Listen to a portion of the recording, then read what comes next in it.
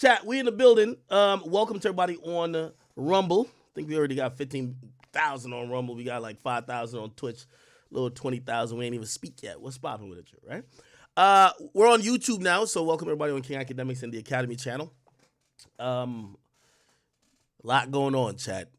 It was only a matter of time before they said, let me tell you this. I knew there was a moment when I was like, you know, and I still won't call names. I was like, I'm really the middle and like the most important non-rapper in the biggest beef and biggest altercation, I want to say within my lifetime in hip hop. Okay? I knew there was heads to roll, things to come, and ramifications to be felt. Of course, that came with, obviously a lot of, we've had a lot of success on the channel. A lot of people came here to watch whatever we've been talking about. That's good. And we're still going to be talking about regular shit today. First and foremost, and I will tell you, because I am a public figure and because I know optically and PR wise how to deal with, I think, these situations, I'm going to go against my very high-priced attorney's advice today. But I'm still not going to say much. So for the people who are like, yo, is that going to talk about, I will address some things. And I'll address the things that really, listen, I guess there's going to be a case. If there's going to be a case, let there be a case. And to be fair, this is a civil situation, okay? It's kind of funny. I see all the blogs running this. They're acting as if it's something new. I spoke on this in December.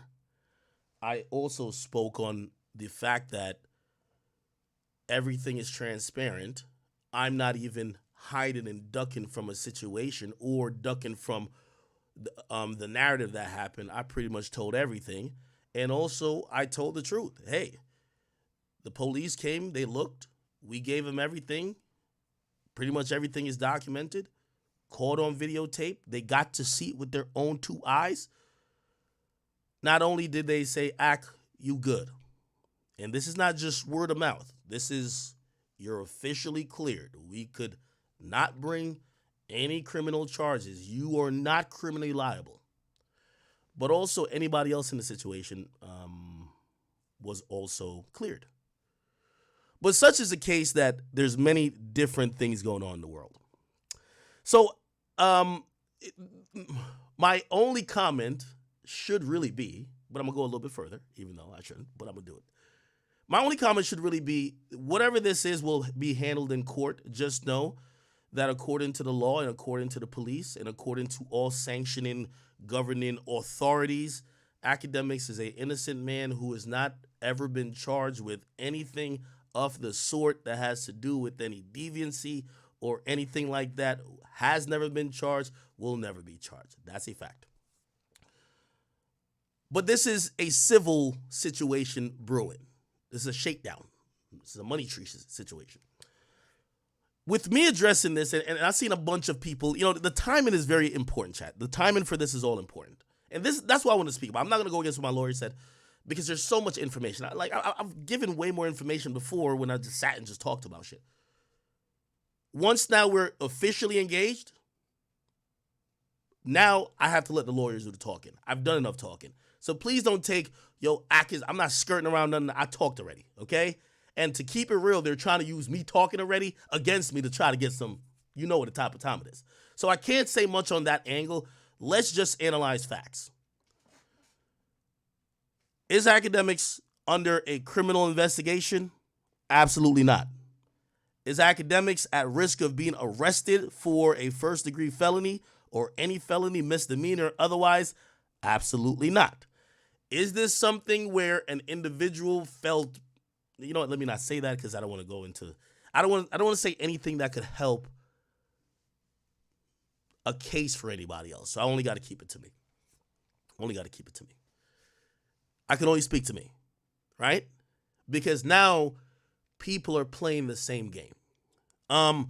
What's important to know is that if you are a friend of mine, you're an ally of mine, you're a fan of mine, I give you my word, I give you my promise. I've been transparent to y'all before about this whole situation. This is not something that I was involved in with some criminal shit. However, this is something that unfortunately, and this is the point I have to tell my audience, we have bubbled up to the point that I'm just not the YouTube streamer no more. I'm just not the guy who make YouTube videos. They've now regarded me as like the number one media hip hop guy. And such with the case, it comes with a lot of perks. I will not lie. I mean, in the last couple weeks with the Kendrick and Drake shit going on, trust me, Big Act likes to eat, but Act been eating, okay? But with that, even... okay, this is the number one guy. You see me on TMZ Live. Piers Morgan wanted to holla at me. We just fucking did Flagrant. We did Full Send. I'm about to do Impulsive. Like, shit's happening. There's a lot of eyes on me. But what that means for other people is other things. And this is the only thing I could explain to y'all. If y'all looking for details of the case, I've spoken about it once. I can't speak about it again. I just can't. Like, my lawyers is going to be like, my nigga, why the fuck are you paying us mad money to just, like, fuck this shit up for us? So I can't speak about certain shit. There's videos out there of me speaking before, just truthfully and off the cuff. Also, here's the thing. The things that fall in my favor happens to be the truth, video footage, text messages, everything that the prosecutor who could have potentially looked into this all reviewed and said, oh, we don't have enough to even go forward with this. That's just the facts.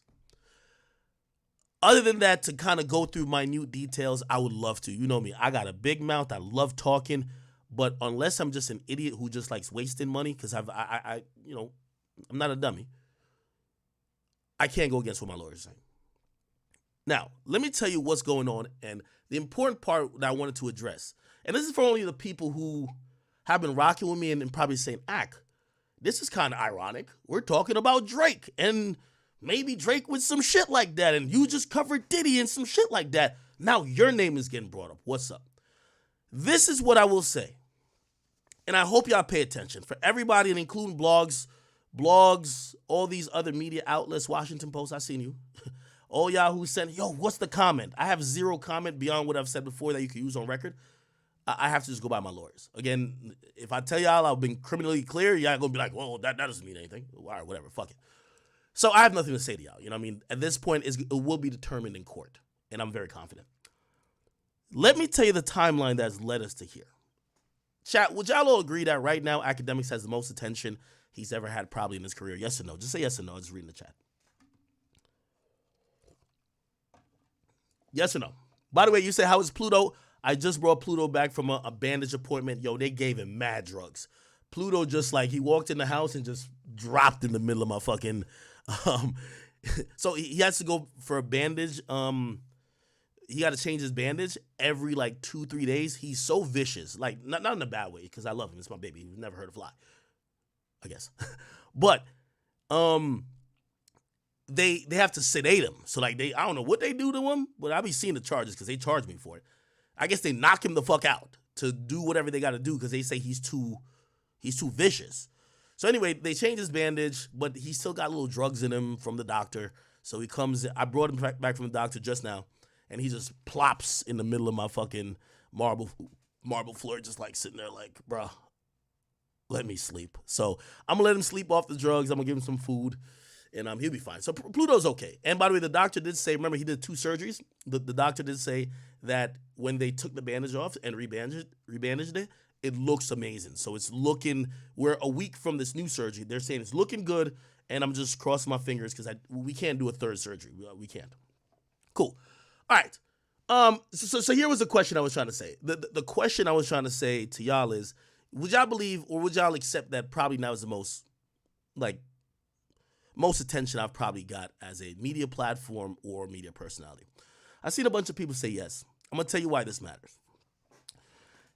Again, I can't talk about too much just because I've paid lawyers to handle shit in court. And these people who are coming at me are hoping that I fuck that up by handling it on social media. Y'all know I love to talk. I chat shit all day. I talk about people business and I talk about my business. I want to say everything.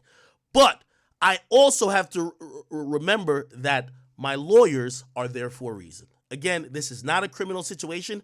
I know people are taking this to be some new situation. This situation allegedly happened over 2 years ago or about 2 years ago, something like that. This is not some new shit. This is the shit that I first brought to light by my own recognition. Like, I brought it to light. But I'm going to tell you why I brought it to light over 6 months ago, and only now the lawsuit's being filed. And this is all I want y'all can take this, whatever you think about it. I'll even be transparent as, you know, I'm excited to see how this court shit happens. I'm excited. You know why? I didn't do nothing. So, okay, let's see it. And by the way, I'm pretty sure all the, you know, all these outlets that have covered, Atkins gotten sued, I hope you guys keep up with the step-by-step of how this looks, because sometimes the headline and the accusation oftentimes makes a man, especially a black man, look guilty. And no matter what he does, even if he beats the shit, even if, by the way, and it's nothing to beat because it's a civil thing, no one comes back around and says, damn, we actually fucked this nigga up and said all type of shit about him for no reason. So let's do a little timeline. I spoke about some, and I got to be kind of vague. Again, my lawyers don't want me to speak at all, but I do want you to understand the gravity of what's going on. I spoke about this in January. No, in December. There was some, again, I can't talk about certain shit, but I spoke about it in January.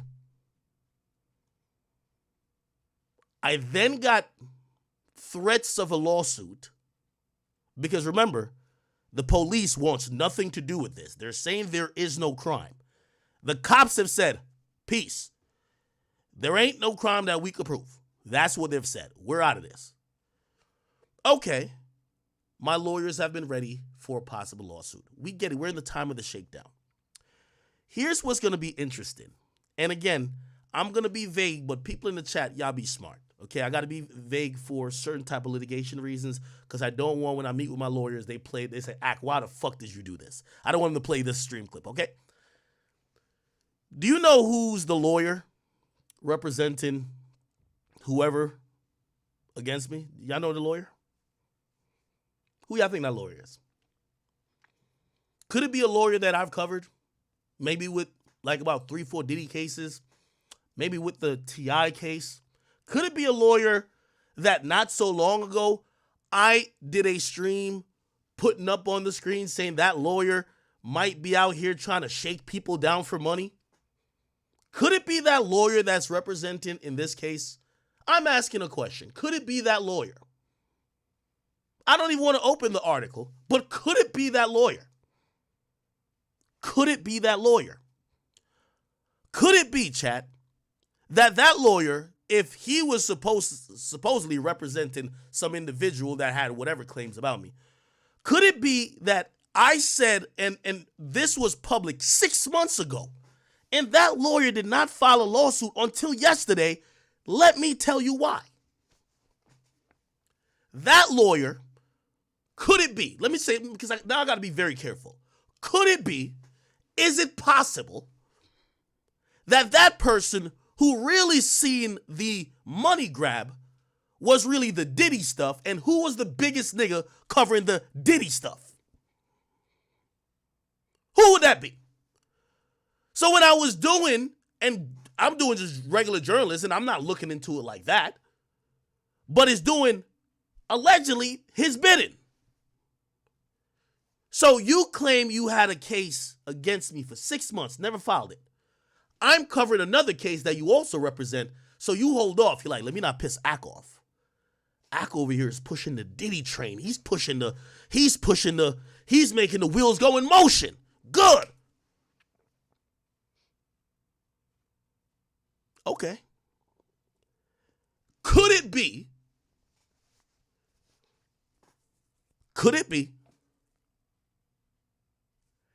that after I did a stream, because I'm not paid by anybody, I don't hate Diddy, I don't have an agenda, My own agenda is to entertain fans, but to provide the truth as best as I can.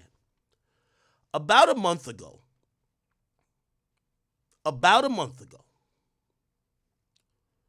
could it be that academics, while covering all these cases, finally said, this shit don't sound too right. Maybe this nigga is capping. Maybe he's just making shit up because he's seen some other nigga or another person do a settlement with Diddy. I started looking into many things. What did I start looking into? History's there to be seen, people. I start looking into the lawyer. Could it be? I don't know. And I have to speak this way because when you're living under threats of people who are trying to control media narratives as lawyers, I have to speak this way. Could it be that after I've covered Diddy's situation for 3 months, and on like the 4th month, I said, maybe this one guy who's saying this shit about Diddy is capping? Because look at his lawyer. Actually, let's look into the lawyer. Could it be that immediately the day after that, that lawyer allegedly reached out to some people of mine saying, if ACT continues to doubt what we are purporting against Diddy, remember, we could file a lawsuit on him too. Could that be? I'm just asking a question. I won't name no names. I'm asking a question. Could this be true? Could this be that I also, and by the way, y'all all know, let me tell you this about everybody in the industry. I'm going to tell y'all all this right now. If ACT ever goes down, y'all all go down with me. Because I hold no secrets for nobody. Could it be that the exact next day I get hit up by a private investigator that works for Diddy, alleging that maybe the same things has happened in 5 other instances? Could it be? Okay. Well, here's the thing. That case went dry. It went cold. We're now talking about Kendrick and Drake. Could it be that academics is also now the main media source in between the 2 biggest rappers going at it? Could it be? Could it be that based on some of even the allegations being tossed around between 2 rappers, the Riddler and all these other things, that people are thinking there's sexually deviant things at play, that it made sense to now officially file after 6 months or 5 and whatever months, it made sense to file just yesterday? And then send it to the media outlets to purport like it's a new case.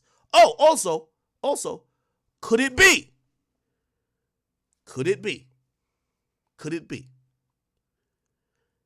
that before that person reached out to me, which, by the way, my lawyer has all correspondence. I don't read emails, so if y'all niggas send me anything about legalities, that's my lawyer. You're not even talking to me.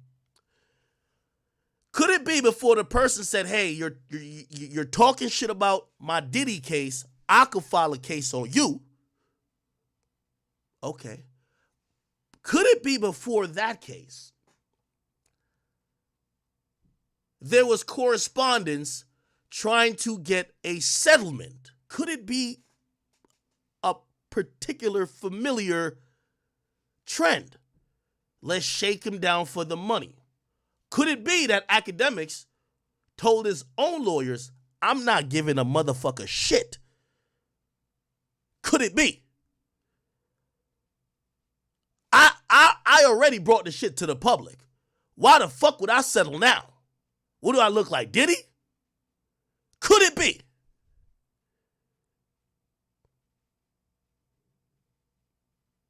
Nevertheless, we are here today. The details of the case, I imagine, would have been fed to the media outlets to show the most salacious things to make it look very sexually deviant, very wrong. It's going to make for the best story. Unfortunately, I'm not at liberty because of my lawyers to recap each and every detail currently. I've said what I've said, but I can't speak about that again. You can go back and go watch it. What I will say is that what does the videotape says? What does the text messages say? Why did the cops look at this and literally say, we do not have a case? We don't have any instance of academics on a videotape, which the tape is there. I was happy. I probably shouldn't even say it, but I'll say it. I was so happy to provide the tape to the cops. I provided my security guy to decrypt it because they claimed that they were having a hard time to do it. No, we got you. Here's my security guy. Decrypt that bitch. Let him see it. Again, I get everybody is in the mode of trying to get some bread from somebody. But I'm going to be honest with you, and this is what I told my lawyers too. I'll tell you exactly what I told them. I said, I just covered this Diddy shit. I told them this 2 months ago or 3 months ago.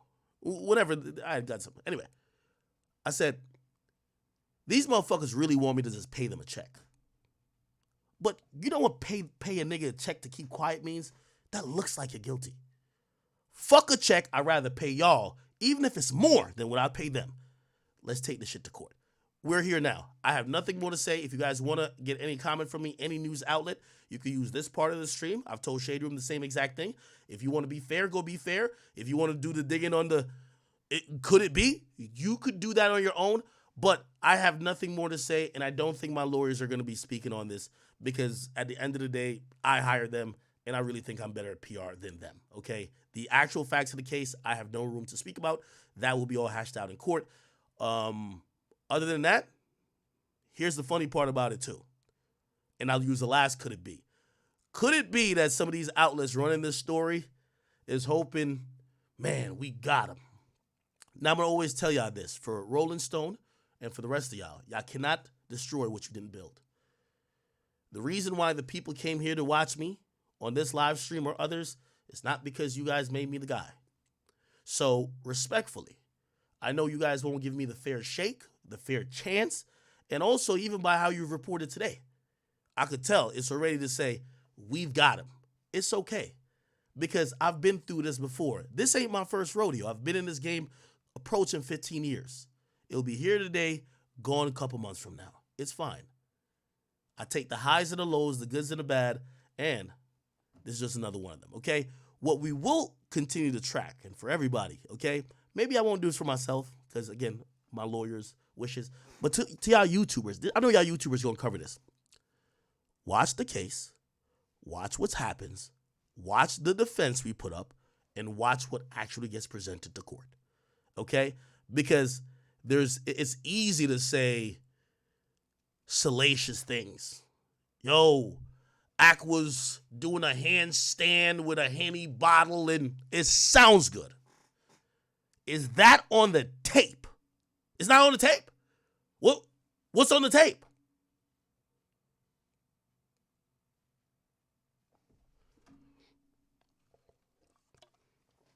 There's not been one piece of evidence deleted, discarded, or anything of the sort. That's a fact. Just like and by the way, the prosecutor's office they're in the same belief with us. So we'll see how it goes. For everybody who wanted that, y'all got it. I have nothing more to speak on it. To this, let me not really send messages directly to individuals. And by the way, here's the funny thing too.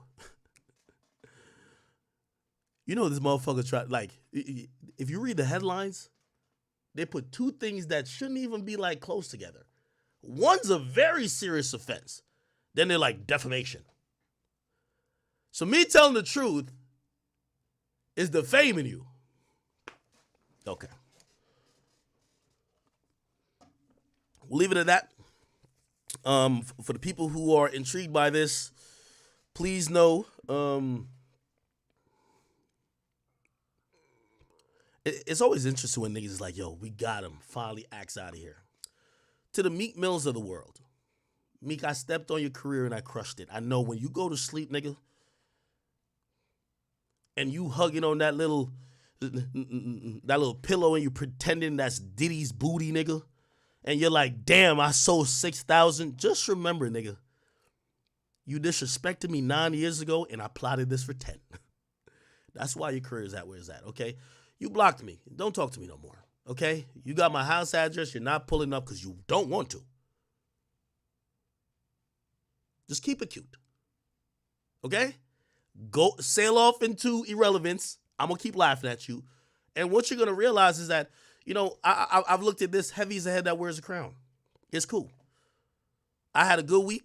Man, I felt like I was walking on cloud 10. I remember I'm on Joe Budden podcast. He said, "You're the number one guy." And I was just like, anytime in my life great things come, there's always a setback right around the corner. You always have to remember that, people in life. Not everyone's happy for you to just win. Also, how many people hate me? You have a bitch-ass nigga like Meek. Every time Meek Mill wakes up, I want him to realize it. When he look in that mirror, nigga, I took millions of dollars out your pockets, nigga. So you could tweet all you want. I did that. My platform did that. Get mad all you want, nigga. Them little tweets ain't gonna do it. You blocked me, and I don't care nothing about you anymore because you're irrelevant. I'm watching your little tweets. You could tweet all type of residue on your face. We're just gonna laugh at you. That's not going viral. That's just making us laugh, dummy. But everything you saying about what your career could have been and how you're gonna change the game, just remember you went up against a little boy from Spanish Town, Jamaica, who used to run barefooted in Clarendon, nigga. And I made sure a point when you DM me 9 years ago, nigga, I said, if it's one thing I do before I get out this game, Meek Mill's career is going to be 6 feet under. And I ain't going to lie to you. I deliver flowers to your grave every week. Have a good one. Back to back. All right, chat. Yeah, you know what I mean? People want to see you. They want to see you die in front of everybody. We're going to get into some of the Drake stuff. I seen people wanted to see Drake die. I get it. I get it. Somebody says, yo, that's a dog. Bruh, can we stop talking about the dog thing? Again, what we've realized, and by the way, I'm not, part of this, which is actually weird too, niggas is like, yo, Ak, you're actually getting targeted because you're defending Drake, and Drake's this pedophile. No, there's just a group of people that want to paint this guy as a pedophile. And again, if he was a pedophile or is a pedophile, and there's actual real proof, I wouldn't be capping for him. Like, I mean, I've seen with the, like, I don't want to mention particular people's names, but there's people who, whatever, when I seen hard proof, I was like, shit, I can't defend this no more. Y'all making up lies on Drake. Y'all saying there's a video of Drake fucking a dog. And then y'all use my stream for that. Like, no. I explained it. That shit doesn't go viral. It's kind of hard to fight against people who don't want to hear the truth. They want to hear what they want to think. So, such is the case, but I'm not going to complain because, I've enjoyed the fruits of the labor of said people or said, crowds that have, congregated to say whatever. Anyway. Okay.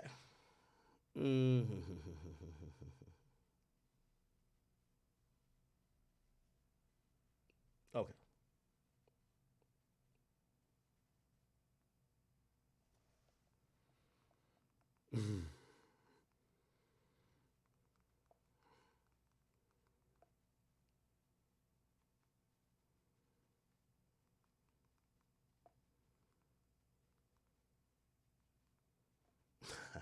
All right, chat. All good. All good. Somebody said they won't care until you handle it in court. Rest assured for all, all chat niggas or anybody who's, sympathetic to me or even a fan of mine or let's just call it an audience member. This has nothing to do. There's no legality with this. You get what I'm saying? Like, this is, for the people who are excited, like we got him, the best you could ever get is, Ak might have to pay some money. Okay. But that's not going to happen. You get what I'm saying? Again, we're going to leave it in my lawyer's hands, but no. Okay. Let's move on.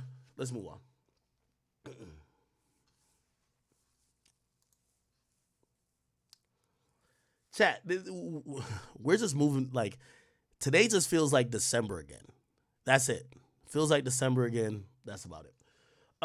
Meek, I ain't done frying you yet, nigga. We're gonna get back to that. My Instagram page. Yeah, chat. We ain't down that bad. My Instagram page is another situation. It's not a situation that's connected to any of these. My page. I'll tell you right now. What's the status of my page? I'll let you know. It'll be back up. Okay, it'll be back up shortly. Yeah, it'll be back up shortly. So my main page will be back up shortly. Again, for all the people who are asking for comments, I hope this sufficed to make it succinct. Actually, just watch the shit. Yeah. All right. Yeah. My lawyer hasn't hit me yet, so I don't think they'll be online like that. If your lawyer is ever too much online, that's a problem. But they did send me a message saying, "Hey, do not don't say nothing about nothing right now." And I'm like, all right. Okay. Why does the Breakfast Club said academics claim Drake lied? Oh, another thing. I want to send, and I know this is going to sound weird, I want to send an apology to Drake. He didn't contact me about this. He didn't say nothing to me about this. But I realized in me speaking openly and honestly, and I'm going to be honest with you, you know what shocked me recently, chap? I didn't know that my voice has now become, and I get it, he's the biggest artist in the world, but everything I say, and I don't want to be biased, right? Like, I could literally come on here and just do talking points that would be indicative of what Drake believes or thinks, but I've always said, if you could be controlled, you don't matter. So I'm never going to just only tell you. I'll tell y'all if Drake tells me some shit that I could share, I'll tell y'all that. But I have my own opinions. But I realize during this battle and this beef, everybody's using my voice as Drake's voice. Drake ain't saying none of this shit. And I feel bad, and this is why I'm issuing an apology. Because Drake never told me he lied. I'm telling you what I think. And by the way, and the reason I'm apologizing to, what I think is actually incorrect. Because I was saying, I did some research. I don't think that Dave Free is the father of Kendrick's kid, or alleged kid, right? Or it was just his kid, right? And what I was just going off of info I've kind of found out. And I'm like, well, if Drake said that, he lied then. Now, the reason why I'm going to apologize is literally because if we go back to the lyrics, Drake never said, I know this. He says, I think, I heard. He's never alleged it like it's a fact. He's basically saying this is a rumor. And, man, I feel shitty because now all the blogs, they want to see Drake lose so much. They're using me against him. And I think that's like fucked up. Like, you know what I mean? Like, it's fucked up that people are using me against a rapper I really like. And a rapper who also kind of fucks with me and kind of confides in me a little bit in terms of letting me know certain things and whatever, and also trusting me to disseminate certain stuff. So this is why I gotta apologize to Drake. Let's go back to Family Matters. Okay. Was Family Matters the first time he said it? Yeah, I think so. When he talked about Dave Free. And again, we could play my clip where I said I think Drake lied about Kendrick's kid being fathered by Dave Free. Everybody took that and said, well, if Axe said it, Drake must have told him he lied. No, we never had a conversation about that. That's my own brain saying, I don't believe it. But then the reason why I have to apologize is because he never said, I'm saying this as a fact. He was speculating. Look, your baby mama captions always screaming, save me. You did her dirty all your life. You trying to make peace. I heard that one of them little kids might be Dave Free. Look, he literally says, I heard. He didn't say, I know, I heard. He said, don't make it Dave Freeze, because if your GM, which is the general manager, which is Dave Free, is your BM, your baby mama, Whitney, if your GM is your baby mom's secret BD, which is baby dad, then all of this is making plenty fucking sense to me. Hey, let that shorty breathe. Shake that ass, bitch. Hands on your knees. Hands on your knees. Hands on your knees. Shake that ass for Drake. Now shake that ass for free. Yeah. Well, not that kind of free. I'm talking about my nigga Dave. Your man a little K. We call that shit a mini Drake. He always said I overlooked him when I was staring straight. These bars go over Kenny here no matter what I say. So, this Dave Free angle, and this is why I have to apologize because, to be honest, I think some media platforms are two things. Well, one thing for sure. Half of these niggas are jealous that Drake ain't communicating with them. And by the way, it's not.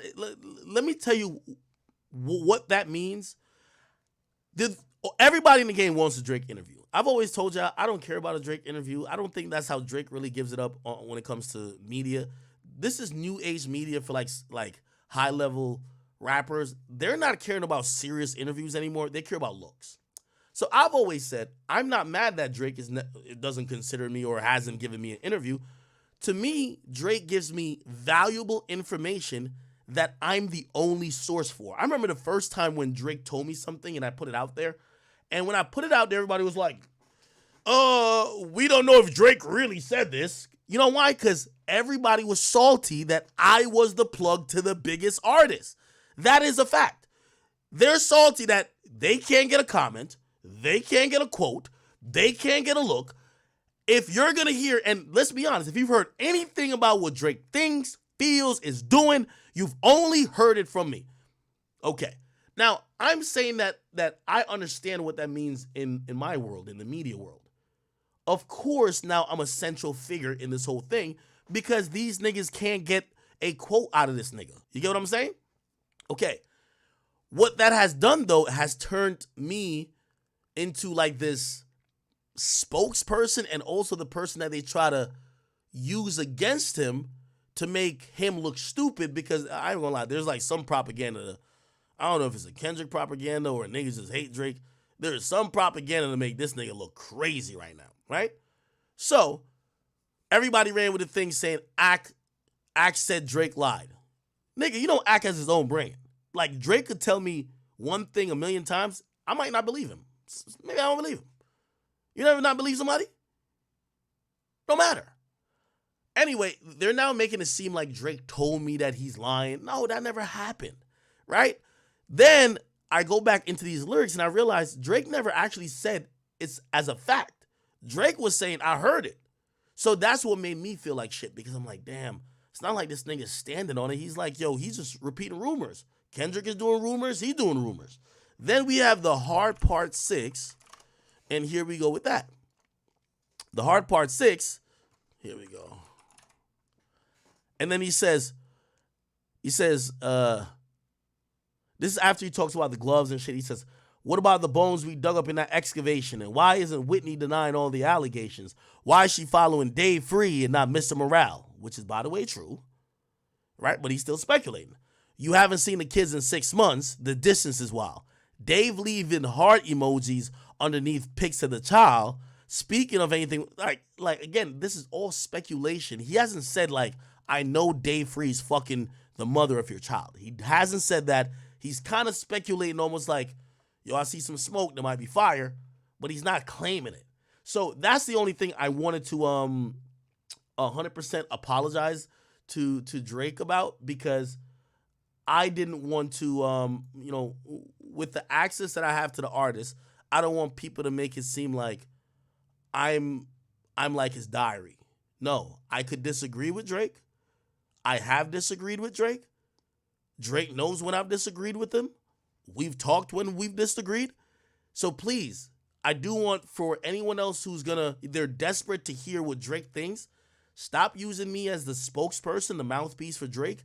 If Drake ever says something to me that I feel is, above bar that could be shared, I will say Drake told me. If I ain't say Drake told me, that's my opinion. And I have a lot of opinion because I'm a fan. I'm a fan like you. So Drake never told me that he lied. That I want to be very clear with that. Drake didn't be like, I'm about to lie on Dave. No, I believe that's not true. I believe that's not true. I believe that's not true. Also, he never stood on it. So anyway, all right. And I guarantee y'all gonna be like, yo, damn, more glazing. All right, okay. Um, Chat, the Riddler is still going. Or actually, I think the Riddler stopped. So yesterday, while I was just chilling, I know my Instagram was down, dealing with a whole bunch of stuff. And, rest assured, we'll be back up very shortly. Okay, we'll be back up very shortly. With Instagram, at least. I'm watching, and then the guy from the wheelchair, he actually chimes in. So let me show you what he says. Christopher. Okay. So remember this guy from the wheelchair, and also here's the thing too. Let's go to the Riddler real quick. Twitter.com/ what is it? Twitter.com/Ebony. Okay. All right. By the way, apparently this Ebony person has already been figured out. They haven't tweeted since yesterday, so apparently there's a lot of shit going on. What we should know is that a couple more tweets came out, and let's start from here, then we'll get to the other shit, right? Okay. Here we go.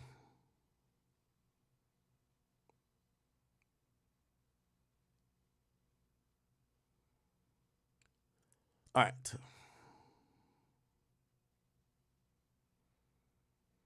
Wow, this nigga tweets a lot. Okay. We'll start right here. Somebody says, how long, this Riddler says, how long we as a people allow these folks who scream their allegiances to other governments continue to scavenge our Black American culture? They are not like us. Let me ask you a question. You all call us N-words and niggas, right? Do you know what we call you? You see, in the 1920s movement, we call the New Negro movement. Here in the 2020s, this is the New Nigga movement. The hard ERs will get you sent to the ER quickly. Then he says, we are a collective. Gatekeeping our shit now. All of it. Like how you all do yours. He said, but I digress. After the meetings in the office, I later contacted Miss Edwards. All files regarding any items in my possession was transferred to her. So if that I'm ever detained for possession of stolen property, my attorney has proof of chain of custody. Now so Miss Edwards is the lawyer he was alluding to before, which, by the way, remember he said he was going to sue me and Drake, except I quickly realized, because I know that lawyer has contacted me about Al before. That's a criminal lawyer, right? And, it's not a civil lawyer, and usually you have a different lawyer for civil proceedings rather than criminal proceedings.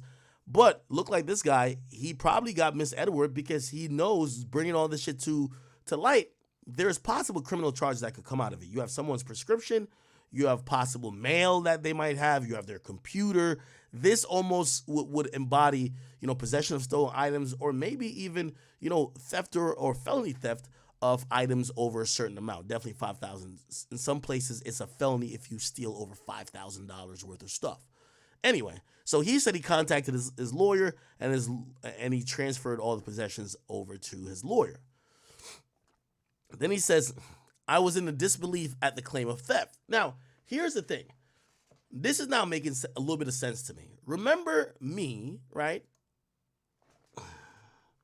Okay, I don't want to pull up the article. So when these things finally or first came to light, I went on stream and I said, hey, I heard that Dennis Graham got his suitcase stolen by someone in Jamaica.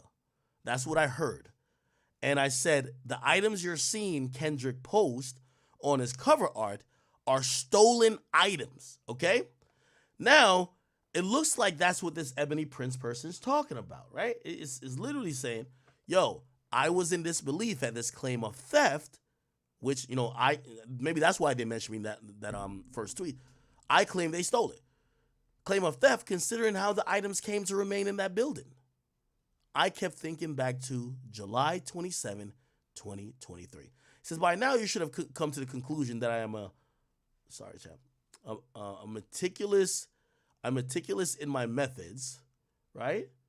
And then he says, we all occasionally slip, though. I have, throughout this story, while fending off hacking attempts, threats against me and my house members, and more. However, your team slipped flat-faced after you departed that time. So clearly he's talking to Drake. He says, so much emphasis on that little bag and whether or not it was shipped, that the big bag was picked through and tossed to the side with these instructions. We only needed that. The rest is trash. That's interesting to me. What this tells me is that Drake left the hotel, realized he lost a bunch of stuff. Some of the stuff was in lost and found. And Drake's people was probably hitting up the hotel like, yo, we lost some shit there. And they're like, oh, well, we have a bunch of shit that maybe you have left. And Drake team may have said, we don't care about that bigger bag. There's a small bag with, we don't know what yet. The little bag, if it was shipped there, we need to know what was in the little bag, and we need the little bag back, right? We don't know what that is, by the way, right? It says, but you are you, so it was not trashed, not your stuff. Nobody wanted to hear no bullshit. It was placed with the other high-value lost and found in a safe under a camera for 3 months. So if this was July, it was under a safe or in a safe where a camera was pointing at it for 3 months, which would be July. It would be the 10th month, which would be October, right? It says, therefore, when asked by the director of my department to clear all the old stuff out of the office for reasons I won't disclose, I obeyed. But that required an additional step. Simply trashing everything was not feasible, as some of the items were extremely expensive. It is, after all, the billionaire's playground. To that point, are you a billionaire yet? I wouldn't know. If not, I challenge you to look through another lens. Imagine having to service actual monarchs, kings, queens, princes, princesses, presidents, and heads of state from all over the world with assets in the trillions on a daily basis. Then enter you. With a goon squad that pushes the service providers who are trying to assist out the way, once banging one in the head thinking he was a pap, being nasty all to the staff. Ooh, so I guess they're saying that Drake security was like a goon squad that was pushing the people who were service providers out of the way and even banged on their head into some shit thinking they were paparazzi. Doing shit like, be there in 10, then show up in 2. Then want to complain about preparation. Ooh, okay. You leave a wake of annoyance and stress in your path that makes most people's skin crawl. On top of costing people to be fired, costing people to resign, and nearly costing me to be arrested. Ooh, this is interesting. All in the lawsuit against young Theodore from earlier. At first, I was annoyed that when the new third-party company looked like if this person's security or whatever they're working in, maybe the mark says, you know what, y'all not doing the job right, the people we're hiring, we're going to get a third-party professional agency to handle this part. We don't know what it is. Could be security. You know, a lot of times people hire third-party security companies, or they might hire, I don't know, third-party catering, or maybe a food service to deal with the hotel. Who knows, right? I was so annoyed that when the new third-party company took my department, so we got to figure out what department that is, I was provided with no company information, not even an employee handbook. Then I realized, well, whatever. I've signed no agreements or anything, so let's see how this plays out. Now, while you have that lens on your eye, do you see the foolery? The regulars there could buy you 100 times over, yet your staff will try to move them out the way. Do you see the insanity? Essentially, they're saying that this person, like, who works at this hotel where kings and monarchs and princes are frequenting, they're saying that Drake ain't nobody compared to the rest of these niggas. And it says, but it is America after all, and cash always will be king, in spite of what asshole it comes from. They like the money, not you. And that goes for everyone and everything around you. I started this asking you or your little friend to humble yourself. You realize no one has stopped me, right? That's because everyone is in agreement. Then he puts up again the certificate of completion mandated reporter training for identifying and reporting child abuse and maltreatment. He says, now to this. What this means is that I'm obligated under New York state law to report any questionable activity regarding the humans this law covers. Anywhere I've worked can attest to the fact that I do my job to the letter of the law. Once there. That's what makes me amongst the most demand in the city. How many times should I have allowed you to indirectly affect my livelihood? And just when I thought the saga was over, you mockingly switch over to the Amon. What do? You come out and ridicule someone I truly admire. Backseat freestyle. Nigga, Martin had a dream. Martin had a dream. Says you were warned at so many turns. Then he says, my eyes are trained. My eyes are not trained to determine age. They're trained to decipher adult from adolescence. Young Theodore made changes on how we monitored youngins. 7/27/2023. That's weird. He's kind of like still throwing in the air that there's some like pedophilia shit going on, but like he ain't saying shit. Like, I'm still here asking the obvious question. If you think there's some pedophilia shit going on, why don't you just say it? Why are you giving us clues and riddles? And why do you need to get paid to expose this shit? That's weird to me. I digress. He says, I wonder what it will be. Then he posts another video saying, I bet you didn't think, or I bet you thought I didn't have the actual goods. Silly rabbit. And here we go. Let's go with him. Now, you see, this is a video. This wheelchair is moved.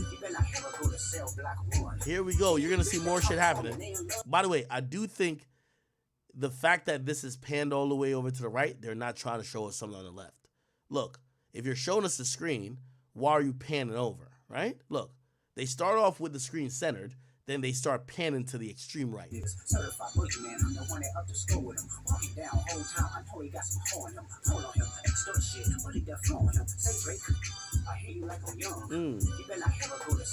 One. Okay, now you see someone approaching this wheelchair, right? I think it's the first time we see that. Just make sure you hide your real sister phone. So apparently they have the videotape. Someone's here. The wheelchair is here. Okay.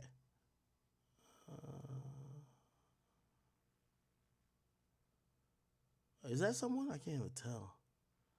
All I know is someone walks here. Now, here's the thing. A lot of people believe that this meant that Drake probably either did two things. Fuck the person in the wheelchair or slap the fuck out of the person in the wheelchair. The latter was more believable because there's a security footage that's of the hallway. Then the person tweeted out this. For all you people who think you're going to play games with me, I have a suggestion for you. Go back to your normal lives before you lose them. I'm not someone for you to play with unless you're a player in my game. Then he says, all items for sale, November 9th, 2024. Bring your bags, the big ones. Then he says, so you people thought I would give away the leverage for free. You're foolish. That goes to the lawyer. I like picture 2. Hide. No need. Now what? Let all the chips fall as they may. I've already spoken with my mother, and I'm prepared to die. So we bold around here. I die. Lots die. And the other videos come out. What videos is he talking about? You all have bothered me, my family, my coworkers, and friends. For what? The truth? He says she tried to hide her tears when I told her on Mother's Day that I might be murdered soon. But we have that kind of relationship. Then he says, want to know what she told me? Give them hell. If I have to propel my people forward, let that be the reason I've lived so good till now. Now, I'm going to be honest with you. Up until this point, I'm like, bro, what is he talking about? He's acting like he has like some proof of some pedophilia ring, some really devious things that maybe Drake is into. And I'm only saying, if you have these things, why are you playing these weird, twisted games? But okay, let's continue. He says, he says, we all still do realize this is because of his lies and my truths, right? I will lay down my life. What will you do? My stomach turned that night. I made promises to a 6-year-old me to never allow things like that to happen on my watch. When I had to give the standard salutation after the transport, enjoy your evening. A piece of me died. God's plan. Then he says, now here's the Snapple fact. I only told Kendrick about the items. So, that's interesting. He says, I only told Kendrick about the items. How did he get contact with Kendrick? I don't know if right now I need to tell Kendrick something I could get in contact with him. How did he get in contact with Kendrick? He says, who are these other moles?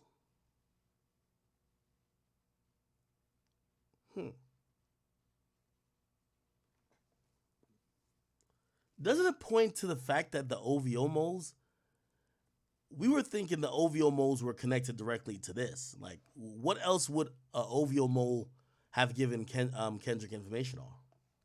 Seriously.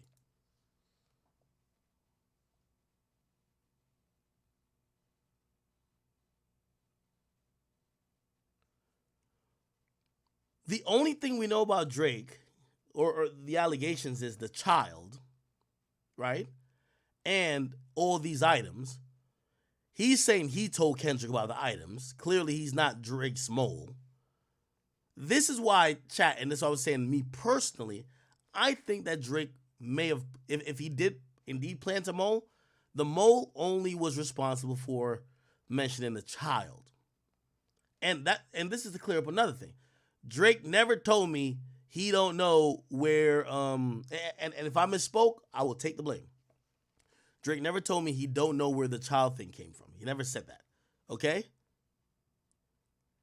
His conversation with me was just that it wasn't true. It was just like, yo, that's just not true, okay? And his direct words to me, if you could prove that I have a child act, I will quit rapping and I'll come work for you. He didn't say, oh, I don't know where that came from. I'm saying I don't know where that came from. I really don't know where that came from. But Drake hasn't told me, like, I mean, I know he's kind of alluded to it on the song, but he hasn't told me privately, like, yo, no, we planted it. He hasn't said that to me. And by the way, I don't think he would say that to me. Like, bro, like, if you think, like, I'm not Drake's fucking, like, priest. Like, he's not gonna tell me every fucking thing. Like, Drake understands our media. Like, he's not gonna tell me, like, everything going on. Like, I'm pretty sure Drake probably has some semblance of what happened at this shit, that the shooting happened at his house. He's not gonna tell me, like, yo, Ack, you know it's them niggas who slid back on us, Ack, you know, let me just give you the tea. No, nigga, he ain't gonna tell me that. Most he gonna tell me is like, yo, some real shit happening. Bro, you know, like, yo, that's all he gonna tell me. But, like, come on, you gotta use your brain.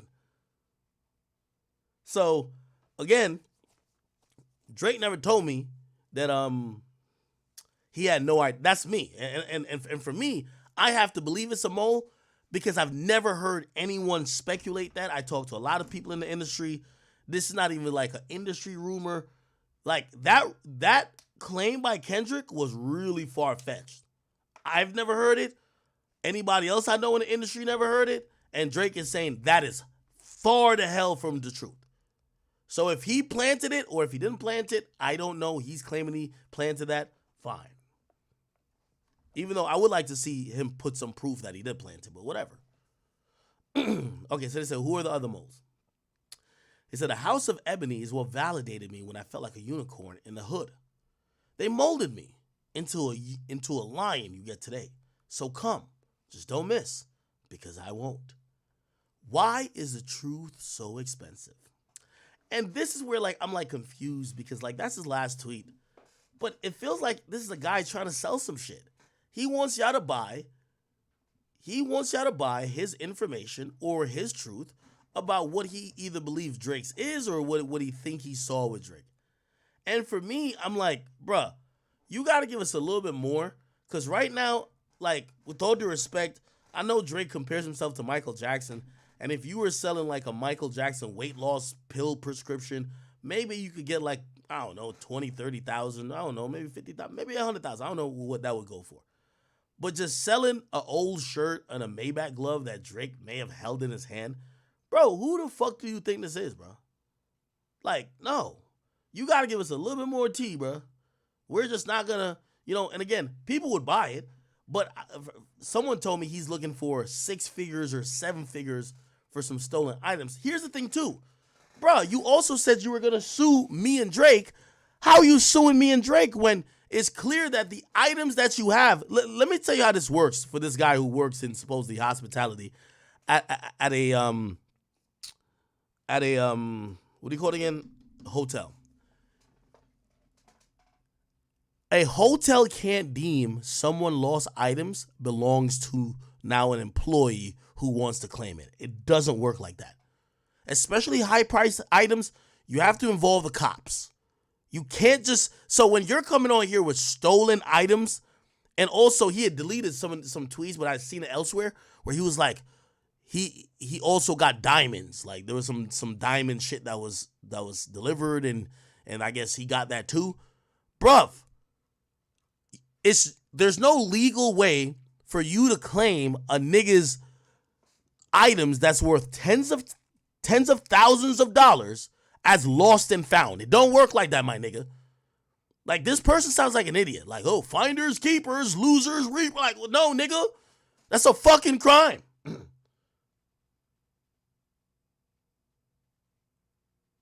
Like, you still have stolen items. Now, you could argue, is it stolen if it's in lost and found? Okay, if it's in lost and found, it was lost and found. When you now take possession of said items and the person who owns them wants it back, now you have stolen items because now you have taken possession of items that don't belong to you. You get what I'm saying? Somebody said, "Act when you get your JD." Hey, listen, I'm just trying to put 2 and 2 together. Like, bro, if that was the case, niggas would use the lost and found finesse to get what they want. Anyway, here's the thing. A lot of people were thinking, all right, well, you keep showing this lobby even when you show this on the videotape, saying you have the goods. Here's the guy in the wheelchair. We need to hear from the guy in the wheelchair. So here's the guy in the wheelchair, and he says he's going to go live. He said this yesterday, but he said before he goes live, he wanted people to read something he wrote, okay? So he wrote an article yesterday, okay? Give me 1 second, my people. So good.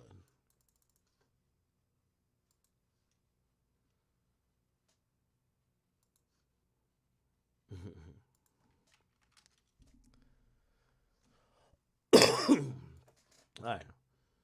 Give me 1 second, people. All right. So let's read this. And by the way, this is from the Brooklyn Daily Eagle. He says videos related to rappers go viral. He posts a picture of him and Drake. Apparently, this is back in, was this 2023? No, this is 2017. Yeah, because I was like, I thought Drake's hair was, braided by then. Okay, this is them in 2017.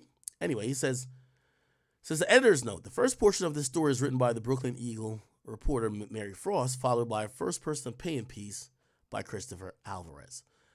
Let's just go to the opinion piece by Christopher Alvarez, which is the guy in the wheelchair. Let's see.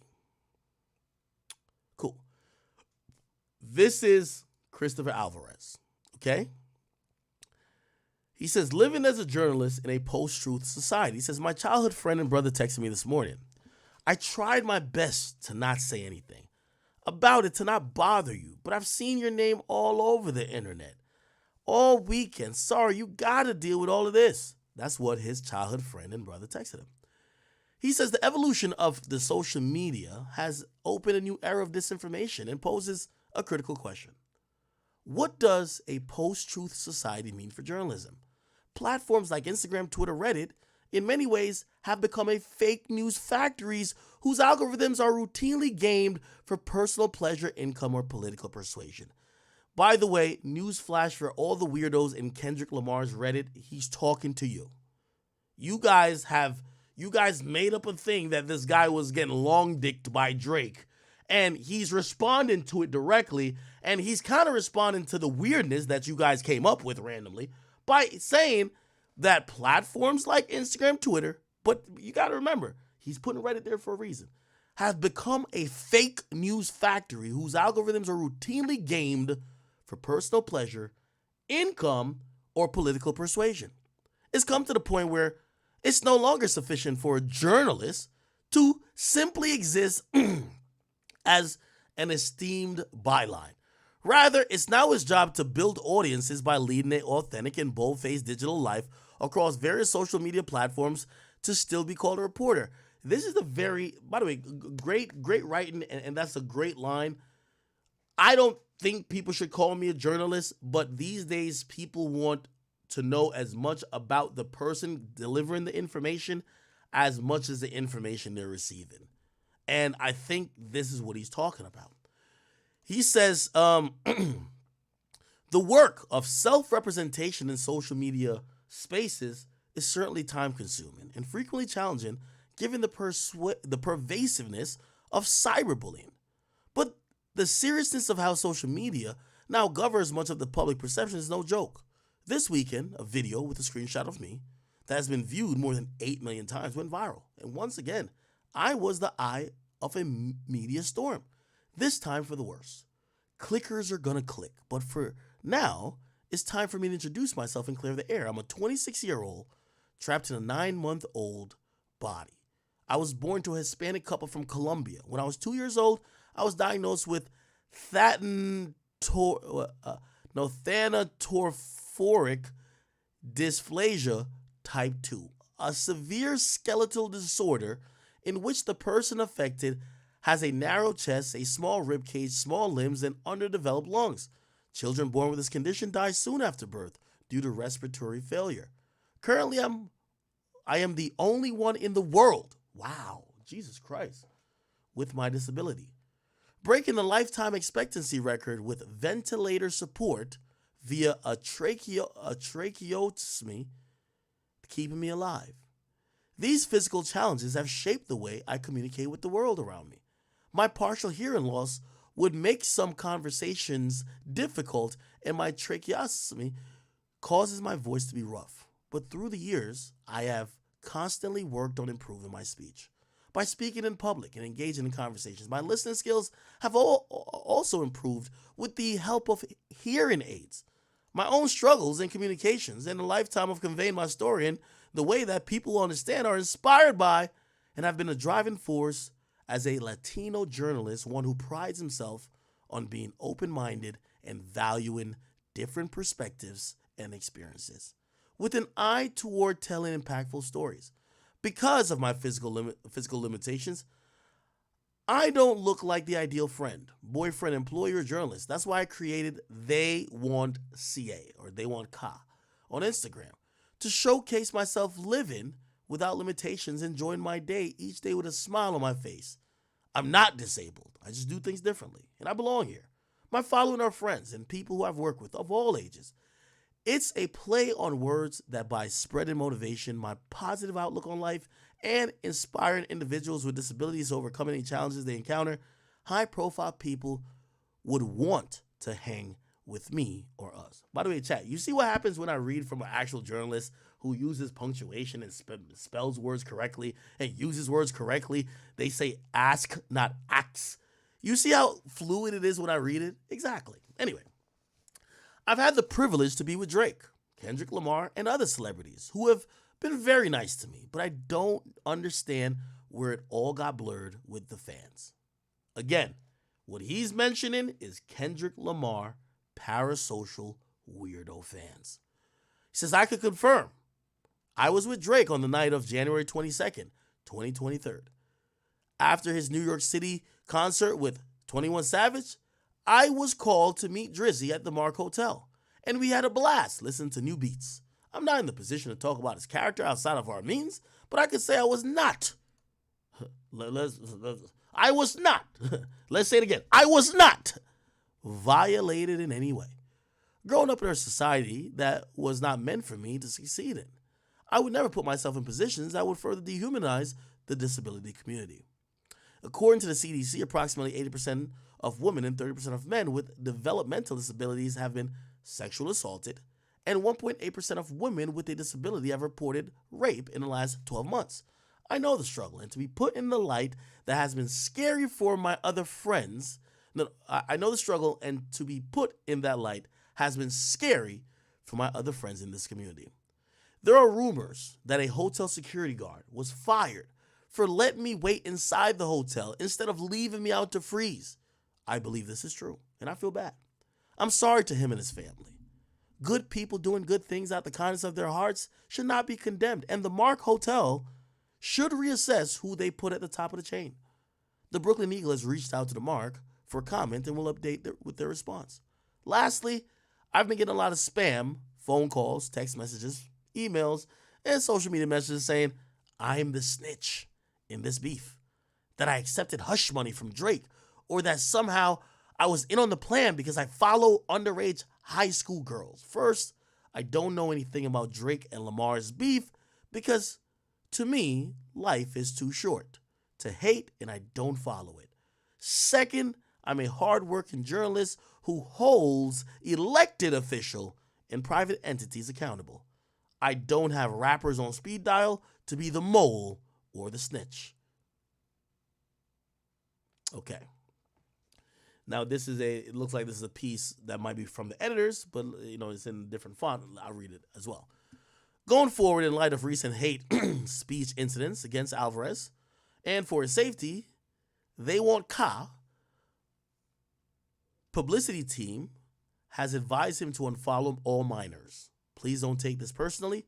We're trying to protect him and his family and ensure that he can keep delivering the impact journalism that really matters to him and his readers. As part of Alvarez's work as an activist, he's always sought to connect and build bridges with all members of the disabled community, including by following families and children who experience the same struggle he has. But the negative remarks being made about his character as a result of this outreach are distracting from his mission. So essentially, this guy is saying Drake did nothing wrong. Drake's not a weirdo. Drake didn't beat his ass. Drake didn't fuck him. And he's saddened that people think that was the case. He has nothing negative to say about Drake. And people, a.k.a. Kendrick Lamar's parasocial stans, who are saying that this has something to do with a Drake loving to fuck disabled people or underage, whatever, essentially this person is being affected because now they can't follow other teens that suffer from a rare condition that they do that are also disabled. So they've unfollowed anyone that could be underage for not only those people's sakes, but for the sake of their own, well-being. They don't want to be harassed. Again, Kendrick Lamar fans, please just do me a favor. If y'all call yourself winning this battle, or y'all say y'all won this battle versus Drake, just get over it. It's okay. It's done. Cool. Go away. Drake will drop his music. Kendrick will drop his music. If they keep dissing each other, it's okay. The back and forth, I could tell you, I could verify to you, there won't be this timely back and forth again. It's clap it up. Will they keep dissing each other? That remains to be seen. But for you fans are fucking it up for everybody else. Your incessant desire to try to find pedophiles, sexual deviants, make up things that's just not the truth, draw out people who are disabled, who don't even really want to be involved in certain things that may have bigger ramifications that they care to even deal with. You're harassing these people. Okay? Anyway, Mr. Christopher Alvarez did actually speak. He went live and, give a little warning here. His speech isn't the best, but he tried to speak his piece. Let's see if we could get what he said.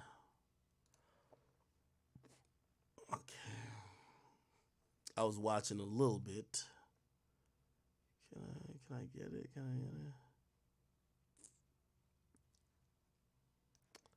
I think let me use the filters. We'll find the chat.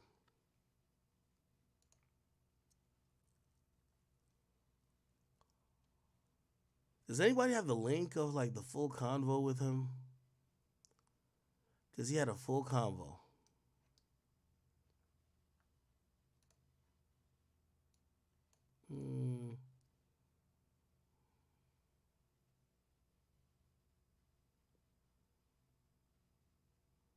He went live on this. Okay, here we go.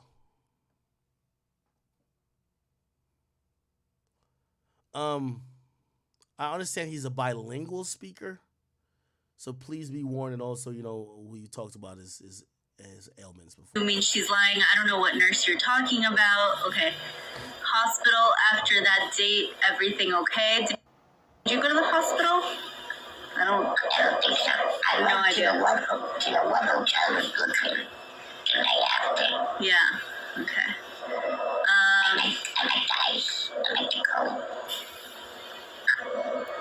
He got a little girl as a present from. I have no idea what that means. They said that you got a little girl as a present, which is fucking weird. Stop what? Cursing? Okay, no cursing. He says, what's the benefit to answering crazy allegations like this? There's no benefit. I'm not a guy who likes to feed people what they like to hear. This was a specific scenario where my family and my friends would live on, and I needed to come out. Okay, wait.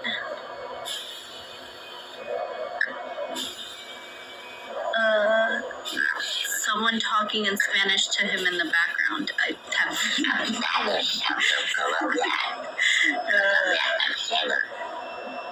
Okay, sorry.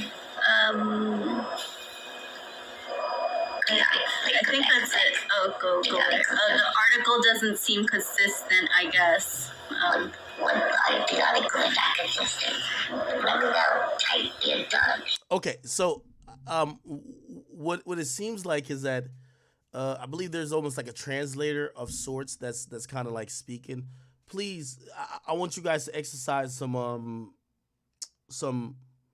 maturity here. Realize this guy is actually he's actually suffering from a major health condition. Realize that we just read the article. He's broken all records in life expectancy.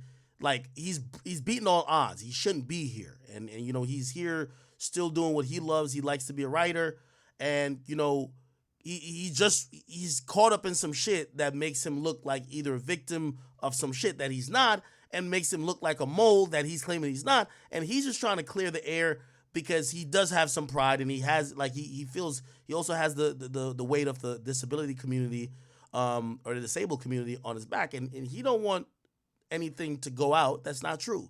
So again, please just exercise some maturity and listen to what he's saying, and also to I think that's a like translator interpreter that's kind of like helping us understand what he's trying to say. Just please. Yeah, be more specific about this so-called inconsistency. What's on the lobby video? I have not seen the video. I only seen a screenshot of my face. That's clearly me at 3:19 a.m. Me with the hotel. After Jake and I had a good job for 6 weeks.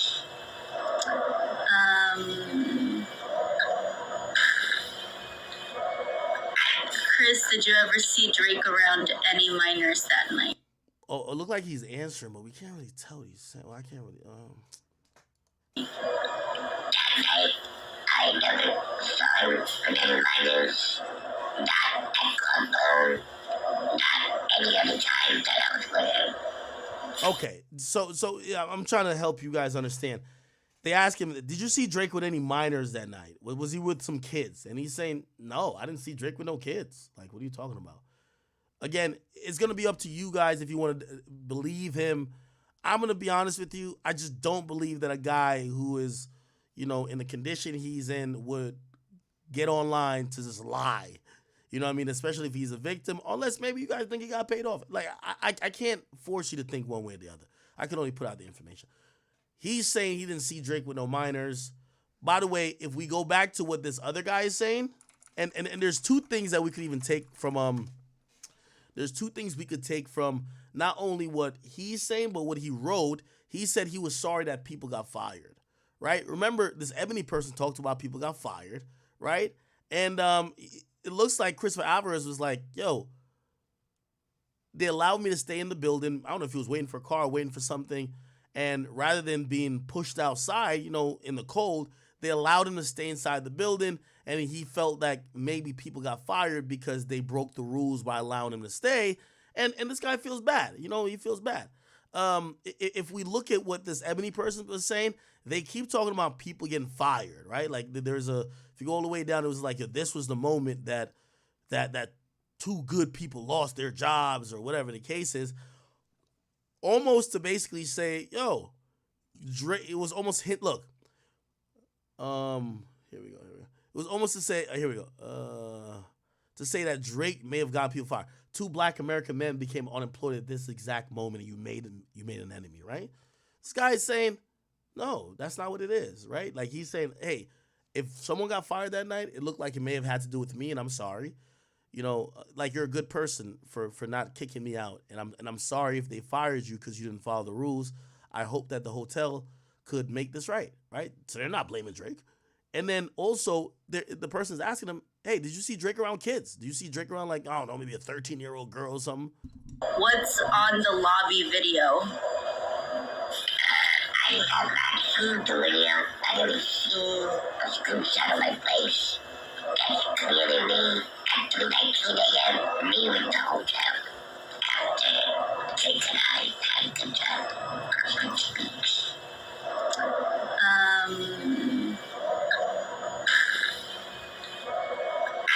Chris, did you ever see Drake around any minors that night? That night, I never saw him with any minors. Not at Club O. Not any other time that I was with him. I don't know. What else it could be?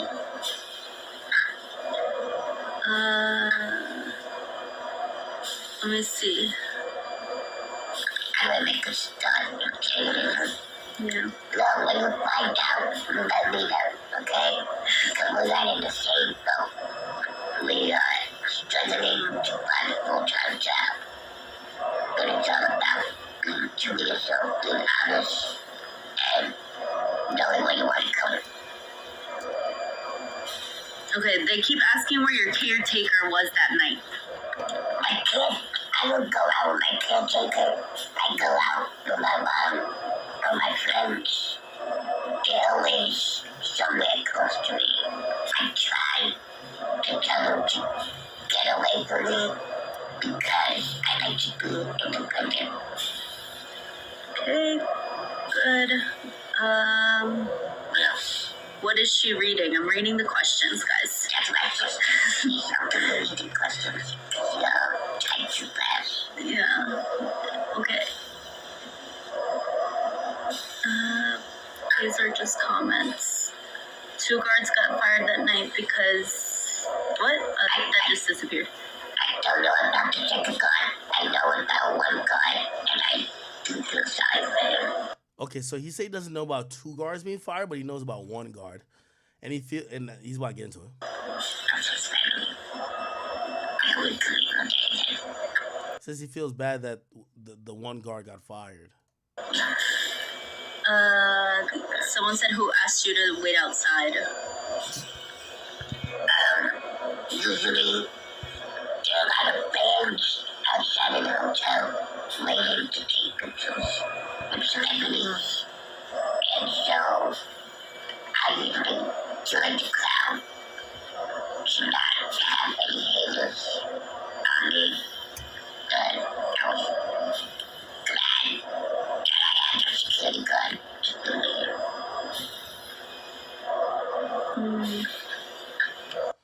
hard to understand. It says you said it was just YouTube, but we see multiple people in the picture or in the video, I guess. I already seen my picture, and it's me and this right out guy in the resident that I am going to get is. Okay.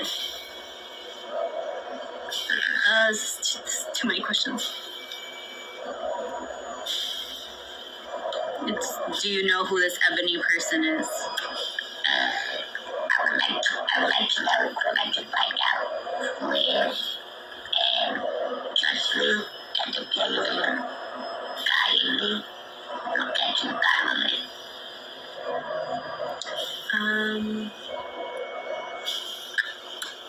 Okay, they keep asking why the guard was fired. The guard was fired for getting me into the hotel. I got him to the hotel an hour before Drake arrived. Okay, they're also asking if you had to sign an NDA. I don't sign NDAs. Nobody controls me. I am my own man. And I know what I have to speak of. Okay, someone said, where can I read the article?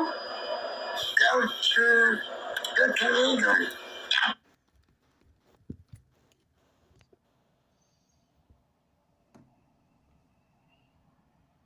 That, and it sounds nothing like the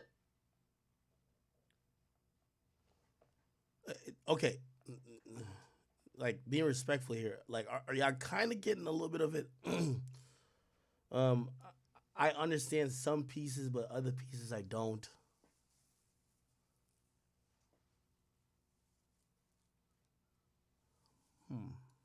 ventilator. I don't know where people are getting that from. The ventilator is the reason why I can't hear. It's too loud. Joey says hola.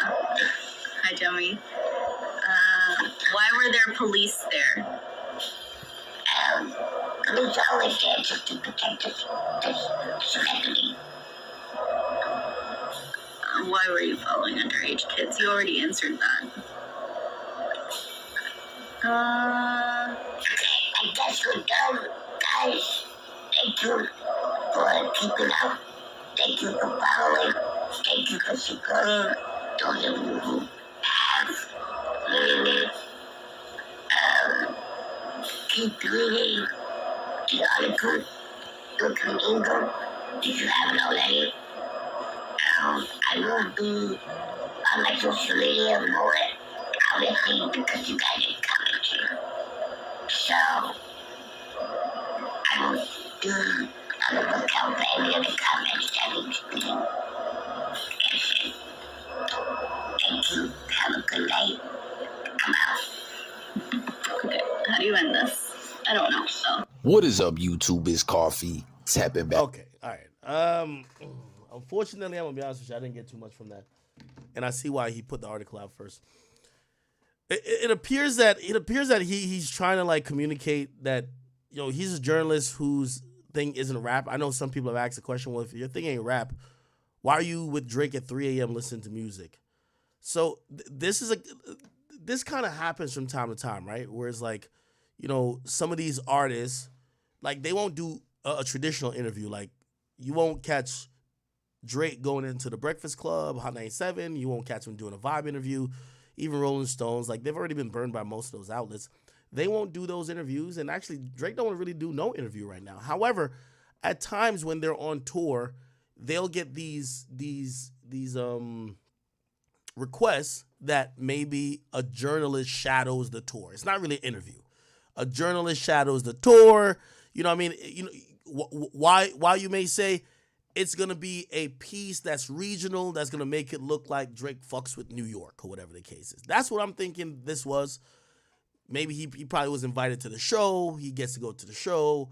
And then they probably like, oh, yeah, you could, you get a chance to chop it up with him even though there's no interview. And by the way, he never put out an interview with Drake.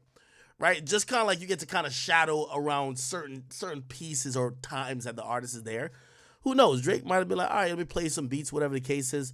The timing for y'all might be a little bit odd, right? Like, yo, well, what the fuck? Like, yo, why is that 3 o'clock? It kind of like I know I know shit like this, right? It's like, bruh, they want to get. It's almost like recently, which I don't even know if I'm in the space if I'm gonna do it anymore, but like this outlet hit me up recently. They want a journalist to just shadow me. You get what I mean? It's not really an interview, right? It's kind of like a profile piece, right? And I do think maybe Drake and his team had accepted, maybe again not an interview, but some type of thing where this journalist gets some access to Drake and his tour, and possibly gets to meet Drake, right? And unfortunately, how this ended up playing out was like this, and that's the reason why he's saying, yeah, I did an assignment. I really don't care that much about Drake or care about Kendrick. I'm like a guy who they probably send out a lot for the Brooklyn whatever this paper is, but I usually cover like politicians. Now people have him as the mole or have him as a snitch, which is kind of like, for him, it's like his reputation has got to be key, right?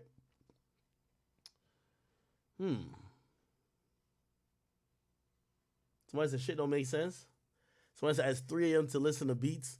I wish I could hear him, bro. I can't really understand him. I ain't gonna lie. By the way, real quick, I just want to point out, hey, for everybody, not neighborhood talk, because I know they ain't gonna put up the truth. Neighborhood talk don't fuck with me at all. They be act like they fuck with me, they don't fuck with me. Shade Room though, Angie, I love you. Shout out to you. Angie reported, of course, not Angie, but her employees reported the story. But they asked me for comment, and I said I'm not giving any outlet a particular comment. If my lawyers at a point want to give comment, they could give comment. But I'm gonna speak about this on my stream. I talk about everything on my stream. I'm gonna talk about it on stream to the max I could. And I did talk about it on stream. They said that, if you talk about it on stream, we'll get the clip, we'll put it up. They got the clip and put it up. I respect Shade Room for doing that. A lot of these other outlets, they only want to add to a narrative. They know I'm not the most liked person in certain, like, you go to some of these female blogs, they look at me like Hitler. You feel me? So, like, they're not going to do nothing to make me look sympathetic. I respect Shade Room for at least be like, all right, we grab his words. Shit. His words versus the other shit. Fuck it. Let it rock. I respect that at least, okay? All right. Okay, so it don't look like we're going to get too much out of this Christopher Alvarez thing. Because prior... I need somebody to give me a breakdown, though.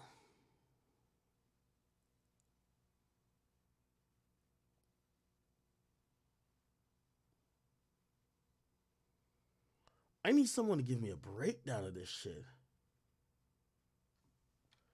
Does anybody have like a breakdown?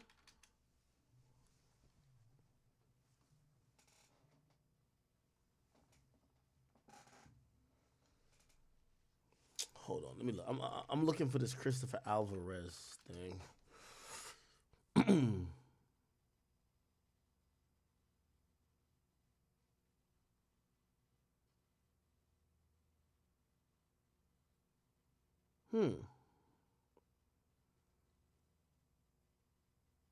Call AK-47. He broke it down. Let's see. King AK-47. Hold on. We gotta be honest about something, man. Y'all make sure y'all hit that like button and subscribe to the... Hold on. Let's see if we can figure it out. Okay, here we go. Yeah, if we could get him in Discord, that'd be great. That's come true, mother. Because I was thoroughly confused. Not... Can we all be honest for a second? Picture Drake calling this nigga on the phone, bro. Yo. What's up? Yo, I just wanted to know if you wanted to have dinner. You know how he talk? Yeah, well, let me know when we get to the facts. Ooh, yeah. So we got to talk. I just wanted to know if you wanted to have dinner with the sixth guy. Okay, meet me at the Mark Hotel, 3 a.m. sharp. Okay, I'll meet you here. They meet up. Drake, yo, my dog. Obviously, he don't want to touch the motherfucker, so he put his arm sitting on air. You feel what I'm saying? Wait. So, Nah, don't do that to my boy. Don't do that to my boy. Listen, when Drake was hugging him, Drake's hand was just sitting on air. Nah, stop playing.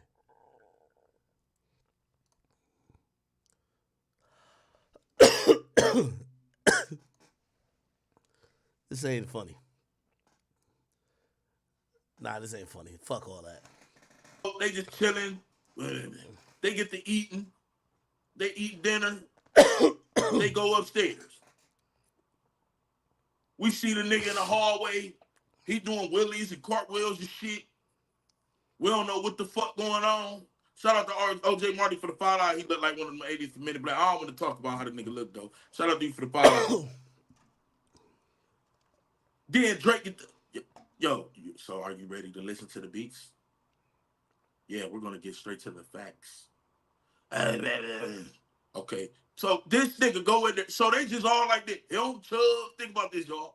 Drake, Chubbs, the security guard nigga, Beck, whoever the hell else with him. They all in the room with this nigga, and they jamming. Yo, you like that beat? What about this beat? Yeah, I'm gonna get straight to the facts. Ooh, yeah. You like this one? And you mean to tell me all they did was listen to beats with a nigga that can't really talk or read or hear at 3 a.m? What y'all doing in that bitch? It goes right foot up, left foot fine. First Nah. Stop playing my boy Drizzy, man. Stop playing my boy Drizzy. Yo, why did Drake air hug this guy though? That's kind of crazy. Yo, Drake resting his hand on like some invisible object. That is kind of crazy. Yo, I ain't gonna lie. Yo, kind of kicks this nigga got on though. This shit might be them joints. You know, I don't know how to dress, so kind of kicks of these.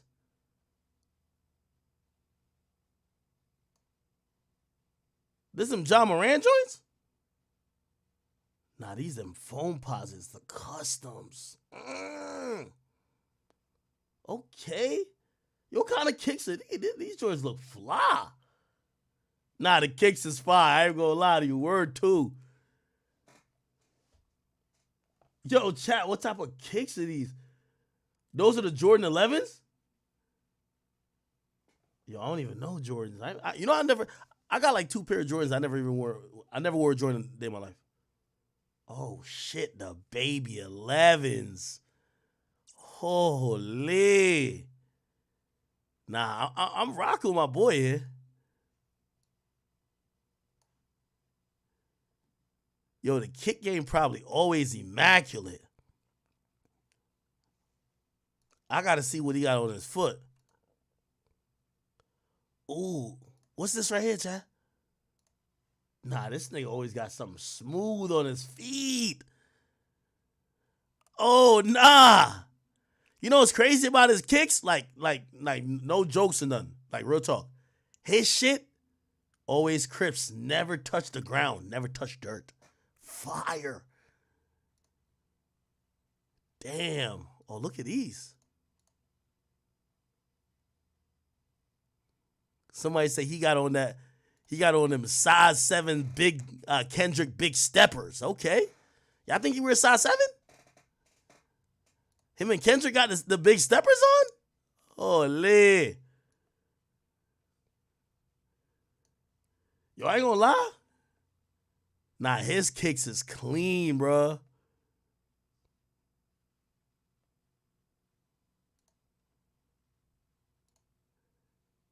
Yo, my boy got on the G Fazos and even the bottom look white. Yo, even the bottom look white. Yo, my boy got it. Yo, he be really putting that shit on. I ain't gonna lie to you. I ain't even being funny. This nigga got more drip than me. Oh, shit. Fuck that. All right. Ghost ride the whip, dog. Ghost ride the whip. Here we go. All right, nigga. All right. Oh, look at this. What kicks are these? Yo, chat, you ever watch me on interviews? I be wearing the same. Once I find, yo, I learned this from college. So back in college, my mom bought me like 4 pair of shoes. And I'm not a nigga who really got that much style, so I don't switch them up. I just wear the same one over and over till it's like done. And then I turn it into shoes you wear around the house. And then I open the next pack of shoes or the next new shoes. Like, I got mad new shoes. I just like wearing the same shoes until it's done. But this nigga got drip. Oh, this dude got drip. I'm fucking with it. Holy. Holy. I see how you coming. Yeah, chat, I'm gonna be honest with you. I have no idea what he said though. He says, the virtual equivalent of the Tiger King, condensed all in one weekend. Click to read the Brooklyn Eagle, an op-ed about being in the middle of a rap battle.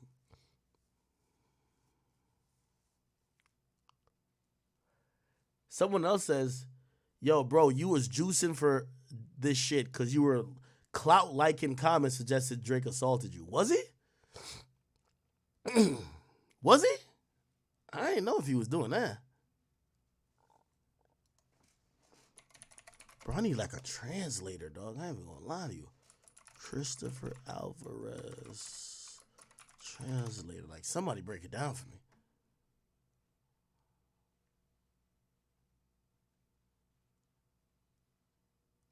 Where the fuck?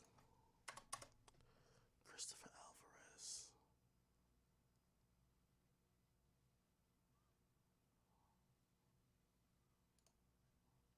Who's this?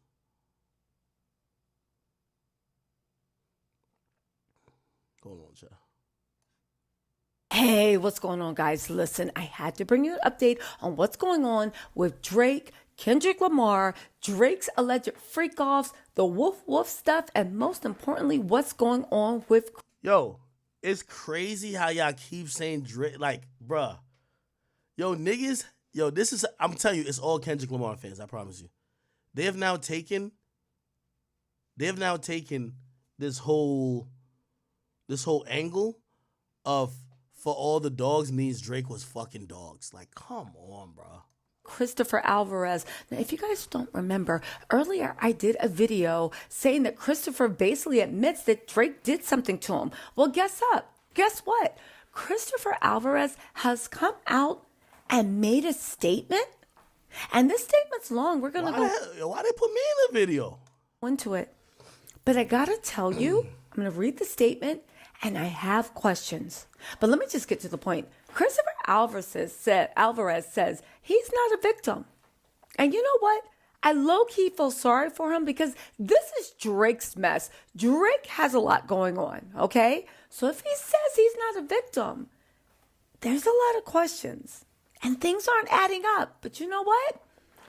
Moving on. Let's get into a statement. I'm going to give you my questions, and then we're going to put this to rest. Because at the end of the day, Drake is the focus, not Christopher Alvarez. But listen to what he said, okay?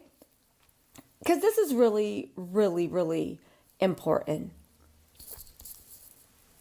Again, they said, in fact, let's jump to those tweets that he... All right, man. We just wanted the fucking explanation. I can't understand this guy, bro. Like, no disrespect. You know who he reminded me of? What's the name of that guy? Y'all ever watch Breaking Bad? The dude who had the bell? Dude with bell. He reminded me of this nigga right here. Like, no disrespect. Like, I'm not even trying to be funny, bro. I'm not trying to be funny at all. Thanks for coming. He reminded me of this nigga was telling him to suck his dick. Like, that nigga didn't give a fuck. This nigga was a gangster, yo. A-E-I. He kept doing that shit with his lip. Does anybody watch Breaking Bad? Fire. Somebody says, yo, Ack, keep watching that video. It gets realer. Like, you talking about KKK 47 video? Or you talking about the original video with Christopher Alvarez? We just want to be able to understand him. Obviously this is not no joke. I'm not trying to clown him or his condition, Salute to that guy. It looked like he's a honest guy doing his thing, working for his living. I don't want to make joke of that. Somebody said what?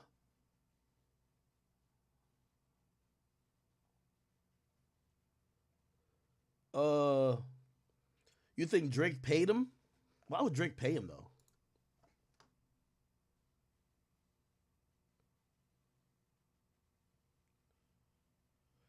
Three Diglett says, Ack, you going down the wrong path of video investigation.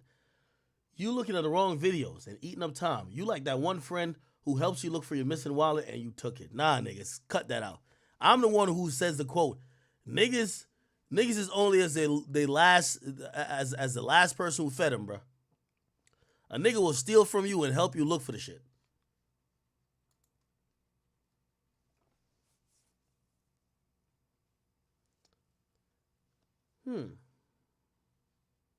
Bro, I don't understand that. Like it looks like the guy's clearing Drake of everything. let me ask you a question. And by the way, I've been on the phone with a lot of people who are in the industry. They have a lot of things to say. I feel that people won't be happy unless they find some really R. Kelly Epstein-like shit with Drake. And that's from me speaking to a wide variety of people. Every time I'm talking to them, the conversation goes the same. Man, I know something up with that nigga. Nah, man, I heard some shit, man. I said, who'd you hear it about? Like, with him and what girl? Nah, man, yo, trust me, bro. Like, yo, you know Drake 37, right? It's like they don't have proof, but it's like, it's almost them not being able to admit that maybe we get nothing out of this. And I think that's the problem. Right? When you're trying to recreate, like, for all I see, this whole thing about Drake and dogs seems to be full cap, and people are still believing it.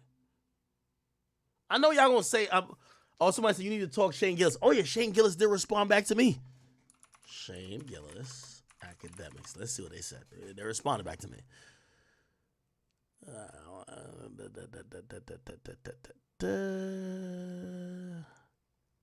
Is this his page? I don't know if this is his page. So Shane Gillis, what the fuck? This is an ad, I think.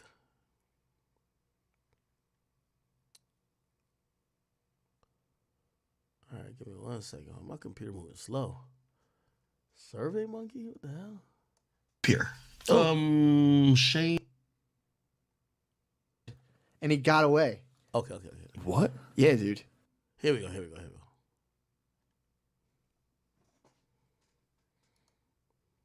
Go watch. Oh yeah, the premiere was doing it. There's a 2019. I guess he does podcast. 2019. Him and his guy, who's his co-host, I guess, are on the podcast, and he randomly comes out. You know, Aaron already dug it up. Randomly in 2019, he comes out. They're talking about Epstein, then R. Kelly, and he says, I'm gonna just say this right now. In 5 years, they're getting Drake. And like he kind of like, it's not even like a joke where it's he starts to kind of, he's like, yo, that's the word out about this guy. And that made me a little bit uneasy because I was like, because the two white guys from rural Pennsylvania. No, I was just like, something about hip hop that you don't know. No. This is the thing about narratives. It's like, you know how far you got to grasp at straws. Well, that's what people dug up. For the two whitest. Nicole Harris says, Act, they're on live doing a full read of your legal case. You're popping when you are the creator's content. They should do a full read of it. And they should do, again, this is a legal matter at this point. You're going to hear the worst and probably a bunch of salacious lies as well. Again, I got the best attorneys, known to man on it. They gonna respond, and, you'll hear what our side is. And, of course, for me, I only stand with, I hope we can just introduce video evidence because we don't need to do much talking once we look at video. Like, once we start looking to video, it don't matter what I said, they said, nobody said. What's on the videotape? Let's see what's going on in that bitch. When you look at it, just like the police was looking at it, probably clicking their handcuffs like, we gonna get Act? And they looked at it and be like, man, next case, man. Let's get on to the next shit, bro. Human beings on the planet to tell you something about a hip hop star that you speak to regularly. Yeah, but I don't know these people's personal lives. I really wouldn't know. I think about Epstein definitely going to be suicided here shortly. With the fact that they found him, like, dude, first of all, he's about to get suicided. First of all, R. Kelly's missing, dude. What the fuck is going on? R. Kelly's missing. Kells is missing? Kells is missing, dude. He Con Aired, and he got away. What? Yeah, dude. R. Kelly got away. That reminds me. I do want to say this. I want to be on the record. Drake's going to be. He's on that R. Kelly tip. You think so? Drizzy Drake likes him young. What? He does. That's somewhat known already, but this is one of those things where I want to, you got to say something. Like, remember Louis, that whole thing? Yeah. And, like, we knew about that. Yeah. And we were just like, I don't know. Drizzy Drake's into the young ones. He's going to get got in the next 5 years. Oh. Unfortunately. Love me some Drizzy Drake, dude. By the way, I hope this has the whole thing. Shane recently responded. I drunk texted Birdman when I was fucked up. He gave you the gossip? Shane recently responded. He responded to me, too, by the way. Then he hit me the, what's up, homeboy, the next day. I haven't had the heart to reply. So you're getting good info that he's fucking... Birdman did not supply me with that info. It's just a separate story. Separate breaking never news. accuse the Birdman. Separate on the ticker. Also on the ticker. drunk texted Birdman. He replied. I didn't reply because I'm ashamed. What? Yeah, bro. Trump texted the Birdman? No. I did. I was like, what the fuck's going on? Drunk texted. Oh, I got gotcha, hammered and I was like, dude, let's see if Birdman will FaceTime us. Oh, that's so fucking funny. Yeah. Damn, dude. I can't believe I fucking chipped a tooth, though. You're calling for people to You're calling for people to take him down, dude. Drizzy Drake? Yeah. Nah, I love Drake. Really? I would hate to see him. You would defend I like Drake. pederast. But How I young? don't think he's a pedophile. He just like- likes young girls. Okay, how young? Again. Post-pedophile, like 17. Ah, dude, that's called a pedophile, bro. No, it's not. It's not a pedophile. Pedophile is like pre-pubescent. Pedophile is... Okay. Yeah. You got the guy with that itch. You don't think he's maybe going to Thailand and being like, whoa, I didn't know. I think he's on that Kells tip. Kells one's like 13, 12. All right, well, that's a little young. Kells dated Aaliyah, bro. Kells is a little young. You're telling me Drake is fucking JoJo Siwa? I think Drake is JoJo Siwa is like an 8-year-old pop sensation. I think Drizzy Drake likes some young. Youngsters. Right around that. So you're allowed to fucking 7? What's the point of 18? Why does everyone... They just picked that Does number. you think he like does his tour and like how I think they had like screenshots of him coming back to Texas again? Yeah. A very specific date. Yeah, dude. Oh, it's just well, happens even like to be Texas, that girl's I think birthday. Texas 16. Are we Texas going to get is the young, updated dude. version? Yeah, Texas is like whatever. I'm young down there. Speaking of, I'll be in Texas at the end of this month. Any 17-year-olds want to come out to my shows? So, dude, that's fucking crazy. Yeah, I have a good theory on Drizzy Drake. He's getting brought down, bro. You think so? No doubt. That's gonna be a big one. It's gonna be a sad day, dude. You think so? I'm I gonna mean, be sad on that one. if he goes a full R. Kelly route, I think he's You think going R. Kells. Kelly disappeared and talked to Drizzy? Yeah, He I think vanished, dude. He vanished. R. Kelly evaded the authorities. Kells is gonna be like, at the end of Star Wars when Luke sees those ghosts. Drake's gonna be at a concert and there's gonna be like a hologram Cosby, a hologram fucking Kells. Jackson. Louis will be jerking off as a ghost. Jackson, too. Jackson will be in there just like, oh. Yeah, Drizzy's gonna. I don't know. Do you have any other pedophiles, you think? I don't. Do you have anybody you'd like to allege? No, man. I can't think of anyone that thinks a pedophile besides Drake. Now I'm pretty fucking sure about that. But he has a song with, I don't know. He has like songs that people think are about. There's this chick named Georgia. I forget how fucking young she is. Well, he married a porn star. Or not even married. He impregnated like a stripper or a porn star. Yeah, there was He a French kid porn with her. star. That was the one they made fun of him for. The Pusha T made fun of him for.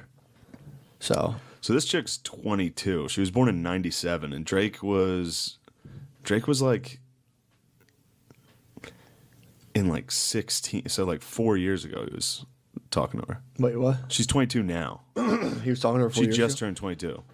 He was talking to her. Yeah, they had like a song together in 2016. Dude, I think also too he came up in like child star stuff. So I think it's like you come up on a different world with that shit. Yeah, he had. It's like, dude, if you're a child star, you definitely have like 30-year-old ladies blowing you and shit. You know what I'm saying? Yeah. Like if you're a celebrity and a kid, that's celebrity mojo. Like a girl's not gonna not suck your dick because you're like 14. She's gonna do it. So damn. Oh, my computer's acting mad slow. Okay. All right. So Shane came back and he responded. Here we go. He said he actually regrets it. dude. Also, Ack, get off our fucking dick, dude. Yo, I'm kidding. Ack, shut up, dude. Don't bring that up. I don't know love why Drake. he wants smoke with Philly thoroughbreds all the time, dude. He went at Freak. Now you come. It's like, what are you doing, bro? Freak. Yo, he just called Meek Mill Freak. I didn't know they were from Philly. Shane Gillis, what up, my boy? I don't know who the other guy is, but Shane, what up? Here. Shane. Shane Gillis. Yes, he has Yes, a podcast. hilarious. Yes. There's a clip. New shows, yeah. 2019. I guess he does podcasts. 2019. Him and his guy, who's his co-host, I guess, are on the podcast, and he randomly comes out. You know, Aaron already dug it up. Randomly in 2019, he comes out. They're talking about Epstein, then R. Kelly, and he says, I'm gonna just say this right now. In 5 years, they're getting Drake. You went at Meek, dude. You went at King Meek, and now he's, dude, it's crazy. I wish that of all the things I've ever gotten in trouble for or like brought up, that one hurt. Last night, that one hurt. I love Drake. They're like, Drake and Shane are friends, dude. He knows. Like, I know, that's kind of nuts. I don't know anything. We were just back in our QAnon phase where we were trying to find all the pedophiles. We're on pedophiles. So I went to a fucking. It's called Live. That's awesome. It's like Drake's club. You went to Drake's nightclub? It sucked so fucking bad, dude. What is it? 16? Is it 16 to enter, 21 to drink, or something? No, it's 16 to fucking drink. 16 to get roofied by Drake. I think he's making a joke, chat. Like if you don't know who Shane Gillis is, like he's like one of the lit comedians. He's up there like with Andrew Schultz at this point. Like he's lit. Drake's a pedophile. We already called Tom. We called Tom. Oh shit, this nigga's Hanks being a pedophile. Yep. And now look, suspected pedophile, bro. He put out Euphoria.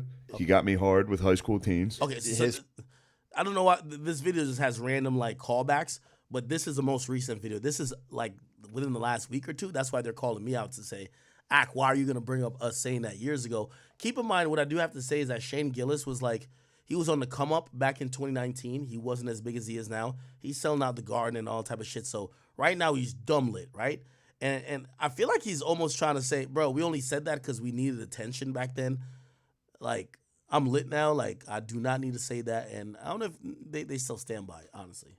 His fault. That was his fault. Also, so I called him a pedophile. Also might be the best character ever, Domination Daddy. The dude, the closeted gay alpha dad who was having sex with trans teenagers. Just plowing trans teens. The ultimate trap. That was a trap, dude. I know. Domination Daddy. Did you ever watch Euphoria, Catamaran playing? No. But I just want to say on that video, I watched it last night of you calling out Drake for the paedophilia. I love that you open with, I want this on record. You declare that I'm calling it right now and I will need people to bring this up later on. I saw you when you found out about I've never seen someone so ashamed of something they've said. This is the true remorse coming out. I think that was the era of him with the Stranger Things lady. It was the Stranger Things and Euphoria. Yeah, it was pedophile. And everyone, I was like, I know it. It was the red. It was the red scare of pedophiles. I saw a guy. You know, it was funny. I saw a guy on Twitter or X or whatever come up with a thing like, guys, actually, the law of consent, 16 years old, so Drake's not a pedophile. I think he was fucking around trying to be funny, but it was. You can't defend it like that. You gotta just. His defense of it, I swear, was within the rap beef. Him being like, bro, if I were a pedophile, I'd be arrested. It's like, wait, what? What are you talking about, dude? He's like, the amount of pussy I get, if I was fucking that many kids, I'd be dead. Yeah. It's like, good point, I guess. It's a fair point. Drake fucking rules, dude. I take it back. Yeah, I don't know. I think he rules unless he's a pedophile. If he's a pedophile. That goes for everybody. Exactly. That's true. That's true. That's a fair point. You have to be so great. Yeah. You have to be Michael Jackson. Great. This is their like response to that. Why is my computer so slow? This is their response to like, I guess, all this stuff come back up where their clip was used, and I don't think they're doubling down. Kind of, I think they're just kind of trying to make jokes of it, right? Which means this probably is just cap. Greatest of all time. So slow. Yeah. Or you think Tom Brady could be a better? No, you think if he wanted to be, he's a goat at Netflix, so he's not good enough. He's a goat, dude. How many touchdowns do you need, bro? How many touchdowns do you need to be? What a mistake, dude. When my boy Drake's, getting attacked from all angles, and then his number one fan, the clip resurfaces. It would that would really make me sad, dude. Yeah, I do. It literally flashed before me at dinner when you told me they picked up that clip. Epstein definitely going to be suicided here shortly. What, the fact that they found him, like, dude. First of all, he's about to get suicided. First of all, R. Kelly. All right. Yeah, my computer's like dumb slow. I don't know. I'm gonna take this as they kind of just said it was just jokes. Man, we're gonna just need some more substantial proof. Like, shit, even with Drake, there's no even like, I keep saying we don't even have a victim. Or an alleged victim, if we're gonna just call it that, right? Okay, let me close this. Okay, close it. Hopefully it'll be back up. And it'll be good.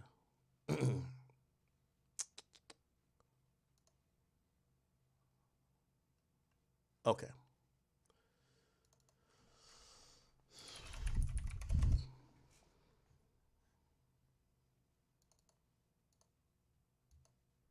All right.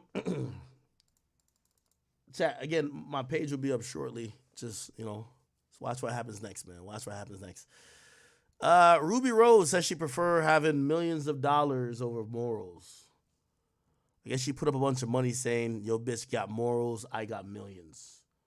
I mean, that kind of, Ruby Rose, like, not confuses me, but I kind of feel like I have a good peg on what Ruby Rose is. Ruby Rose is somebody who, she's about the money, you know what I mean?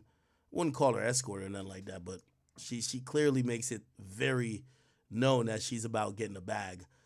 Doesn't really care what she has to do or how you perceive her. Can't knock her. She doesn't look like she looked like she's happy. I was watching her on YouTube like she was doing like a house tour. It looked like she was having a great old time, bro. So, fuck it. Let me see what else. Meek Mill. Meek Mill is a petulant, sore loser who just can't accept, like he's one of them niggas who, I wish like niggas would just tap him on the shoulder and just tell him, bro, it's over. Like, there's nothing you could do to bring your career back. You could kill yourself and everybody else, it won't come back. We don't want to hear you no more, right? That's just the reality of it. And I've always said, one of the most beautiful things about Lil Wayne, even though I thought like Lil Wayne was still at the top, Lil Wayne never kicked and screamed for people to still acknowledge him as the GOAT, or kicked and screamed for him to be relevant. It's always a very interesting thing when you see an artist who seems to be so obsessed with being the man that they can't even just bow out gracefully or pivot. Like, brother, we don't want to hear a bunch of street rap sounding like you're a 17-year-old kid with a gun from a guy who's 37. We just don't want to hear it. Your raps hasn't improved. We've just seen too much about your life. It's just kind of transparent. And yet that's Meek Mill. And it's one of those things, like, just respectfully, I keep saying he's like a disrespectful duppy. Just go away, brother. Like, you know what I mean? Your career is over. And every now and then, even though I think he should be completely quiet during this time because I think beef just doesn't match with him, he started out going on a rant yesterday, going on this crazy rant, right? I guess someone was pointing out that he was bunny hopping. Tennis. You got your ass beat. Keep going. Count out loud. That's the wrong time, nigga. Count out loud. 30. Huh? 4, 6, 7, 8, 9, 40, 41, 42. Keep going. Keep going. 7, 8, 9, 1, 2. Keep going. Keep going. Don't cheat on your buddy hops. They suck. Your buddy hops suck. You got. Okay, so he responded to that by saying, this is a game I started from prison. We used to make killers do bunny hops when they lost because it was too hostile for money. This be us. He says, I'm going to get Ruben a bunny hop for me, okay? I'm going to teach him D-thing hop, okay? Now, that wasn't only it, because he kind of went on this whole tirade that was just a lot more of that, which, by the way, what the fuck? Okay, there's some Ruby Rose shit. We'll get back to that. Yeah, Meek was going crazy because, again, let me tell you this. I keep telling you, honestly, the thing that most of these artists, like, I don't think Meek Mill is broke. But I do think that he's starved of attention. And when these guys were always the man, they showed up to any city, everybody would stop, wait outside their hotel. They're addicted to the attention. And at some point in entertainment, you got to know what truly fulfills you. Is it the money? Is it the love of the game? Or is it that fucking feeling you get when you are the most lit at what you do, which is usually fleeting. I always say fame is fleeting. And Meek can't understand or can't really come to terms with that he's a washed up Philly rapper at this time. So he's realizing, he couldn't jump in on any of the beef stuff because he lost his last beef. So he was trying to jump into all the bullshit going on in hip hop. And we know that Soulja Boy been going back and forth with 21 Savage, and Meek tried to chime in. Because if you don't know, Soulja Boy was going ridiculously crazy about 21 Savage, or actually about Metro Boomin, especially on Mother's Day when he was like just going crazy. Mother's Day was May 12th, and he was just like, people was just like, yo, bro, are you mad at Metro for a 12-year-old tweet, dumbass? And he said, man, I don't give a fuck if it was 20 years ago, pussy nigga. Don't speak on me, period. Then he said, you sacrificed your mama, you a puppet. Then he said, all the stream, sales, money, fame, not gonna bring your mama back. Was it worth it, Metro? I could say fuck this money and fame shit and still be a boss, can you? And obviously a lot of people are like, yo, bro, why are you bringing up his deceased mom, right? And he says, pussy ass bitch Metro. And he says, fuck you, nigga, to 21. Then he says, fuck being relevant, fuck this fake ass rap shit, and fuck all y'all. Then he says, dig that nigga mama up and throw her back in that bitch. Now, I've always told y'all, and I've seen some people say, yo, well, what do you think about this? I've always said, I don't really mind if people diss people's deceased loved ones. So I'm not really going to come here like, hey, I do think it's too far here because I don't think, if you're down to die over it, you can say whatever you want. If you feel that strongly over whatever beef you got, that's why and I've said this before, with Nicki's talking about Meg's mama who passed away, I don't got a problem with it as long as Nicki's carrying it like that, right? Now, do I think that Soulja Boy's carrying it like that? I don't think so. I think Soulja Boy's just kind of mad and probably trying to get in the algorithm of all the bullshit going on. So that's why I thought it was kind of going too far when you're saying dig that nigga mom up, this and third. Now, if y'all had a legit beef and it's really like that and it's up in the streets, all right, cool, whatever. I don't give a fuck. Like, say what you got to say. But Soulja Boy was definitely doubling down. He said, yo, this make y'all mad, huh? I'm smoking Mama Metro in a fat-ass wood right now. That's what Soulja Boy said. 21 Savage got in there by saying, yo, speaking on a nigga mama, like shit, a game, you gonna shit on yourself when I see you, boy. And Soulja Boy says, fuck you and his mama, little boy. Nah, I'm gonna swing on you when I see you, lame. All right? 21 Savage had posted something about, Soulja Boy being in debt, saying Soulja Boy net worth is negative, and the judge suggests he cuts his spending to pay about $500,000 they owe the woman. And Soulja Boy came back and he posted, or reposted a headline with him showing that he got $1 million from Warner Music, and he at 21 Savage. And he said, 21 speaking on my name must be tripping. I can't be scared of a nigga from Great Britain, okay? Then Meek Mill, who, again, some of these guys, respectfully, and I'll just call out Meek because he's the one who seems to want to call out Meek. Meek is a guy who's attention starved. We haven't talked about one of his songs for years, so of course he's going to try to jump in some beef, acting like he's like some authority, right?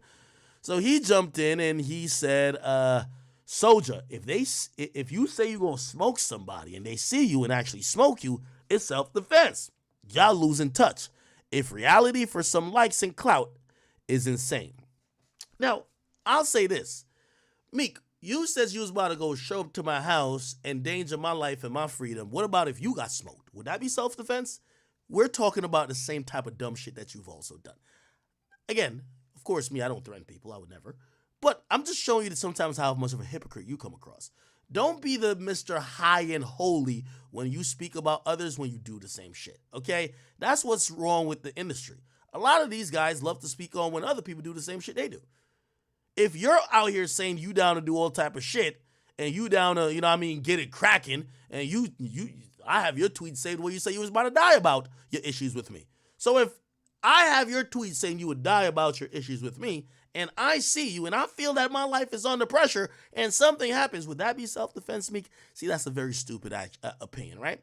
in reality, what self-defense actually is self-defense. Not oh, I seen something online and I'm doing this. If that was the case, there'll be many people who'll be free. No, you'd have to do something to that person. So Meek, once again, is just full of shit. You know what I mean? Not because Soulja said a bunch of shit online means you have license to just kill him if you run into him. It doesn't work like that, right? Now, if Soulja Boy shows up and he's acting like he about to pull a gun on you and you kill him, that would be self-defense in most states, okay?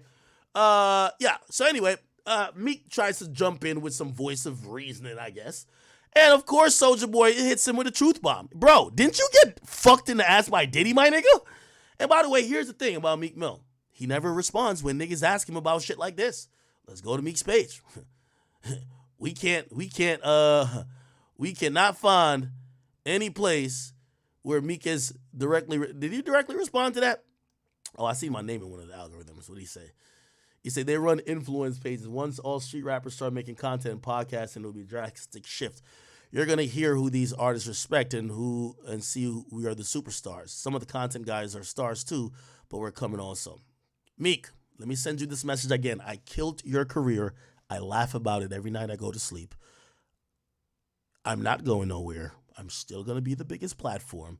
And when you gotta explain to all your peoples why you're not popping again, just remember that nerd that you once disrespected ain't going nowhere and is still going to be laughing about the reason that you're doing this for a living. Okay, my buddy? So I don't care what you keep tweeting. And also, by the way, Meek, if you think that you're saying this dumb shit, this is also the dumbest shit I've heard. When rappers start podcasting, y'all niggas is not Joe Budden. There's a whole bunch of rappers who start podcasting and we don't want to listen to them. You know why? Because they don't give it up like that when it comes to the mic and speaking their opinion. They're all controlled by the bigger agenda, trying to be cool, not really speaking the real. And also half of these niggas, they could barely read a sentence, including you, Meek. You can't write. You're illiterate. We don't want to hear a podcast of you. I was only going to give you $1 million to do a podcast just to clown you that you could be a worker for me. Okay, I knew it was going to be terrible. But of course, I could just make the joke that you became that irrelevant and I stamped that your career was over because now you're my fucking employee. All right? That's just simply it, my guy. By the way, if you're going to keep tweeting at me, just unblock me, and I'll roast you some more that you'll block me again. There's nothing you can say about me, okay? And if you really still want to keep tweeting at me, you should know I'm the master of all information. And I got some information about you and your fam, and I don't think you want to put that out there. Let me just leave it at that. But we could also second guess me if you think I'm capping, all right? Let's keep it like that. Okay. I'm trying to ignore this nigga. The nigga blocked me. I'm like, all right, the nigga waved the white flag. There's nothing else in waving a white flag than blocking academics on Twitter. I'm like, all right, I'm not even going to clown him like that. It'll be a punchline. Now the nigga is tweeting about me every fucking day. Now that you tweet about me every day, nigga, I will remind you every fucking day of what I did to your career and where your career is at, all right? Again, I like that everybody keeps quoting Cat Williams. You know what I've done that Cat Williams say he did? I spent 15 years on all y'all niggas collecting a lot of information that I've been trying to use. Play the game with me, Meek. But don't block me if you do, all right? Cool. I've been waiting on Meek to say, he said he's going to crash out. He still ain't crashed out yet. Okay, perfect. Yeah. Bro, like, it's not much. Oh, okay. No, he went at 50 as well. Boy, yo, look at some of these tweets right here. They're paying N-words to tear niggas down. Yo, this is crazy, bro. Anyway, I think he deleted the post about 50 Cent, but somebody got it. Well, actually, Say Cheese probably got him. Say Cheese got him. Cool. Let's see. Okay, so anyway. I was fucking this bad bitch, she fucking me good, and every time was drove me crazy. I pulled up to her crib, I was in that 19 Mercedes. I got this bad bitch from LA, she be fucking. I ain't gonna lie, man. You had Diddy toes curling with that one, Crody. Anyway, 50 says, I commend you for being a strong, supportive woman for your man, Meek. Stay by his side, and together you guys must have a good life. God bless, okay?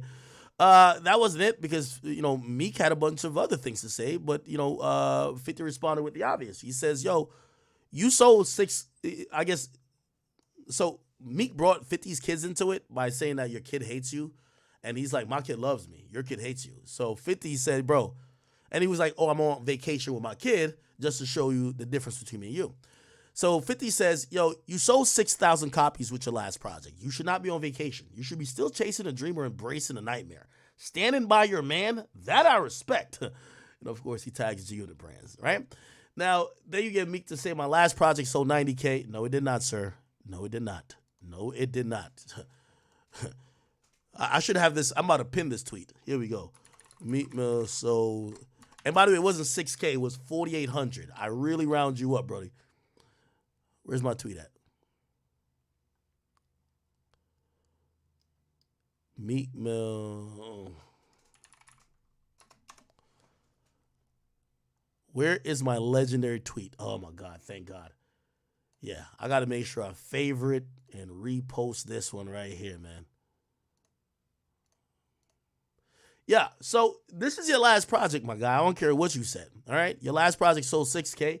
You could try to you could try to do some mental gymnastics, which I see you're trying to do, but this is why you blocked me, right? Because I'm the guy who's going to call out the truth all the time.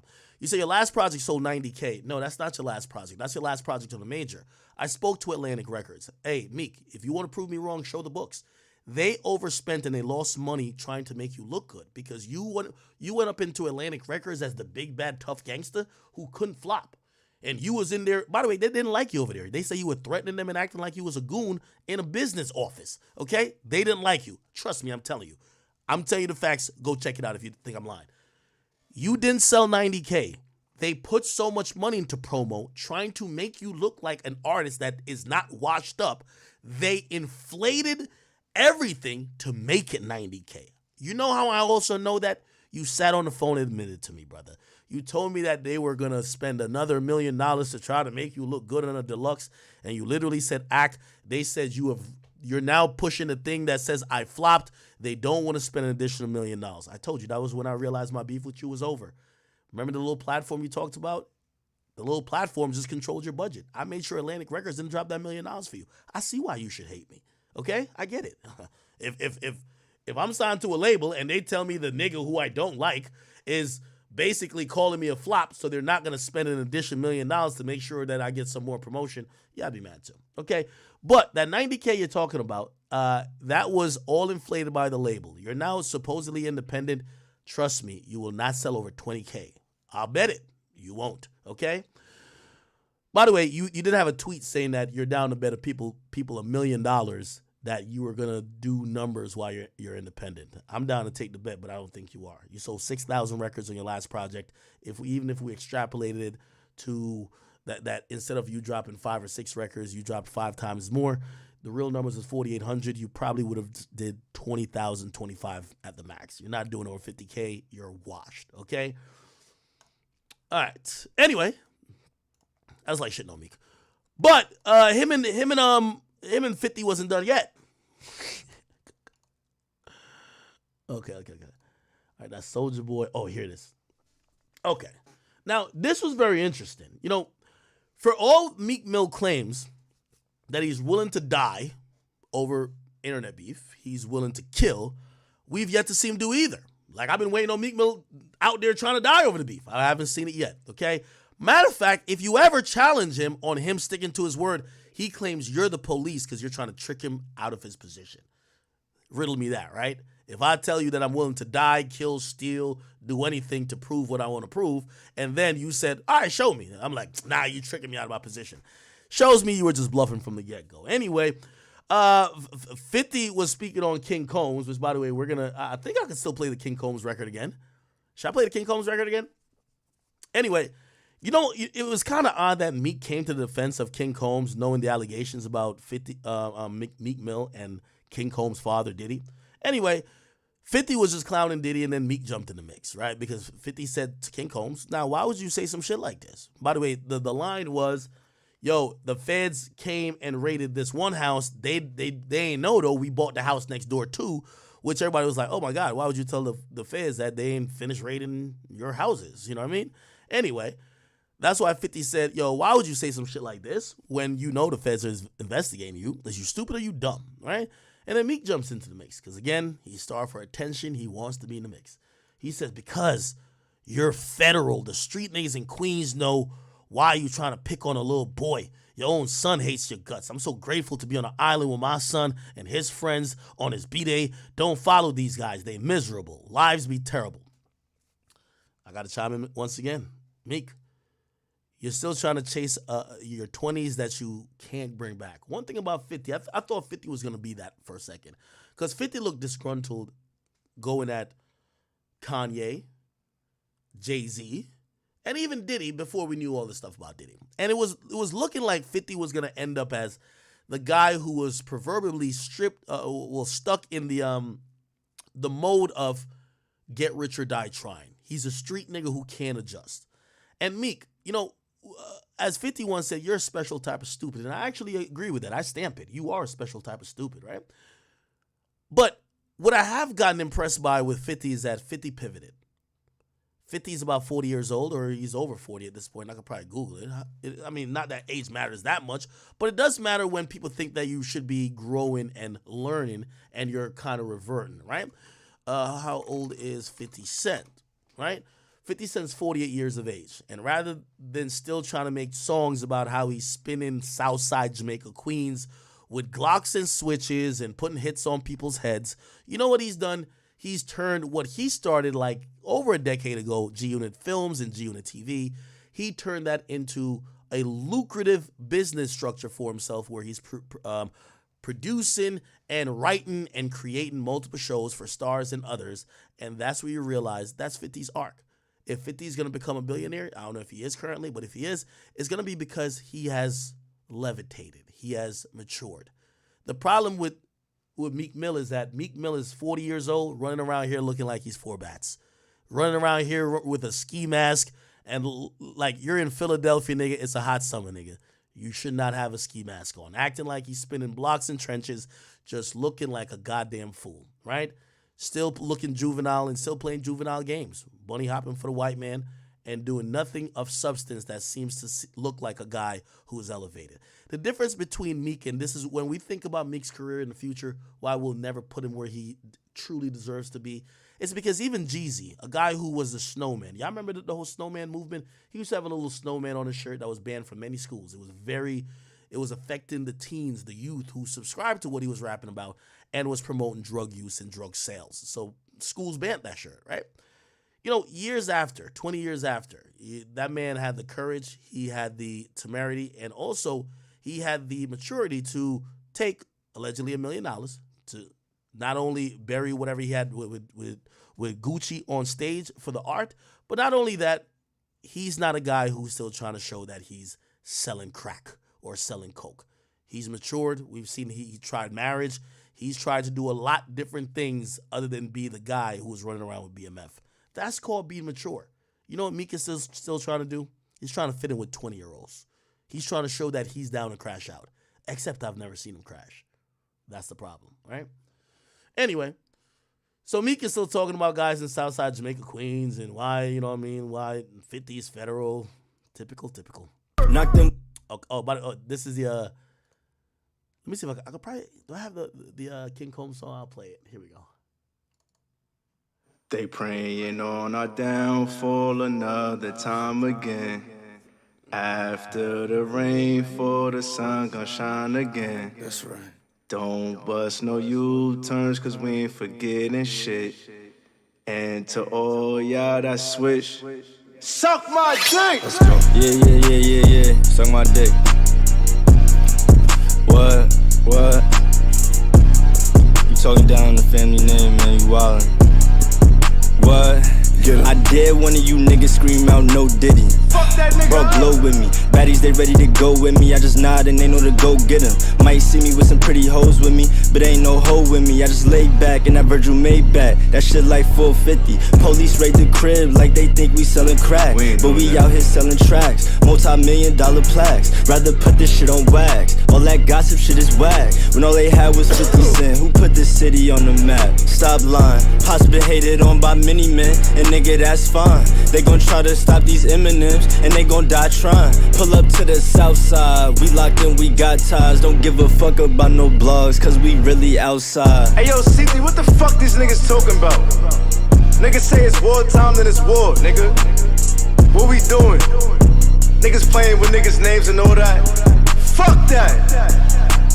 Broke nigga, I don't know who even birthed these hoe niggas. All that woofing on the net, well now it's time to show niggas. Steady talking on the fam and we don't even know niggas. But go ahead, play one call away, we ain't sparing no that nigga. shit dead. Count bandos in my Gucci sandals, these niggas is sick. Probably hating cause we rich, he must think we fucked this bitch. Knock them walls down like when them Fetty boys ran in both our cribs. Too bad they ain't know we bought the one next door, cause that's the one they miss. How y'all talking like a nigga time up? Throwing shade, get your shines up. Asking where my pops at, he on the G6 getting the line up. All you pussy ass niggas line up, let's multiply the lies up. We running shit, this bad boy, make a bad bitch want sign up. Whoa. I thought this was an explosive track. Not sure if this is, again,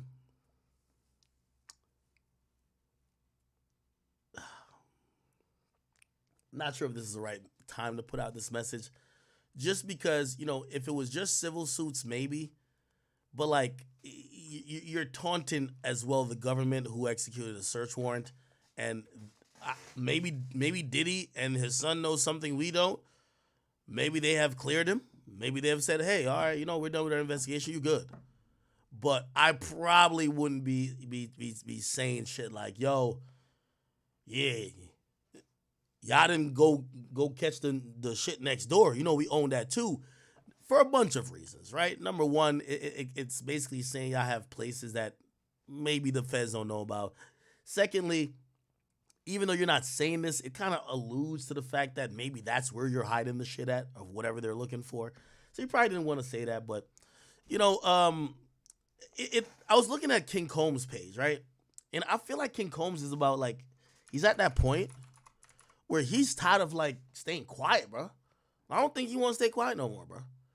And when I mean stay quiet, it's like he don't want, obviously he's an artist himself, but he want to be able to express himself the way he wants to. I would probably say talk your shit, do your thing, but probably leave out your father's case out of it, because even if you're not liable, I do think that it's going to be seen as the Combs family sticking their nose or sticking their thumb in the air at the motherfucking government while he's supposed to be quiet and probably talking to his lawyers to get through this part of it, right? If they were slandering Lil Rod and all them other niggas, cool, right? Because, again, it's civil situations. But when it comes to criminal stuff, it does look like this Diddy shit's going to probably head to a grand jury hearing at some point. And with an abundance of, evidence that they may have gotten, or if they really just want to get him on something, that might just be a problem. So I don't know. And I guess that's what 50 was talking about, right? By the way, also, speaking of which,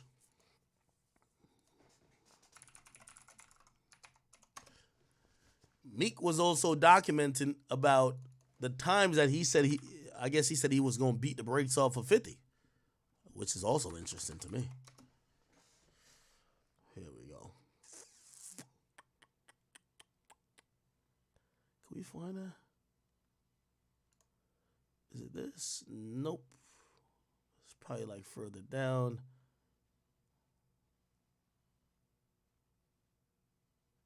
Okay. I can't find all the dumb Meek shit, bro. Somebody has it somewhere. Anyway, I don't want to spend the majority of this stream speaking just only about Meek. We should probably move on to other shit.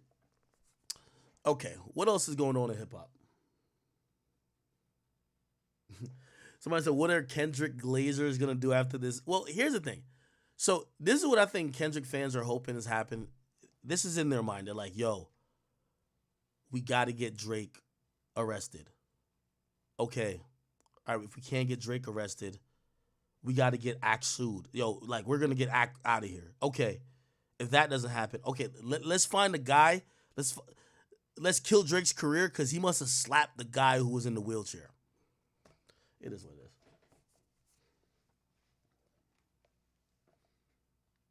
Okay. I'm looking at some random shit. What the fuck is this?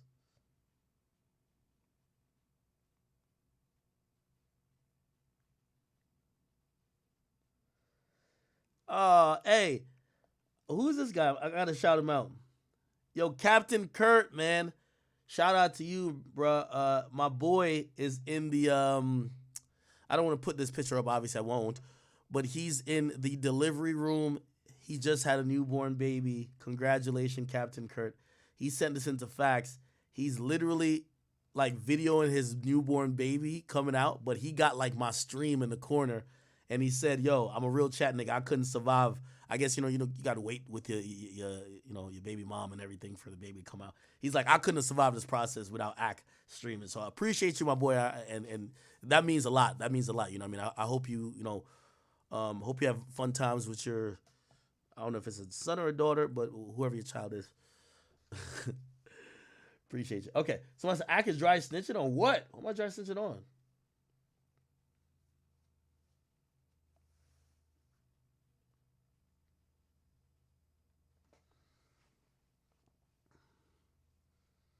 What's up with the Riddler shit? We've actually ran into a dead end, bro. We've ran into a dead end. I think this person's just trying to sell the information at this point.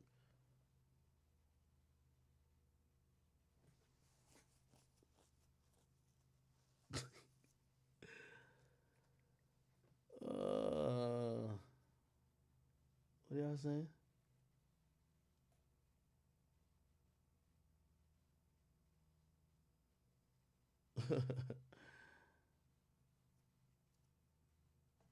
Oh, okay. Read some donations.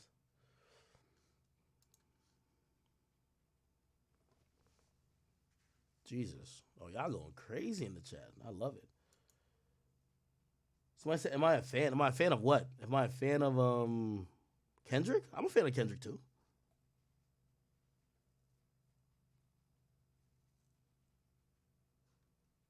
They said 727 is from when Drake's bodyguards beats up Theodore.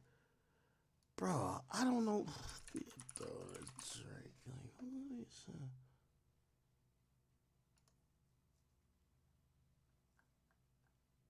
Bro, I'm gonna be honest with you, bro. Like, I'm tired of the guessing game, my nigga. Like, it's just too much for me at this point. Somebody said I gotta be a fan of Kendrick. I mean, I never said I wasn't a fan of Kendrick, right? Never said I wasn't a fan of him. All right. I'm gonna be honest with you. Like, y'all be talking about me talking shit. I have no idea how Soulja Boy talks shit to everybody and moves around. Like, the amount of people that Soulja Boy has dissed and had problems with, I don't know if he ever, like, really solves these issues, but Soulja Boy be everywhere. He be at every Rolling Loud. I never see nobody try to check Soulja Boy. Soulja Boy be doing his goddamn thing, right? Soulja Boy at a point was dissing Dolph, like, even after he died. Nothing happened with that. Soulja Boy was dissing Quavo. Nothing happened with that. Soulja Boy was dissing Chris Brown. Soulja Boy, obviously, I think Blueface was the only person that kind of checked him. Now we got Soulja Boy going at it with 21 Savage. I'm going to be honest with you, I don't think nothing happens either.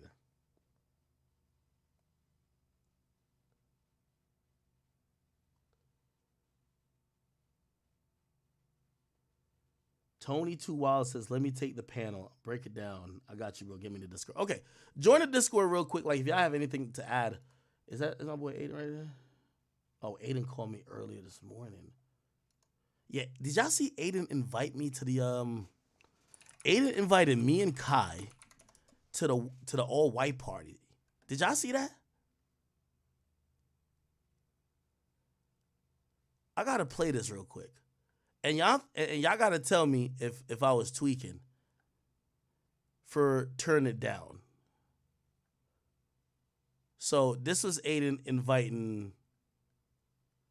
I'm live, bro. Yo, question, Duke. Do you want to come to Michael Rubin's all white party with me this year? Hell nah. Why? Hell nah. Appreciate the invite, though, brother. Appreciate you. You know what I'm saying? Type shit. Yeah, no. Are you sure you don't want to come? Oh yeah, no, I'm good, bro. I'm gonna be busy that day, I think. All right. I'm gonna be busy that day. All right, I'm just checking in, bro. All right, bro. Duke, I appreciate you, bro. For sure, appreciate you, my dog. Appreciate it, though. All right, bro. All right, gang. Yo. Hey, bro. So, that's Kai. I think. Hey, man. So check this out. Oh, yes, sir. Adam here. Yo, check this out. Look, this is Michael Rubin's all-white party for July 4th. Would you like to go with me? No. Wait, no? Yeah, I got invited to the other one. That's enough. Oh, you're going to another July 4th party? No, I got invited to the last Michael Rubin. Why didn't you go? Because, I don't know. I don't want to go. Okay. Well, if you're not doing anything July 4th, would you want to go to the all-white party? Wait, you got invited to the all-white? Yeah. GG's in the chat. Hey, just keep that. Make sure you got... Do you want to go with me? No. Come on. Bro, no. July 4th is when we do fireworks and shit. Oh, that is true. That is true. Okay, makes sense. All right, bro. Thank you. Hello? Yeah, I'm right here. Kamani, what are you doing July 4th? July 4th. Shit, I mean, right now I have no plans. That's the 4th of July. Cool. You're going to come to Michael Rubin's all-white party with me. No, I'm not. No, I'm not. I heard about that. What? You don't want to go? Now, chat. Okay, can we have a discussion about this Michael Rubin all-white party? All-white party, Michael Rubin.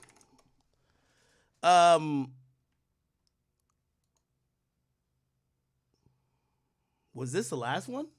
Oh, this was the last one.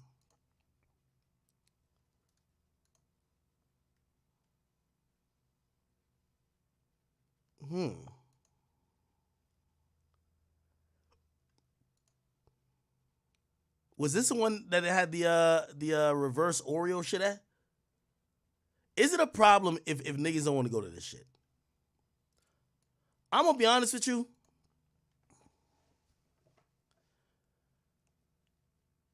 Now, I think a lot of people play with this Illuminati thing, and I'm not gonna say necessarily like this is what this is, because let's be honest.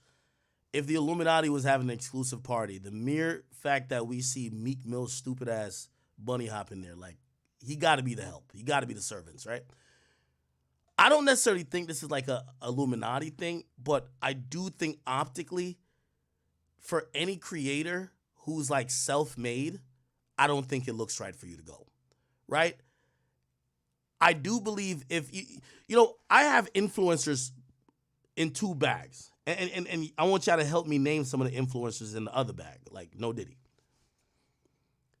If you're self-made, right, and you got it out the mud, and you really been grinding, and really you just have the people that's put you on whatever pedestal or whatever platform you're on, I don't think you should be at Michael Rubin's party, right? Because what I believe is happening at Michael Rubin's party is that it's a swanky, upscale party that Michael Rubin and his crew are farming influencers, rappers, and athletes that have influence for his business affairs.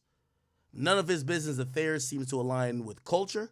None of them seem to align with organic, shit that people fuck with.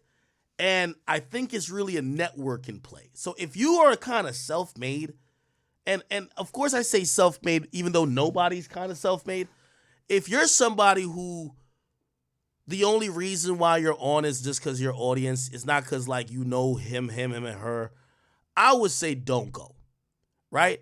Because I think number one is going to put you in the light of that you a brown noser. It's going to cast a cloud upon you at this point of did you really work for what you have? And number three, I don't think that they're just bringing you there to wear white and for you to enjoy the wine and cheese. I think it's a business play for them to see how malleable you are to engage in some of these other things. And I'm not talking about nefarious things or like some butt fucking or fucking kids or nothing weird or whatever the case is. But I do believe that's where they kind of get to assess people in person, how malleable they are to use for whatever the agenda of the elites are. Now, to me, I would call that the Illuminati intro party, right? Not saying it is, but if that's why I see this party, I see the focus of this party, and I see like the reason why you would want to have, you know, some of the most influential people on earth in the same party, just kind of rubbing shoulders. But it's not only for the look, it's for possible shit down the line. I think that could be beneficial to some, but hurtful to others. If you build your own shit, I think it's hurtful. Now, who I think this is actually going to help? All the industry plants, all the people who need that, who like they ain't really hot by themselves. They need to be around the heat. I'm not saying everybody who's there fits this mold, but what I'm saying, if I was an industry plant, like name an industry plant, I'd be here. I'd be here. It makes me look relevant. I think, and by the way, I'm not saying even the Michael Rubin all-white party is that much different from what I thought about Jay-Z's brunch.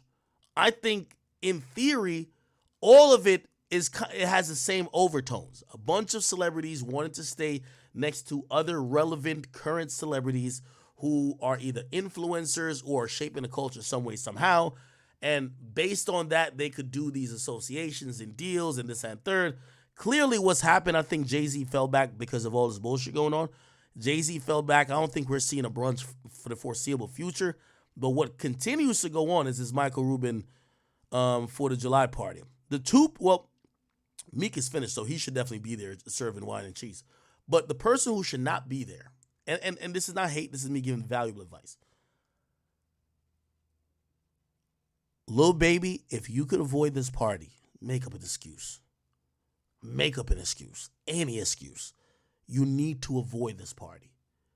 And it's not because of what the party is, it's what the optics look for you. You're still a relevant rapper that people thought was for the people, by the people, and you are a byproduct of that. They're looking at you as the controlled person, and I would say skip it. I can't tell them what to do. But if I'm Lil Baby, I skip this party. All right? Here's the thing with Aiden going. Aiden, I love you. Fuck with you heavy, you know that. But you're white. When white people go to some other white people shit, nobody thinks nothing. They're going to be like, oh, Aiden just went to the party. If Kai Cenat goes to the party, you know how niggas is. They're going to act like he sold his soul. He got fucked in the ass.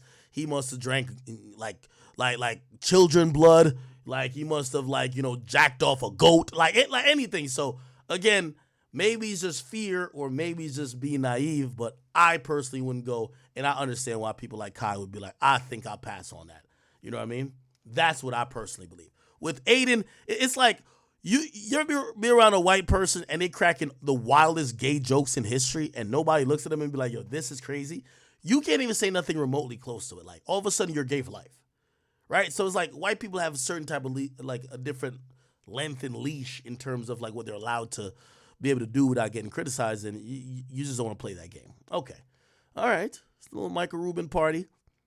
Oh, yeah, he tried to invite me. I don't even know if my voice was that clear when he tried to, but try to get me on that bitch, man.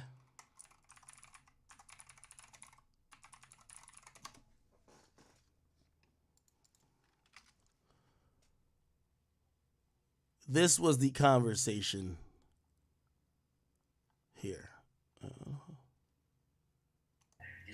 Yeah, I'm live. I gotta act. You streaming? Yeah, I'm live. I gotta tell you something, bro. What? Come to the all-white Michael Rubin party with me. Come on, let's go. We out. Yeah, all right. What? The Illuminati intro party. That is not a real thing, bro. Low key, I do think my boy Aiden's slightly an agent. Like, he's an agent of recruiting. Hey, I don't want to get jumped into the Michael Rubin party by Meek Mill and Michael Rubin. I'm good. Wow, man. All right, well, I'm going with Meek now. I'm gonna kick it with Meek then. Fuck it. Hey, when you do kick it with Meek, no Diddy, just let me know all the fuck shit y'all. Academics, you know Meek not. Come on, bro. You know Meek not. Come on. Hey, I'm not saying Meek he's the worst at not being gay. Like, he's the worst at telling people that he's not. Well, look, he's a Philly rapper from the Philly streets. You know what I'm saying? You're trolling me now. Are you under a blanket right now? What are you doing?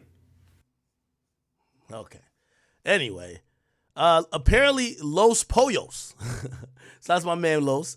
Los is a Caucasian individual. Of course, he could go to the brunch. You feel me? There's certain shit. It's a Michael Rubin's all-white party. Would you like to go with me?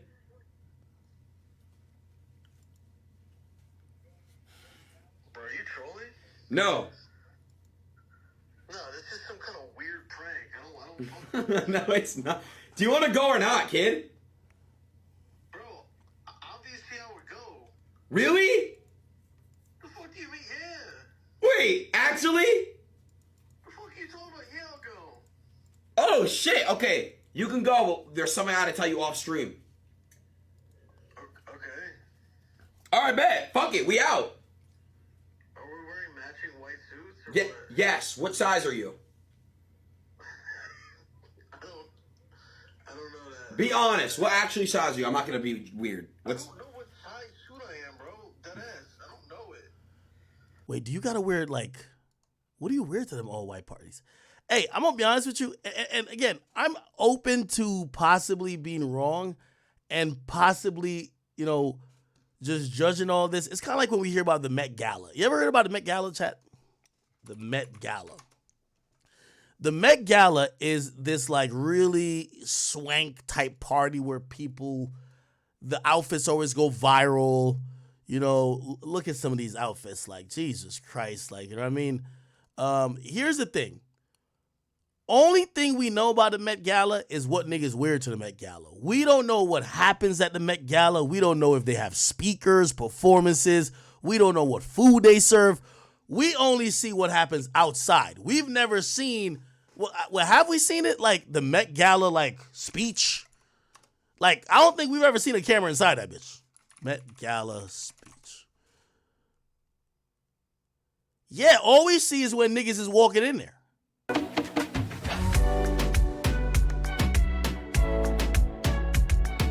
It's like they tell all the men, wear your most moist outfit. We see like this, like white carpet or whatever type of carpet interviews, but we never see what happens in there. Now they want us to believe that this is like some ceremony that is like lit, but we've never, oh, here we go, inside the Met Gala. We never Sit down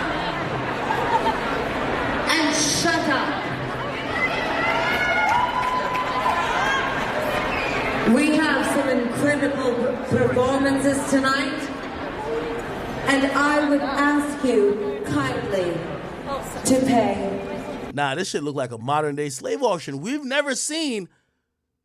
only seen what they wear to this shit. We never see what happens once they get inside. Attention. Are you quiet? Are you focused? Yes. Are you ready? Yes. In her notes on camp, that camp is a way of seeing the world as an aesthetic phenomenon. What the fuck? I've never seen inside of Met Gala. Theatricality. Anyway, this is apparently the Met Gala right there. We don't know what's going on inside the Met Gala. So I kind of look at the all white party the same. Like, I mean, I hear they're playing music, but it feels like almost a little bit of secrecy going on there. And I could be just hating because I didn't get invited, right? I guess I did get invited because Aiden invited me. But for whatever reason, I feel like if I went to the Met Gala, I would not come back the same. I feel like I come back with a chip in my brain. I feel like I would come back and 4 niggas try to fuck me or some shit like that. Nah, it's not my type of wave. Anyway.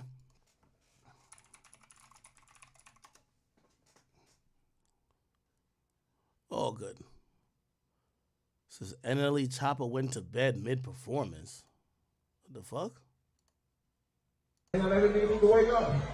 And wake this thing up.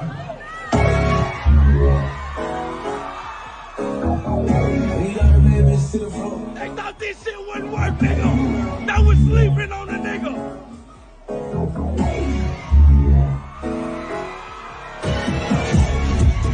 Bad bitch. I wanna You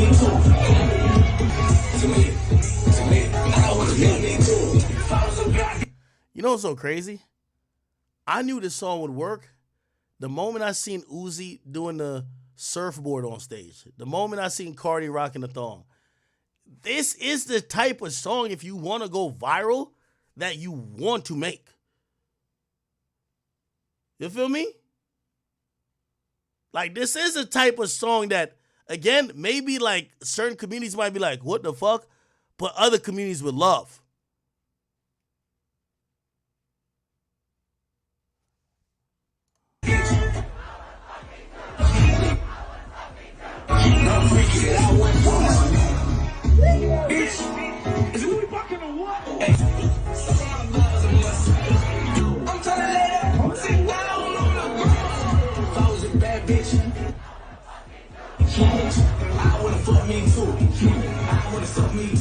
Yo, this is his mom and dad right here. That's how you know the money coming in. Dad and mom is like, fuck all this shit. And by the way, NLE Chopper Mom a whole gangster, but like the money rolling in for this one. Did that song ever chart? If I was a bad bitch. Oh man, as we do look at the charts, man, I've seen people say I was slick hating on Kendrick. Congratulations to Kendrick. Kendrick does have the #1 song in the country, well deserved. That song is moving. I see it. Wait, hold on, not remove. Hold on, pause. That song's moving. Not Like Us. Well-deserved song. Apparently, it almost broke the most streams ever in a day. But Drake's song, I think either Girls Want Girls or Champagne Poetry still holds the #1 spot. Regardless, it debuted at #1. This is Kendrick Lamar's first time debuting at #1 with Not Like Us. I'm going to keep it 100, man. The song is fire. The song is infectious. I personally feel that once this song dropped, it was a concerted effort on Kendrick's behalf and his team to try to just call the battle because they didn't want to drop more songs. I think they got more songs, but you found the hit already. I think they're going to rock with this song. I've heard many rumors. I don't even know if these are true. I've heard rumors that, they're going to rock out with the song, do a video. Allegedly, Kendrick's wife might be in the video with Dave Free. You know what I mean? Not on some weird shit, but just pretty much letting Drake know, nigga, no, nigga. Ain't nobody had no kid with no motherfucking my GM on my label. You know what I mean? But this is a powerful and a dope look for hip hop. You know? I think this is a look Kendrick needed in the battle for it to look clear that he had the upper hand. But I think it was more important that in hip hop, this looked amazing, right? #1, he was the #1 record this week. But Euphoria, right? Which was last week, #11. This shit was #3 this week. Now, keep in mind, the timing of everything is that Taylor Swift has fell back off the charts. She dominated for 3 weeks already. But her songs aren't 1 through 15 like it was when Push-Ups debut. When Push-Ups debut, Taylor Swift just sold 2.6 million that week, and all her songs were the first 15 songs. You get what I'm saying? So, yeah, you got Not Like Us. You get Euphoria here. I guess we're still counting Like That, even though I think Like That's very different from these other records because Like That is a radio record that is being pushed. If you guys don't know how this Hot 100 shit works, it takes sales. So it takes sales, streams, and radio play. That's the big thing. Radio matters a lot. Now, the thing with Not Like Us and Euphoria and Family Matters is that because they dropped the week of and they weren't scheduled singles, they probably had little to no radio play. So them charting is way more impressive than Like That charting. Like That's a hit that a lot of people have spent a lot of money behind, and it's been doing great on radio. Drake, Family Matters comes in at #7. I think that's dope. And then, let me see what else. Okay, we got Meet the Grams, who's at #12. That's dope. Meet the Grams is #12. Push-Ups #17. So it just stayed at the same position. Okay. Let's see what else. Now, there's a stat that came out that 20%, either 20 or 30% of the entire streams this week on the Billboard Hot 100 charts came from songs that were dissing. So it's basically Drake and Kendrick contributed for like 1/5 of the entire charts in terms of streams. Which, if again, you know, despite if you like Kendrick or you like Drake, like that's a huge fucking win for hip hop. It shows that when hip hop is the thing people talk about, it could definitely change around the dynamic of the charts. Okay, Type Shit is 27. Let's see what else. Did Drake drop another record on DSPs? Did 616 drop on here? Actually, no. So basically, yeah, all the diss records were in the top 20. Yeah, all the diss records were in the top 20. All these at this point is Taylor Swift, yeah. Is NLE Choppa in the shit? NLE Choppa. Oh, he ain't making it. Okay, anyway. So Not Like Us, Like That, Euphoria, Family Matters, Meet the Grahams, and of course Push-Ups. All of these are in the top 17 tracks that came out. Got to give it to both guys, man. Hey, listen. It's a W for hip-hop, and I know some of y'all think that I'm saying that facetiously. When it's a W for hip-hop, it's a W for me, right? It was a W for me as well. So, you know, I'm glad that we had that week, even if either we might not see that ever again, or it might be a while before we see it. So, good shit for hip-hop. Okay. All right. Let me see what the fuck. People are side-eyeing Soulja Boy after a tweet resurfaced from Ruby Rose in 2013. What's the tweet? It says, "Me and Soulja have history, no lie." Was Ruby Rose just like confessing everybody she slept with? Huh?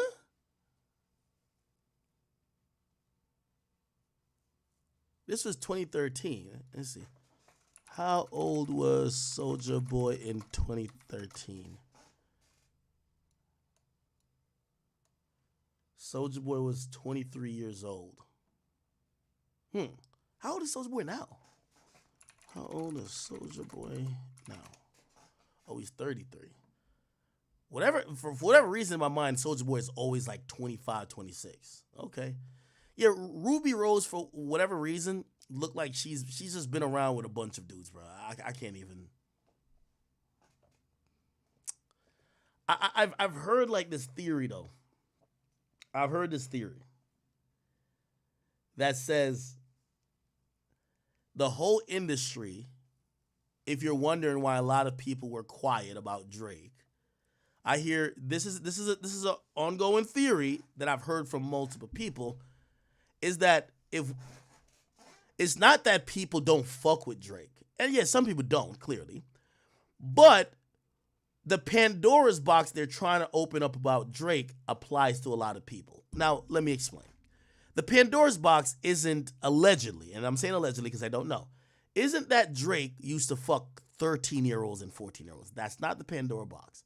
The Pandora's box is people who may have not waited till 18, which means that at some point, who knows if they were 21, 22, or whatever the case is, they were fucking a chick who was like 17, or for some of these guys, I ain't gonna lie, I heard 16 too. And a lot of these guys, it's actually documented that they've done that. And if they come out and say something, it might start up a whole thing for them. Like, for example, look at Ruby Rose, right? Ruby Rose is allegedly tied or was involved with some of these guys when she was allegedly 16 or 17. Now, is she going and shouting on the mountaintop saying that these guys are perverts or creeps or pedophiles or whatever? No. But it is what it is. By the way, I've always told y'all, back when drill was popping, that was one of the things that used to happen, right? I'm not here to out nobody, but I remember women used to come to me and be like, they would be getting mad at said rapper, whatever rapper in the drill movement. They were like, yo, this rapper just fucked me over, blah, blah.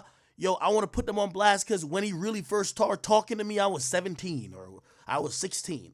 And I remember saying, like, bro, I think you should go to the cops. Like, this is not like, you don't use my platform to get mad at your boyfriend. Go to the police. Like, you know what I mean? That's what you should do. Go to the cops. And most of the time, or actually all the time, they never wanted to pursue legal action or or go to police. They just wanted to shame the person because that person stopped fucking with them. And that's when I realized. I was like, it's actually way more commonplace than not that a lot of these rappers have done one of these like weird relationship things with, especially after they've gotten famous. Because think about the drill movement. Some of these guys were 23. All their fans was like 14 to like 17. So I've heard, I'm not defending it one way or the other, but I've heard when people ask why it's so quiet when it comes to Drake, there is a lot of these other artists who are just not under the microscope and that they would just rather this conversation move along because no one wants to get in that conversation of, yo, did you used to deal with so-and-so at so-and-so and so-and-so? That's what I've heard it to be. I don't know if it's true, but that's what I've heard. Okay?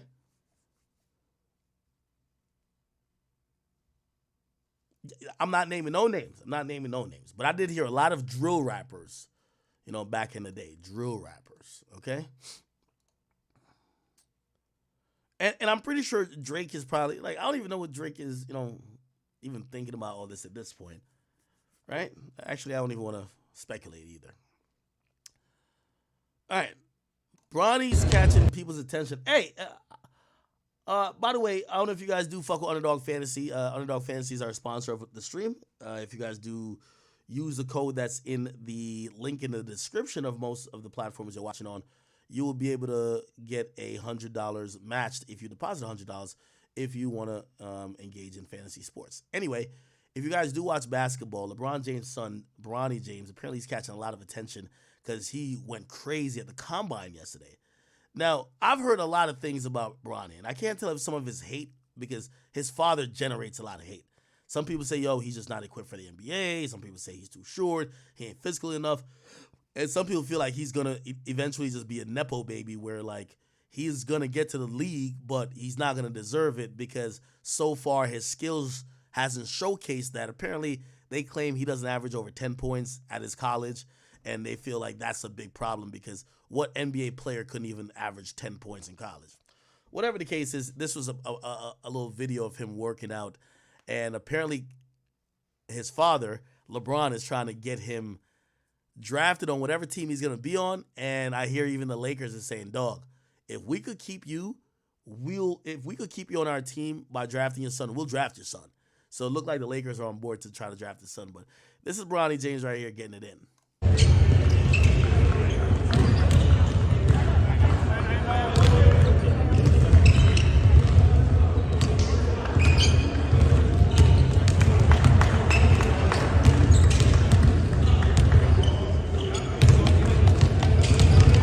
Looked like he got a better jumper than his pops.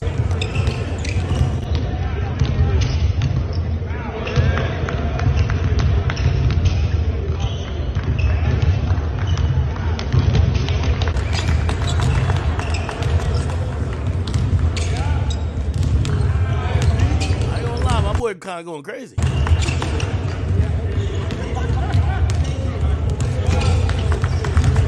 my boy not missing shit.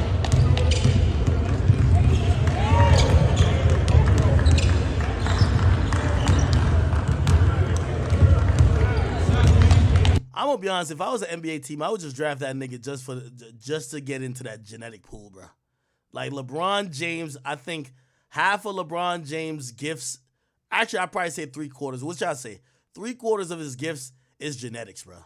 Whatever God put in his genetic mix is probably 3/4 of the reason why he's so good. He's resistant to injuries, could jump out the gym, athletic at 45. I mean, I guess the IQ he probably had to develop, but shit. Anyway. All right. What the fuck? What is this? Bill Simmons hints on his podcast that NBA's inside the NBA might be done. Okay, whatever. Okay. The Meek Mill shit is just so much. So No Plug posted this clip, and I guess it's old, but I guess it's Soulja Boy a couple years ago when he was popping shit that he runs Atlanta. No Plug is a guy who killed Bankroll Fresh, and he's 21 Savage, one of his main guys. He supposedly had video of Soulja Boy years ago copping a plea that he didn't run Atlanta. That's when Soulja Boy went off saying he run Atlanta, this and third.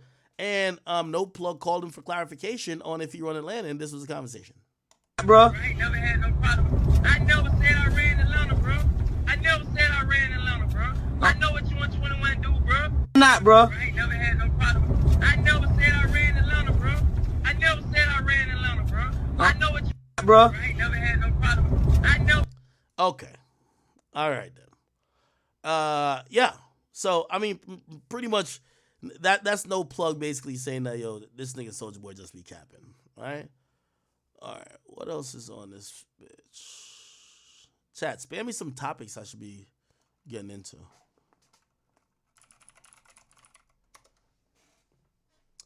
I was actually ignoring this one topic. I might talk about it. Did y'all see Freddie Gibbs with his new chick? He basically did her like his old chick. So Freddie Gibbs got another woman that allegedly may be doing OnlyFans shit. He got with her and basically nutted in her. She's pregnant now, and she's claiming on social media that he dipped on her, right? Did y'all see that? Maybe I could Google it. Freddie Gibbs, baby. It's like the new one. Not the old one. It's the new one. Except this one's claiming that she got her ass beat and all that type of shit.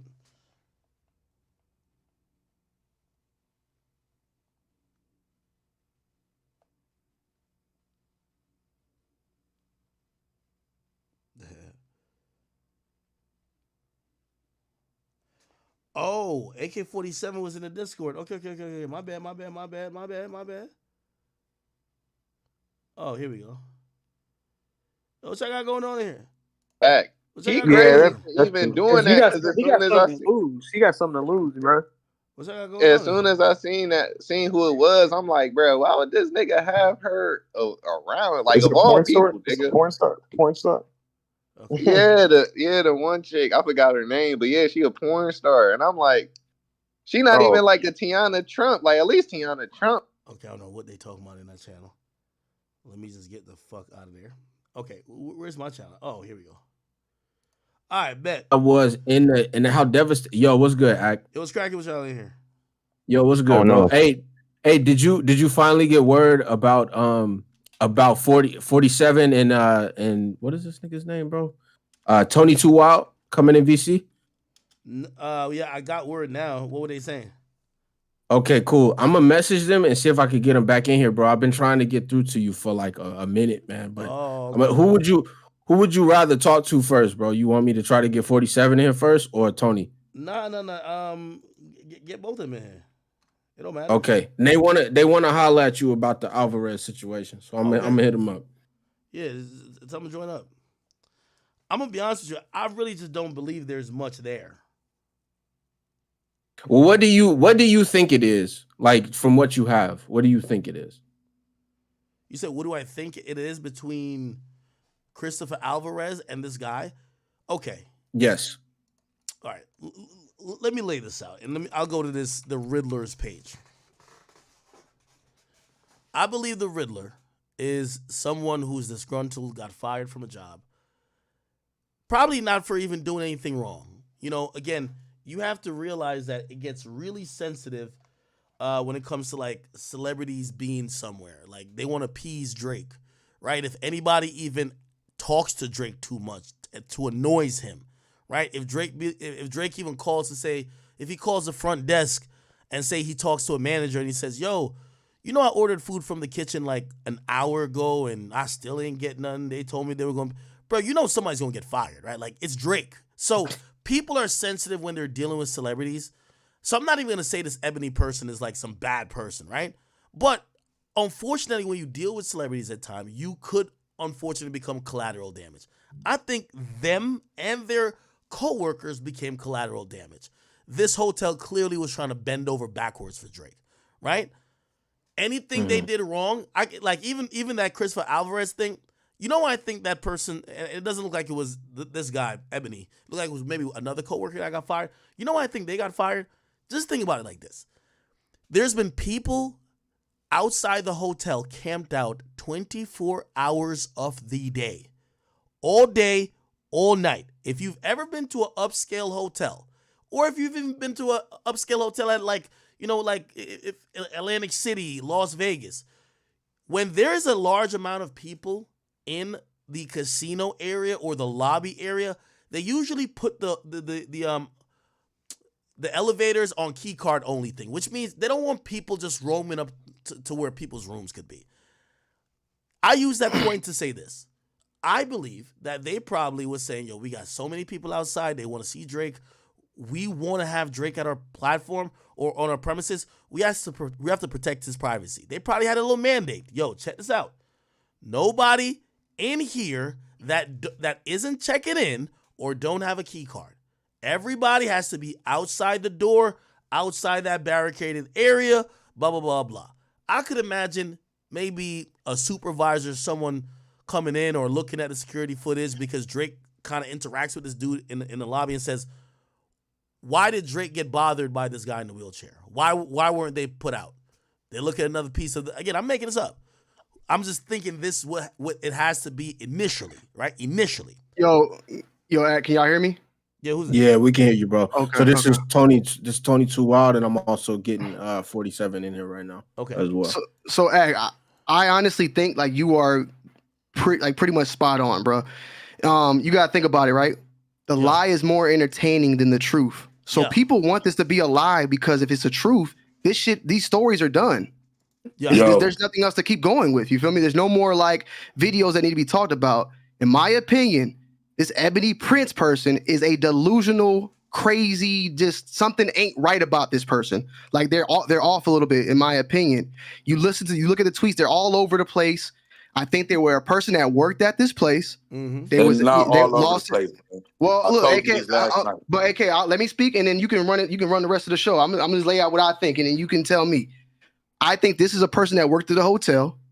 Mm-hmm. They were already getting goods at people these people come in and out all the time, millionaires, whatever. They leave shit behind. They got some system that they work it out when someone leaves something. Yeah. They put some sort of system in place, and then dispose of this, whatever, and he go do his. People find ways. I'm keeping this. I'm keeping that. He sells the shit. You know what I'm saying? We actually found the dude's Facebook. The motherfucker's selling shit on his Facebook account. Items that he retrieves. So I think he's just selling that. I think when you came out and said stolen goods, it fucked his bag up. He wanted to do this auction. He hearing that the stuff he got is stolen, so he can't sell his product now. So this is what this is all about. Now the Chris Alvarez. Now this one, I might be reaching, but hear me out and you tell me, right? Yeah. He's showing that video of this Chris Alvarez individual. I think that this guy thought that Chris Alvarez was a kid. 9-year-old body, grown-ass man. He has a caretaker who his mother is his caretaker. Maybe he saw him with his mother and he left him alone. Now he sees this guy following Drake. I mean, when you watch the videos, if you actually look at his Instagram, he looked like a kid, kind of. Like a little, he don't look like a grown-ass adult. Remember, all them celebrities that, what's that, the one that's like from the foreign one, the Habashu guy? Like, people think he's a kid. They're like grown-ups. You feel me? So I feel like this dude must have thought that was a kid, and that Drake was hanging out with him without no parental advisory, and that's why he's showing him in the video. Because what little kid wheelchair himself around at 3:00 in the morning? That's the part that's looking weird and suspect. That's why if you saw something like that, we would address it. If you saw Drake with a kid, you would put these like, this is my duty to report if I see something of this matter. That's the part. You was on my live. We figured it all out. Why is you even like? I don't understand. I didn't catch that. What was figured out? What was figured out? I didn't catch that part. We misinterpreted everything. Okay, break it down to me. All right, so I'm watching your live right now. So when you go back, this is not really about what we thought. The dude in the lawsuit is the key to everything. If you go back, scroll. Okay, you want I'll see you playing the video. If you go back to the beginning of his tweets, he's accusing Drake and his entourage of kicking the dude's ass. If you go all the way back. Okay. I'm going go all the way back. Hold on, I can stream in here too. That make y'all could see it. Sure. Keep going all the way to the beginning. Yeah, hold on. I'm just trying to stream this. That y'all. He's gonna stream it in the VC. Yeah. Here. Okay. But just watch it. Yeah, watch his stream on here. Yeah. Where? Okay, is you at the beginning? I see Ebony Print. Yes, No, go all the way to the beginning of his tweets. Okay. You talking about this? The 6 months later, To the very first one. Just go all the way back one. to the very first one that he tweeted. Okay. It was this. That's the key though, right there. That's the key, but keep going. Okay. Yeah, well, there's not much, there's only one thing before Okay, this. I see you at the beginning. All right, scroll. All right, that's the video. Okay, now past the video. Uh-huh. Keep going. Past the video. Go to the next tweet. It says. Keep going. Are we talking about this or keep going? Keep going. That one. Now read what he actually says over with the little kid in there. Okay, so you're saying to Mr. Aubrey, Graham, may this photo help jog your memory as to where you discarded those items. The issue in the photo should also also jog your memory. Jimmy Brooks would have not been proud of you that night. The issue is the wheelchair guy. Now, do you remember when the wheelchair guy said he got security fired? The security got fired because of him? Yeah. Okay, so basically what happened was he's not saying that Drake threw away any items at this time. He's saying let it jog your memory on where where you left the items. And the issue is in this video. Now, all right, later when we scroll up, you're going to figure out where he said you made an enemy because people got fired that night. So, dude was in there, and out of dude's mouth, he said he wasn't supposed to be in there. Drake called him and told him to meet him at the hotel. He said that the security guard got fired because they weren't supposed to let him wait inside of the hotel. But they let him come in the hotel. Now, remember the tweet where he said Drake does things like say, I'll be there in 2 minutes, but it really turns into 10 minutes? He was only supposed to be left there until Drake pulled up and Drake told him, I'll be there in 2 minutes. It turned into 10 minutes, which violated hotel security. So these dudes got fired because of the problem in the picture, which was the dude that was in the wheelchair. Notice what he's saying. The issue in the photo is him. There was also a tweet that he said, he said what you just said, AK, too. So I mean, there's something what you're saying there. I didn't catch this this stream, by the way, AK. So what you're saying is new to me, but he says that earlier up. He's gonna say just like telling people 2 minutes when you really pull up in 10 minutes or some shit like that. Right, but we didn't get there. You're right. So you're going to see when he say that when the people got fired, that's when he created an enemy. All right, now keep going up. Okay. Still go up. Hold on, is my live behind? Okay, keep going up. Hold on. You remember you had many things discarded in the past. You were blocking my money with your lies. Push up, really. You made it. And okay, now look at that tweet. Go up to the 2 Black Americans tweet. Okay. 2 Black American men. All right, now what do it say? 2 Black American men became unemployed at this exact moment you made an enemy. That's the exact time. If you notice, that's the screenshot of the picture with the dude in the wheelchair in there. Drake and them basically acted a fool because of the way the dude in the wheelchair was being treated. Look, 319. Now, if you go back to the video, you see, and you go to the time, them dudes got fired for letting the dude in, and the dude in the wheelchair said it in his actual statement that he made. Wait, are you saying that I'm sorry Drake's that the man got fired for letting me in when he wasn't supposed to? Wait, are you saying that Drake's team turned up on the hotel security? Because of the little dude, because all right, if you notice, the little dude said he wasn't supposed to be in there. Yeah. He's sorry for the people that got fired because he was in there. So the dudes got fired for letting them in there. And then Drake and them pulled up because the reasons he's there is why? Because he said Drake called him to meet him at the hotel. Wasn't it also like raining or some shit? Well, I don't know. I know he didn't have a jacket on, which means he was there first. And you can see they're coming in. They're coming in the hotel. He was already there. You see the dude with the luggage. If you go back to the video, go back to the picture. Oh, here. With the dude in there, with the little kid dude. Yeah, I got it up now. Now, he don't got on nothing. They do it. OVO dude coming in with luggage. They coming from outside. He been in there. Waiting for Drake. Now it gets deeper. Now keep going. All right, now we got that out the way. I'm telling y'all, this is exactly what happened, dude. I'm about to get the dude on my chat. Anyway, we ain't got to talk about that. All right, now go back to the tweets. Keep going up. Yeah. Okay, hold on. Yeah, all right, now that hold on, go back down. Mm-hmm. To the wine tribe dude. I didn't even see you on the in Discord. Him. Now you see the wine tribe dude? Yeah. This guy right here. He has a lawsuit out on the hotel. Yeah. If you read the lawsuit, he's claiming that he had got struck in the head. Oh, you pulled the lawsuit. Okay, he claimed he got struck. Yeah, I got the whole lawsuit. Okay. So when you read it, he's claiming he was protesting the night. This was the last day Drake was in New York. Okay.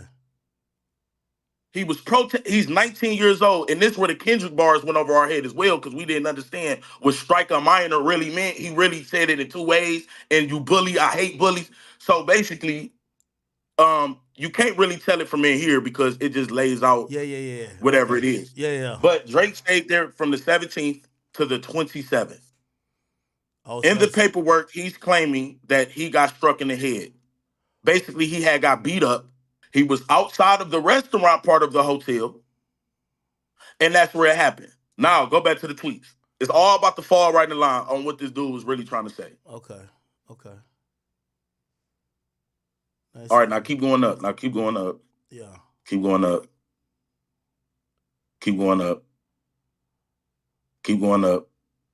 You can pass all this shit, because some of this shit, he just be rambling. Okay, hold on. Okay, yeah, keep going up. Past that. Pass all that. I can't believe he exposing them type of people, though, but keep going up. What about this? Keep going. That really is just him. I don't believe it. Yo, Drake walking out and drinking a mimosa while a nigga's getting his ass beat. Like, security is crazy. No, that's a woman. Or a woman, yeah. A nigga drinking a peach Bellini. Like, this shit is crazy. Drake is that's a woman. It's just another day for him, man. This around the time of the protest. Now, if you notice, it's a dude that's trying to hand Drake some paper, but his security cut him off. Yeah, right here. Yeah. He walk up, he trying to hand Drake some paper. Yeah. But he cut him off. What's that sign in the back say? They protesting. They protesting. Some of them might be Drake fans, but some of them are continuously protesting. Okay, now we don't know what that paper actually is. People was guessing on what the paper is, but this video don't even matter. This was just him basically telling Drake, like, I've been around you, trying to refresh Drake's memory. Now keep going up. Oh, shit. Okay. Because we're going to break down. Keep going.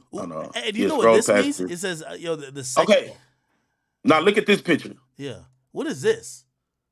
They're outside of the restaurant part of the hotel. That's the side of the hotel. Who is this guy? The people don't matter. He's just refreshing Drake's memory outside the hotel, the restaurant part. Yeah. And then child abuse. Whenever he sees abuse on a teen or a child, he has to report it. Now keep going back up. Okay. Child abuse and maltreatment. Now keep going back up. Hold on. Let me read. Keep going.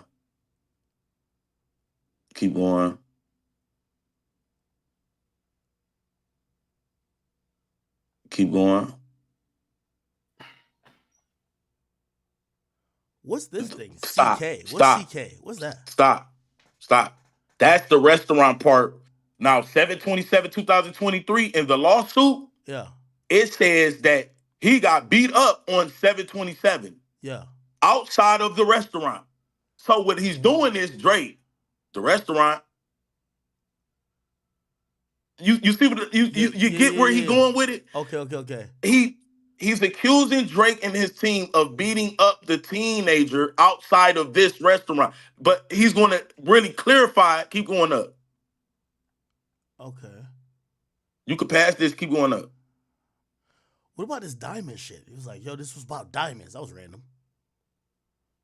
Because he was trying to sell shit. I think a lot of, as I was saying, like a lot of this shit doing. This is just a disgruntled individual that fucked up his money. He's spilling all the beans now. Yo, I ain't gonna lie to you. He's salty as fuck, Yo, basically. if But I we stayed at this hotel, understand. if I stayed at this hotel and I lost anything, nigga, I'll probably put a hitman on this nigga. This nigga probably got all your precious items trying to sell. He's selling them on Facebook right now. We looked it up. Yeah, he got all that. Like he's selling on Facebook. He got suits, dresses, fucking shoes, everything. Hold on, y'all. Before I forget, let's just take care of it, and then we'll find them on Facebook. Now keep going. Okay. Keep going up. Okay, go ahead.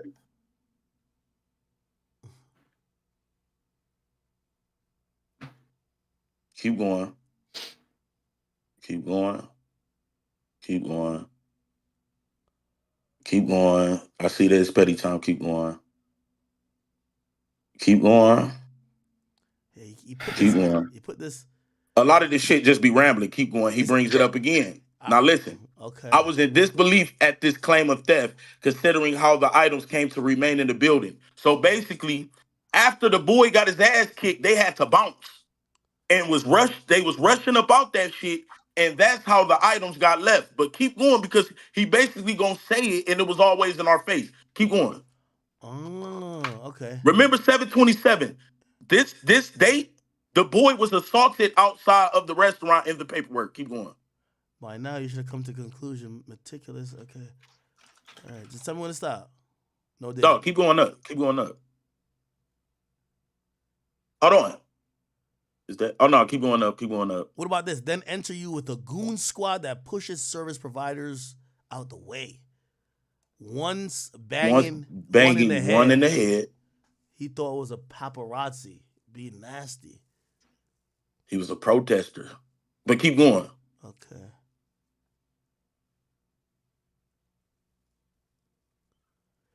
So now he says, now to this. He's talking about the training he did about child abuse and maltreatment. Which goes back to the dude. Keep going. Keep going. It should be a tweet where he says, young Theodore made us keep going, basically. Oh. My eyes are not trained to determine age. They're trained to decipher adult from an adolescent. Young Theodore made changes to how we monitored youngins. Once again, referring to how young Theodore got his ass beat outside of this restaurant. And he's basically, because if you notice in the tweet, he said they circled him and asked him because there was a report of an assault that he had to basically come forward and say all what he know and all that shit. So he's treating young Theodore as an adolescent because at the time, young Theodore was what, 17, 18, or 19, one of them. He was 19. And it made changes to how they monitor youngins because he got his ass kicked. And if you bring up the paperwork, this date, 7/27, is when Theodore is claiming he got assaulted outside of the restaurant, the Caspia. Oh. Let me ask you a question. Now, because I read this. If we go to Kendrick Lamar bars, Kendrick obviously was talking to this dude. So when we thought strike a minor, it meant two ways. Yeah, he was talking about the girl, but also this dude got struck. And I hate bullies. So if you put everything together, he was never really saying that something happened to the dude in the wheelchair. A 19-year-old is not a minor. That's the only thing that's throwing me off. But he's considering him an adolescent. If you're not under, you gotta. That is a minor. I mean, wait. The only if thing. You ain't, let me try to, and you could debunk this probably real quickly. But right. When I watched this or when I read this, you know what it made me think? Because the Theodore kid, right, who sued, apparently he had first got kicked out of the hotel because he was a underage kid drinking and buying drinks. So when I read this and it says young Theodore made changes on how we monitored youngins, I'm thinking because he got kicked out of the hotel months ago, it was probably it was a big deal. Like, yo, you have a teenager who was trying to buy tens of thousands of dollars of liquor. Yo, we can't let that happen. Like, we lose our liquor license. Shit's crazy. I'm thinking that meant he made us look at anything with kids a little bit different. I don't know if I'm wrong. No. Okay. Theodore, that was 2 years. Theodore didn't come there for 2 years. If you read the paperwork, that he got kicked out 2 years prior to The 27. Why you think he keep highlighting 727? Okay. What Theodore was getting kicked out, that got nothing to do with the actual 727. Because once again, if y'all look at the paperwork, Theodore is claiming he got assaulted on 727, 2023. He got kicked out when he was 17, so that made 2 years before the actual assault happened. He started re-protesting a few days before Drake came into the hotel.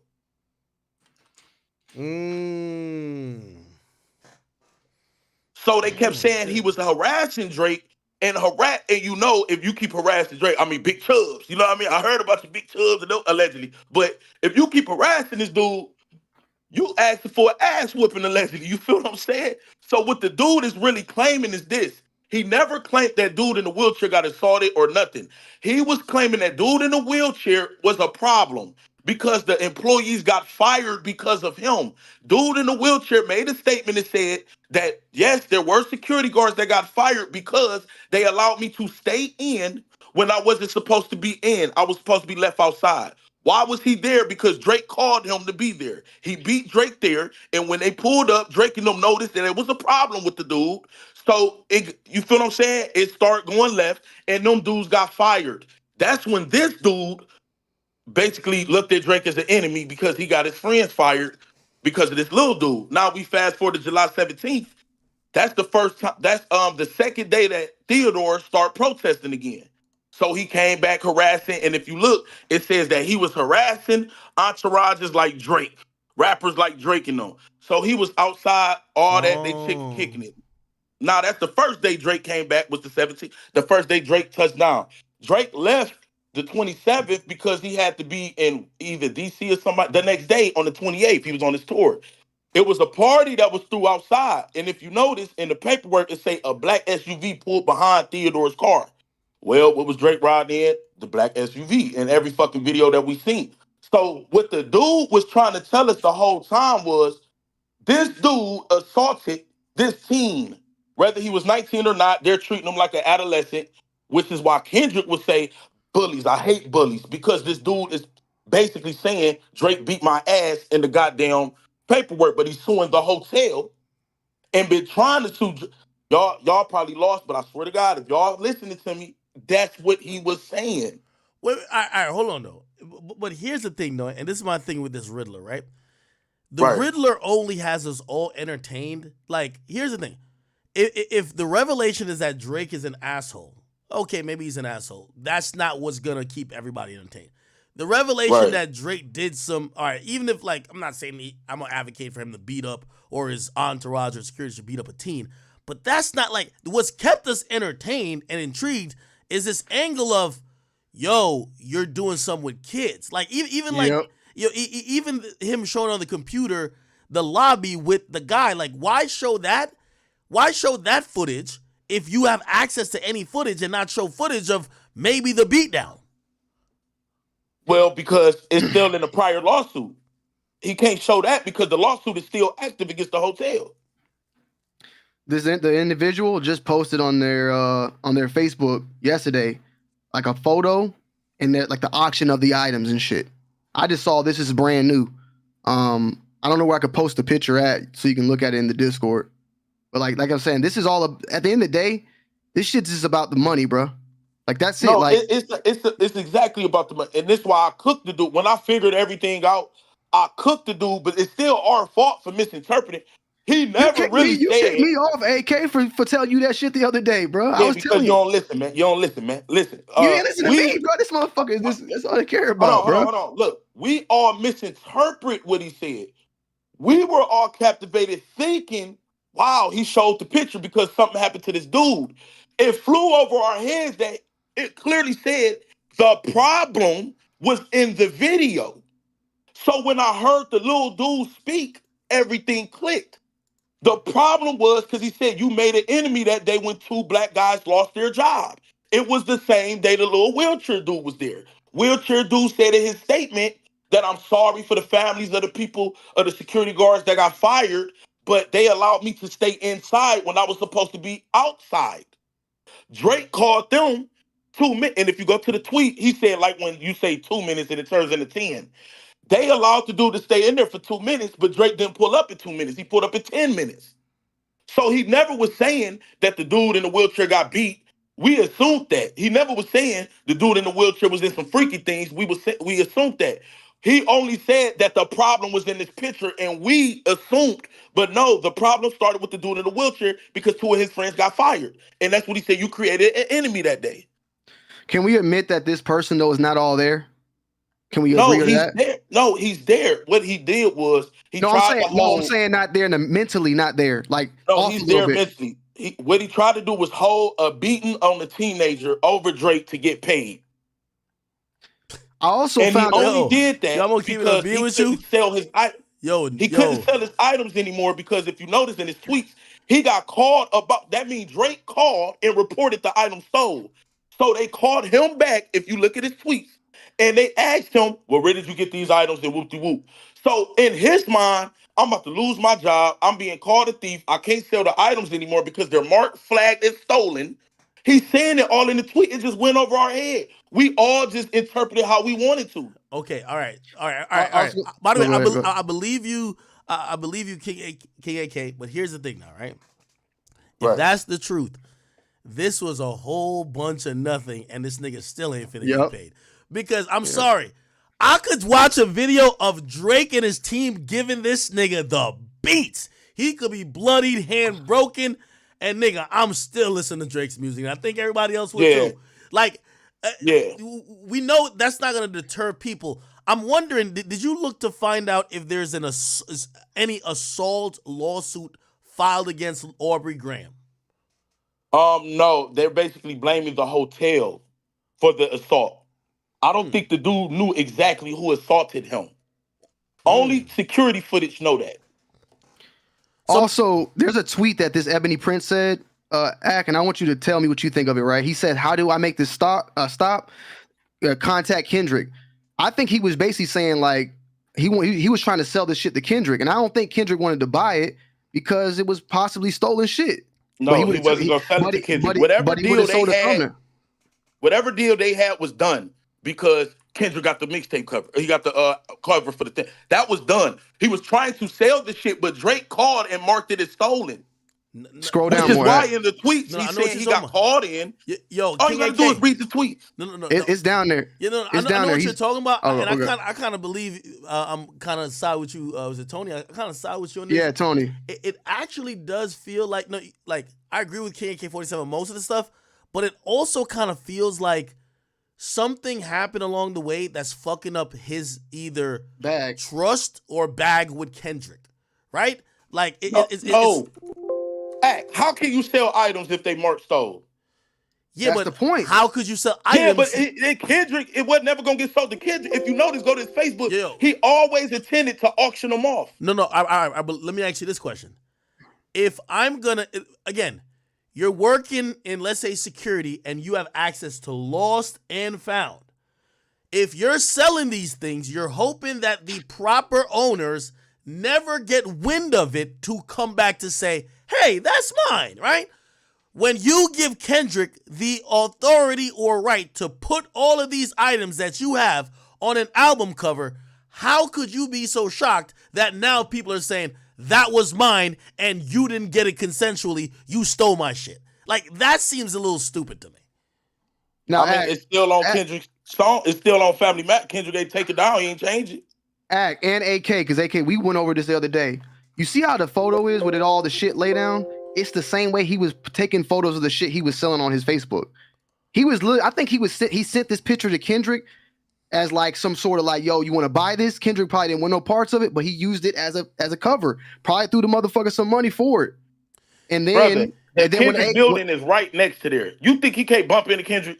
He done been around all these celebrities. You think it's hard for this dude to bump the two corners away where Kendrick penthouse is? But I don't think Kendrick gonna meet up with some random motherfucker, just some random dude. Hold on. How he random though? He been around. Wait. It does give a little bit of credence to perhaps, again, he was talking to Kendrick, but there's no proof that Kendrick actually either, number one, saw these items in person or had them, because the same picture that Kendrick used is the same video that he posted as his first video saying, I got the shit. Like, it looks like he staged them somewhere, right?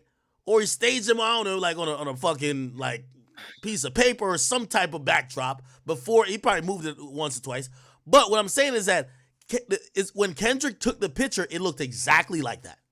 So I'm almost in belief that maybe Kendrick. I don't think Kendrick took the picture. We don't think that he took the this Ebony Prince took the picture. But that's what I'm saying. Think he got nothing for No. He's saying he thinks that Kendrick took the picture from Ebony. Ebony posted Kendrick it, never and had. he just took a screenshot of it. I don't. How he posted though? He didn't post it. Yo, I think Kendrick never had these possessions in his items. He got this picture while getting told a story because later on the dude says, "I've only told Kendrick." So they must have communicated. He said, I've only told Kendrick about this. So maybe Kendrick is buying it, and then he starts to doubt the veracity of this because Drake starts to mid-beef do the reverse mole. Oh, yeah, you think you got us? Nah, I really planted somebody. And then he hears me and others saying, oh, this was stolen. Kendrick kind of back. He uses the cover art. He probably leans a bit into it to make Meet the Grams, but he backs up off of it because honestly, I do think like half of the tweets seem like he's complaining like, yo, bro, you're at risk of not only fucking up my bag, fucking up my relationship with Kendrick. Now, but listen to this. This dude, y'all got to keep in mind, this dude is showing Kendrick how he got this stuff. Kendrick ain't backed off that. He didn't take down the cover. He doubled down and said, Drake, you're a liar and you're going to try to manipulate your way out the situation. He took what the dude told him as true. You think this dude wasn't showing him like, look, bro, this how I got this. I got proof of this. He been here at this hotel. These are his items with his name on it. I was working there. I'll say this though. This is what's really weird, right? Y'all there? Yeah. Y'all there? Yeah, okay. We here. This is what's really weird, right? The guy, this Ebony Prince, makes a tweet and says that at the cafeteria, someone showed him Family Matters. Meet the Grams. Like he didn't know that this picture got out. That's another weird thing. I'm thinking like that he sent this to Kendrick and Kendrick used it and didn't buy the shit from him. Where he says, little do I know, I found out on the cafeteria that something on a Monday. I think the song came out 30 minutes after. No, yo, I personally think it's weird that happened. No, that's really weird. To your point, hold on. I think Kendrick fleeced this nigga. I think Kendrick Yeah. started becoming Kendrick stopped trusting him, right? And Kendrick probably was talking, like hearing the story, and probably said, "Nigga, fuck this. I'm gonna just use this cover, but I'm not really gonna go back and forth." Because I think he was trying to sell Kendrick the items. I think he wanted to give but Kendrick doesn't have any use for physically having the items. No. You got to go back. This dude, see, when we found his Facebook, he always planned to have an auction. And by the way, I'm getting some drinks real quick, so just keep the conversation. I'm just grabbing some drinks. That means it was no. That means it was no. Oh, go ahead, AK. Go ahead. He always planned when you go back to this dude and you realize because we went to like 50 different people's thing. He always planned to have an auction November 9th to sell not just Drake shit, but all the shit. Whatever he got from the hotel. Whatever he got from the hotel. But he only made that public May 10th. When did all this shit? No, but it's other pages and other. That's what I'm telling you. I'm about to do a live stream, bro. I'm about to have the Theodore dude come on my channel. That means it was no secret to my closest colleagues that all these items were long in my possession. So last Monday, when I was finally shown Meet the Grams in the employee cafeteria, I instantly understood the assignment. Why was he shown that if he already knew it was coming? Shown what? That's what the tweet How said. did he know Drake? How did he know Drake was gonna say this shit was planted? What I'm trying to say is though the fact that what Axe said about he felt like Kendrick finessed him. Why is he finally shown Meet the Grams if he knew that this album cover was coming out already? Maybe he didn't. Maybe he didn't know the album cover was coming out, bro. Like at the end of the day, if I'm Kendrick Lamar and I got this random guy that I'm not associated with showing me all of these items that belong to Drake, right? That I can use to kind of use as an optic to say that I got a mole in your camp. I don't need to pay you, really. You already sent me a photo of this shit. I don't need to physically have it in my possession. I'm trying to tell y'all these dudes are not random. Everybody is connected. This dude know Kendrick and been around Drake. This dude, that wheelchair boy, even said he been around Kendrick and Drake. None of these dudes. All these dudes are connected in some way. Hey, let me ask you. So you're purporting you think that Ebony has had physical contact with Kendrick? Hey, let me you ask think you that they have met up in person? Hey, I'm back. I'm They back. got connections, bro. His fucking penthouse is 2 blocks away. Hey, let me ask He you a been question. around celebrities. Let me You ask think you- it's hard for this man to get in contact? If you see Drake been around the Ebony's, his picture been on their shit since 2016. Okay, let me ask Yo, you a Act, question. can you go down a little bit to that tweet I was talking about? I just want you to see how you take that. Okay. It's well, give me one okay. second. Let me just ask this question. Go ahead. And I'm also lay out how I view all this so far. Again, what's intriguing for me, and I think a lot of people, is the idea of this unknown and maybe what nefarious things. Like, imagine, like, put it like this. Yo, you ever seen that one meme where, like, this dude is in a hospital gown and he's running out the hospital because his girl got his phone? This is how I'm looking at this. But I don't really give a fuck that Drake is on Ozempic. If you care about that, cool. I don't care. I don't care that Drake takes sleeping pills or Adderall. I don't care that he had a Maybach glove. Like, even though respectfully, I don't even care if he slapped a teenager. I'm sorry to say. You know what I do care about? If they got Drake's laptop that's open with songs and text message conversations, you know what I thought was on this nigga had? I thought he had some shit where Drake was emailing people like, yo, make sure you come through with 5 16-year-olds. Set them up in the, like, that's what I'm like, oh shit, you have Drake. But he never said that. That can't, like he said, he don't know about the other modes. We just assumed that. Okay. If we reread all the tweets, I'm gonna tell the world right now. Wait, so all you don't this think it's his sexual laptop shit that then? we thought, you don't think that's Drake's laptop? No, it's Drake's laptop because the little dude in the wheelchair and the lady confirmed that it was Drake's laptop in their statement. Whoa. So that's Drake's laptop. Which make me believe this dude in the wheelchair had to conversate with Drake. How y'all know that was for sure Drake's laptop? Yo. By the way, his statement. You know what was interesting to me? If that's Drake's laptop, why would he have a random CCTV video? Like, why would he have that video? I'm out of curiosity. Yo, it's crazy. And by the way, also, here's the thing too. Put the shit on there. Yo, here's the thing too. Scroll up on the May 13th. Yo, keep going up a little bit. Yo, here's the thing too. Remember the nigga had said, he said something about an email. That's why I thought it was Drake's laptop. I'm like, yo, you got Drake's emails? Bruv, let me tell you this. I don't care. You could be a saint. If just like you could not really be cheating on your girl, but your girl, you wake up and you see your girl walking out the room with your phone on lock, nigga, you're gonna start moving at high speed, nigga, high velocity, bro. Yeah. Right?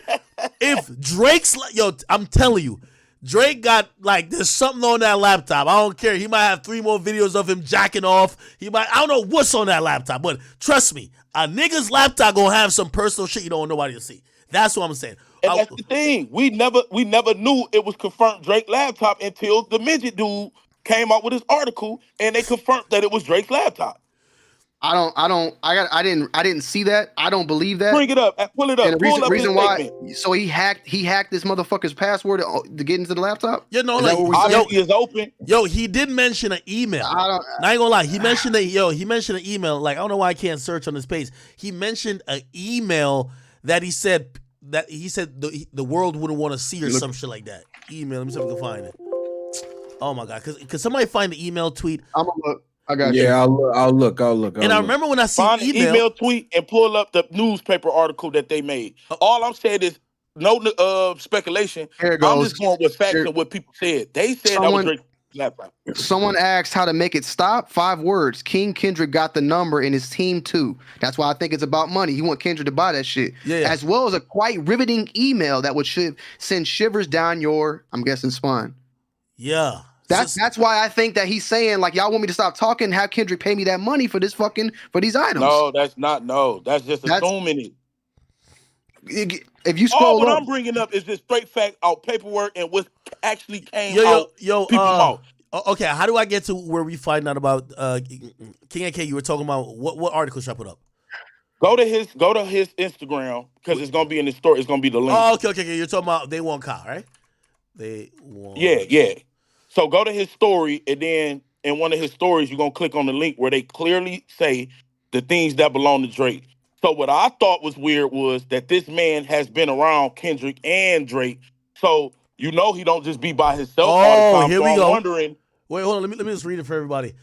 Ebony Prince 2K24 makes allegations that instantly go viral. It started May 10th when the user Ebony Prince 2K24 tweeted a threat of legal action at Drake and a close associate, hinting about having evidence of something awful, as well as a video showing items allegedly left by Drake at the Mark Hotel, including an old laptop, medications with Drake's legal name, Aubrey Graham on the bottles, receipts, and clothing. Some of these has been used as cover art by Lamar on the diss track Meet the Grams. And it says also, in the video, the items were arrayed on the balcony of the One Hotel Brooklyn Bridge, overlooking Brooklyn Bridge Park. Some speculated that Ebony Prince intended to imply that the laptop had evidence of wrongdoing. I'm gonna be honest. I gotta be honest, and y'all gonna hate me. It doesn't say that was his laptop. That's what they're speculating based upon what's in the video. The video is showing the old laptop. Come out there. It was a flag in the video and other shit, and got no. So they're not about to. But is the flag his? Then is everything in the video? No, then that's Drake's? not his. Clearly, it's the other dudes. They talked to the man. You think the dude they talked to Drake? Where does it say that this was Drake's laptop? That the man Bruh, said it? AK, you're saying that there is record of them speaking with the disabled person and him going on record saying that laptop is his. Do you have the article for that? When you have news reporters coming out, they make sure that they don't fuck up in no way. This dude is clearly got pictures with Drake, kicked it with Drake, hung with Drake. If y'all think that this man ain't taught to verify, okay, so what is the flag yours? What exactly in the video was yours? So we can make this article to clear our names.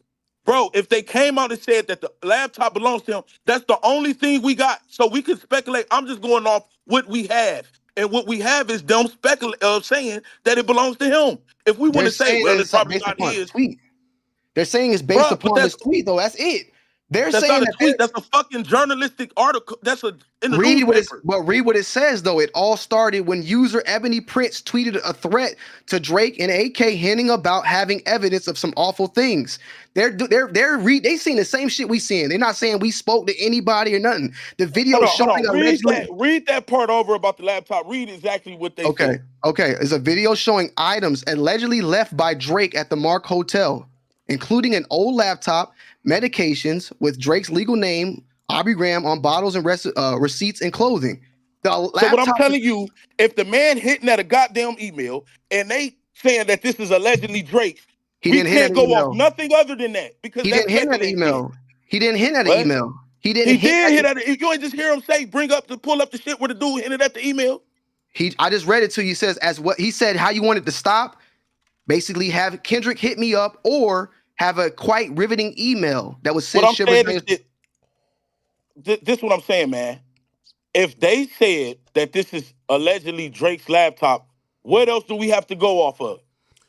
Okay, now the only thing I would add some context to this, right? And the context I would add is that number one, it's kind of crazy knowing that Drake might have a Panasonic, but secondly, let's look at the type of computer that computer is. Okay, and I'm using just some deductive thinking. Here's a real question: if that's Drake's laptop, why not have that in the fucking thumbnail of Meet the Grams as another item? That's true too. But here's the thing: a tough book, right? A Panasonic tough book, you usually see with engineer, and it's usually a field computer for people who like get dispatched to shit or people who are in the field a lot. When it comes to music, right? And I've seen many the majority of musicians aren't gonna have a tough book or even a laptop that's not OS X, because every time they're dealing with music or they're getting stems or whatever, they're working out a Logic or something that requires an Apple computer. Honestly, it's like you're not gonna see much. If I seen a producer pull up to a studio and he don't even got a Mac, that nigga is a prehistoric dinosaur. Now maybe Drake just had that for security purposes, because apparently a tough book also has certain type of encryption and certain things that might, protect information better. Here's my thing. If that was the case, why the fuck is the computer open? You know what I mean? Yeah. And we still acting like he was just by himself. I mean, you think these dudes don't have shit that's with him? He with two big security guards and whoever else. Okay. It's their shit, man. That's all I'm trying to say. All that what they left is theirs. But those type of laptops are known to have like you said, tough book, secure. Some people even said they don't access Wi-Fi or some shit like that. You're telling me that this guy, Ebony Prince, can just hack that shit like it's nothing and get into it. I just don't believe. I know some dudes who will figure out where you at right now. I'm pretty sure that, but they're not gonna figure out what the fuck my password is on my damn laptop. What if it just ain't? Anyway, look, that ain't even the point for real. Fuck the laptop, man. Because you be on my live, you gather all this information from everybody. You coming up here like you know everything, bro. You was sitting in my live, listening and figuring shit out. Hold on. I gave you information. What are you talking about? Hold on. You ain't give me nothing. Man. Right, Listen. Hold on. This the main meal of it. We thought that the man was hitting at nothing but underage activity dealing with women. Can we all agree that or not? That's what we all assume from jump.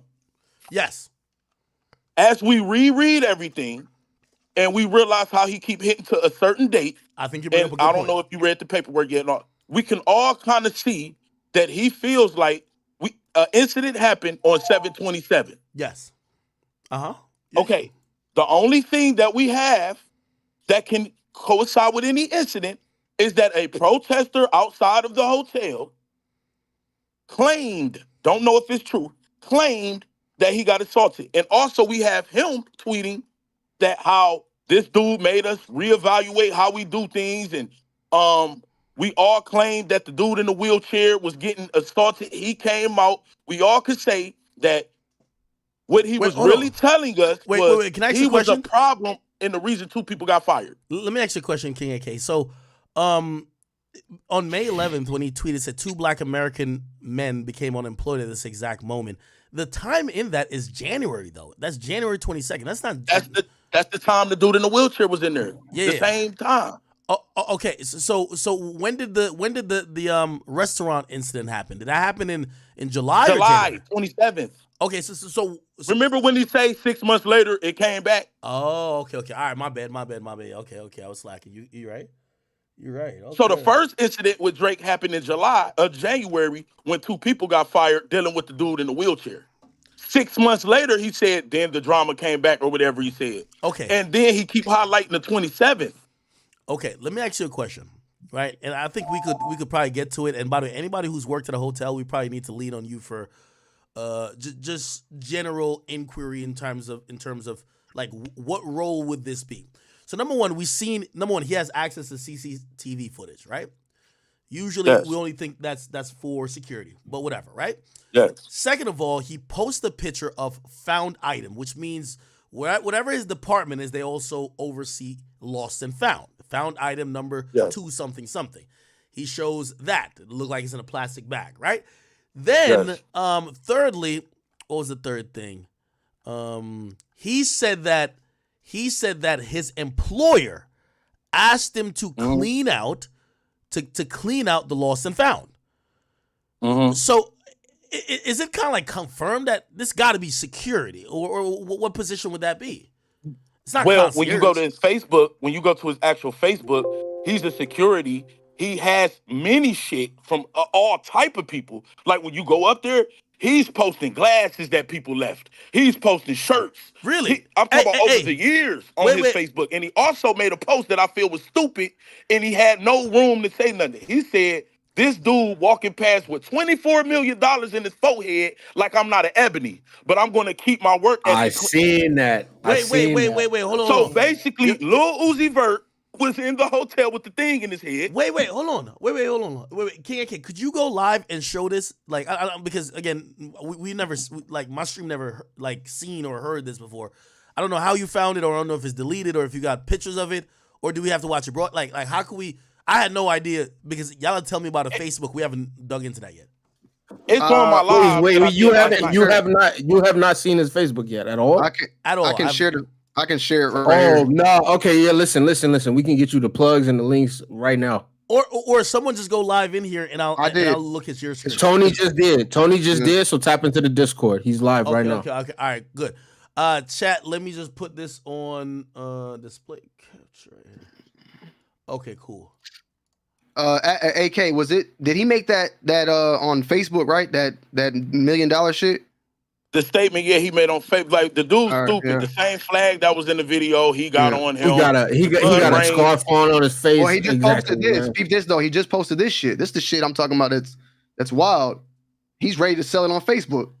How much he want?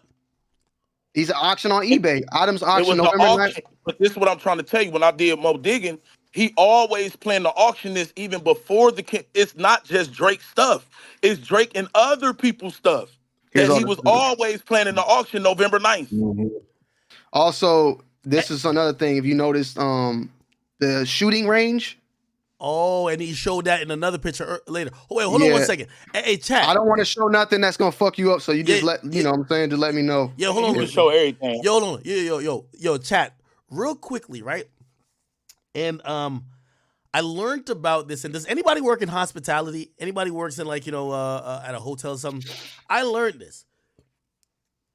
This chick put me on game because I'll lock sometimes my money and my jewelry in the safe and someone told me, they said, all the employees at the hotel know how to get up in that bitch, right? And I'm like, what are you talking about? I'm like, no, only the man. And I was like, no.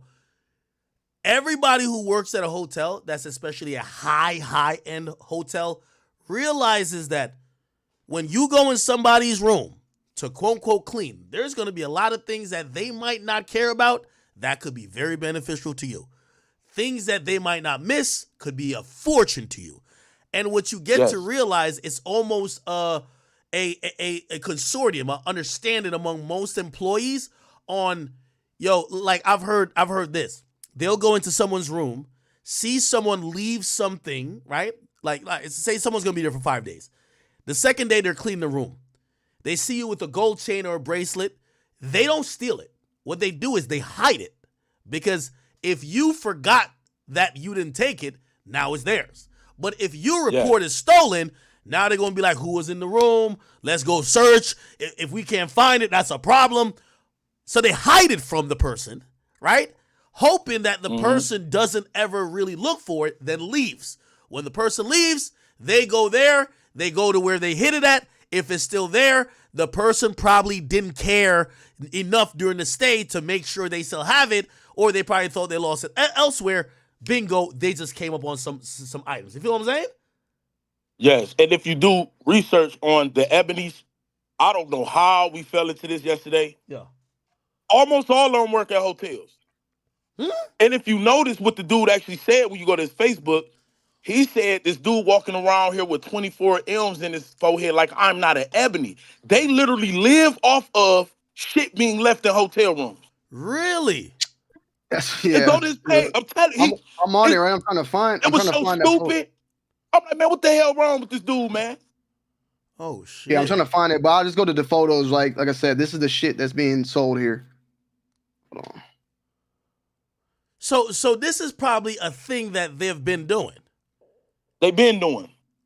Yeah. Oh, they got shades. Yeah, I mean, you can see on his profile. Like Drake is just a part of this. He's just one part of this. Yeah. He's been doing this. Where Drake messed up with him is dude feel like you have come here and fucked up over and over. These are now my items. During the midst of the beef, when you realize, damn, I left that shit because he was trying to refresh Drake's memory. I don't think Drake got so much shit. I think Drake could really how the fuck he get this shit? You see what I'm saying? And when he remembered, that's when he called the hotel, and that's what pissed this dude off because now all the items are marked stolen.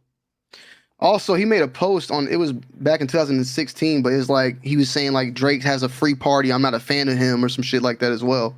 So I wonder if he had an issue with Drake and this was fake, fake kicking it because he made a post on here I don't fuck with Drake either. Okay, so let me ask you this question.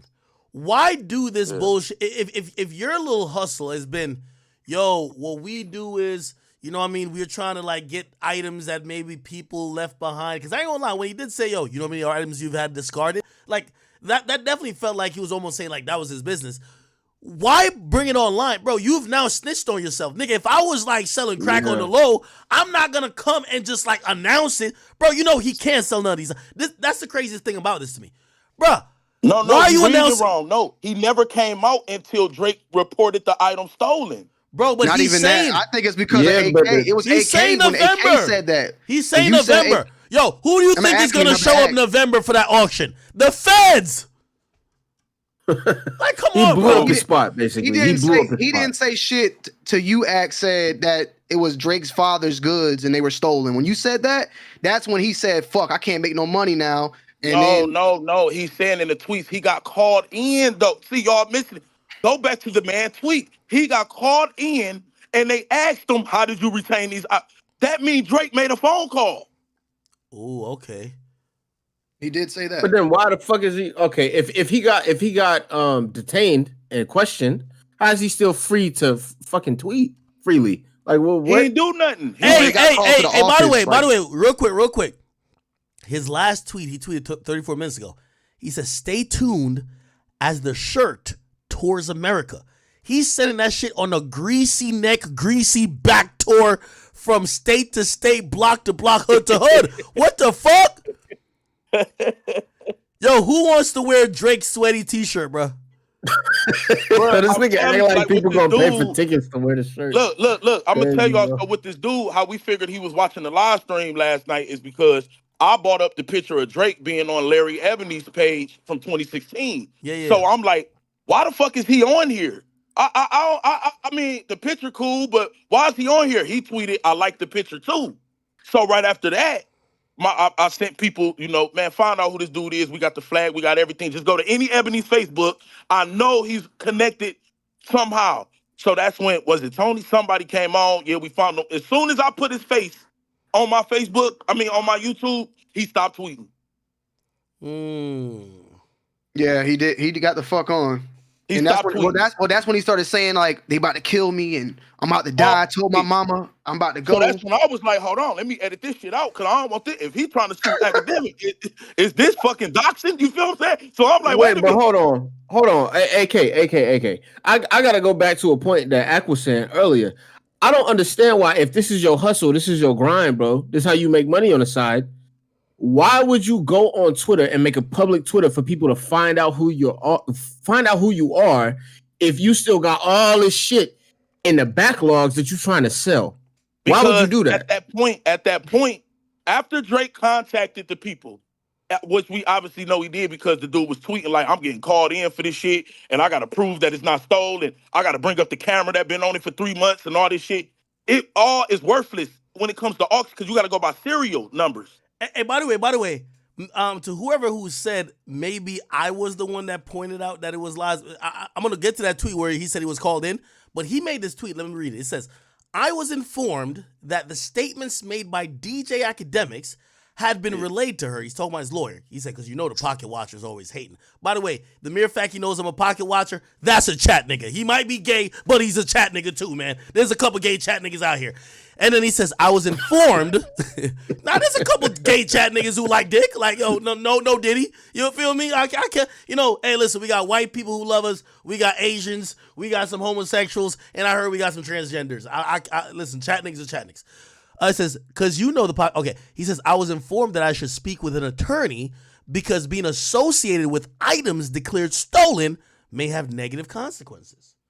Declared legally because he brought up how he was being called in to shit and questioned how did he get the items. Oh, okay. Which is why I'm telling y'all that Drake or his team had to report the shit stolen because they not calling him in off academic saying something, man. They were declared stolen and we have Big Drake with Chubbs and they're saying that you got some items that belongs to him. Medicine, how did you get these things? Yo. So you saying the moment that Drake called in, he knew that it was over and he running a Hail Mary play right now. He's running a Hail Mary play right now. What can you do when the socials on these things, serial codes, are marked stolen? If you go into a goddamn auction with stolen shit, guess what's about to happen? You going to jail. Yo, here's the thing. I think this guy inadvertently snitched on himself because there's a point where he says, "Dear Aubrey, you really think this was about some shirt and some scripts? This was about diamonds. Time for some hard truths." He posts a bunch of diamonds. I don't think Drake, these are Drake's, by the way. This is a pearl necklace. This is some other nice diamond shit. Look like these are spoils of war from and he's going to get into Lost and Found. He says, "You see, the minute you said stolen, you introduced a dilemma in my world. More specifically, my professional." He's basically saying, I have been the peddler of Lost and Found goods, and you fucked up my business because you said stolen. And then look, he says lost and found is a well-known and well-looked forward to perk of hospitality. It's the incentive to thoroughly perform your duties in the hopes that one man's trash, negligence, or kind gesture may turn into treasure for you. He says that means it was no secret. You know he was clout chasing, man. Hey, it's just like, who was it? The one dude who talking about he got like 150K out of Drake. Man, you know if this stuff was really I what don't it was. think he was clout chasing, bro. I think he was honestly angry. Wait. Let me just read this. Let me read this. Came out and debunked that. Wait. Let me just. Homeboy came out and debunked that. Wait. Let me just read this, and then y'all can take it wherever you want to. This is what he says. He says that means it was no secret that my closest colleagues, that all of the items were long in my possession. So he said it was no secret. He said his colleagues knew he had them. That's what that means. My people knew I had these things. So he says, so last Monday, when I was finally shown Meet the Grams in the employee cafeteria, which is a little odd. How do you not know that your songs, your picture is going to be used on that song? Whatever. Anyway, he says I instantly understood the assignment. But that goes back to what we said earlier. Did Kendrick finesse him, bro? And he was like, he was shown this. Hold on. He was shown the song. Let me keep reading. He said, you see, as a prince, and because of my chosen profession, I speak the unspoken language of royalty. In Black America, there's a common saying that what's understood, and we could all finish that, what's understood don't need to be explained, right? Then he tweets out, he says, I was elated to say the least. The elation was broke. So I guess he was happy that Kendrick put that on the album cover. Then he says, the elation was broken, quote, swiftly by one of the managers. She called me into the office and began an inquisition. So up until last Monday, he's still working there. Began an inquisition into how the items were obtained. This is what I'm thinking. And I'll give... This is the assignment. When Drake seen the cover photo that dropped 30 minutes after his song, he immediately contacted the hotel. Okay. That's the assignment that he understood. I can agree. I agree with that. Okay, That's what it looked like. Okay. Because that might be true too. 616 also had the glove. He didn't know what the fuck was going on at that point. But Meet the Grams had the full picture. He realized, okay, that's the shit I left at that hotel. So he called immediately. So that's why he understood the assignment. And he got called in. Drake snitched immediately, which is why he say, how am I snitch with no paperwork? No, Kendrick has said, nigga. Let me ask a question, though. Let me ask a question. So, this is what I want to believe. I believe that, we've all heard of the black market. We've all heard of these other places that people list items that are nefarious or whatever. You ever heard of Silk Road where they say you could buy anything? Yeah. Yep. How do y'all think Kendrick heard of this? If this guy is saying he found out that Kendrick used the picture via the cafeteria and he had the picture and he had the items in the picture, he's almost saying, I didn't send Kendrick this. Is there perhaps maybe some black market that this was listed as Drake's items that somehow Kendrick knew about and Kendrick just used the screen cap? And then when Kendrick used the screen cap, Drake starts making calls. Now shit starts to kind of like implode, which now puts not only those items, up in the air, it puts the entire business up in the air because now Drake is saying, y'all stole my shit. I would say do you know the probability of chance? He made the tweet about that. He talked to Kendrick. Exactly. Kendrick about the items. You're right. Damn. Exactly. So do you know the probability of chance it would take for Kendrick to find out about some random poster posting about Aubrey shit? That's what I'm telling you, it's all in our face, bro. He talked to Kendrick. He got called in from the cafeteria. When did he say he got called in? Monday. When Meet the Grams. And when did Meet the Grams drop? So when the 13th was that was yesterday. So he's saying Monday on the 6th. I'm guessing that was because yesterday was Monday. On the 13th is when he posted. So Monday. So when did Meet the Grams drop? So he's realizing he's getting called in. Last Monday. Last Monday is the 6th. Last Monday. Okay, this is what happened, y'all. When Drake seen Meet the Grams, that dropped almost immediately after Family Matters, Drake contacted the hotel. He's finna get called in, and once he seen Meet the Grams cover, he knew what he was getting called in for. Because Drake reported the item stolen. May and they 3rd. immediately asked him, how did you get these items? May 3rd is when Meet the Grams dropped. May 3rd. So it would have been 3 days later. So that's the Friday. That's the Friday. And you could imagine, who knows, this might be a position where, hey, or maybe the person of authority comes in on Monday. A lot of times, certain people don't do whatever business on Saturday and Sunday. So it drops Friday night, right? Friday night. And then all of a sudden, Monday morning, bright and early, yo, come in here, Playboy. How the hell is this on Kendrick's this song? What the fuck? Exactly. Okay. Yeah. So Drake reported the shit stolen. And by the way, I've lost things at hotels before, and they've told me, hey, call in between this time and this time. That's when people monitor the lost and found shit. You get what I mean? Yep. So again, it would make sense. The lost and found shit gets monitored. It happens on a Friday. Drake blowing them up Friday, Saturday, Sunday. They get to make action or figure out the employee on a Monday. Okay. Yes. All right. So here's one more thing we gotta think about though, right? 616 LA, right? I'm wondering if Kendrick had the full picture then, because then we have to look back that far back. He would have had long, to. Yeah. He did have it, but I'm trying to tell you, bro. So he's probably been trying to tell this shit to him, bro. That's what I'm saying. Like, it's not probably. Well, he 100% had to. Because there's no way you would just have a singular glove. No, exactly. No, I'm saying. Or another little thought I had in my brain was this, as simple as that, is that Buddy said, yo, I'm going to give Kendrick this image, and I know that by him dropping a diss track, the value of these items are going to increase. Are going to increase. So it was never to sell Kendrick nothing. He sold Kendrick the picture. Once he talked to Kendrick and he showed Kendrick everything, why he put the ventilator at the beginning, because Kendrick knew that the ventilator boy was the problem. All we got to do is just reevaluate everything, and it'll all make sense. So May 3rd was the initial. Hey, chat. What people aren't realizing, Meet the Grams and also 616 dropped on the same day. Remember, 616 all three drops. of them did. 616 drops, right? In the morning. Yes. Meet the Grams come out, and then 30 minutes later. Wait. Drake. Here comes Kendrick. Drake drops Family Matters. No, actually, Drake drops Family Matters. Yeah, Family Matters. Then Meet the Grams drop, and we're like, what the fuck? And then afterwards, Kendrick drops again with Not Like Us. So it was 3 diss songs. The 616, then Drake came, and then Kendrick shitted on Meet the Grams. Yeah. Because he been had these things. He been talked to this dude. And that's why we was even implying that the dude in the wheelchair, the only person, because we keep talking about who these other moles, the only person that we know that has been around Kendrick and Drake. Not Like Us, I believe, dropped the next day. It dropped the next day when niggas. It dropped the next morning. Yeah. Yes. Niggas is trying to figure out what the fuck. Kendrick just dropped 2 yesterday. Drake is dropping 1.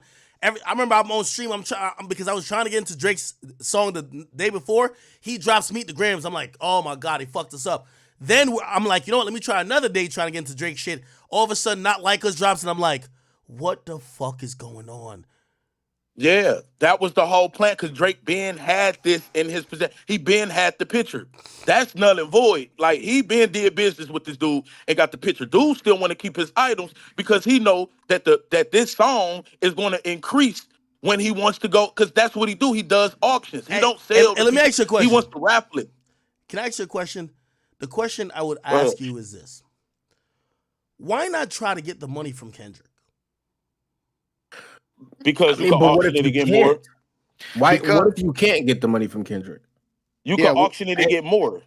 Yeah, and keep in mind, you have all of this inventory on backlog. That's not just this little shirt, glove, pills, etc. You have all these things that you've been exactly, because you've been doing this. You've been running this play for years. So you don't want to tell Kendrick anything. You just want to give Kendrick a little ammo against Drake. I don't even think Kendrick would have wanted to buy the shit. Yeah, he wouldn't even wanted it. Yeah. Why would he want that shit? This is something that Ross would want. You feel me? Like, exactly. So they did business. They did business. So he's sitting back thinking, man, I'm on the gold mine. Then Monday come. Boom. This whole world turned around. Think about it. You can now own the actual items of one of the greatest diss songs ever. That's and then money. Drake just That's a shitted lot. on him. That's So a when lot Drake of money. shitted on it, this man went psycho. Yeah. And he started saying shit, which I don't respect of him, because it only took money for you to start exposing somebody. If you a real nigga and you really cared about the team that got beat up and all this shit, you would have been came out with this shit, money or not. But only because Drake fucked up your money is why you coming out with this shit. And I'm telling y'all now, Drake immediately, once Drake seen that shit, he immediately called that hotel. I want my shit back. You think all right, let's be real. You think a nigga gonna remember some shit he lost at a hotel over a year ago, bro? A shirt and some damn gloves and some pills? You think he really gonna remember that for real? He frequents this hotel a lot though, from what we The only thing I can picture a nigga remembering that he lost over a year ago is that laptop. That's it. And that goes back to the fact that that's gotta be that nigga's laptop. But Who if you else's really laptop think about could that it, fucking be? but if you really think about it, you will remember like, oh shit, I had that shit there. It won't take you that long. I don't know. Certain shit like a Maybach glove and a certain shirt and pills. Like, when did I get them? Oh, I got them whoopty whoop. Oh, the hotel. Don't forget, it ain't just Drake. It's Drake and two other guys. It's other people heads coming together with this. It ain't just him. It's other people with Drake. Now, this might be a reach, but those receipts, are those New York receipts? Yes, from New York jeweler. So if Drake was able to see that and see that where that came from, he could pinpoint, okay, this is New York. Immediately, like, okay. Here, boom, like that. Right. So this came from the hotel. So I'm gonna call the hotel. And it has to be that because he got called in. Making sense. That's why I said all this shit went over our head. And as soon how I put everything together was when the midget dude came out. Once the midget dude wrote that article. Hold on. You can't call. That's my man, bro. Chris. That's You big. gotta be respectful, gang. You gotta be respectful, gang. Okay, my bad. Once the small man, whoever, I don't know who the hell he is. He scared the shit out of us. Chris Alvarez, right? Just say Chris, man. Yeah, I ain't know Chris, who the hell man. Once I see Chris write his article, everything popped in my head. And then I went back. I'm like, oh, so this is what happened. He's not really accusing Drake of messing with underage girls. He's really saying, yo, do you remember this day when Buddy got beat up? Oh, shit. The cricket, the Riddler part comes in because the motherfucker is just belligerent with his tweets. That's why everybody's thinking there's some kid in code. This is just a person that don't got it, bro. I'm trying to say it all in the head, in my opinion. This is someone that's. Did we get a photo of him? Did we get a photo of him? Because I know y'all was on his Facebook. Yeah. I just didn't want to. I can't believe you haven't seen this yet. Yes, on my please. type in my video. Type in my live stream. I got him on the thumbnail. That's him. Yeah, can you go live? Can you go live on Discord real quick? I don't know how to do all that, Charles. I ain't gonna lie. I got you. Here. Okay. Tony got him. Nah, but there's a full body picture of this man. I got it. Yeah, you got that? I was just showing this one because look at the flag on his mouth. You can see the flag. That's just verification of that ebony same flag. Flag in the videos. Oh, he definitely followed Tariq Nasheed. So I'm gonna go ahead to his full body. And do you remember the shooting targets? He got videos on his Facebook shooting in the gun range at the same targets that's used recording the laptop and the jewels. So we like, yup, this you. Wait, hold on. Let me ask you a question because I seen that. Do we think that he's on some crash out shit? Like, some of these niggas, I don't know if they might be like, yo, if y'all niggas like start fucking with me, I might just blow the spot up. I might just do. I think that's what happened. I think that's what happened. I think he's scared, bro. He's scared. He's scared. He only got a crash out shit when I posted his picture. I don't even think it's that. I think once the internet found out who he was, yes. But you gotta think the minute that Drake was on to you and blew up your spot, he was already on a timer after that. He was already on a timer after that. This is what I'm saying though. He was not, even if Drake knew, he wasn't publicly known. Like I said, when I brought up the picture of Drake, he tweeted, I like that picture too. When I brought up the picture of him, he stopped tweeting. And then he started tweeting suicidal shit. He started moving. If they gonna come, they gonna come. I'm not hiding. There it go. And I'm like, bruh, he tweeting with us, y'all. I'm like, what the fuck? Yo, hold on. King AK-47. Were you given the energy that you was about to put pause on him, man? I was pissed at the dude because yo hoe ass, you basically sent us off. You had us thinking one way, and it was this way, and it's all about money. This is not about justice. It's not about a sick God. It's not about nothing. Hey. It's about money. So yeah, I put him up there. You a bitch ass boy, whatever. I went off on the dude. Wait. Oh yeah, here's him. Here's him for real. My bad. No way. And by the way, that's him. Could we get like an accurate, like how much money does he think he's gonna get off of this? Does anybody know? Like what money is he asking for? Because if he's asking for like he's at auction, he's auctioning it. Nothing now. No. You can't say nothing. You can't say nothing because he might not be able to. Until those, everybody knows the most money you can make anywhere is from an auction with major people bidding for rich shit. Until those serial numbers get marked unflagged and stolen, he's never going to get as much money as he thought he would. Okay, I agree, but there's ways that you can sell on the auction on the black market. We all know that. I don't know that. So he can still make some money off of it. I'm not trying to say that the numbers are at all the same, but what I'm trying to say is think about how people sell Michael Jackson's outfit he wore on the bad cover or shit like that. These items, but you gotta keep in mind what AK is saying. He can't go out and officially sell them on a regularly licensed auction market, like because their market stolen. Who want to be in possession of Drake stolen shit though? I mean, look, this is what I'm saying. He just posted you could go to jail for. He just posted this 18 hours ago. This is him saying, look, reserve what is. Yo, that nigga is just setting up for the cops to lock him up. Hey, let me tell you this. If this guy was smart, let me tell you this. In reality, if he's smart and if that was Drake's laptop, man, okay, if you got some pedophile emails by Drake, just send those to the cops. Nobody's buying those. Like, come on, like this ain't that what that is. However, if you have Drake's next banger, bro, look what niggas did to Uzi and Cardi. Bruv, all you gotta do, get up in these discords, nigga, and just tell niggas you selling Drake's next hit for 25 bands. Easy money. Bruv. Hey, you know what he could have did? Hey, Martin Shkreli would buy it for sure. He should have actually hit up Drake and say, yo, Drake, I got these items and I'll act like I planted it if you throw me some money. He could have helped Drake with the whole planning scheme that he went Drake because he been getting into it with Drake. Do you not see? No, I know that. I'm just saying I'm just saying that he's dumb for doing it that way. He could have played into that shit. Yeah, he could have, but his anger and hatred for Drake, he blaming Drake for getting the security guard fired. He don't want to help Drake at all. Notice he didn't say you became a person I disliked. He said you became an enemy. Nah, he didn't say that. Holy. On January last year, right? Basically. Yeah. It's been a whole fucking year. Mm-hmm. July, my bad, 2023. So you telling me that this nigga kept this much hate balled up in his heart for a whole year?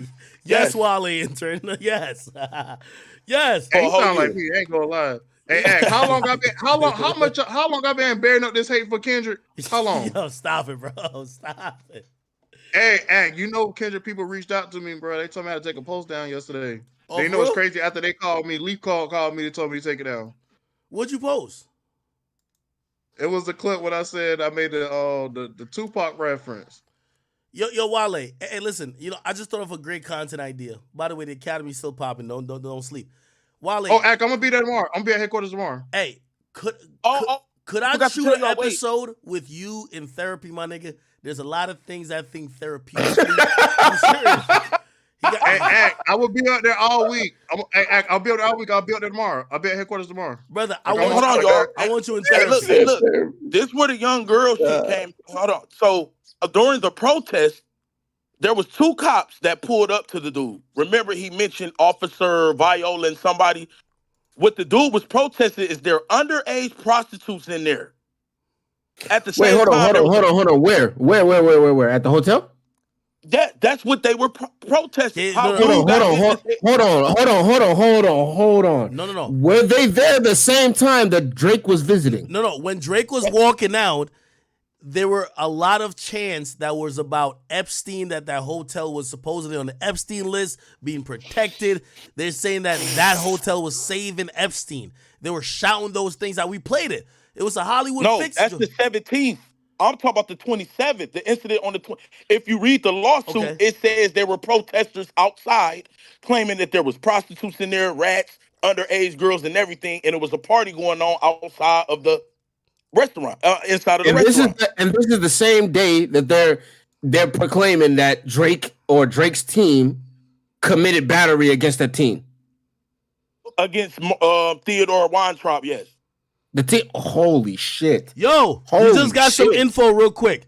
They say, we watching the live stream right now. The Riddler, or what you call the Riddler, went to Transit Tech High School. I don't know where that is. They say he grew up about 5 blocks away. They said during my middle school era, they said if you could find what year he graduated, I could probably show you him in my yearbook. Damn. The fuck? I don't know. I have zero idea. I have zero idea. Like, so basically, what the dude is claiming that the hotel, and if you notice that, if you go back, they said that during the pandemic time, the hotel was intentionally serving, letting underage people come in. That's where the whole conspiracy come in. Like, why are y'all doing that? And then they noticed that Epstein, it was one of his favorite hotels. Is this on paper somewhere? Is this on paper somewhere? Wait, it's in the lawsuit.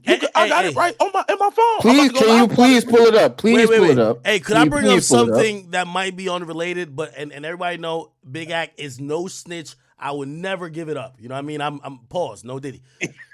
Hold on, what? I thought you were snitching on niggas, bro. If it came to it, I'm a real screen nigga. Why would I snitch? I'm a real screen. Anyway, here's what I'm trying to say. I do know during the pandemic.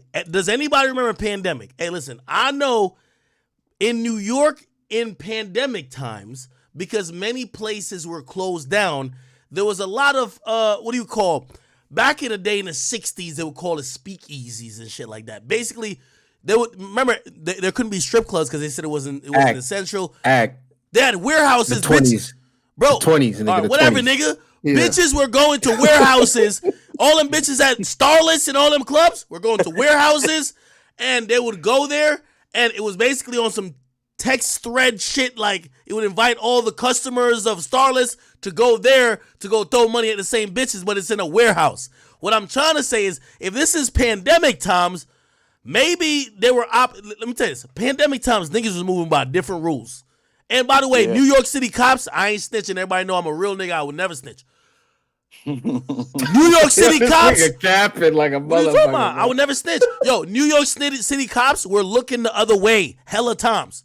I can tell you one time, that would be snitching them. But no, hella times they were looking the other way because back then it was kind of known that business was going on. Cops was getting paid off. Like, yo, here's your 3 bands for the night, gang. Don't bust this party, or you could fake bust it at a certain time once we've got everybody throwing cash and buying bottles. But Starlets moved to a bunch of warehouses. Trust me. That's a fact. Yeah. So the dude they all had fake IDs. I feel like the hotel was either one or two things with the hotel. Either the hotel was in some serious shit, which I'll get into because we found out the hotel manager and his dating apps and all this sick ass shit that he got going on, but I ain't even gonna bring that up. And then it's either they were setting up rappers, because let's keep it 100.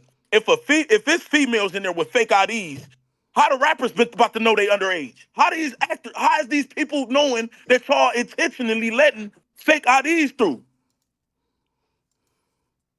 Hold on, man. Hey, listen. Can we get this paperwork, bro, that you're talking about, please? Can we please get this paperwork? Wait, what paperwork? Hold on. Let me see if I can bag out. Can y'all still hear me? Yeah, we can hear you. We can hear you, brother. All right. Who can I send it to? Because I'm outside. I ain't got nothing. Who can I send it to? And then y'all bring it up on the screen. Act, you know how to look at the VC chat, Act, or no? Yeah. Just send it to Tony or post it here, or like you can send. If send anybody it to me get if you it, want I'll be able to AK or when you. I'm sending it to Instagram. I got it because I'm about to. Hold on. To my Instagram. Anybody's Instagram. You can send it to me. Send it to Tony's. I got you. I got monitors up, so just DM me right now. I'm about to see you the paperwork right now. All right. I will say though, if Drake sent cease and desist to French Montana, he is very likely to call the hotel and complain about his missing Bro, items. Drake would not do no shit like that. Drake a whole gangster. What are you talking about? Nah, bro. Yo, stop it, bro. Stop. Come it, on, bro. Yo, Drake been through some shit. All right, hold on. Let me ask you a question. Niggas just got shot in front of Drake's house. Do you see Drake over here like, yo, police come help me? Man, Drake finna spin on them niggas, man. Nigga, he got police. That's what you mean, bro. But as funny as it sounds, though. Yo, the only reason why Kendrick ain't getting no bars right now, whoever was responsible for what happened at the embassy, them niggas is hiding out. Facts. As funny as this is hide out. Hey, bro, they finna spin again, bro. They finna spin again on this one, bro. As funny as that sounds, though, you gotta think about it. Y'all don't. The dude is still promoting this auction. So if Drake really wanted that shit going, I'm pretty sure he would figure out a way to stop that from happening. Yo, how much you want to bet that auction don't happen, bro? How much you want to bet that auction don't happen, bro? I bet you it don't happen. That shit not happen. That's if Drake happening, my nigga. That's if Drake snitches. That's what I'm saying. Drake. No, he's going to jail, bro. I'm telling those. Yo, does Drake look like Meek Mill? Like Drake ain't snitching on nothing, bro. Drake is a real nigga. Just click the link. It's gonna be all the paperwork gonna pop right am. Yo, I am. I'm saying you know who gonna pop up? You know who gonna pop up to that auction? Baka, nigga. 2023. Who gonna pop up to the auction, nigga? Baka, nigga. I got it up. You said where am I going? Like, do you know what page or anything or? Yo, just what are we looking for? Underage? Like it's got to be a keyword we could find. Yeah, I can control find. Yeah, exactly. So maybe underage or minor or I don't know, something 16-year-old, anything, bro. See if you can find anything like that. No, not minor. No. Let me see. Assault. No. Hold on. Shit. 2023. 26 of those. Yo, King AK. Yeah, you see the lawsuit? You see it's how to say Theodore Weintraub? That's the team that was the underage dude that was on the link. Ak, you streaming this? You see this? Nah, I'm watching. Okay. Yo, AJ, you see they trying to throw dirt on my nigga Drizzy name, man? This must be it right here because this is all What do you mean throw dirt? What they do? Drizzy supposedly slapped up a nigga. You know Drizzy get like that. You feel me? Like, yo, I don't know that. Yo, he might have get on demon mode. Like, nigga was playing with him, probably had to put a pause on him. Who cares? It's Drake. I'm sorry, yo. Okay, bro, Drake is not throwing no hands, nigga. Wait. If anybody throwing hands from Drake's camp, it's his fucking security. Stop it. Stop the cap. Yo. All right, hold on. Can we all acknowledge Drake and Kendrick Lamar? Drake got more gangster than Kendrick Lamar. Come on. Nigga. Yo, hey. Don't do that out his mind, bro. Don't do that. Yo, this nigga out his mind, bro. What? Yo, this nigga Kendrick really tapped into the street. Hold on. I know y'all going on perception. Look at the people who play with Drake. Bro, they got crunched up, bent up like a pretzel, no Diddy. Look at Detail. That nigga Detail had to go and get detailed after he got his ass whipped. You talking about Detail? Nigga, that's his security. Bro, that's Drake's security. Okay. What about McConan, nigga? That nigga got. Tony, I gotta send you the other part. What about McConan? What about McConan? You really think Drake is slapping up McConan behind the scenes for real, nigga? Bruh. Come on, bro. Bruh. Hold on, this fool Aiden called me. Then he hit Chris Breezy with a. What up, nigga? Yo, I'm on stream. Chat. Are you live right now? Nigga, get on stream. You ain't on stream?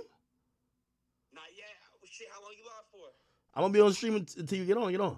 Let's chat it up. All right, I need like a couple hours. That's fine. Get on by 10. All right, bye. All right. It's my son. Oh, wait. July 25th is where it starts. Hold on. Wait, hold on. I just seen Epstein in that shit. Scroll down. Yeah, it's all in there. The Mark helps Jeffrey. Yeah. Yo, how old is this lawsuit, bro? Yo, I just don't like how y'all be acting like Drake. Like, I'm not saying he the toughest nigga, but like, man, Drake been really like kind of, you know what I mean? Like, bro, Drake is from a fucking Canadian suburb, nigga. Yo, why he's niggas not tough, bro. Yo, Canada he's gets not it tough. Tony, give me 2 seconds. My phone about to die, bro. Just give me 2 seconds. Yo, Canada gets it in. That's a fact. I'm about to DM you. Yo, y'all niggas ever heard of Top 5? Y'all niggas ain't here to top 5. All right, act, bro. You a betting man. You like to make bets. You like to gamble. I do. If you had to put $1 million up, nigga, Yeah. and it was versus a Chicago nigga from the South Side versus a Canadian nigga, who you putting money on? How did we just get to this part? Like how do you? I'm just asking you. You saying they get it in Canada? So if you had to put money on versus a real Chicago nigga versus a Canadian nigga, who you putting money on? Kendrick Lamar is a nigga who gets coffee at 8 a.m., checks his mail, takes his daughter or his son to school. He's a good kid just like me. Drake is in with the deviants. Like, yo, niggas who play with him really get, you know what I mean? Stop playing. I don't think that's the best selection of words right now. They don't know about the Wassers. These niggas don't know about. Hey, ask about Preston. Yeah. Hey, Akita. I'm about to. That's good. I'm probably gonna back out. Can you handle that link he sends? Okay. Yeah, can you send it to my DM, bro? Yeah, as soon as he sends it to me, I got my computer up. I gotta go do some filming. I appreciate y'all. Hey, good. Having me good on. shit coming through. Salutes, Act and salutes to the chat, man. But I got you. Yep. Hey, AJ, how would you think Meek Mill would handle this beef right now, man? You think if niggas came to please, Meek let's not ask start about shit, what Meek Mill would do in a beef. We've seen what Nah, he do in a beef. Kendrick will be a pack, bro. I can't lie to you. Yo, stop it, AJ. We gotta stop. Bro, y'all niggas acting like Kendrick not tied into no games, bro. Like, what are you talking about, bro? Saying, my boy. Yo, I know. By the way, chat. I know. What do you call it again? I know. My episode ain't come out with a full send yet, but I'm gonna just keep it a beam with y'all, chat. Bruv, you know who I blame for all this? This is Meek Mill's fault. You know why? Bro, Meek Mill was such an easy opponent. He really had Drake so gassed that we thought everybody's stupid. We could just violate anybody and just run circles around him until we ran into a smart nigga. Kendrick is a smart nigga. I gotta keep it a beam. So we gotta blame. Yo, imagine playing the Detroit Pistons all year, and all of a sudden your first round matchup is the motherfucking Denver Nuggets, nigga. That's a defending champion, gang. Bruh, you've been playing the stupid niggas. They don't know what to do. And then now you gotta play a real chess champion like Kendrick Lamar. I blame Meek, bruh. Because Meek made Drake feel like, yo, this shit is so sweet and so easy.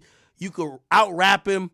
That's you. That you should blame yourself. Cap. Not facts. You should blame yourself because Meek dropped some good ass songs, but since Drake was more popular, niggas just dick rolled Drake and was like, "Yo, he won." When Meek dropped dope songs, now since Kendrick is just as popular, damn near, now the person that's winning the shit is Kendrick because he's out rapping him just like how Meek did.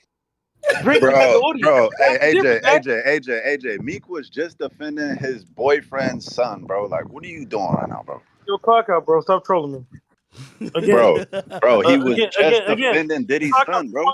Smack, nigga. Yo, Hack. You get what I'm saying, though? Nigga, it's your fault, Hack. It's like right now, I see my man's get shot, and I'm like, nah, you didn't get shot. You good, bro. You good.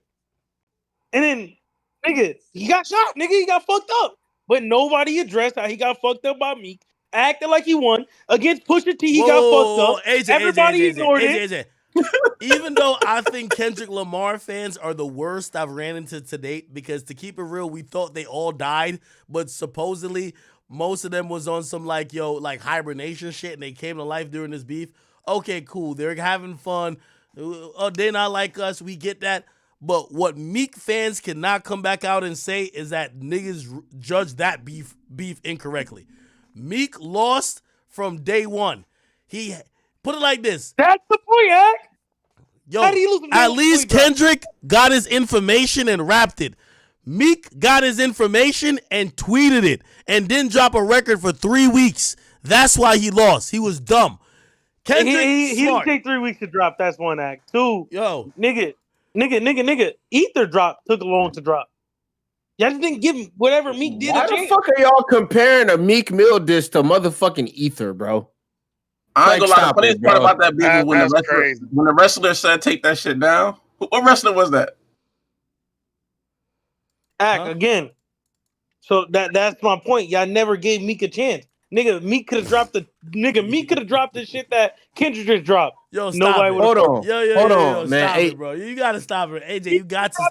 That's what I'm saying. You gotta stop, He bro. got watched by Pusha T. Yo. AJ. Meek, the only rapper that after the beef, everybody recommended that nigga to go vegan. He shouldn't even touch beef at all. We didn't even think chicken or fish. He should just go vegan. No meat. He needs to eat salads, grass, anything that has anything to do with some type of sustenance like beef. He's not built for it. He's not equipped. His brain don't work on that level. He's just not smart. I'm sorry to say, bruh, how'd you get defeated by a nigga that says, yo, the nigga's hottest line was, is that a world tour or your girl tour? Yo, did you see what Kendrick just hit Drake with? He's hitting him with a kamikaze, a Scud missile, 15 different angles. He's hitting Drake with Ghost Rider, pedophile. He's hitting that nigga with being a bad dad. He's hitting him with all type of shit. That nigga Meek Mill is the dumbest nigga I've ever seen in life. How did, put it like this. Let me ask everybody a question. Please, I need people in the chat. You better, I don't care if you like me or not. Actually participate in what I'm going to say. What's the biggest indictment? I know y'all might say pedophile, but we have no idea if this is real. The biggest indictment of Drake that would have made the biggest splash was the ghost writing shit. How do you have the nuclear bomb? How do you have the red button and you still lose the beef? You know why you lose the beef? Hold on. I gotta be real with you. Let's kind of correct this right now. He lost the battle, but I'm gonna be real. If his biggest thing to bring to the battle was the fact that Drake got ghostwriters, wait, are you trying to say he won the war? No. Because niggas is still in 2024, bro. Whenever Drake come up in the conversation, you know what the first fucking dismissive thing that niggas say about Drake is? Or that nigga don't write his shit. Yo, chat, I'm trying not to, a key to my nigga, I'm not trying not to mute him. But this nigga's full of No, we really gotta start talking facts. Okay, here's the point. This nigga is on crack today. I don't know what type of... They must have got testers. Hey, bro, you acting like niggas don't call Drake a motherfucking non-writer. They must got testers in the hood today. In the hood, they must got testers because look like you tweaking already, gang. Like look like you didn't even start buying it. You just start tweaking. You tweaking on the test. My nigga, are you serious? That Meek Mill? You're saying that? First of all, here's the thing. If anything, Meek lost the battle when he had the ultimate one-up against Drake. And here's the thing. During this whole beef with Kendrick, niggas dropped a alleged reference track with Yachty singing Jumbotron shit popping, and niggas didn't bat an eye. You know what that meant? It made Drake stronger instead of making him weaker. You know why? Because the nigga who had the shit to first blow the lid off of it on the ghostwriting shit, he was tweeting and not rapping. You know what the problem with Meek Mill is? Meek Mill right now is still on Twitter. He blocked me. He sent out 15 tweets about me, and I'm blocked. The nigga tweets and don't rap. When he raps, it's too late, and when he do rap, it's not hot enough. That's his problem. We gotta acknowledge it. You know he got a tweet to defend his boyfriend on Diddy, bro. Hey, I'd rather have a ghostwriter than put French fries in my lap and let Diddy call me daddy, nigga. No cap. Yo, respectfully, I've said to myself, if I was Meek Mill, I don't care what you say about me. I'm not losing that beef. I could expose the guy who's in the running for the greatest rapper of all time, or at least that generation, for having ghostwriters, and you think I'm not gonna package it better? Yo, did y'all watch when I interviewed Meek Mill's best friend? He said Meek Mill was emotional, a tender dick nigga, because Nicki Minaj was putting that pussy on his face, putting the asshole all in his eyes. I heard he called pink eye. That's what I heard. Was doing all that to him, that rather than say, you know what, Drake pissing me off, let me cook up a diss track and let me expose him on a diss track, he tweeted out the ghostwriting shit at least 2 to 3 weeks before he dropped the track. That's why Drake dropped later saying, I waited 4 days. Nigga, where y'all at? I drove here in a Wraith plane, ARM. Come on. How could you lose that beat? That came on your platform and got his ass beat for that? You said what? The one I was lying? Who? Dean, you talking about Dean? The nigga that got his ass beat for We lying don't on know your what's going platform? on with Dean. We just talking about he gave us insight that Meek Mill tweeted out the most. Imagine you're sitting on the nuclear codes and you drop the nuclear codes while you're taking a shit before you actually get in the war room. My nigga, you need to, how do you have proof that Drake had quote unquote ghostwriters and you lose the beef?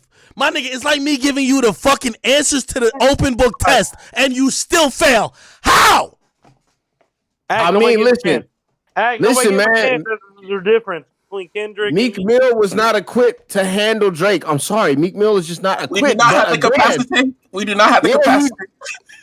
He did not. But what he brought to the table again is a chink in that nigga's armor that he can never escape from. Let's not forget, nigga, it was written like Nas, but it came from Quentin, nigga. Let's not forget that, bro. I'm sorry. I'm sorry, bro. Bro, but you're not quoting Meek. That's the thing about it. It's not about Pusha T. Oh my! Hey, bro. AJ, Meek need to pay you to run his social media, bro. That's a fact. You would help a lot with how niggas see his perception. Hold on. Every time he posts something, a picture, Wait. AJ, that nigga Meek need to run it by you. Wait, no, hold on. I'm gonna cut a promo for AJ right now. AJ, clip this and send to Meek. Real talk.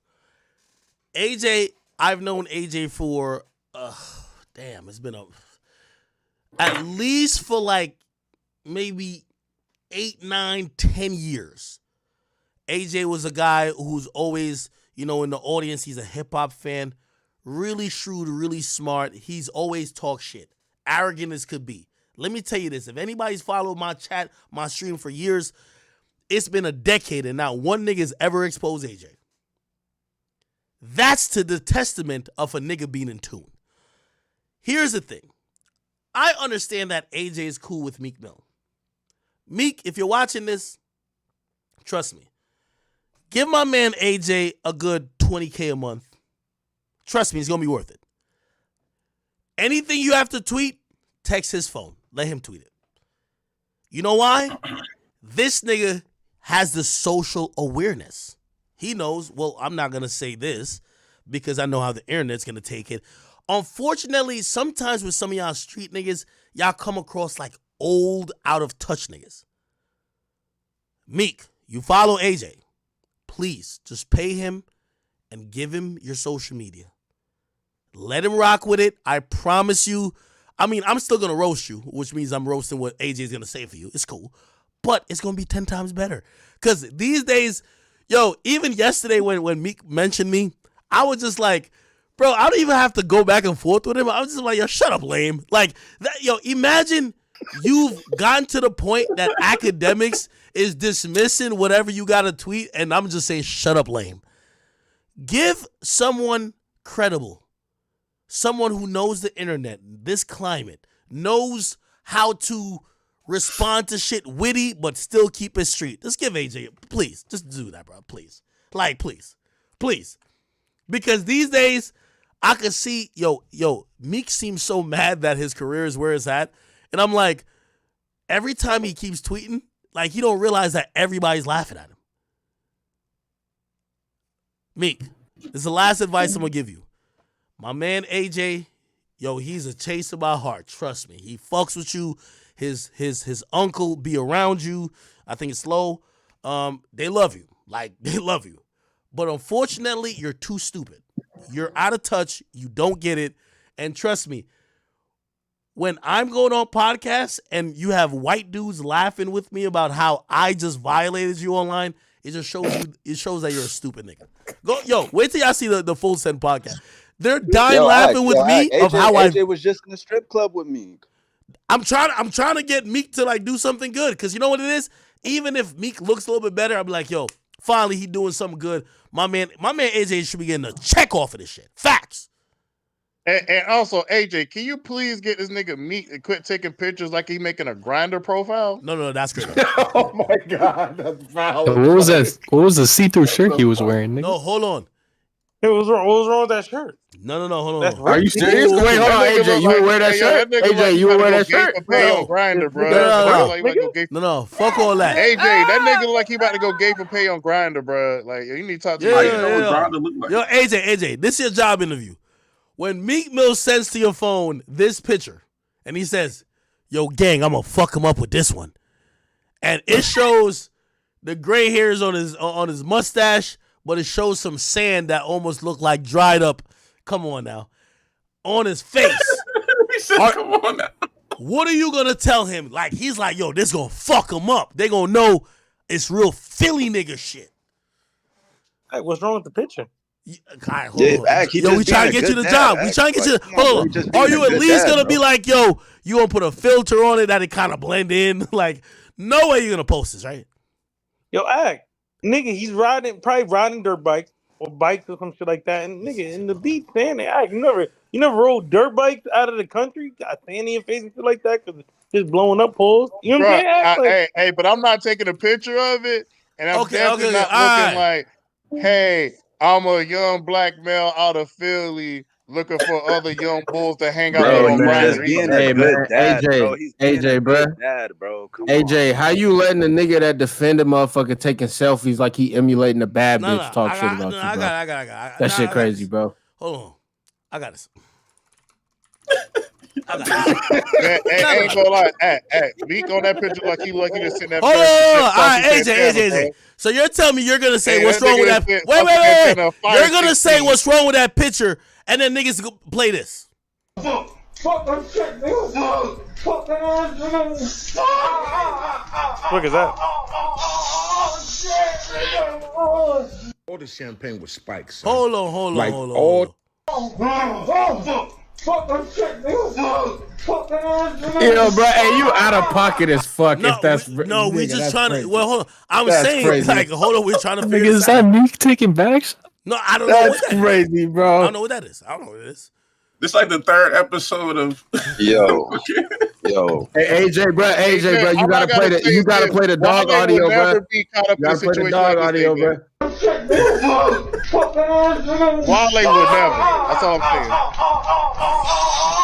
Wait. Wale always fighting all his pictures, AJ. Meek, you can't say that about me. Yo, Wale intern, bro. How long are you gonna go to bat for Wale, bro? Hold are you on. gonna be like 70 going to bat for Wale? Before we get on to that, that's my goal. Yo, AJ, when you hear this, so Meek Mill done post the shit with all the residue in his face, and now you hear this. What do you think? Fuck that ass. What type of fake ass audio is this, bro?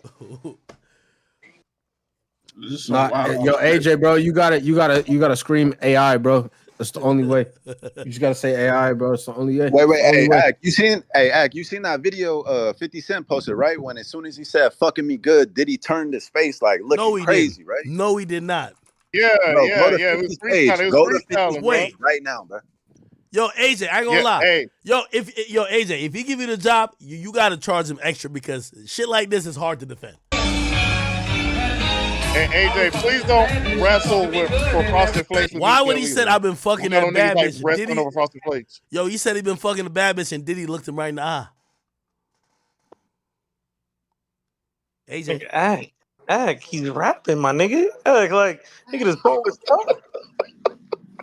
Yo, AJ gonna go to bat no matter what, bro. AJ do need to be on the payroll, bro. Who's in the spot? The joint, nigga. He's playing that new EP just dropped.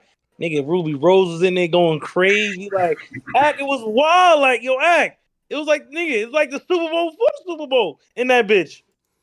Really? Act, it was crazy, huh? Wait. So AJ, if Meek was like, yo, we gonna wrestle over Frosted Flakes, are you gonna do it? He would never say that though. No. But answer the question though. Would you do it? Would never say it. So why am I answering goofy question? Where'd y'all get this pillow biting audio from? AJ, get up! This is some real. Why is there a pillow biting audio? Is my question. It's AI, bro. It's AI, bro. Wait, how the fuck do I? I'm telling you, man, nigga. The real question is to AJ, how old was Ruby Rose in that video? That's the real question. This was like you 3 months. Super fed today, huh? Super fed. That was like 3 months ago.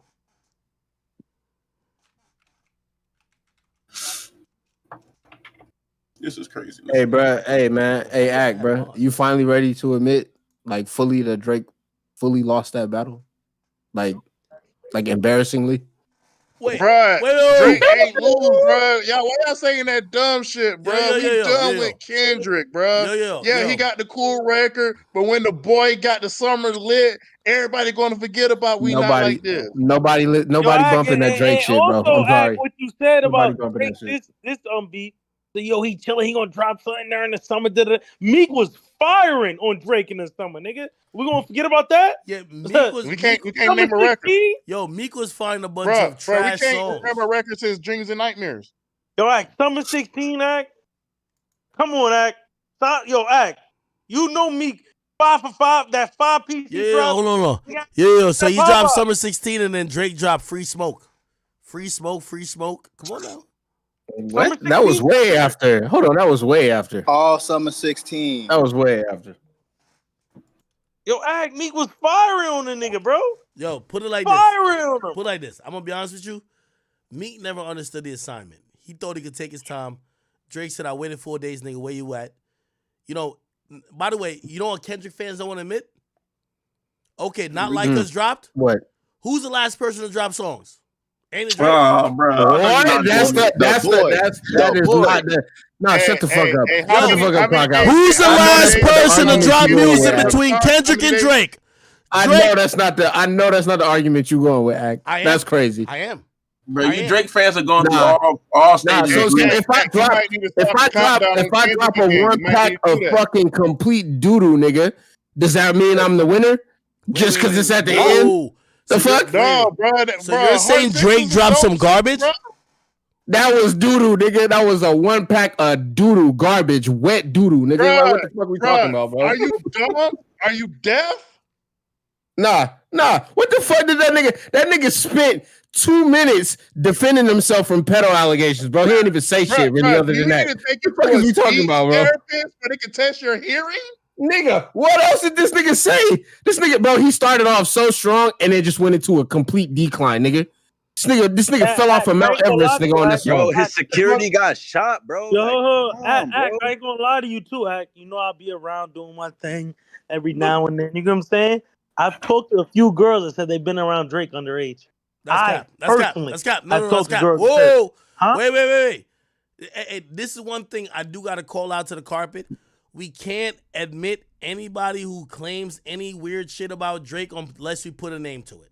It's like somebody saying a nigga's a notorious snitch and then nobody want to actually put their name to saying he snitched on me. All right, cool. You saying some girl saying underage Drake shit? Who's the girl? Where's the allegation? A girl I know personally. All right, tell her to come on here. We want to talk to her. I want to talk to her. I bring her on it. But she gotta have proof, AJ. Don't do that. Nah, she gotta have proof. I gotta see if she did, but nigga, she told me this a while ago, and I've talked about her recently. But she told me she was around Drake underage. Facts. Okay. And then you're playing these other games. Oh, they were around Drake underage, or Drake fucked them underage. What are we talking about? Drake was flirting with them underage. How we gonna act like, bro? How we gonna act like there ain't plenty of evidence that this nigga is doing grooming activities, bro? Even the 17-year-old act. When I seen the 17-year-old, that's what I'm saying, bro. He'll act like I'm not gonna lie to you, bro. A girl told me this. I ain't gonna lie to you, bro. I asked her if she want to pull up over here, but she might not say. She might not, but because she don't want her identity out there and different shit like that. But she told me a year ago, and we talked about it recently. I'm telling you for a fact. So because of a person being nice to you, that means they grooming you? Man, y'all just saying Stop it. Hey, Ack, I got one question for you, bro. Yeah. I got one question for you. Would you let a 30-plus-year-old nigga text your daughter as a 14-year-old that he misses her?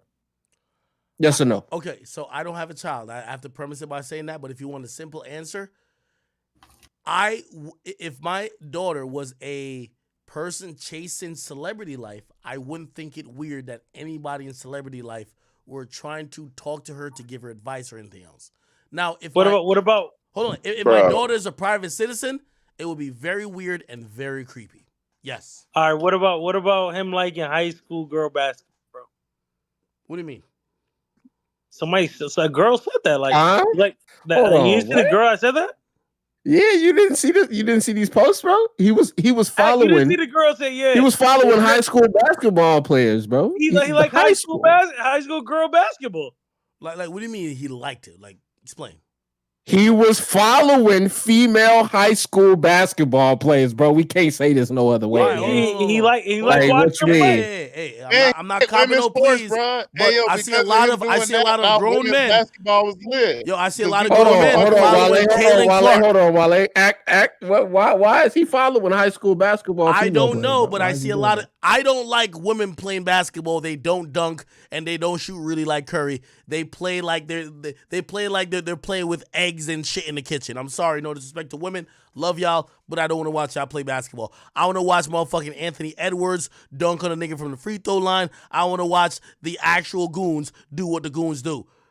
Some people might, they like what's Shorty's name? Caitlin Clark. That's not my thing. Maybe. Hey, are you gonna say everybody who likes women basketball? Baddie, AK, bro. I'm trying to sign her DMs, trying to pull up on. Wait, hold on. Niggas is saying like, would you this and would you that, bro? Meek Mill got mentioned as the Philly rapper in a whole court case for fucking with Diddy. Like, bro, so if we doing allegations, we gotta go with allegations, bro.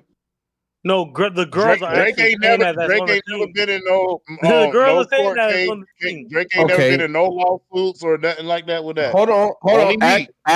Act. Why is a 30-plus-year-old man following a 16-year-old on Instagram, and then when she turned 18, he rented out a whole restaurant to celebrate her birthday? Just them two in the restaurant. Why is Meek in paperwork? Wait. Did that happen? No. Fuck Meek right now. Fuck Meek right now. Act. Why is he doing that? All right, Meek's a weirdo. Look, we can forget him. No, Act. No, he's not. Nigga. Wait. Did that happen? Explain what you just said. Did that? I don't know. You know, I'm gonna be honest. There's reports of Drake following Bella Harris, who was 16 at the time. Who's Bella Harris? And she's some model apparently who again was 16 at the time, and he's doing very, very physically close IG pictures with her while she's 16. And then when she turns 18, he just, I don't know, coincidentally takes her out on a date for her birthday and rents out an entire restaurant just so they can have the restaurant to themselves. Why is he doing that? Okay, let me watch this TikTok to try to catch up on what you're talking about. I gotta show y'all this shit, bro. Well, she went on a date 2016. Let me find the actual TikTok. Let me see. Here we go. Oh, this is on Facebook. Okay, I'm sorry. I need some words to this. Wait. So there's somebody. Who the hell's Bella Harris? Could y'all help me? Yeah, I'll look up her bio if you need me to. Sure. Hold on. Let me pull her up real quick, man. So Bella Harris. Let's see. Okay, hold on. I think I have. We're gonna rank Drake's worst relationships. Right, cool. I think we have a list here. I thought there's a timestamp. Where's Bella Harris in this? Who the fuck is Bella? I've never heard. Person. You sure about this? Yes. I'm trying to figure it out. There is digital evidence of this happening. Yeah. I ain't gonna lie. Act. Yo, Akita currently is. Akita currently is on a fuck Drake train, so he got all the info. It's not fuck Drake. I'm just questioning these weird activities. That's all. I'm just saying. Like, can you provide me answers? Maybe I'm seeing this wrong. How come we don't want to talk about Kendrick hitting black women? Wait, hold on. Give me 1 second. Watch this. Hold on. It says 5 years ago. It says, who's Drake's girlfriend, Bella Harris? I've never heard this person. Is Drake's this person a life singer? Is none other than the 18-year-old model, Bella Harris. Not only is Harris known for her modeling work, her family is connected to some serious celebrities in Hollywood too. Fans first connected Harris and Drake together after she was spotted at multiple tour dates during the rapper's recent and previous tour. While Drake is 31, making him 13 years her senior, the couple looked quite touchy on Bella's Instagram page. Many fans have even been blowing up her page with comments warning the young teen to stay away from Drake because he will most likely end up breaking her heart. Here's everything you need to know about Drake's much younger girlfriend, Bella Harris. She just graduated from high school.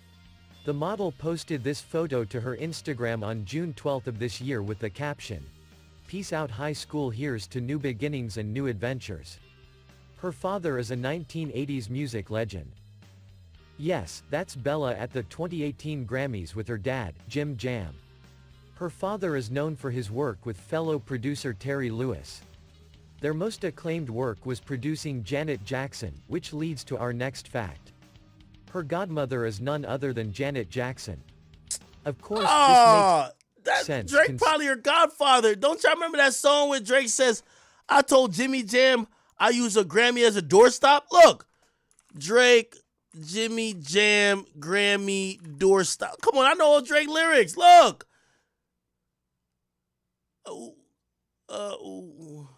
Look. He said, "I told Jimmy Jam." Look. What? "I told Jimmy Jam I use a Grammy as a doorstop." What song is that? What the fuck? That's First Person Shooter. Oh, yeah. Come on. Why y'all keep doing this? Bella Harris says, "Coming off an amazing New York City Fashion Week, I feel the need to set the record straight. I did not dine in D.C. recently. I was happily working and dining in New York City every day." Okay, I don't know what that means.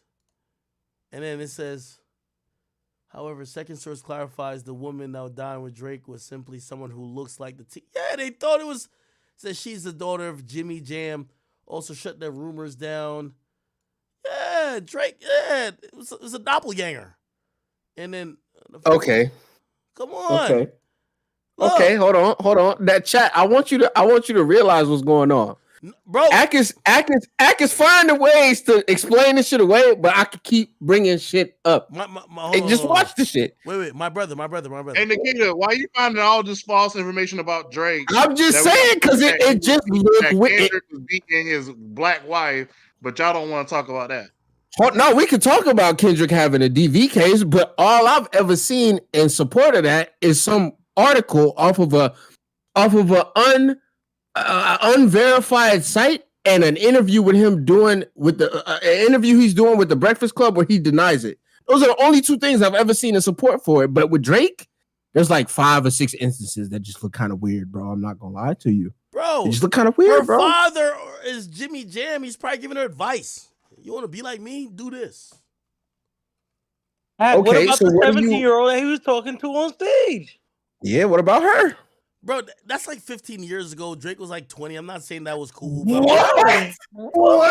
No, it was 15. No, bro. Wait, hold on. So just because it was 15 years ago, it completely negates the fact that he found out she was underage and then proceeded to kiss her on the lips. No, just because it was 15 years ago. I'm not saying it's not odd. I'm just saying is if that's the only thing you have and you're trying to paint him as this weird sexual deviant, and that's the only thing you can fall back on because nothing else holds water. Just use that. I'm not defending nobody, but Akita, if that video is old as fuck, why are niggas barely talking about it now? Why they ain't cancel that? Niggas have been known about it. It's just again, nigga, you gotta think too. Niggas knew R. Kelly was doing the shit he was doing, but because R. Kelly was R. Kelly in 1998 to 2003, bro, he was providing a lot of motherfucking value to the industry. It is weird. So I'm just saying, niggas was overlooking shit until it just came to the public view. It's a little strange. So okay, let's just say, all right, it was 15 years ago. If you want to cut him that. Who the fuck? Now, why was Drake talking to Hailey Bieber when she was 14 and then just decided to date her and go out with her at 18? Why was that going on?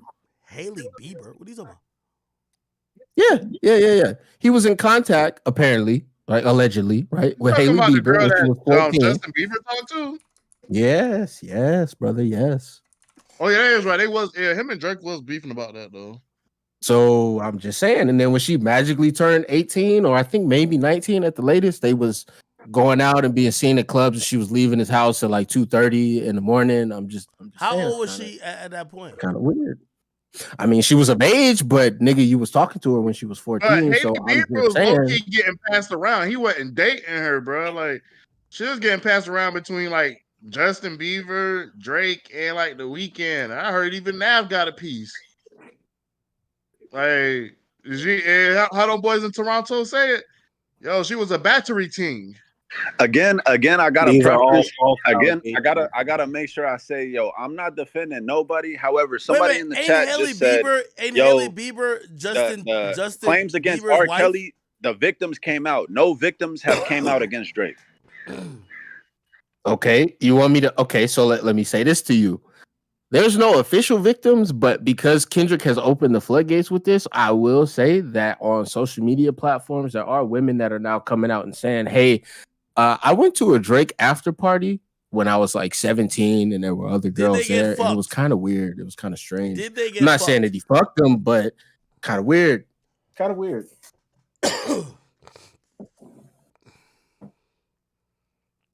Hailey Bieber used to be with Drake? I mean, I don't think they were like for real dating, but I think he piped her out when she was of age. But the point is he was in contact with her when she was 14, and then he piped her out when she was of age. Like, hold on, again, I'm not. It's just kind of weird, bro. I'm not. Again, I'm not claiming this nigga's a pedophile. I just think that he has several instances that can just kind of be lightly construed, or just construed. I don't even have to throw lightly in there. Construed as But you love a Canadian. behavioral tendencies of a Hold group. on. I'm just saying. Wait, hold on. Okay, so a few days ago, Drake released a new album, and there was one specific song on there called Bahamas Promises that caught a lot of people's eyes. Because in this song, he seems to reference the very brief romance he had with Hailey Bieber back in 2016. By the way, up until just today, I had no idea that Drake and Hailey were even romantic. Wait, okay, how old is Hailey Bieber? Hailey Bieber age. She's 27 right now. How old was she in 2016? How old was Hailey Bieber in 2016? She was 20. How old was Drake then? How old? All right, so she was 20. Look, she was about 20. How old was Drake? Let's figure out. How old was Drake in 2016? Well, Drake was 30. Involved in any sort of capacity in the past. So this was a shell shock to me. So in the first verse of this song, he says this: Hailey, it's sad that I know all the tea. Broken pinky promises, you fucked up our Bahamas trip. So firstly, the spelling of Hailey literally just gives it away. Wait, does he say Hailey? He doesn't say Hailey. Why niggas always trying to pick Yo, hey, you know what I'm most mad about? If y'all niggas get Drake to change his style of songwriting, because I love his style of songwriting. He writes shit personal to him. He's writing shit close to the heart. If y'all get Drake to write these like monotone, nonsensical shit, I'm gonna be hurt. Like, I could end the video here, but I won't. Because secondly... Let's look at his lyrics. Bahamas Promises. He doesn't say Hailey. I swear it's like watching you grieve is so sad. Like, can we just, he does sing Hailey in the chorus.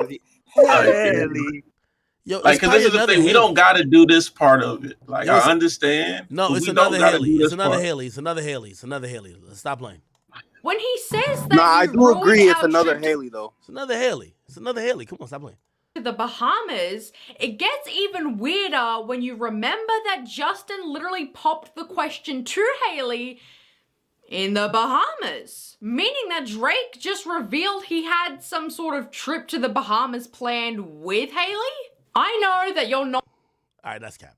Not for me. I mean, that's kind of coincidental, though. I mean, I'm just saying. They just making shit up at this point, bro. Like, come on, man. Yo, the boy's just that good. Fuck out of here. Of your apologies. You put the no in monogamy, you know that you're not for me. And as Genius describes this line, the wordplay involving no in monogamy suggests that the relationship has been marked by infidelity or a lack of commitment. Now, the reason that people know that this song is about Hailey Bieber and not any other Haileys is because there's just way too many dots that connect. Firstly, Justin Bieber literally did a remix of Hotline Bling by Drake. But in this song, Justin sings this: Try to run a game on me like it's just us, but I seen you in a Snapchat on his tour bus. When you hit my line, it don't mean that much. Now, why is that important, you may ask? Because at the time that this song was released,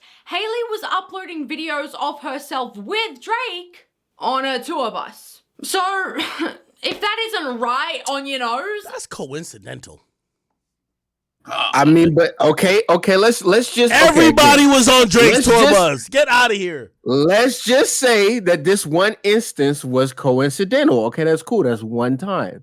Okay, right, but we've just made it coincidental for about 5 other times. Okay, hold on. It's kind of weird, don't you think? All right, let me keep hearing. Hold on. If you go to the annotations on Genius to find out the meaning of this song, it says this. We rewrote it to make it be more like him and Drake dating the same girl, and then him finding out and actually talking to the girl like, I know you called him on his cell phone. We decided, let's remix it so this girl knows she's not going to come between two friends. And obviously, Drake and Justin have been friends for more than 10 years at this point. And Hailey dated both Drake and Justin in the same year.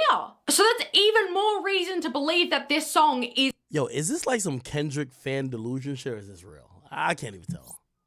Don't stop making it a Kendrick fan thing. It's a Drake like hater. you just bro, niggas don't want to see Drake win. Drake hater thing. Bro, they don't want to see Drake win.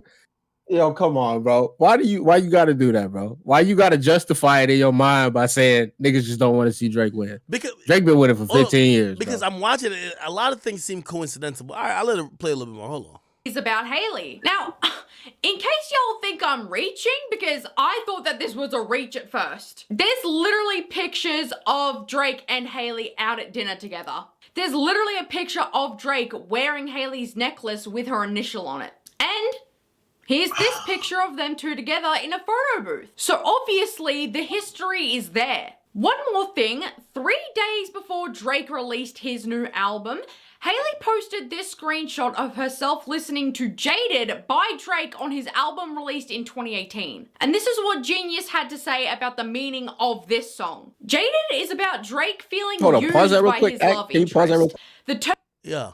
So I just want to make an aside too that the song she's talking about was in reference to a newly 18 Georgia Smith. Like a freshly 18 Georgia Smith. So how we know Georgia Smith was just 18? How we know? Just want to add that in. How do we know that Georgia Smith was the date of the song? How do we know that Georgia Smith was just 18? Stop it. I think she was 18 in 2018. I'm just listening to Jaded by Drake on his album released in 2018. And this is what Genius had to say about the meaning of this song. Jaded is about Drake feeling used by his love interest.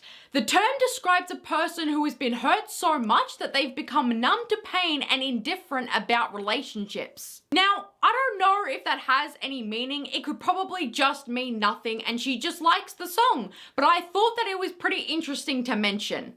Okay, so do I think that Hailey cheated on Drake? Absolutely not. Do I think that she didn't commit to him?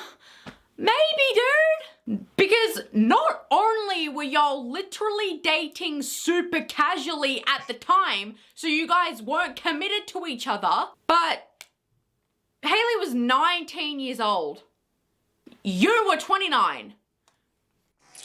Drake was just friends with her, bro. Cut it out. Oh, man. Like, it's just like... How do we know Drake was fucking her? How do we know? You ever feel like... if she... Okay. Hey, bro. Hey, Act, bro. I'm gonna be honest with you. You ever had a girl over your house kicking it to 2:30 in the morning and she just left your house and y'all was just like friendly kicking it in the house? Let us be real, bro. Nah, I have. I have. You have. Yeah, that happens all the time, man. I've had a girl who it was just like I could tell, like, either I feel like she wants me to do too much to get it, and I'm like, all right, no, we could be friends. That's my new line. I've always been my new line for the last few years has been, oh no, it's all good. Let's be friends. No, anytime I say that, I'll never see you again. But we're just gonna ride out the end of the night till your Uber gets here. That's how it goes. Bro, I'm sorry. If that's the case and we not fucking, she leaving way before 2:30 in the morning, bro. I'm not staying up to 2:30 I would in be the in morning that to thought, fucking play but with a these Bro, days, female. that's like yo, you're I a would be in sexual that thought, deviant. but these days because I'm popular or some might call famous, if you treat somebody bad, they will reinvent the situation to make you look more than like an asshole. There's no crime against being an asshole. They could then say things about you that could possibly affect you. So what I've learned is that you got to learn to take the L. You know what I mean? I'd rather a chick call me a simp than an asshole these days. Earlier in my career, I would have 100,000,000% you call me a asshole than a simp. These days, you got to take the L.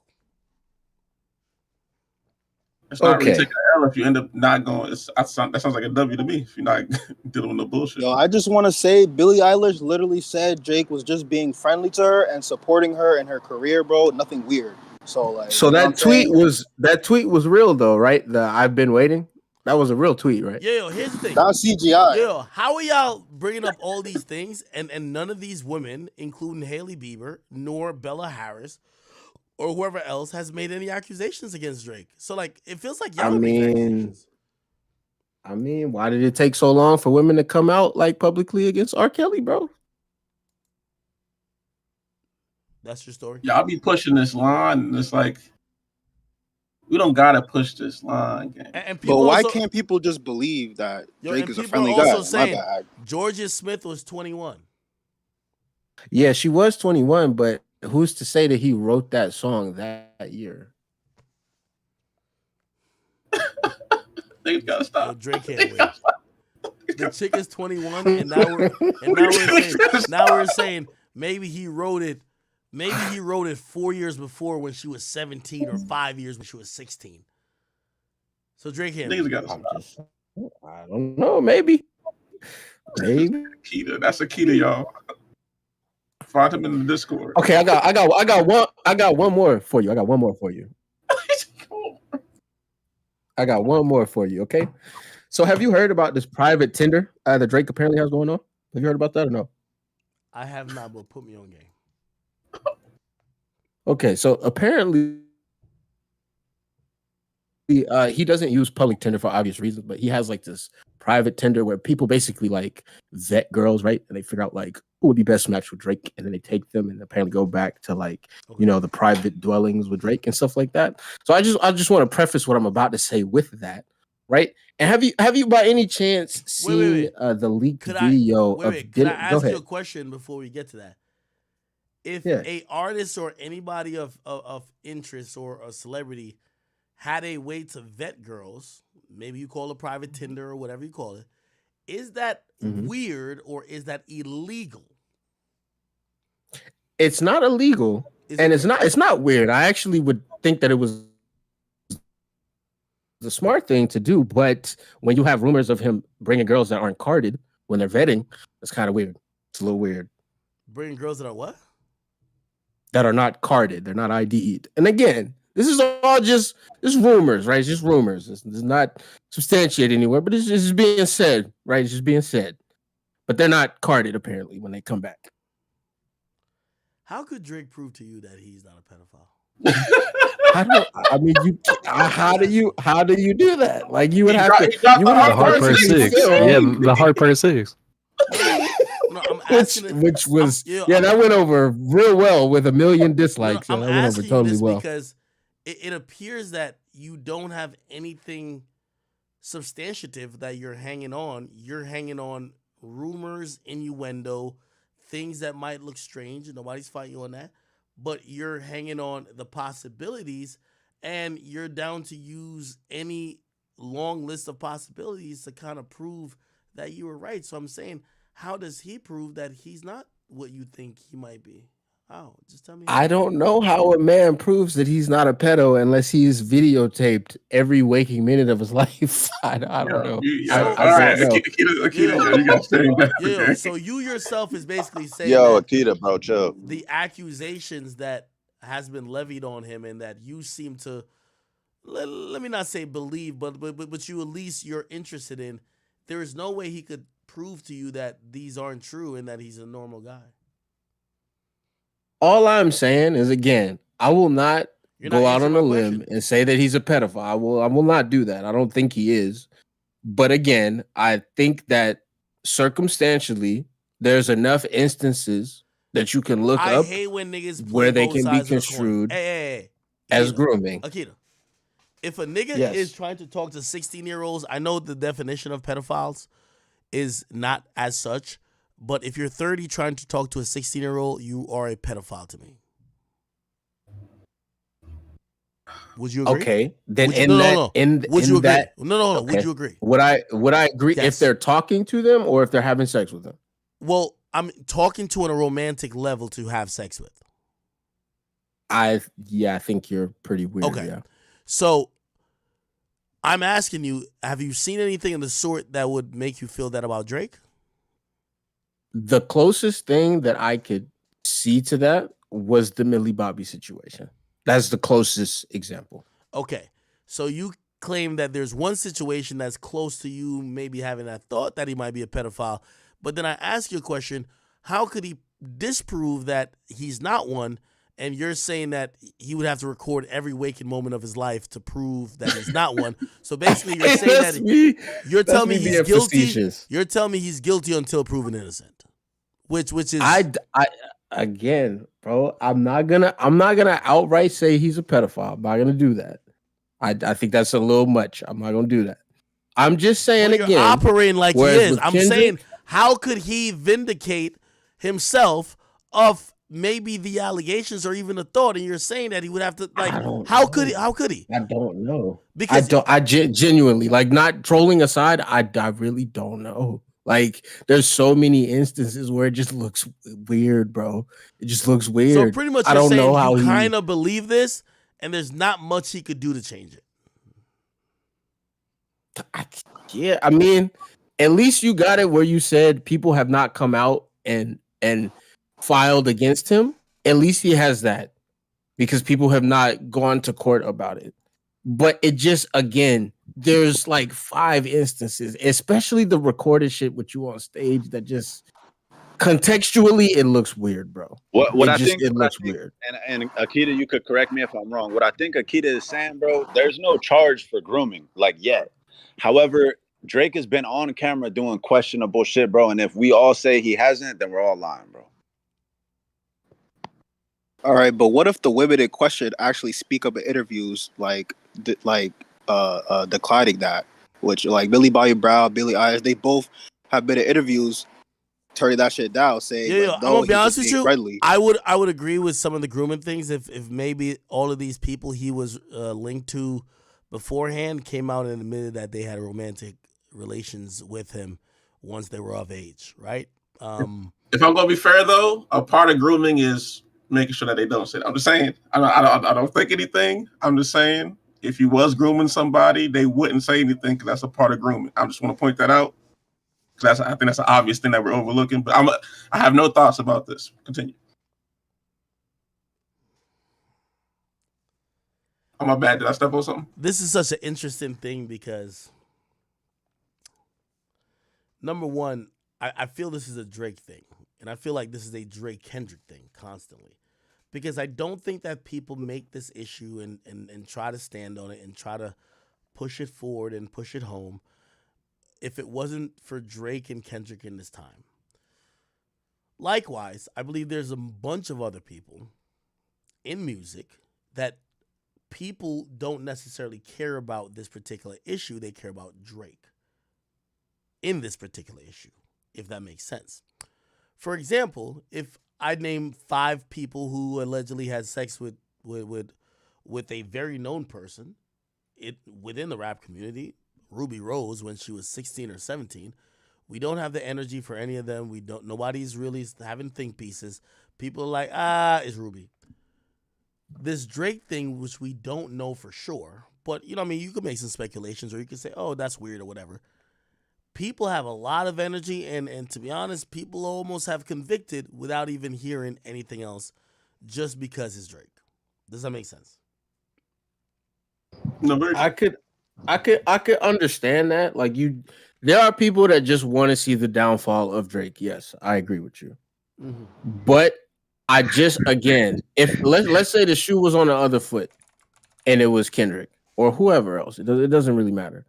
Again, I could overlook what we're talking about if it was like 1 or 2 times, but the fact that there's just like at least 4 or 5 different instances of it, it's just hard to ignore it. And you can explain away each individually, but why are there so many times like you could kind of conflate them to each other? Like it's strange, bro. And you would think he would know better than to do that. Okay, you're right. All right, give me 1 second. Meek Mill, I see your irrelevant emotional ass is still obsessed with me. Let me just be very clear and tell you this. And I see you responded to something that I said that make my mixtapes retweeting. You said whatever these niggas sold, they sold to. I'm not in it. What the fuck? Now he telling why he was reporting bad about people. Meek, I will say this to you, your face on your deathbed. I killed your career, what was left of it. Not because if no nigga paid me. You disrespected me 9 years ago, and I kept it, and I'm like an elephant. I will never forget. Please don't try to bring up anything else. I laugh, and Meek, I will never in my life make sure if I see you at the top of the charts, trust me, I'm having a bad day. I laugh. I have a good time. I have my feet kicked up. I jack off to the fact that your career is 6 feet under because you disrespected a nigga who was born in Spanish Town, Jamaica, nigga, who happened to now have hip-hop in the palm of his hands. Fuck what these other niggas try to say about me. I'm still gonna be that nigga. Your career ain't coming back. I killed it. Drake killed it. The Game killed it. Rick Ross killed it, even though you cool with him now. They all killed it. But I issued the last and final blow. You could tweet about me all you want to tweet, my nigga. But trust me, your counterparts call me every day and said, Ack, you a bad motherfucker. You killed that nigga's career. I did it because you disrespected me. The next time you see somebody you call a nerd, the next time you see somebody who you feel is lesser than you, all that street shit don't matter. Boy, all that shooting and all that dumb shit you did, nigga. Boy, you ain't talking about, nigga, any car you get, I could get. Any house you got, I could get. Nigga, I got the same money. What you talking about? I just did this to show a nigga like you should have respect. The reason why a little baby's going through hell, I'm going to teach you niggas. You better have some fucking respect. The person, let me tell you this, it's in the Bible, nigga. The stone the builder refuses becomes the head cornerstone. The reason why your career is at where it's at, I'm going to keep laughing at it. I don't care what you tweet out for the rest of your life, nigga. Remember, you said you had bitches that had more followers than me. And I'm sitting here laughing at your demise, nigga. I took $1 million out of your label's budget. You not talking about shit. You ain't never take $1 million out of my pocket. Let's do the math. Let's do the math. Yo, Act, no, hold up. This nigga not Hold gonna up. learn until you do Hold one up. like Rory, bro. Let's do the math, Meek. I fucked your whole career up when... Don't blame it on nobody. You disrespected me, you weird ass nigga, and I made sure your career died where I saw it at, nigga. It died right there. And I piss on it every fucking day. 21 Savage couldn't save you, nigga. When 21 put me on the phone with you, you was a broken, bitch-ass, washed-up rapper who needed me more than I needed you. I never needed you. When he put me on the phone with you, that was after Clubhouse. You should have said, maybe Ack is somebody I got to deal with. You never had that respect. Boy, you're going to be on Twitter for the rest of your fucking life. Say goodbye to the charts. Bye-bye. It'll never be in your favor again. That's because of your fucking disrespect. I don't care what X amount you follow. I don't care how much you stalk me. You block me and follow my exes. You're a weirdo. I could follow your baby moms and your kids. I don't need to play like that. I killed your career. That's all I needed to do. Bye-bye, Meek Mill. Bye-bye. Get out of the storyline. Bye-bye. Bye-bye. I got my win off of you already. Bye-bye. Bye-bye. Bye-bye. If you got a problem with it, you know exactly. DCK. I don't want to keep going back and forth with this fucking weirdo ass nigga. I killed your career, nigga. I laugh at it and I masturbate to the thought of it. Remember that. Nobody. Yes, I do. No Diddy. No Diddy. Fuck that. No Diddy. No, fuck that. Wow, listen. Take that. Let me tell you this. Any nigga who's ever disrespected me, I have y'all all on a long list. Meek, the day, nigga, I think I must have had 20 wet dreams, nigga, before I tweeted out that you fucking sold 6,000 records first week, my nigga. It will never come back. I don't care what you do. You could be born again. You could become a Christian, Muslim, a Buddhist. It's over. Act did that. Keep tweeting.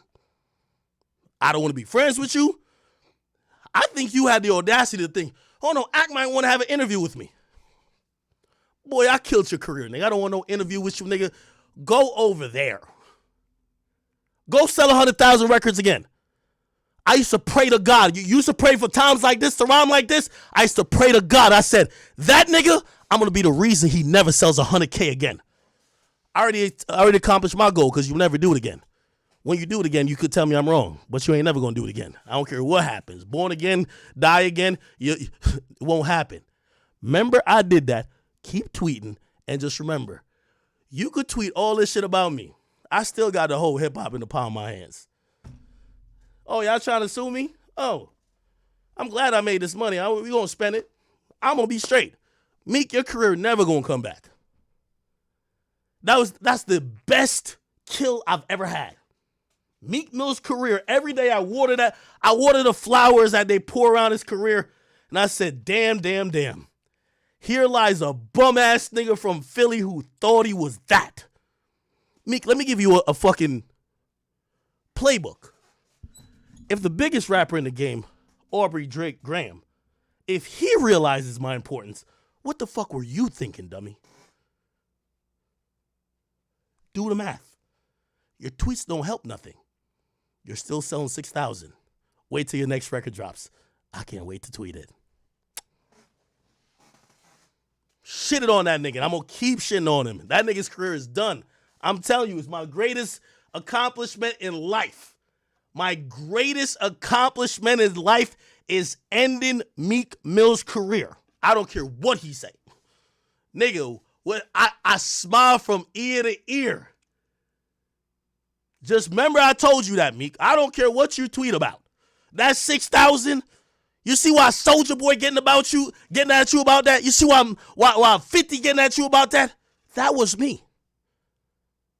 And you're lucky, because I should have tweeted out 4,814 records you sold. You never sold 6,000. But next time I won't spare you. Remember that. You should have stopped mentioning me before, nigga. Read the room, you dumbass nigga. The stone everybody refused became the head cornerstone. Drake knows. All them other niggas knows. Savage knows. You didn't know. Everybody talks to me about you like, damn, Ack, you did a number on him. Yeah, and I'm very happy. Rest in fucking piss. Your career, I did that. Fuck out of here. Anyway, back to the discussion. Damn, turn that nigga to a porta potty, huh? Crazy. Mickey Mouse, holy. It's my greatest accomplishment. I kid you not. I told you. I masturbate to the fact that I killed that nigga's career. Yeah, okay. This nigga. Keep saying that. That's funny. This is not the right time for you to be talking about how you. No. We are not doing it right. I'm sorry. That nigga right there. Yo, let me tell you this. You see when that nigga talked to me on Clubhouse? That nigga talked to me on Clubhouse. You know you heard AJ feeling so bad Hold that on. nigga left the VC. Wait. That nigga talked to me on Clubhouse. Nigga, I prayed to God every night. And I said, God, I don't ask for much, but please judge my work and judge my talent and judge me as a person. And I know being vengeful, it's not within what the Lord wants. Being hateful, it's not within what the Lord wants. Meek, I promise you, I'm telling you. Meek, the niggas who fuck with you call me and say chill. And I still do it to you. I'm telling you. They call me and say, yo, chill off. Matter of fact, 2 niggas text me and say, yo, chill off, Meek. Nigga, I still had to do it to you. You know why? Because you thought that you were the nigga. So I had to end your shit. Your shit is over with. Dream Chaser Records, over. Your career, over. Get mad. What you gonna do? Put more sand on your face, nigga? Boy, you thought you was gonna be more lit than Big Act, nigga? Nigga, I planned this shit to be relevant for 50 years, nigga. You think that your bitch ass actually tweeted the last time Shorty was talking shit about me, thinking that I was gonna be done then. What happened? I got the most turned up ever. The middle of the biggest rap beef. You thought. So today you think again.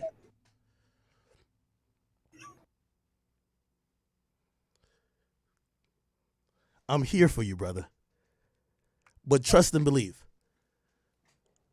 I plan to last for 50 years.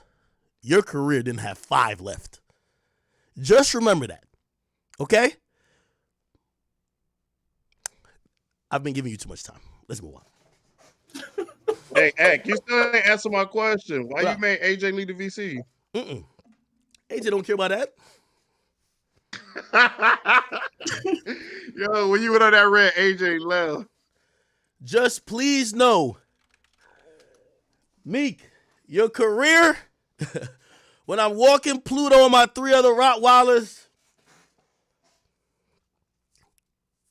and I'm parking the Maybach, the Lambo, the R8, and a few others, and I'm cleaning I just bought the Deagle, the fucking 10 grand sniper, and the 50 other joints. I whip it out. Pause. And there's a little thing. It's on my crib. You say you were coming there, you would have seen it. Here lies the career of Meeky Mouse, aka Meek Mill. And I piss on it. I gotta fertilize it. Your career been washed. Oh, and another thing. Another bum ass nigga. What's that nigga name? I know these niggas be mad at me because I be killing.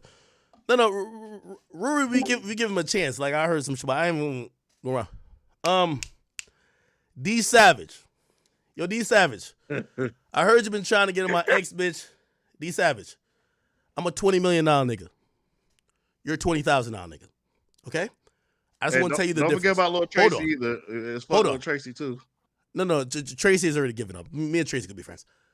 No. Ack, you know one that you really hit like a one hit put it on? I gotta get him. I gotta get at him. Hold on, I gotta get at him because what's that nigga name? What's this bum ass nigga name? D Savage. Yeah, D Savage. Your bitch has been hitting me up trying to get me to fuck with her. I don't want your bitch because I'm a $20 million nigga. You're a $20,000 nigga. I don't want your bitch. I don't even want to play around with your bitch. Good luck to you. Go be good to her. She seems like a really good girl. Okay? Stop playing with me. I killed your career. Hold on. Your career, I'm going to tell you where your career is at. Black women, and we obviously protect black women from Kendrick Lamar. Can we get on that topic? No. We like Kendrick. Hold on. What's his bum ass name? Fuck. D Savage. D Savage. You got a grave at my... Oh, all y'all rappers got graves in my yard. Y'all see when I show the Maybach? It's not because I have graves of all the rappers who I killed. D Savage, you got a grave over here too.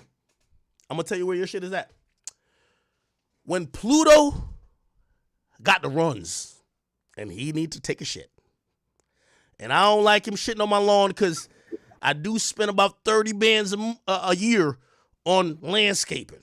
So I got to make sure Pluto go over there by the woods. There's a nice little, it's on a piece of paper. I couldn't give you no like marble stone. But D Savage, you have a little grave over there too. It says, here lies the bum ass nigga named D Savage. Pluto takes a shit over there. He pees on it. You know what I mean? Sometimes he kicks it over. And I'm like, well deserved. Well deserved. Oh yeah, Kwame Brown talking crazy about you. Every D Savage shot, nigga. Kwame Brown talking about you covering up for Drake with age consent. Yo, Kwame Brown on YouTube talking about Nah, it's that nigga that be with Lil Baby, bro. You gotta kill that nigga too. Hold on. Wait, hold on. Kwame Brown, Kwame, I fuck with you, and I understand. You know, I understand Kwame's angle. I ain't gonna fire on Kwame. Yo, Kwame, me and you could argue. Let's get on live and we could argue. I would like to do that. I'm not firing on everybody. The only people I'm firing off on are the people whose career is dead. Like Meek Mill, I turned that nigga back into Django. That nigga's acting like a slave. He's bunny hopping. I seen that boy at Super Bowl making a drink. I turned your stupid ass into a slave. I'm gonna clown you. If Kwame Brown want to get into a little argument, let's get some content. Let's get it popping. D Savage, your girl keep telling me how much of a loser you are. I don't even want to try to fuck with your girl. I think you should just get back with her because apparently she been supporting you because you broke. Brother, it's okay. All right? I wish you the best. Kwame Brown, me and him, we could actually argue about some shit. Because I understand if people think that I'm defending Drake, it's all good. They can say that. That's cool. But a nigga like me, yo, let me tell you, let me tell you this. Meek Mill is so upset because, bro, I'm telling you as a fact, yo, chat, I'm not lying. I'm not lying. I promise you, I swear, yo, I don't even want to put Savage in this because Savage my nigga. That nigga literally, the moment you tell Big Ack on the phone, Atlantic was going to spend $1 million, but they said Academic said you flopped. The moment you said that, my eyes lit up. So I do have this power that you're claiming I don't have. You sure you want to play? Have you ever? So that's all I can say to me. Yo, Meek. This is the first time that I'm not even trying to bring up Meek. Meek just, like, I could tell he's salty. He's like, no, yo, this is what y'all get. No, everything that's going on, he's like, this is what y'all get when y'all let a nigga like Academics control it. Meek, wake up. Wake up, you dumbass nigga. Check this out. My name is Big Ack, okay? I am arrogant, a little bit arrogant, and I don't think as much as you. But I'll tell you this. One thing I do know for sure, two things for certain. I'm not like you that was spreading the cheeks at the white party. Me, I got it from the mud. I got it from the people. I don't care what headline you see about me. This is why I don't give a fuck. Rolling Stone, Shade Room, Washington Post, anybody who's asking for comments, y'all gonna see. I'm gonna respond in court. I'm glad that the chat has blessed me with the luxury of having some resources to spend. We will do that. But one thing for sure and two things for certain. None of it will bring your career back. You don't have to tell people. I see these days the conversation is, well, Kendrick said Drake had bots. And I see the Meek fans like, well, we told you. Yo, Meek, I remember you desperately begging me to delete comments in 2015. Here's the sad and unfortunate truth. Because of how disrespectful you are, nigga, that beef went exactly how I wanted to go. You lost, and nigga, enjoy the spoils of losing, nigga. Go dig a hole, paint a house, roll a blunt. I'm glad you ain't in this bitch no more. Let's move on, okay? That's what I'm happy about. Got you out the way. Let's talk about Kendrick and Drake. Let's talk about Yeet. Let's talk about the new King of Philly, Uzi. Let's talk about everybody but you. You know why? Because you was a little bit too disrespectful. If you would approach with a little bit more respect, maybe you would have got different results. Anyway, I think we're good. The new King of Philly? Uzi? He a fan. I can't lie, Uzi wilding right now. I thought he was the new king of the Ebony House where he was up there shucking and jiving. Hey, Uzi a real one, bro. Yo, watch. I'm gonna terrorize this. This nigga Meek. Uzi a real one. Uzi really be in Spartanburg, South Carolina with the Bloods, bro. He a real one. I'm gonna terrorize this nigga Meek because whenever he realized, you see my boy, you see this 199 likes you got, it's done changed. You have 11 million followers. I got 1.5. And if I tweeted about you right now, I'd be doing you a favor. But you know what I say? We can't do a nigga like you a favor, man. Your shit is over. I'm sorry, it's over. We're gonna just move on to the next shit. Sorry. Apologize. During the nightmares do go hard though. I ain't gonna lie. No, of course it does. Hey, listen, nobody bumps that song harder than me. You know why?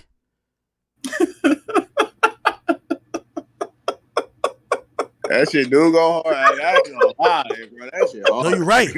But for me, it's like, meet me at the crossroads. Hey, listen. Hey, we got to have a song to celebrate. The shit is over. And no dick riding. Like, y'all don't have to say shit to appease me.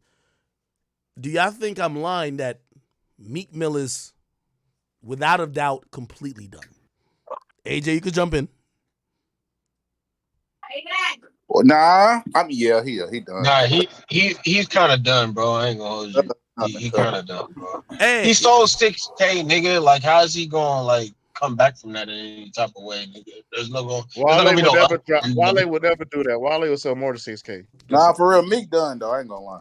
He on the tape with Diddy taking back shots, bro. Like it's over. Yo, it was like, hold on. Yo, I'm gonna be honest with you. Yo, and I know. I think tonight I probably got a little bit egotistical, just because I can't believe you talking shit about me still like crazy. Like, I mean, you could talk your shit, but like I could tell he's so salty. He's trying to hope that, oh shit, let me try to bring some light to some shit that's happening with Act. Yo, Meek, here's the difference. This whole shit you talking about, I ain't trying to burst your bubble. Rolling Stones can't cancel me. They never made me. Shade Room can't cancel me. They never made me. None of these niggas can't cancel me. They never made you. I wasn't taking back shots like you niggas. Okay? I wasn't at freak offs like you niggas. Okay? I wasn't sucking cock like you niggas. So here's the point. When you over here like, oh my God, we finally got Act. Look up, you dumbass nigga. It's 30,000 people still watching me right now, clowning the shit out of you, and none of them is going like, oh my God, Meek said we should stop. No, nigga. We're just going to keep laughing at you, you fucking idiot.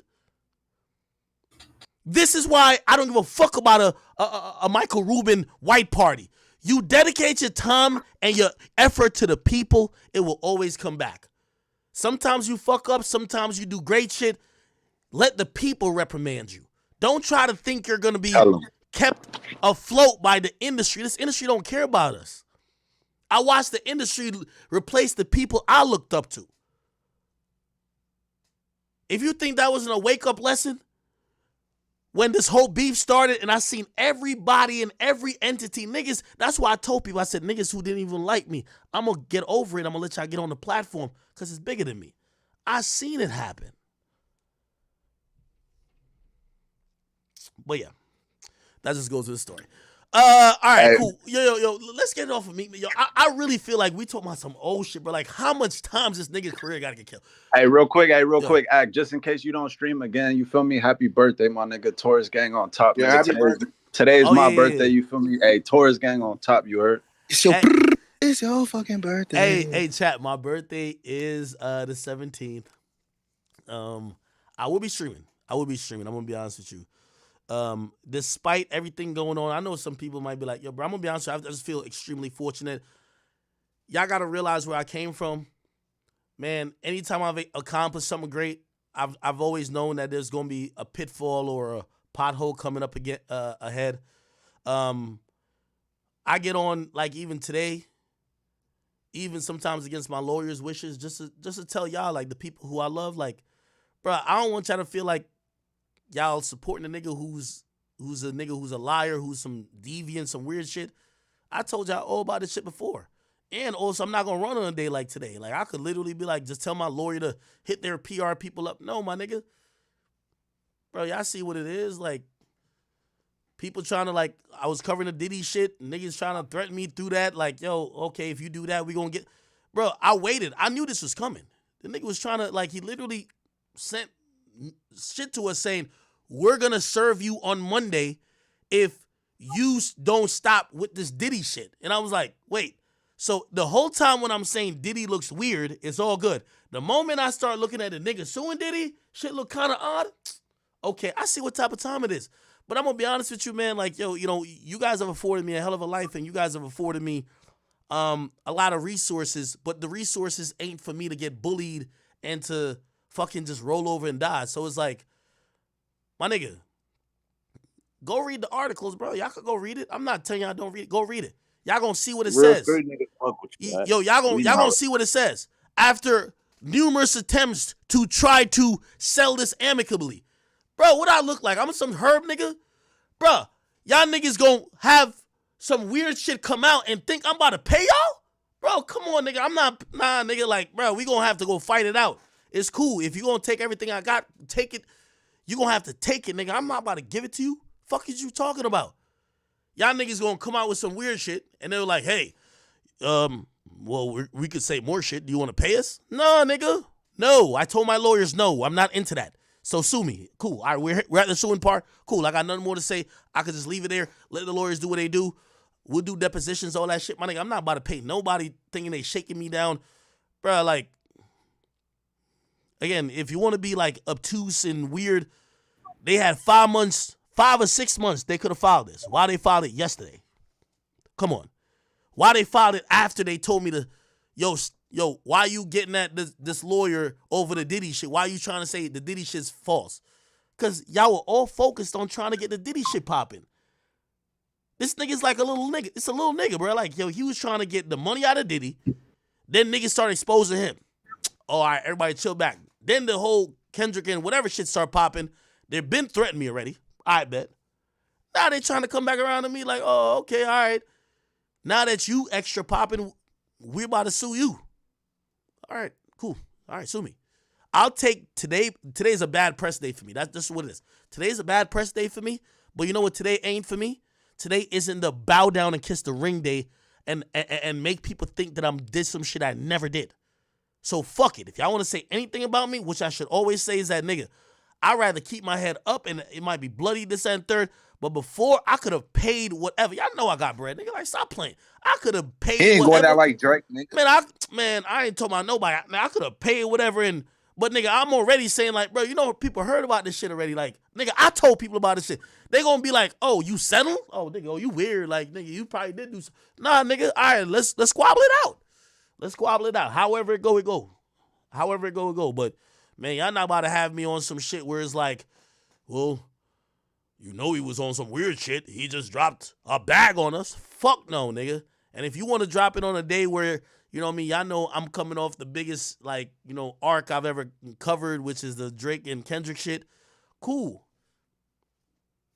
For the weirdos who think that this is going to stop me, like who think that, Meek, I killed your career, nigga. You can't ever bring it back. I told you, nigga. I'm going to laugh at you. You could tweet this out 1,000,000 times. I ain't losing one deal, period. So what you finna do? Hey, but right on your birthday, bro, at midnight, like, are you playing Kendrick or are you playing Drake, bro? Like be 100. Come on. You know, once you hop in the Maybach, what song are you playing first, bro? What song are you playing first, bro? Yo, I'm gonna be bumping that Drake, but I'm gonna be honest with you also, chat. Yo, and this is the only thing I'm gonna ask my chat on some real shit. I haven't taken a vacation in 2.5 years. And anytime I was about to take a vacation, some shit happened. Eventually I'm gonna take a vacation. You see me, I'm somebody who's like so rooted in work. When bullshit like even this come up, I don't even trip on it. Like, I don't be like, oh my God, I was about to go to this place, so this fucking it up. No. So I know y'all probably think I'm not gonna be streaming, but I'm streaming today. I'm streaming tomorrow. I might take my birthday off, but I don't think I'm going nowhere. I might just take the birthday off though. I'm gonna be at headquarters tomorrow. I'm gonna be there all week, filming the new show and stuff. So I bet. If you want to do that intervention, hey man, I'm gonna pop up on you. You feel me? All right, bro. You gotta bump the Vibes Cartel, bro. Oh no. Whoa. You know the Vibes Cartel gonna come. People don't know about how much I love Vibes Cartel. That's what I'm saying, bro. Niggas be thinking you really on Drake, but like you really wrong. Yo, with Vibes, birthday bro. day, I'm bumping Vibes Cartel, probably like, I don't know, 16 songs, and then I'm gonna drop like 8 songs of Drake in the mix. You know what I mean? It's gonna be good. But anyway, you gotta throw some. You gotta do a live stream when I'm up there though. So here's another thing. So we about to get our in IRL live stream capabilities soon. Shit, I'm ready for it. Oh shit. Yo, wait. So then, where you gonna stream them at? Like, you just gonna do pop-up streams and shit, or what? Yeah, it could be anywhere. Like, you know, sometimes I go to Vegas. Sometimes I be hating, like, you know, salutes to Rumble. Rumble be holding me down. They be like, yo, you want to come out to Vegas? Because, you know, Rumble and Slap, like the Slap event and UFC, they have like a partnership. So they'll be like, yo, they want people out there that, you know, got a little name.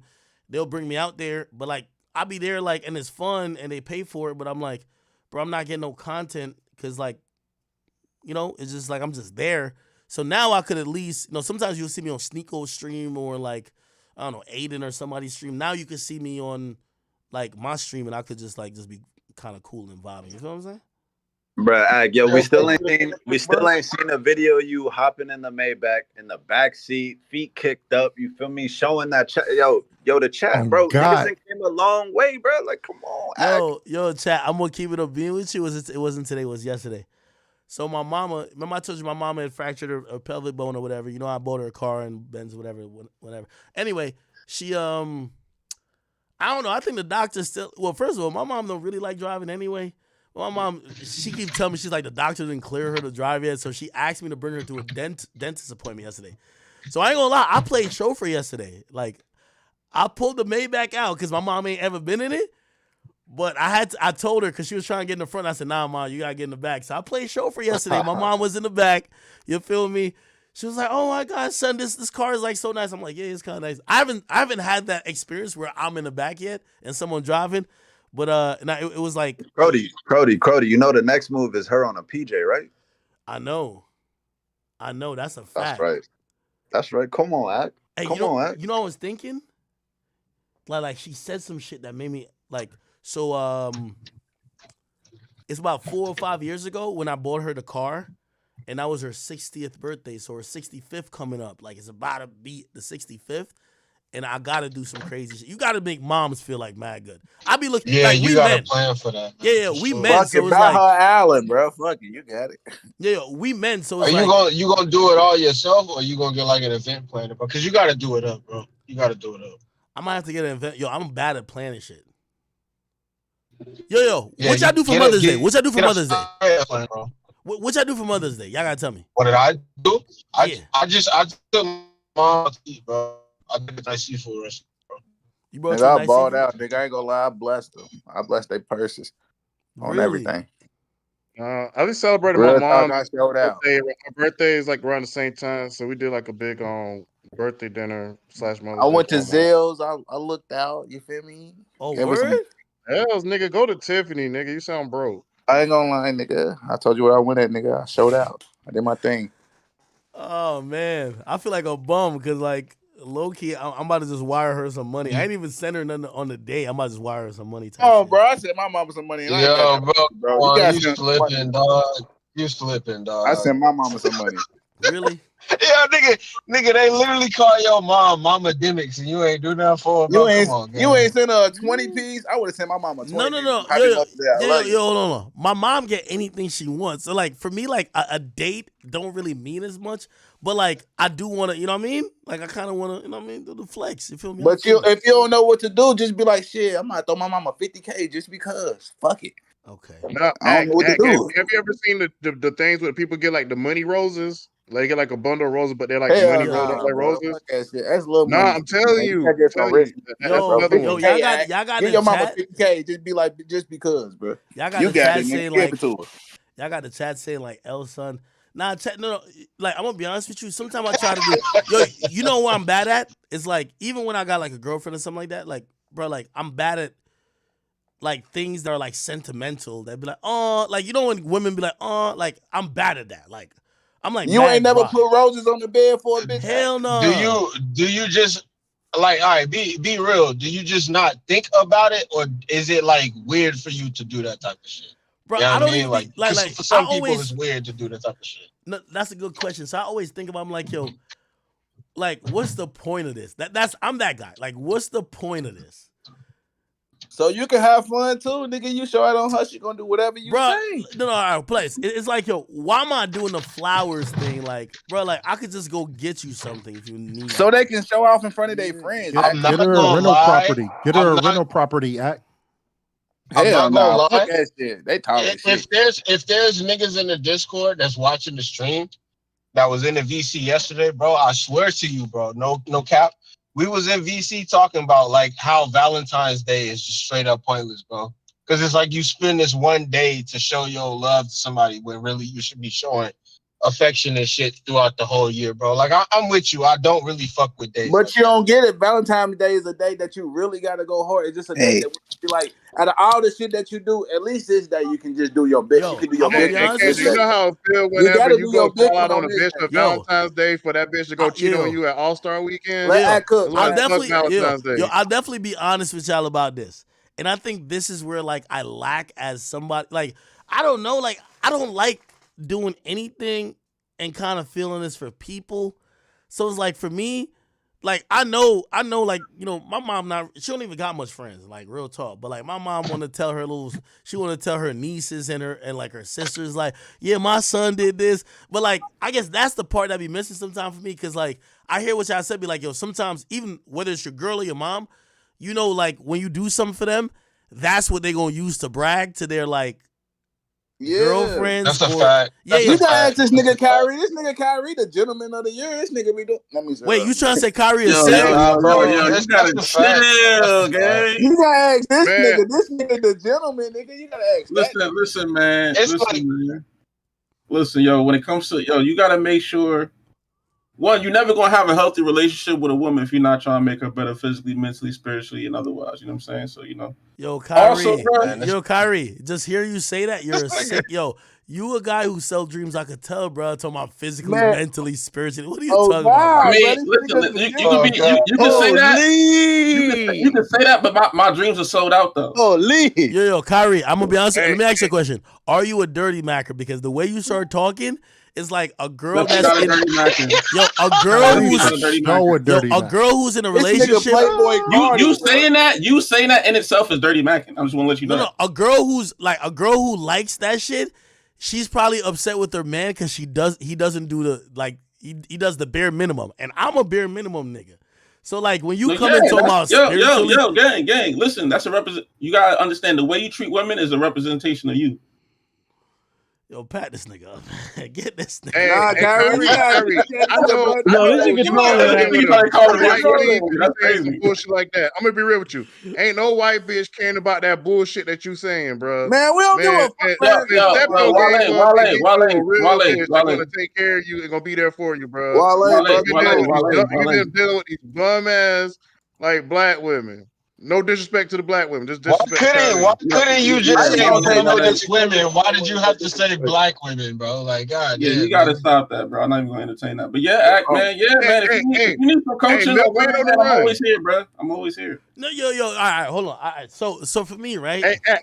Yo. Can I give y'all a real quick story?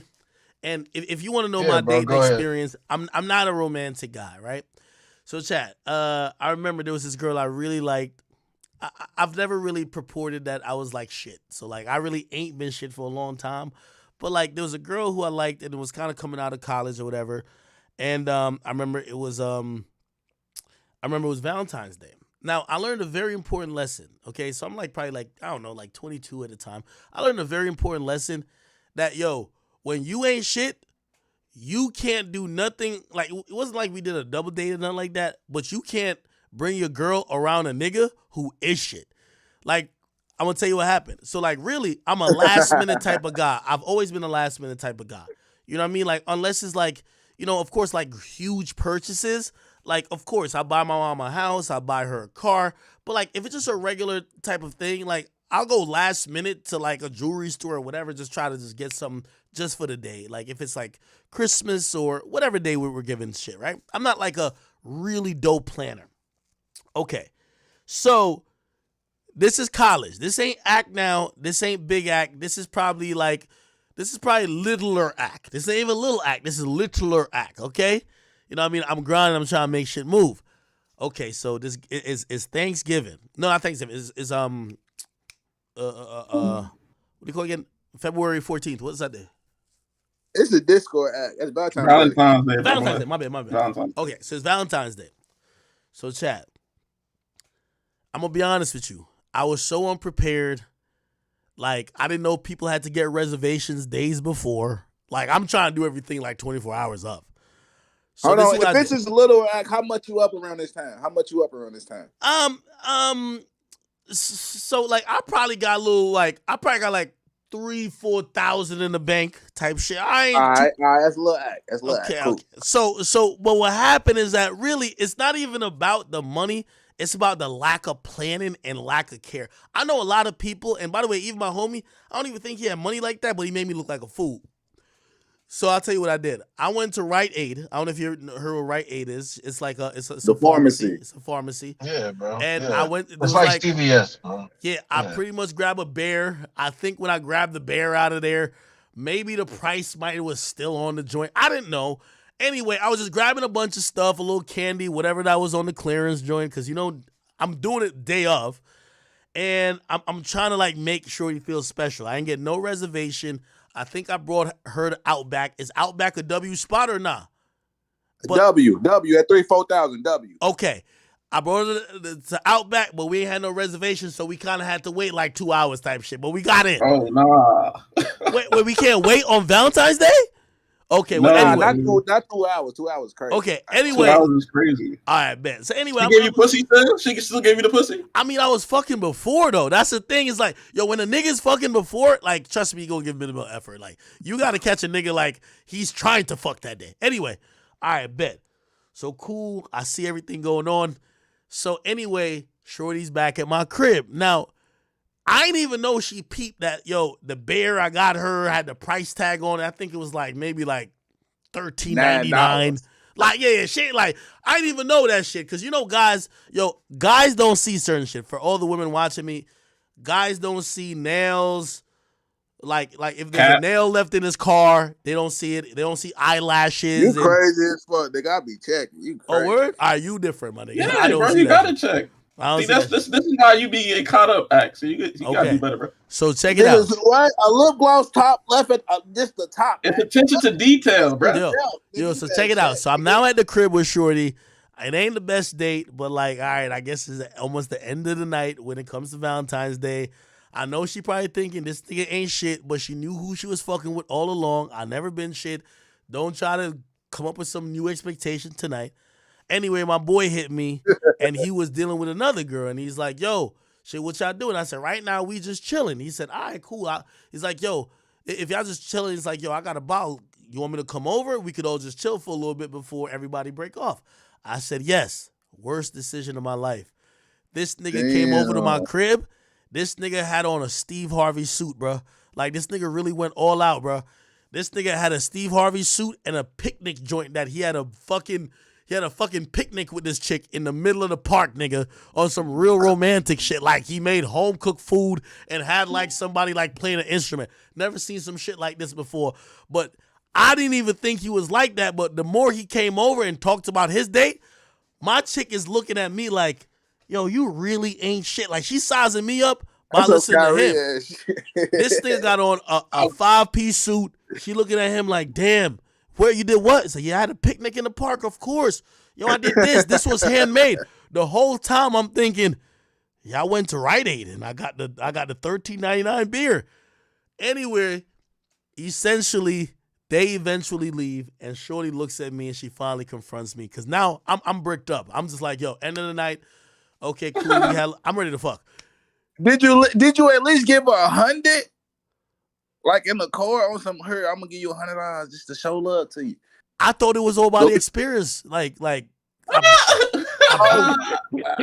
Yo, Act Shane deserve you, bro. Nah, that nigga Act tripping, bro. No. I ain't gonna lie, and maybe this is dirty macking, but like, in general, I tell women like, yo, little baby had a shooter. 3 people got hurt. Yo, Act, you gotta do better, bro. Yo, but this was Littler Act. Like, bro, I'm gonna be honest. Nah, but Act. The chat know who you is. Come on now, stop it. Yeah, we know you, nigga. You our nigga, bro. We know. I'm gonna be honest with you. I'm just not a romantic guy. Still, it's gang. I don't want to kill you on stream, but come on, gang. You just gotta do better. No, I know, bro. Cause I ain't gonna lie, gang. We feel like the chat feel like you should be able to have a way better, you feel me? One of the ones, and you be slipping, gang. Come on, you be supposed to put on for us. You supposed to have how the fuck you got it, nigga. You the one, Act. You got it. Wait. Was I down bad doing that? All right. So anyway, I'm gonna be honest with you. All right. So I'll give you the rest of the story. We did have sex that night. You know, it's a girl I was having sex with like or before. We had sex that night, but she did confront me like a day after the day. The next day, she was just like, "Yo, I really don't even know if you like me, like, bro, you know I seen the bear you got me, and you know I seen the price tag on it, like, bro, you not even trying."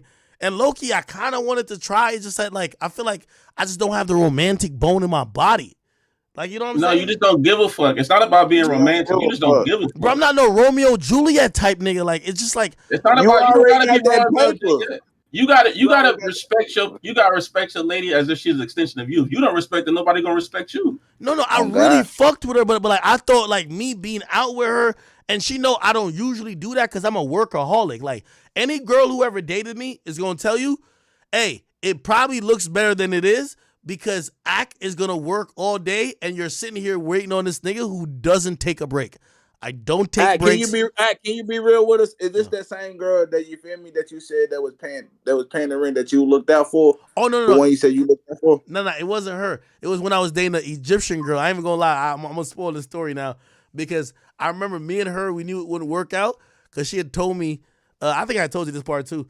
I like one time I was bringing her home and she was Egyptian. She was just like, "Yo, my parents don't really fuck with black people like that. So like, if my parents ask who you is, just tell them you fixed my computer." And I was like, "Fix your computer?" Damn. Like, yo, I swear. The minute she told you that, you're not black, you're Jamaican. You supposed to say I'm an immigrant. Nah, bro. Hey, listen. The minute she told you that, you knew it was over with, bro. Nah, the minute she told you that, it was over, bro. I'm Jamaican. I'm not black. I'm not American. I went get around before. Bro, she told me her parents don't fuck with black people. She said if they ask you why, like you brought me to the crib, just be like why you brought me to the crib, just be like, yo, you fixed my computer. And the whole time I got way too much pride for that, bro. I couldn't. I'm gonna tell you when my pride kicked in, right? Bro. My pride kicked. I really like this shit. I ain't gonna hold you, bro. But yo, she told me she was like, yo, in the summertime, she told me, she said, yo, I go back to Egypt with my fam in the summertime for like a month and a half or whatever. She said, to keep it real, my G, like they're having me go on dates when I'm there because, like, truth be told, we on that arranged marriage shit. So like that's my shorty, and like she's telling me that when she go back to Egypt, nigga, they're gonna just put her on a date with a nigga to see if maybe it's a good guy for her to marry. And I'm like, bro, it sound like you ain't step your game up, and she was waiting for you to be on your big one, bro. No, bro, no. Yo, my nigga. I don't know if y'all ever dated a girl on some Middle Eastern shit. Like, she basically told me I ain't going against my family for you, nigga. I like you fucking me and shit like that. That's cool. But at the end of the day, my family does arranged marriages, and that's the only way we could go. So I remember How long did you entertain this for, bro? Nigga, I had a Cuban chick. She hated niggas, nigga, and she still fuck with me. Hold on. Yo. I know you talking about a Cuban chick. How long did you entertain this for, bro? All right, hold on. Yo, I know my man talking about a Cuban chick. That's not religion, bro. Like, if you ever run into a girl who's like so dedicated to her religion and family, bro, trust me, that means everything to her. This girl, like, I felt like I was bumping my head on the ceiling when it was just like she was telling me like, yo, bro, yeah, I'm not trying to, like, because I kept asking her, like, I kept trying to get an answer, like, would you ever, like, we trying to work shit out, and I fuck with you, I know you fuck with me, would you ever kind of go against your family for me? And I ain't gonna lie to you, all respect to her too, you know, and I would never say a name, I ain't trying to blast nothing. She always kind of like kept it real with me. She said, bro, I'm never going against my family. So I'm gonna just let you know. You ain't have that game. Bro, I'm telling you, me and her, think about this. Yo, she would tell me how much she loved me. She feel bad about that now because of where you at now today. Don't she feel like, damn, I should have? Hell no. Yo, my nigga. Yo, y'all are tripping. Yo, y'all are tripping, bro. This is a girl who is from Egypt who is heavily religious based. They would never turn against their family for dick ever. Yo, put like this. She went to college and was fucking with niggas who was lit. And she was just like, I know this is a phase, but at the end of the day, I'm going back to whatever my family wants me to marry. Bro, you can't defeat somebody who got religion going on, bro. You can't. Trust me, bro. daughter. I ain't gonna lie. daughter. Again, bro, I just want to know, how long was you dealing with this girl for, bro? Like, how long did you entertain this? Was it like a year? Was it like a couple months? So y'all feel like I've told y'all all my history. I'm surprised, like, Did I tell this? Yeah, we keep doing this old history thing.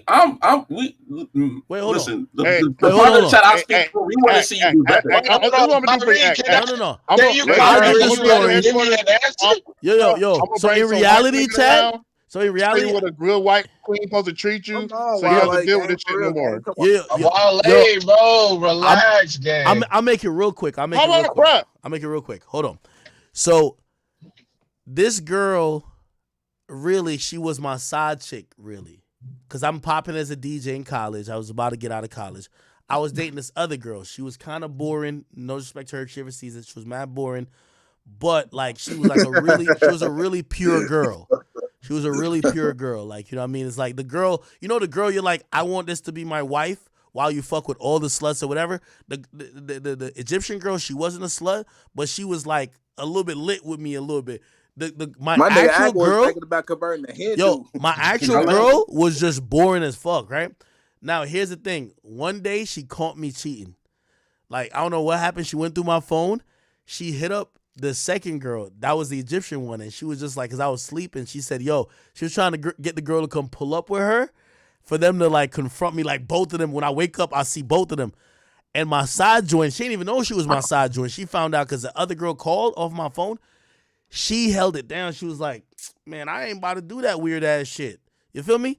So that's why I started fucking with her. I'm like, damn, you kind of held me down type shit. But in reality, like, so I lost my main girl, and I'm like, yo, when you lose your main and you got to go fall back on the side? But the side was holding me down so real. I'm like, I want you now. But then she's telling me like, yo, yeah, I know we fuck around at school, but like, bro, I can't be with you. Like, bro, you know where I'm from. You know my parents want me to get. She about to go link with Ahmed, nigga. You know what's up, bro. And I ain't gonna lie to you, it kind of hurt me for a little bit, but like I had to understand, like my nigga, trust me, I had mad conversation because all I wanted her to tell me, it was just like, man, fuck my family, yo, nigga, I love you. I was waiting for her to say that, nigga. I swear. I don't know what the hell they doing in Egypt, nigga. Nigga was about to turn Hindu. Nigga. Yo, you know how many ratchet bitches? You know that just make you want it more. Bro, you know how many ratchet bitches you saying be like, that, bro? Fuck their family, they just want you. I was ahead. expecting her to at some point be like, man, fuck my family, I just want you, nigga. You know what she kept telling me every step of the way? I cannot turn my back on my family. At the end of the day, whatever is like the plan for me, I gotta go with. And I'm like, yo, bro, we over here, we doing this. And she was just telling me, yo, I love it and I love you, but for me to be with you, I gotta turn my back on family, and I'm not doing that. And I swear to y'all, she kept it G, and she probably got a whole husband and kids. No, she do got a husband. Islam or Muhammad. Nigga, she do got a husband. I'm gonna be real with you. You said she do got a husband. Yeah, She got a husband. Think that you being a romantic is bull. She got a husband of her faith too, so it's like that's when I realized I'm like, damn. I'm used to women almost like they're chasing certain things. Like, yo, if you got a bag or whatever, they'll do anything. They'll fucking contort their body. They don't give a fuck. That chick, honestly, bro, she really she just wasn't gonna turn on her family and turn on her religion for me. And I ain't gonna lie, she got a husband and everything right now. I just gotta send her like and trust me. Think of her when you think back to her. Do you think of her fondly? When you think back to her, do you think of her fondly? Yeah, no, of course. But I'll tell you this. She's not sitting there like, oh, man, I missed out on act. She's like, no, nigga, I got what I was destined to get. Which I was just like, that's why I realized. Have she told you, like, I see you, nigga, but I'm on my own thing right now, but I see you, though. No, of course. That's all. No, of course. And, that's when I realized, bro. Yo, that's when I realized I do think this is why religion is so important, man, because it's like, bro, I be just watching women who would just like kind of just do anything these days for men or whatever. Bro, that girl stood on principle for her religion, bro. And I respect that shit to the utmost, dog. Real talk. We forward shorty. Yeah. W shorty. Daughter. I'm gonna be real with you. Listening to you tell that story, bro. I think you saying earlier that you're not a romantic is bullshit, bro. You a hopeless romantic for real, bro. I ain't gonna hold you, bro. No, I'm not saying I won't be romantic. I just sometimes don't know how to. Yeah, I'm gonna be honest with you. If somebody planned any romantic efforts I had, that would be cool. But me, if I had to come up with it, like, bro, I'm so simple, bro. Like, I enjoy the simple things in life. I got you, bro. I'm the guru. Ask the chat, bro. Bro, helping these niggas. I enjoy the simple things in life, bro. Kyrie, man, Kyrie gonna have you in too deep with some bullshit, man. Nah, bro. I'll save you from a lot of bullshit, gang. No cap. You're doing the right thing. Just give her your time. I ain't gonna lie, bro. Act, please promise the chat, bro. No disrespect to white women, but tell us you ain't gonna never marry no white women, bro. Come on, gang. For us. Yeah, don't let Wale fool you, bro. Please. Real talk, bro. Don't never marry no white woman, bro. Just do it for us. Wait. Just Why y'all don't like white women? What's up with white women? What's the problem? Come on, bro. Yeah, You what's a real wrong with come white on, bro. women, y'all? Please fuck Please with tell you, bro. me. Nah, we don't want to see you with no white woman, Bro, bro.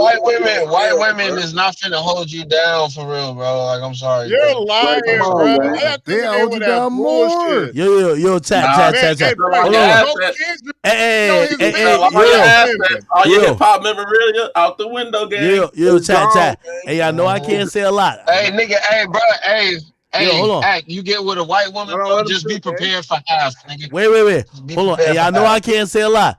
Hey, listen, I used to be really subscribing with some of y'all to be like, yo, man, some of them white women gonna get you jammed up, this and third, gonna call the cops on you. And then I look up and I look at the lawsuit and I look at who the hell getting at me, and I'm like, et tu, brute? Like, if y'all don't know what that means, not my own. I love my black people, though. I love my black women, though. But I ain't gonna, I looked up and I said, they said a white woman would do this. Like, come on, don't do it. They did. Say, if it ain't white, it ain't right. Just remember that. I ain't gonna say that. Don't listen to this nigga, bro. Now you this tweaking. Hey, Wale, bro. I got a question for you, bro. Like, honestly, are you into race play, bro? Come on, why you ask him that on stream, What bro? you mean by that? What you mean by that? Like, are you because you really cape for white women? And you a black ass nigga, bro. So I really want to know, is you into race play, bro? Like, that's all it is. Bruh, hey, bruh. Ain't nothing wrong with loving white women, bro. Wale, keep doing your thing, man. You know what I mean, bro? Hey, white men on top, man. Hey, by the way, nah. Yo, could one of y'all go live? Could one of y'all go live 3 to 5K on Twitch, please? Could one of y'all go live on Twitch? I want to host one of y'all before I get off. Chat been rocking for 7 hours. Again, I brought Pluto home today. Hey, you want to go live tomorrow? You want to go live Yo, when I'm shout up out to in my nigga headquarters? Kendrick. Yo, Kendrick won a battle. All you fuck niggas know what's up. Whoa. He coming in strong. I had to let that be known. There's no wall. There's Kendrick. no wall. Big West Coast shit, nigga. There's no wall. Get up, no Drake, get wall. up. Get up, nigga. Get up. It's the greatest year of rap, nigga. It's the greatest year of rap, nigga. Kendrick did not win the battle. The battle not over. Nah, that shit's dead. Bro, Ack, stop playing, bro. Ack, you fucking joking, Greatest year of right? rap, bro. I waited my whole life. Trying to do a live stream together while I'm up at headquarters. And this is Kendrick intern, nigga. I've been smoking niggas in the Discord for years about this shit. Hey, bro, this Man, this is fine, nigga. Big West Coast shit, and we're nigga. gonna put, when I go up there, we're gonna put Kendrick in the blunt. You know what I'm saying? We're gonna show Man, Kendrick. fuck your fat ass, nigga. You ain't putting nobody in blood, nigga. Shut the fuck up.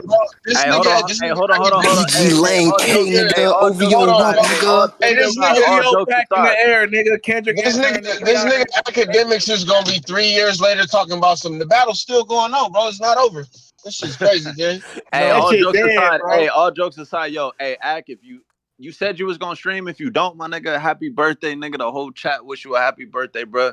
But if you do stream, my nigga, cool, we gonna be here, bro. Day you 68, my heart. nigga. Drake still ain't dropped, nigga. 68 days. Drake still ain't dropped. We waiting, nigga. Well, first of all, bro. Drake dropped the last record. What you mean? Drake dropped the last You gotta record, say and 69 also, days, bro. That shit don't count. The last song was trash, Ack. Stop playing. That shit is ass. Tell you that, Yo. nigga. Kendrick is up, nigga. I told your ass when this shit started, nigga. We won, nigga. Hey, chat, 100%. Yo, I'll be live back tomorrow again.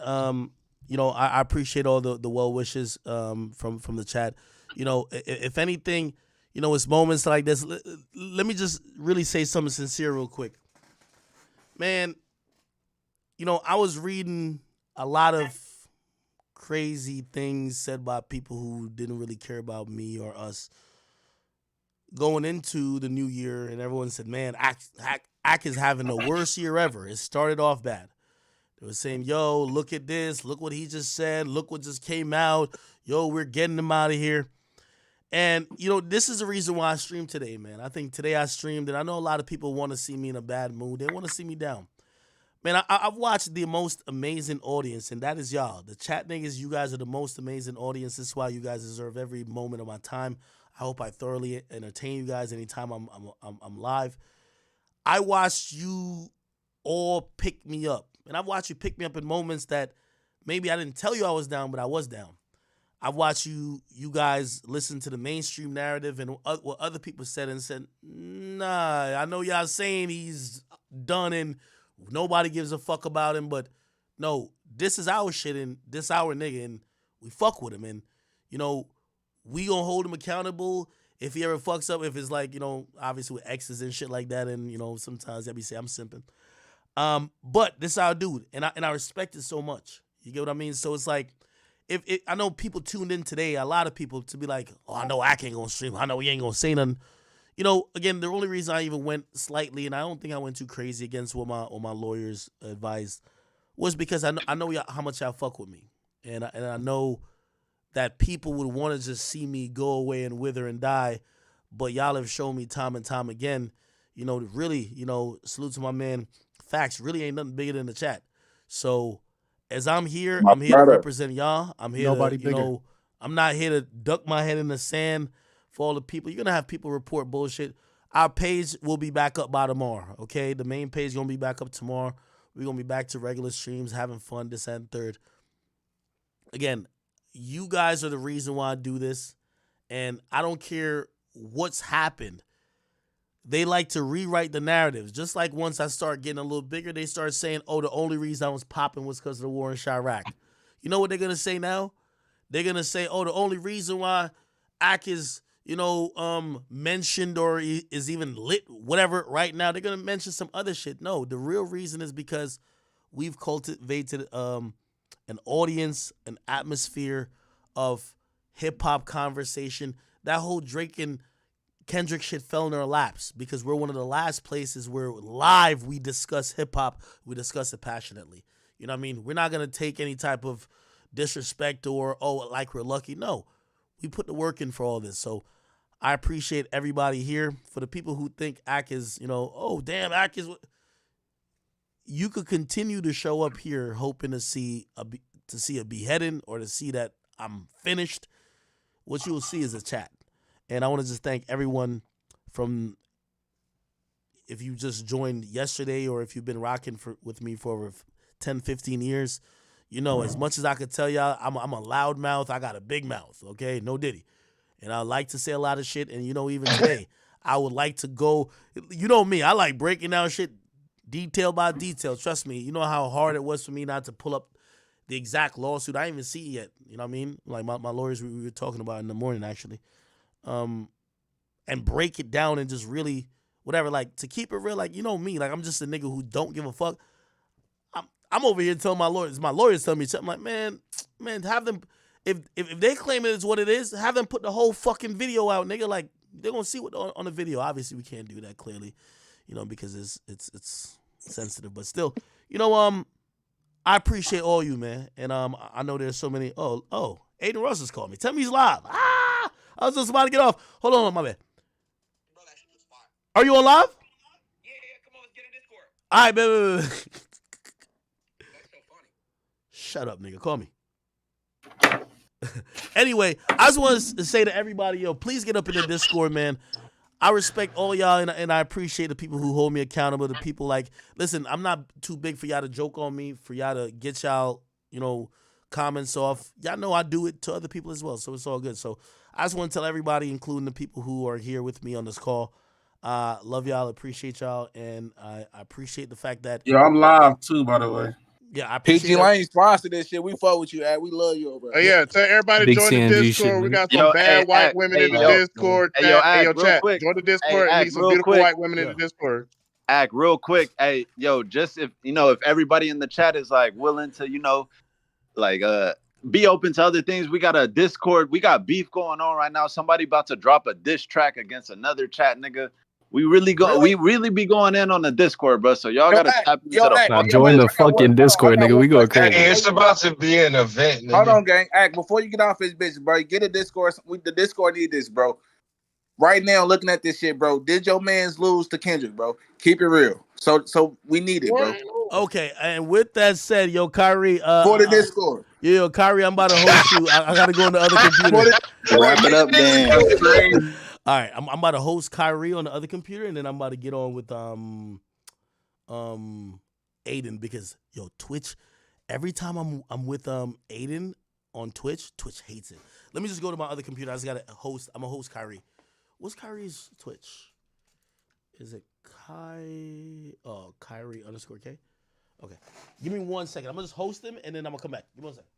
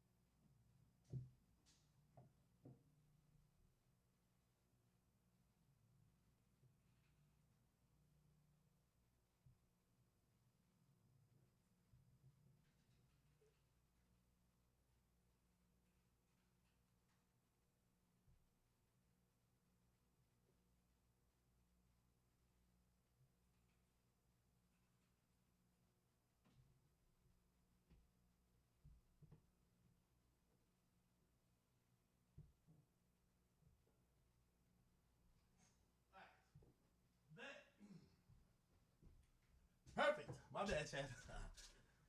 Yo, Twitch done warned me like 3 times. I don't even know if I should say this. Twitch done warned me like 3 times. They're like, yo, you talking to that band guy again? And I'm like, fuck. All right, let me get off Twitch. All right, I'm off Twitch. Go check. If you're on Twitch, go check out Kyrie. Let me go hit up Aiden. Where's Aiden? Here we go. Ah, there he is. Jesus Christ. Yo! I can't see you. Okay. Hold on, bruh. You want to see me? I'm looking cute today. I do want to see your face, and I gotta talk to you about some shit, bro. I'm looking hella cute today. I ain't gonna hold you. I'll be the judge of that. Okay, you want to do? All right. See, you about to get into you about to get into some white boy shit. All right, hold on. Don't worry. I just gotta turn off my camera here. Have you been drinking today? Of course, bro. I'm 7 hours into my stream. You just started? Yeah, but I go all night, bro. Like I do back to back 12-hour streams. So like, I ain't gonna lie, you've been putting in work recently, bro. Pause. Like no Diddy. Thank you, bro. I got some cool shit planned this week. Yeah, thank you. Yo, Act, I'm gonna text your phone what I'm doing, by the way, this weekend. You're like, what the fuck? Don't say it out loud though, but yo, check out what I'm doing this weekend. Okay. Do not repeat it. You have a loud mouth, bro. Can you actually just keep it between us, please? Why are you acting like I'm a snitch, bro? Look at your phone. Yo, hold on. Why are you acting like I'm a snitch? Like I'm not like, yo, my own chat just said recently, like, I would never snitch. Real talk. Look at your phone real quick. Really? Yeah. Okay. And then act. Look. Okay. Check this out, Act. A white party. Bro, could you get that out of here, my dude? What? Bro, them dudes is attacking me right now, man. They got all type of bullshit going on against me, bro. Like, they're attacking me. It's the white party attacking me. I gotta lie. I gotta ask it, because I know you're not a weirdo, bro. Because I know you're not Why are they saying you raping people, bro? Like, what's going on with that? I know you're not a rapist, bro. So, like, why are they saying that? Yeah, no. And you know, of course, because it's a legal situation, I can't talk too much about it. It is a legal situation. Really? Well, it's a civil suit. So somebody claimed some shit. The police came in. Everything is just like you. I'm pretty sure you have a camera right where you're at. Yeah. Everything in my house, when anybody comes to my house, I literally tell them everything in my house is recorded, audio and visual. If you walk anywhere, if you steal anything, it's recorded. Of course. Okay, some shit happened. I don't want to, again, the reason why I don't want to just like, you know me, I love to talk and break it down, but they're trying to throw defamation in there. Like, you know what I mean? Just, that's how they'd be like, oh, you're slandering people. So I'm just going to keep it to like just generally the facts and not really say too much. They said some shit happened with some other people at my house. Everything was recorded. The police got involved. They looked at everything. Everything is on videotape. Like we assisted the police. Like, you know me. You know, I'm not no snitch, but I definitely helped the police. You know what I mean? Like I was on my gutter vibes. I'm sorry. So anyway, they reviewed everything. They said, oh, okay, all right, well, this isn't what we heard happen. We can't do anything with it. All right, whatever. Now, here's the thing. This is, and me and you have talked about other situations, obviously nothing of this sort, but what's happening is that people are realizing that, you know, it's not just rappers or other entertainers. They're going at anybody with money, my dude, okay? So, like, this is a money play. And the only thing I could tell you is this, because I'm trying to also because my attorneys told me, shut the fuck up, and I don't want to, like, violate what because I paid them good. Here's the thing. Remember I was covering all the Diddy shit? Yeah. Okay. There's an attorney, allegedly, that was representing a bunch of people that was making whatever claims about Diddy, right? Everything was good when I was covering those stories, and it was like, oh shit, Diddy's a creep. Diddy's in a corner jerking off. The moment one time I said, this don't sound right, and I started looking at where it came from, and I started raising some doubts. Yo, this don't kind of look good. This looks like maybe they're capping. I started talking about maybe why they could be lying, and then I started talking about the attorney. I get an email. They say, yo, we see that you're talking crazy about the case that we have with Diddy, because here's the thing, it's a shakedown atmosphere we're in now. We see you're talking crazy about that. You know, we know that girl that we could file against you, right? And of course, I didn't say nothing. I just forwarded to my attorneys. Of course, after this whole Drake and whatever thing, would you agree that this is probably the most attention I've gotten, like on a streaming level? We just talked 2 nights ago, you know, and I told you, I said, you're the only streamer I'm watching during this whole beef because you're breaking everything down and everyone's watching your shit. Everyone's like, oh, what's I said Academics won this entire beef. Out of the Drake Kendrick beef, it was Academics who won at the end because you ate the most off this shit, bro. Yeah. And I agree. Yeah. So you had the most eyes on you for sure. And what that ended up being is that an issue that supposedly happened like 6 months ago, because of the climate and now because of the attention, there was a lawsuit filed allegedly 2 days ago. No, actually 2 days. Yesterday. Right, because I get what you're saying. Again, that you raped. Yeah, and keep in mind, they basically threatened me with the lawsuit 3 months ago or 2 months ago when I was reporting other things about the Diddy thing. So why didn't you file then? So again, I get what this is. I think people don't understand what this is. There's zero chance of me, getting locked up or anything like that. The police has looked at this and officially issued a ruling that my lawyer has. Academics has done nothing wrong. He is within the clear. We cannot prosecute this guy. This is official. This is not some shit I'm saying. But here's the thing. It's a money shakedown now. Yeah. I'm not trying to lead nobody to the water, but go look at the article. You'll see that the same lawyer I'm talking about says, we tried to settle this privately, but because he didn't sell this privately, now we're coming forward with it. What does that sound like to you, my brother? I don't have to really just paint all this stuff. If I cut a big check, which to me, I would never do. Like, I don't know about you. If someone accuses you of certain shit, would you just cut a check for it to go away if you're legitimately innocent. So for me, I wasn't willing to cut a check then. I'm not willing to cut a check now. And yeah, it might result in a day like today where like people might be saying, yo, we seen this on the news. I'm going to take this day. Listen, I'm a big boy. Heavy's the head that wears a crown. You've been like under, certain type of like pressure at times just because of popular you are. I'm going to take it today. But you know what? What you're not going to say is that, oh, Act just forked over a bunch of money to try to silence some shit because he didn't want people to talk about it.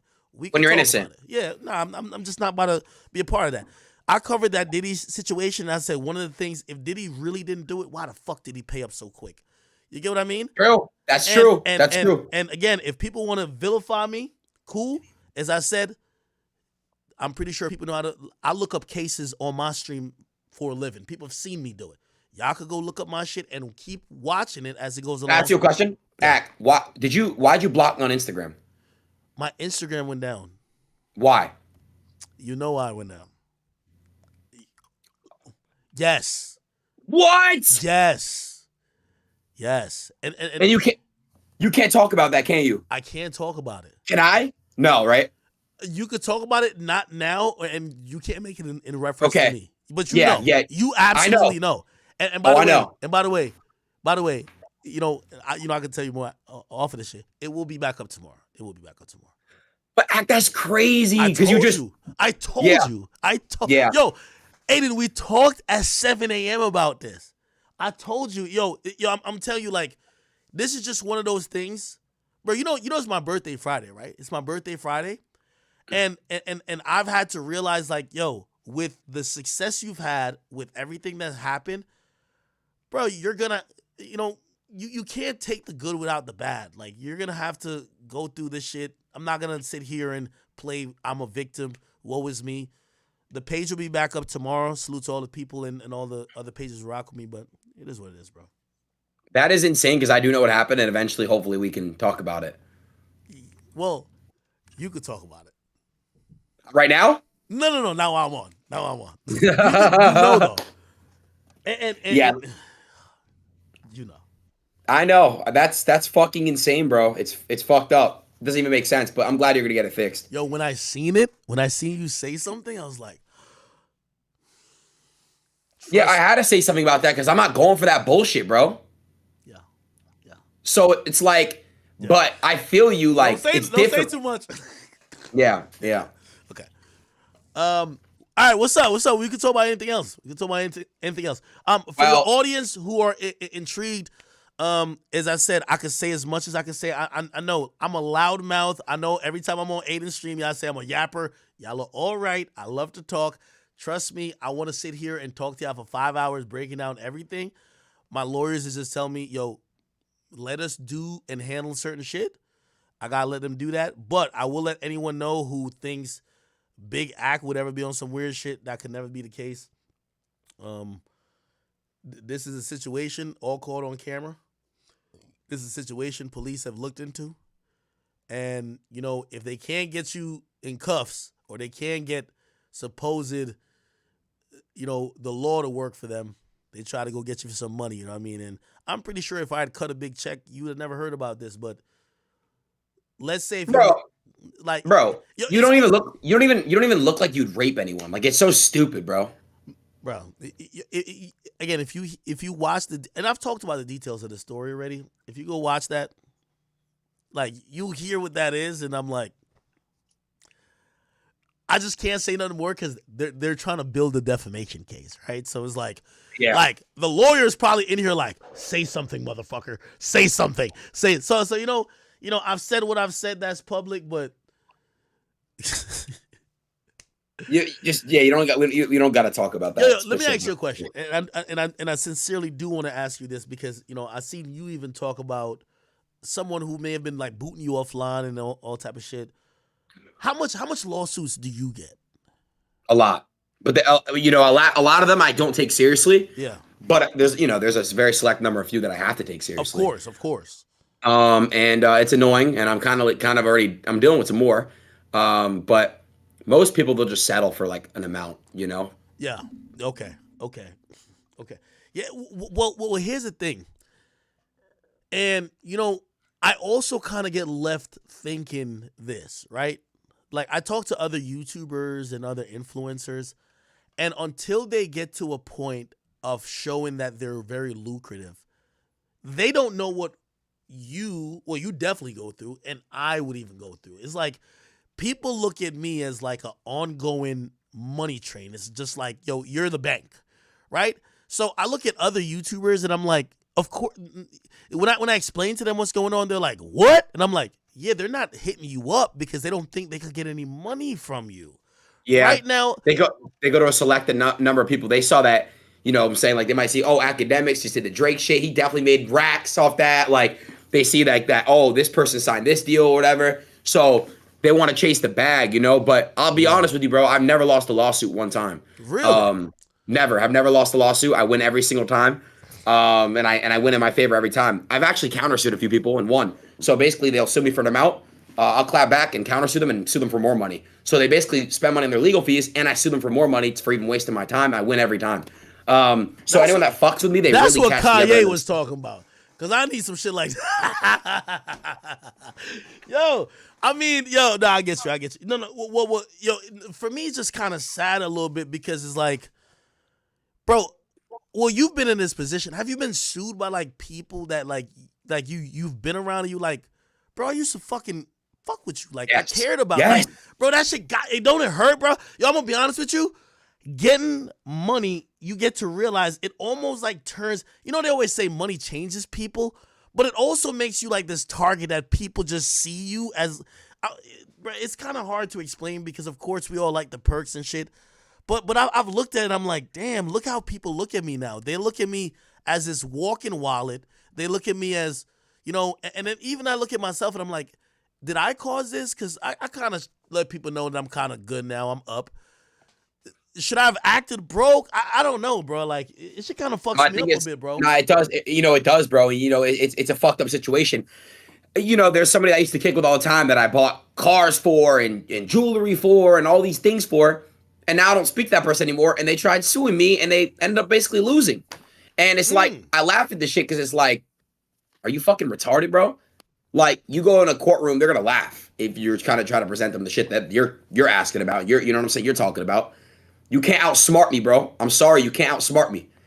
And that's just how it is sometimes. So you got to understand, like, it's really like in the courtroom, when you have receipts, and you present that to lawyers and shit, then the other side of lawyers will be like, I don't think you're gonna win that. You should probably step down to the other person that's trying to, like, for example, come at me. And that's what makes them fold instantly. I also, like, you know, because I know you deal with, because I know you deal with your community at one point, right? I know you deal with like some fans that have that parasocial relationship with you, and some of them, like, they're huge fans, but then they want to see the worst in you. Like, I know there's some with me, right? And I want to sit here and explain everything to them. Like right now, I won't mention a particular lawsuit. I'm fighting a lawsuit that is so frivolous that their lawyers don't even want to go to a trial. They're fighting. This is like their second or third appeal. They're trying to tell the judge, hey, he didn't respond right away. Just give us a default judgment. And the judge already told them twice, like, but he's responding now with his lawyer. They don't want to go to court. They want a default judgment that they can run around and be like, oh, we got like a default. And I'm like, they don't have a case. Like, my lawyers talked to them and literally said, you don't have a case. What's your goal out of this? Get to find out their lawyer is not even being paid by them. It's a pro bono lawyer who's saying they Googled me. I don't know if they do Google my net worth or whatever. And they're just like, oh, we'll represent any issue with this guy. If you want to sue him that he tripped you and you fell and you broke your face. And I'm like, damn, bro, it's crazy, it's hilarious. Bro. It's hilarious you're saying that. This dumb motherfucker who tried suing me had a lawyer basically be like, oh, I'll do everything for free. Let's go for this much. Yeah. And I get a percentage if we can get this much. Exactly. These dumbass motherfuckers think they're going to beat me with that shit, bro. Fuck out of my face. My lawyer laughed. No. Yo, I swear on my life this happened. The guy that tried suing me for millions when he completely had no case at all, and that lawyer's like, let's go for millions and I'll get a percent. When that lawyer got on the phone with my main lawyer, because I have like 5 lawyers, like 3 or 4 or 5 lawyers, he got on the phone with my main, he's like, dude, I'm not gonna lie. Am I really talking to, I'm not gonna say my lawyer's name. He's like, bro, you gotta understand, like, I'm a big fan. blah blah blah blah blah. Like I'm a big fan of your firm and everything. Like, can I come work for you? Instantly, that lawyer said it to my lawyer. Yes, bro. Yes, I swear on everything I love, he said that. So it's like it just goes to show you, bro. Like it's real power out here, Act. Bro, I'm gonna be honest with you. Like I don't know, man.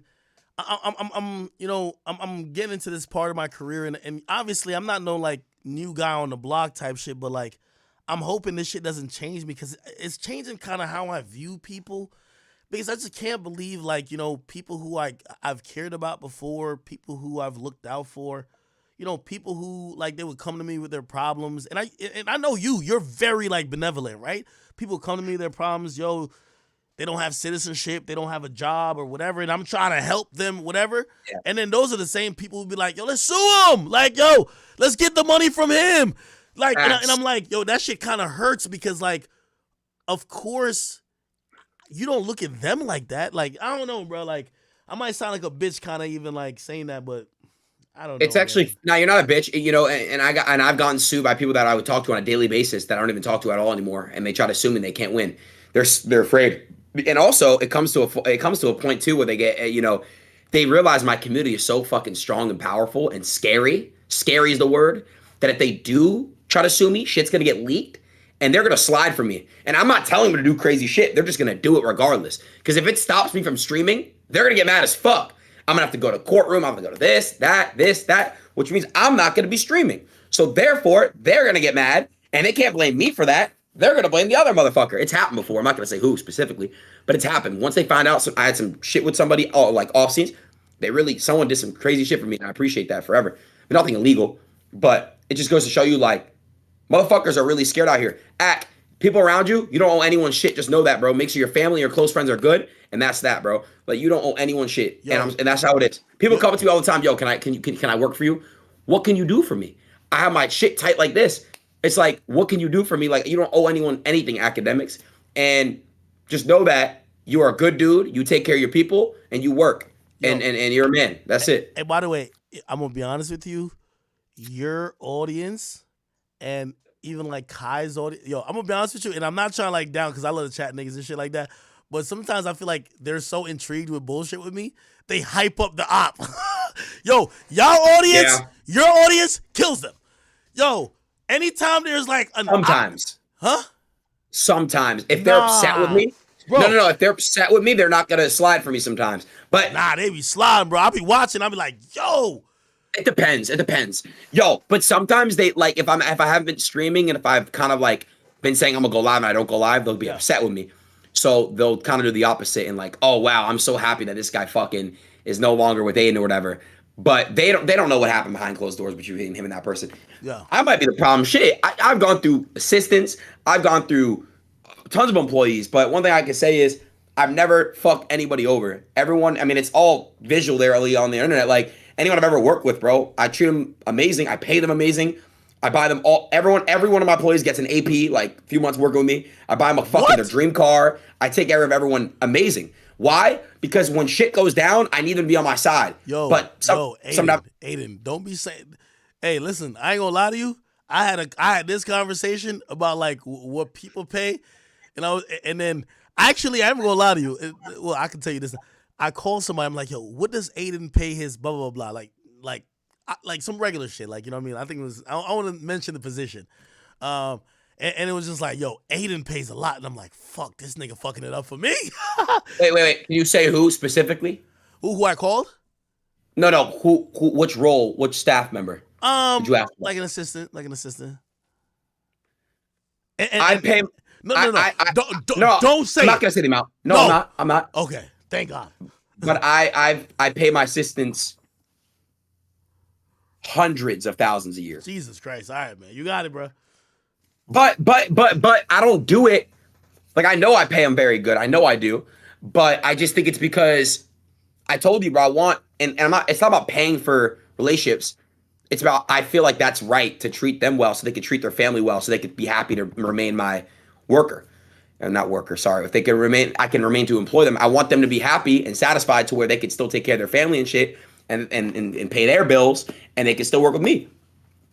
So that's really it. They're moving out to Miami from LA, from fucking all these other places. Shit, let me pay them a little extra on top of that so they can make sure their mom's is good, their dad is good. You know what I'm saying? Their siblings are good, their cousins, their aunties, whatever it is. Let me pay them a little extra on top of that so they can send money home and shit. That's what I believe in, bro. You got at the end of the day, bro, you got to understand everyone has a mom. So I want to make sure everyone's mom Dukes is good. That's what my mom always told me. Make sure everyone's mom is good. And I do. That's why I pay a little extra. That's dope. Yo, we haven't been on here in a while, bro.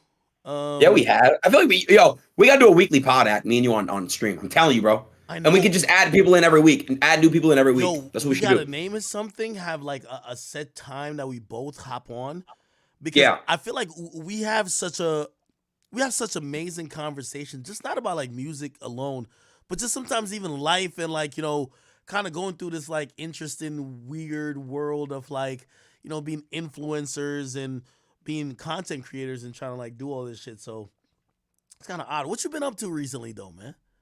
I honestly been taking a lot of time off, and I wish I could say why on stream, but I can't. Is it because why you texted me? I'm not gonna say. Which one? Well, let me see. What you just texted me that you got coming up? No. That's coming up this weekend. I'm doing that this weekend. Really? Yeah. I'm not. It's not a stream. I'm just going there. I'm not gonna say anything more. But no, bro. It's just like I'm working on stuff behind closed doors, and I gotta also make sure that I'm handling everything off stream before I can come back. Now I'm committed again. Like now I'm back on my stream. I was very inconsistent the past month, but like I'm back. I mean that happens. You got sometimes when you're getting sued multiple times, when multiple people are coming in and out of your life, you kind of have to just make sure you're straight before this is straight. You know what I mean? So that's really where I've ran into that issue where it's like I could never get on stream and tell people like, oh no, like there's a lot of stressful things happening in the background, because like I think people are looking like, bro, you're fucking sitting there like just chilling. Yeah. How stressful it is, and then they might not realize what comes with like just because you got this popular, and that's like the part where like you're dealing with a lot off stream, and you know what I mean, like like how many times I've been like sitting in the bank, and you know what I mean, and I'm like telling like the accountant or whatever to do this there and do this there, and I'm just like, I have this wide-eyed look on my face, and I'm like, this is just not even what I signed up for. I just wanted to like entertain people, but like now it's just so much business associated with this shit, bro. It's just you're a business now, bro. You're not just DJ Academics who hops on stream and does shit. Now you have to be working off stream too, because now you have to make sure you're keeping up to date with all your employees. You got to make sure you're handling this, that. There's so much that comes with it, and I don't want to sit here complaining, bitch. Oh, it's so fucking hard. At the end of the day, we're blessed, but I'm just saying, it does come with a lot of shit that you also got to do behind closed doors. Like Academics, you can't even leave your fucking crib. You got beef with Lil Baby, Meek Mills. You got beef with all these rappers, bro. They catch you outside, they're gonna kill you, bro. So my whole my bad, by the way. Wait. You think Meek will kill me? I mean, shit, bro. I mean, I can't take it all white party. I'll die. No. Okay, if Meek was gonna kill me, what would be the method of death? I really think he would just I think he'd beat you up. Stop. Wait. Hold on. I think Meek would try to penetrate me. No, he would not. He's not gay. Bro, Meek Mill is not gay, bro. Did you see the residue on his face? No, I didn't see that. He said he was. Don't you think it's a little odd that if you're trying to prove to people you're on vacation on a beach, you put sand all in your face here? You don't think so? I'll tell you what it is, right? No. So, answer the question. I'm gonna tell you what it is. Like, I think Meek is just not in tune with internet and shit. Like, I just think he's like real life. He's a real life dude. He doesn't really be on the internet. So I think that's really what it is. So I don't know, but I've actually suggested that you know AJ, right? Yeah, I know AJ. AJ fucks with him. I've actually said, bro, just pay. Like, AJ understands internet culture. He's just not gonna be so like, because when I'm watching Meek say some shit, I'm like, yo, bro, like, could you read the room? Could you like you understand internet culture, right? Like even with this Drake shit, right? And me and you, we had a talk. We could bring it on the record, kind of. I'm like, yo, I think Drake understands internet culture, and this is my opinion. And I've realized recently people have been putting anything I say, they act like Drake is saying it. This is not what Drake is saying. This is me. I think Drake understands internet culture. I think Drake was just like, yo, this Not Like Us records going on. A lot of people are fucking with it. Yo, they're wanting to say I called a L. They want to laugh at me right now. They want to be like, oh, you can't say nigga anymore. Or they want to be like, OV ho. Like, cool. And he's like, yo, rather than drop 5 songs right now, right, to counter that, it's like, to counter that narrative, it's just gonna sound ridiculous to everybody. Let me chill back. You can't. You can't do it at this point. It's like forcing it. I look, bro. Now that the beef's over with, all songs are dropped. Is it over? Hold up. Yeah, it's over, bro. All right, go ahead. Okay, you keep saying it's not. So what's next? Drake dropped his last track. Kendrick didn't drop. You know why? Because Kendrick got the #1 song in the world. Yo. So the reason why I say it's not over is because we've never seen a time like this. Go back to anybody who's analyzed rap beef history. We've never seen people drop 10 songs in a month. That's what happened. In a month span, 10 songs. You go back to Jay-Z and Nas, they were dropping 4 months or 6 months after each other. True. So that's what I'm saying. I know, like, yo, it got us so spoiled. I know you even told me, like, yo, I was not even streaming. I was watching you to see what was going to happen. I was just watching you, bro. I was like, what the fuck's about to happen? Because that's my thing, bro. It's like, I don't think it's over. I think it's going to be there. But I really, really hope eventually, I think it's too far. I hope everyone comes together again and makes good music together. Okay. That's a good, interesting point. Let's talk about it.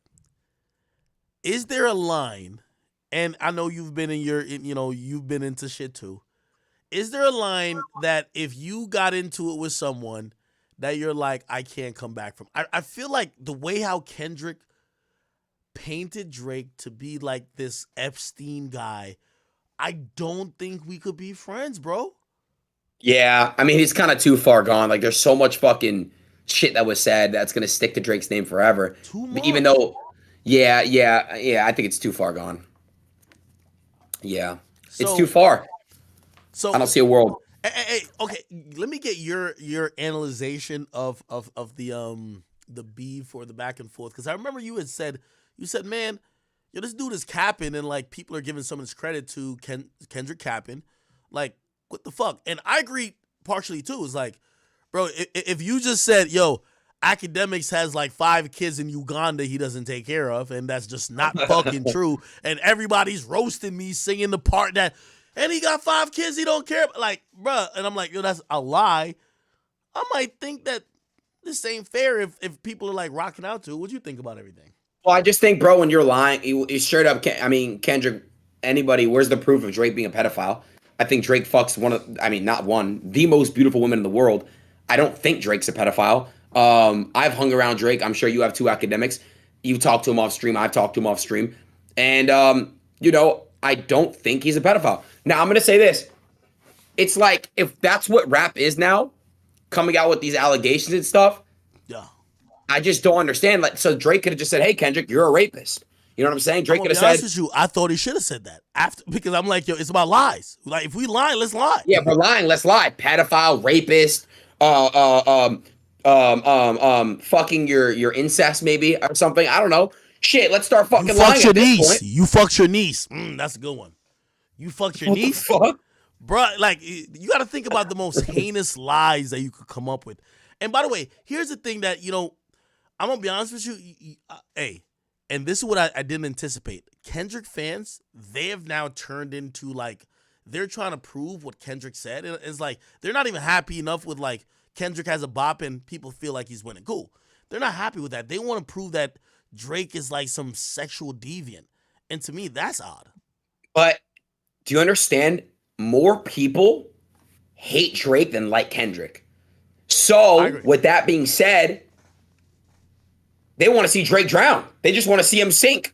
They want to see Drake. Bro, motherfuckers are acting like Drake doesn't have classics, bro. Motherfuckers are acting like Drake, you know what I'm saying, doesn't have all this crazy touring he did and all these collaborative albums he did and what he's done for music and all these things. And motherfuckers want to say, oh, you're a culture vulture, you're a pedophile, all these things. it's just discrediting him at the end of the day. So Yo, I'm gonna be honest with you. You know what I did take offensive a little bit? I put it like this. You know, Aiden's my man. I've seen Aiden in very relaxed environments as M30. If someone came out and said that Aiden was fucking 9-year-olds, I would come out and be like, yo, just for the record, I've been around my man Aiden, and he was definitely around people of age who was completely normal. And I guess, like, I don't know why that kind of, like, rubs me wrong. Like, I feel like some of these guys should be like, yo, bro, y'all have all had party with Drake. Y'all have all, like, rented out Dave and Buster's. Why y'all acting like these things have any merit to it? Or why you even acting like he can't say the word nigga? When y'all both, like, y'all all have hung out.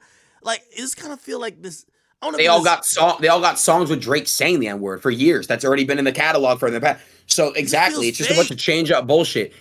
It just sucks, bro, because this beef shit is all over. It's true, Ack. It's over either a girl or like some ego shit. You know, it's not needed in my opinion. Well, it's too late now. But let me ask you a question. I gotta ask you this, Aiden. Have you ever? Oh, I feel like Kendrick now. Have you ever played ever? Have you ever?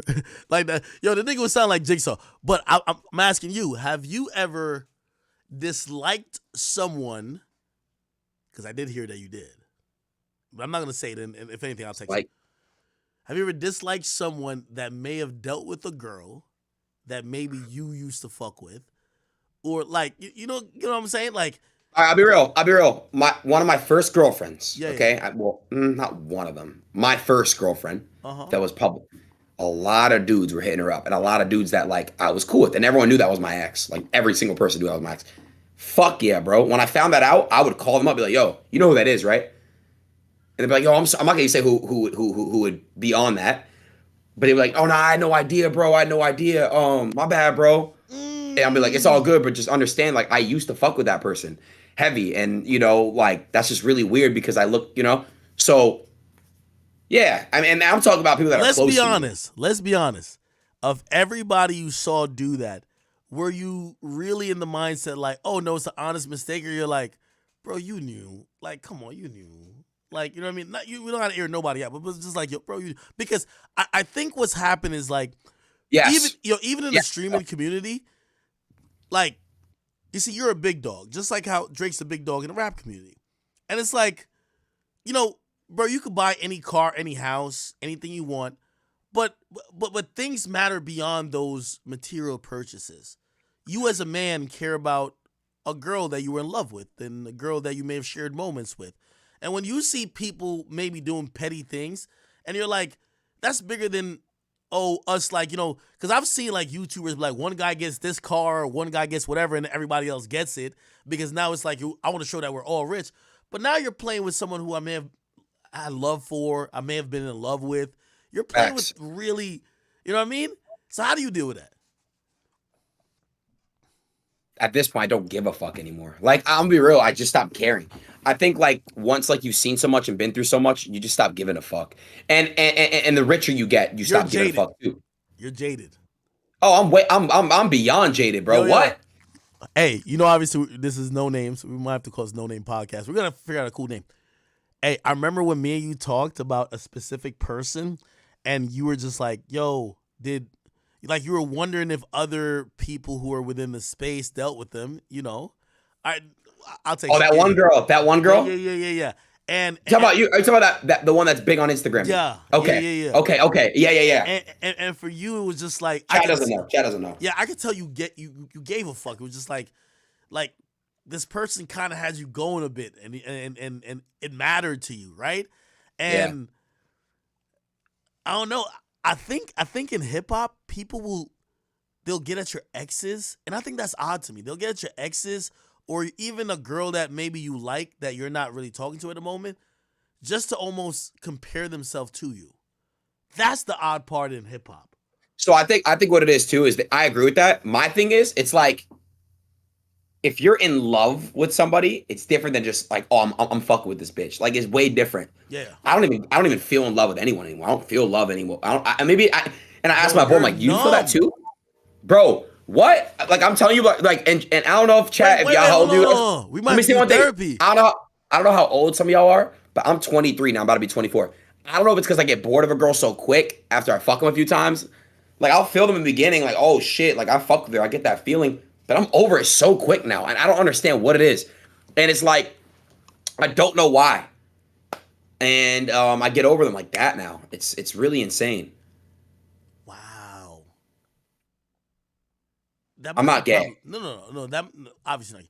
But that might be problematic though, bro. Like, have you thought about that?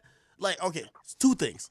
Do you think you're at the point of you're like, yo, I've just fucked, like, you know, and I know maybe your audience don't want to hear that. You just fucked so many beautiful women that you're just like, you finally detach like that care, or maybe you've been hurt enough where you're like, bro, I know what the women I'm meeting are about, so like, why even invest myself that I could be hurt or whatever? Let me just treat it as what it is. Yeah, like I know, in facts, I know like every girl that I meet right now is not gonna be my wife. Like I'm not stupid. Like every girl that is coming into me, whether they have Instagram with followers, like I don't want that. Like, you know what I mean? Maybe that's what it is. Cause like you said, bro, I've gotten with some girls with millions of followers, 20 million followers. You know what I'm saying? So it's like a little, it doesn't fucking matter anymore to me. I get what you're saying. I think it's just like I'm at a point, bro. I'm numb to it, bro. I don't give a fuck anymore. Yo, I'm gonna be honest with you. I think that's a scary place to be. I like to be in a place where I still care. Like, I ain't gonna lie to you, like one of my exes like leaked some shit where like I was like I was in that place of like trying to repair the relationship. I was like trying to talk to her like, yo, what you doing? Like, yo, you fucking up. And I don't know. I think I'm still at the place where like I don't want to get that numb, bro. That numb is dangerous. Well, it's too late. I'm 23 with this numb, so how do I get out of it? I don't know. Do I got to go back to being normal and like fucking change my whole life up? Bro, but like, because it's too late. I'm too deep in, bro. I don't know. Okay, I'll give you an example. So I feel like I've approached that level, but that level also, it breeds more bullshit in the terms of this. Like now, when I'm unable to feel, I'm hanging out with a new girl and I fuck her, and in the time span of her spending the night, I'm already over the interaction. Like, it just, like, I'm over the interaction before I could like even feel her. Yeah, like feel her. Yeah, like, yo, I'll I'm tell you what it is. so I think I know what it is, bro. That's dangerous though, because I'll tell you what it is. The last girl I was with, seriously, like I waited a very long time before having sex with them. So like that made things better. You get to feel that person more. You get to fuck with that person more. But then it's like you fuck with that person, and then it's like, I don't know. So that's how it is though, for real. Like sex is in a way it's temptation, and it's fucked up because if you fuck like within the first week, let's just say, it's fucked, bro. It'll ruin it for you because now you already opened that up. You kind of want to wait on it, and you want it to be really good. And it's not gay, but sometimes it's better to wait like a month to fuck. Let me ask you a question. You know, like talking about even some of these situations have like real cases, and some of these situations where people are like, wait, like I've seen my audience say, why do celebrities or whatever like these odd things? And I'm like, I do believe that the majority of male celebrities might have a sex addiction or something that, I forgot who said it. A male celebrity is like a bad bitch. It's like you no longer have to fucking do the most to get pussy. Pussy is just like there for you, right? And it's just like it's an odd thing as a man because we are gluttonous by nature. So when it's just there for you, we of course enjoy it, but then you kind of respect it less a little bit. Facts. I get what you're saying, bro. And it's like, it's a man shit. Because I feel like girls, but not girls nowadays, bro. Like, it's not even about meeting a girl at a club. It's like specific environments. You meet a girl, I don't know where do y'all meet girls now, chats? And I don't know where the fuck y'all meet girls that you want to, you know what I mean? But like, for us, you're so detached. You're like, yo, where do you meet girls? Hey, by the way, you know what I told someone? I was like, yo, Instagram is like I was like, yo, Zuck knows exactly what's up. Yo, I go on my explore page. He knows the exact type of girl I like. Every girl. Yo, Someone looked at my explore page, and it's all girls who look alike. They were like, I thought this was one girl's profile. I was like, nah, this is all different girls. I don't know how it does it. Like, it just knows, like, yo, Ack, this is your type. We found every girl on planet Earth that fits this. Just go from square to square, and there's a new girl. I'm like, oh my God. And you know, I get what you're saying. It's like it's like all like an algorithm, right? It knows you, it studies you. Yeah. And you know, I just think everything is kind of weird, bro. Like, I don't know, bro. I just feel like the best thing you could do is wait to have sex, and it's not gay to say that. If you really want to feel a girl, if you really want to fuck with her, for her, don't fuck her in 2 dates, 3 dates. Wait some time. Like, and that's just how it is, bro. If you want to really see if you get along with this girl, wait. What's the point? You're young as fuck. You know, how old are you at? 32. You turned 33 on Friday? Yeah. Damn. Why? No, I was just curious. I'm old. You're getting there. You're not old yet. Yeah. Hold on. Every time, when could we go on vacation? Not on some Diddy shit. Like, yo, I want to go on vacation. I want to go on vacation with some rich friends. I'll tell you what we got to do. Yo, let's go to Colombia. I'm not buying pussy, bro. I've never paid for pussy, and I never will. Have you ever paid for pussy? Yo, don't lie. We are Tootsies. Don't lie. Yo, don't cap. Stop. No, I was at Tootsies. You thought I paid for pussy? You did that night. Yo, bro, stop it. Stop. Yo, and I'm not saying we go to Colombia to play for pussy. Stop it. Yo, I'm not. Yo, hold on. Aiden, that night, I realized that. Wait, here's the thing, too. All right, so let me tell you my morals. Me, I've paid for pussy for my friends. I could never pay for pussy for me, right? I remember, like, vividly the closest it ever got to somebody paying for pussy for me, which to me, I think that's more acceptable than me paying for pussy for myself, was like DR back in the day when me and 6ix9ine, when they were shooting the Gotti video, and it was what's that nigga name? Cole Bennett was there. Like, the shit was crazy. But I could never pay for pussy for myself. You get what I mean? I remember going into Tootsie's when you were there, and first of all, I was like, yo, Aiden is fucking rich as hell. Nigga, you had a whole section of the club that didn't even exist with just bitches, and the craziest part, there was no money being thrown. That's when I was like, this guy's rich. I'm looking around, I'm like, we're in the strip club. How much did this nigga pay y'all? Because nobody's throwing money. It's like everyone's like, oh, we already got paid. Now, I'm going to be honest with you. Let me see. Nah, I didn't do nothing then. I might have brought a girl with me. I know I was with Fresh and someone else. I might have brought a girl with me because you might have actually brought a girl with you. I ain't gonna lie. I'm one of them people I be bringing sand to the beach sometimes, and I actually get blamed for that because I'm the guy who come to the party with that one girl, and if anything, we'll just try to recruit another. But like, I'll be bringing sand to the beach sometimes. It's a little simpish. I'll take it. I mean, it is what it is. It's not really simpish. But yo, when I seen you there, I was like, yo, Aiden's a player. Well, you know, I used to go to Tootsie's all the fucking time. Nigga, you were moving like a air traffic controller. Yo. Yeah. The best part is when they bring in like 100 girls. And they bring them in fives. So it's 20, 20, 20, 20, 20. And they're like, yo, Aiden, pick 5 out of this group. Boom, boom, boom, boom, boom. Yo, which ones you like? Boom, boom, boom, boom, boom. Next ones. Boom, boom, boom, boom, boom. And then that's it. Wait, hold on. How much are you paying, bro? Like how much you like for that?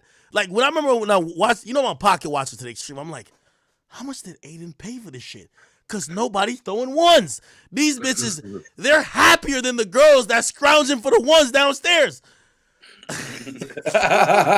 Yo, I knew you were the guy when I seen your security guards like basically having a blast.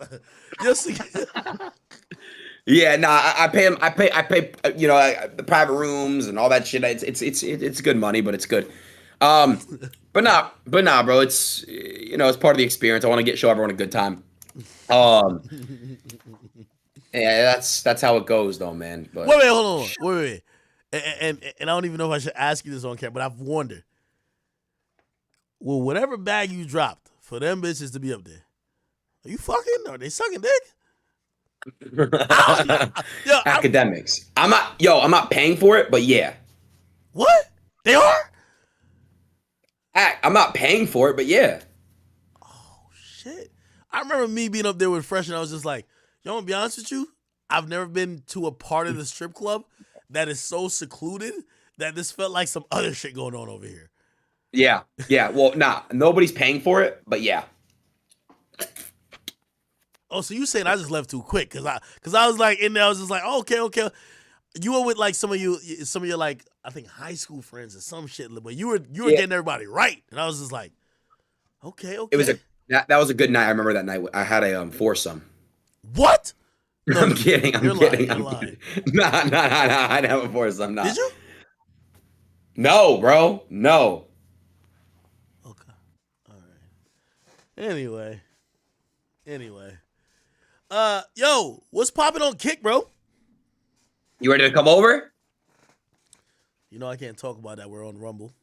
Fine. I fuck with Rumble too. I like Chris and I like Rumble, so I'm not gonna sit here and fucking diss Rumble. I think you come work with both. Hey, by the way, I've been watching. You fuck with Vitaly or no?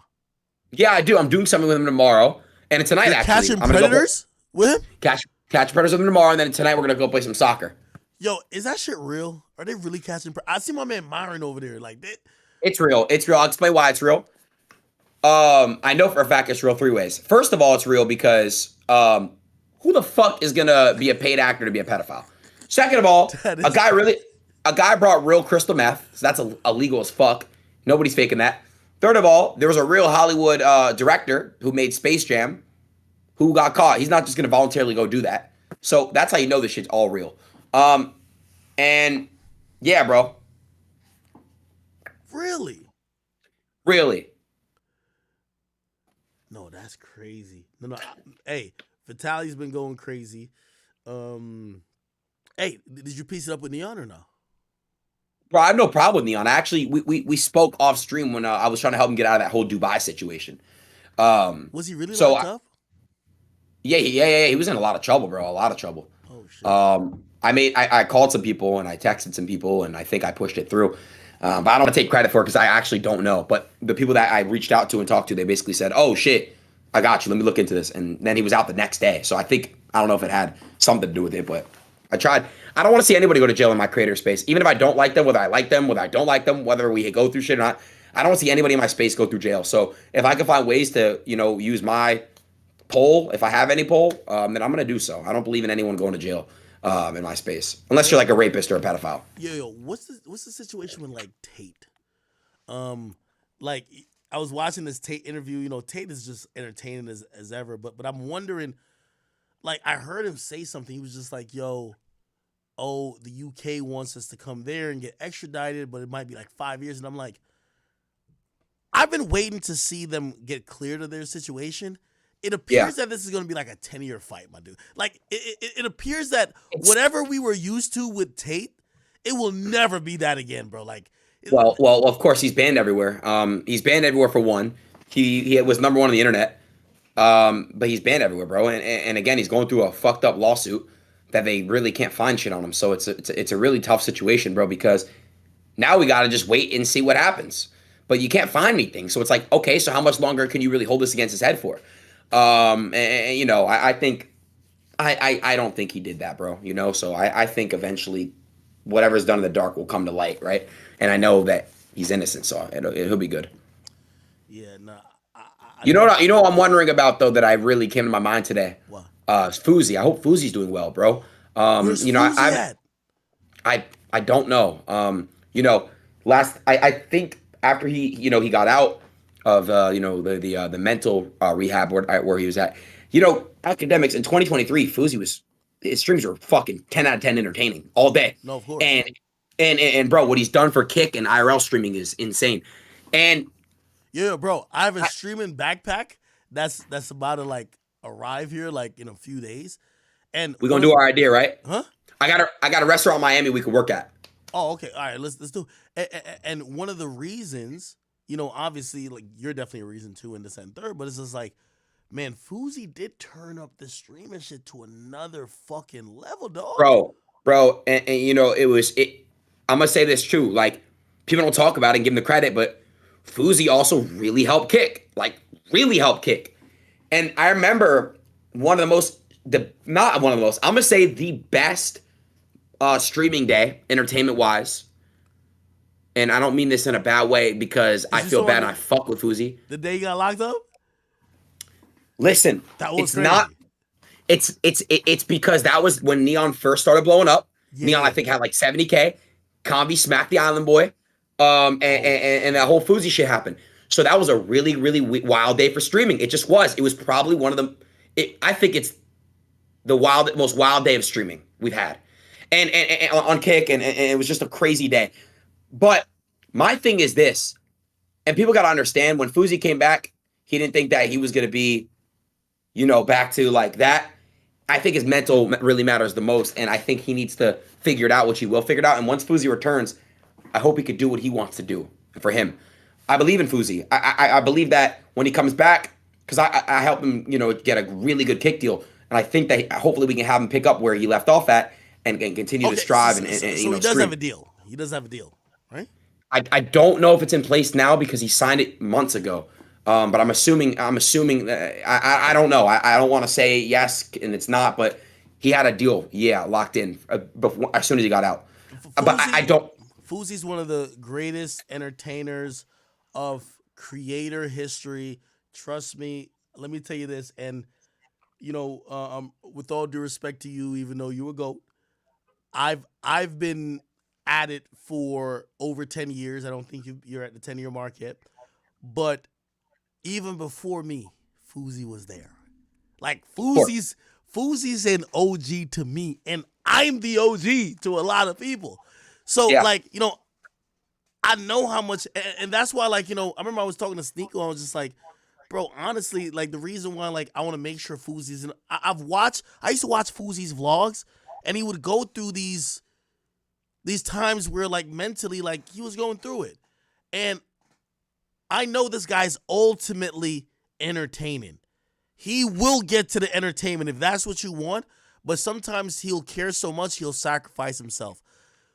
I've always, rooted for him to get to the point of entertainment and personal life being a healthy mix. And you as a creator, I think everybody as a creator has tried to figure out that mix where it's you're not depressed just because you're not living life and you're just trying to entertain your audience, but you're making sure you're doing what's good for them, but what's good for you.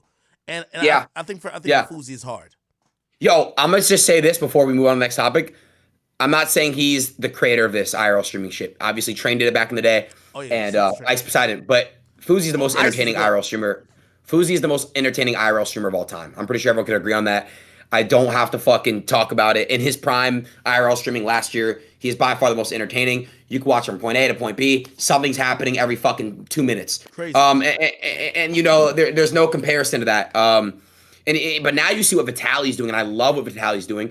Vitaly is now doing this Catching Predator series, and he's really making it a real thing. I'm going to tell you eventually what's going to happen. It's going to get so good for Vitaly what he's doing if he finds the right state to do it in, that eventually the PD will want to work with him, bro, and try and take these motherfuckers down and really build cases and charge them. Because what he's doing in LA, for example, it's a bad state. You have defunded police out there. You have police that just don't give a fuck, and they got mad at Vitaly for calling the cops, trying to get him locked up for being an illegal with meth and trying to meet up with a kid and have a threesome with him. So if he finds the right state, the right police department to work with, Vitaly's going to seriously do some crazy shit, and I'm excited for him, bro. This is just the beginning for him. More and more athletes, rappers, etc. are going to want to work with him because not only is he doing a good thing for the world, it's actually showing people how easy it is that an average Joe Schmo, teacher, doctors, nurses can be a pedophile. Anybody can be a pedophile. Bro, you could be fucking walking down the street and bumping 100 pedophiles you'll never fucking know. They look like regular fucking people, but they're not. They want to meet up with a minor and they want to have sex with a minor and they're willing to do so. So it just goes to show you, bro, what this is why I love what Vitaly's doing, and all my eyes are on Vitaly. And I'm doing something with him tomorrow. I'm really excited. We did this. I think we did this a few months ago. What he's doing, bro, is just so fucking amazing, and I hope he just keeps this shit up. And I love it. And that's why. And that's another OG Vitaly.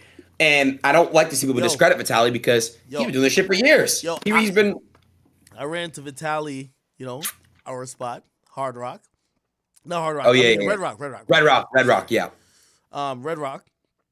And I gave him his flowers too. I'm like, yo, Vitaly's one of those guys that I was watching do the crazy shit before, and he was like the huge YouTuber when I was just the peon. So like even to see him get back down to the idea of, okay, I'm gonna grind again, amazing. You know what I mean?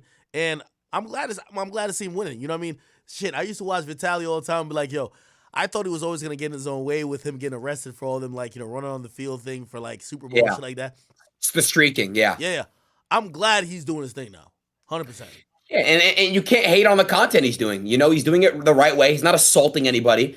He's just making a fool out of them. He's mocking them, and he's showing how much of a fucking douchebag, load of scumbag earth that garbage people are, and the pedophiles are. And that's what I love to see, bro. What Vitaly's doing is great. Yo, I want to just say one thing. Ak, what are your thoughts on Gideon making the return? I saw Gideon is streaming on Twitch, and he's also doing pedophile catching. So I want to know what your thoughts on Gideon making a return to the entertainment industry. Listen, when it comes to Gideon, I fuck with Gideon, and I respect him as a creator. For me, first and foremost, I think fans look at content creators and they think we're robots, right? Hey, you're supposed to always feel like this and give us content for, in perpetuity, which means just forever. But people do, like, these creators are people.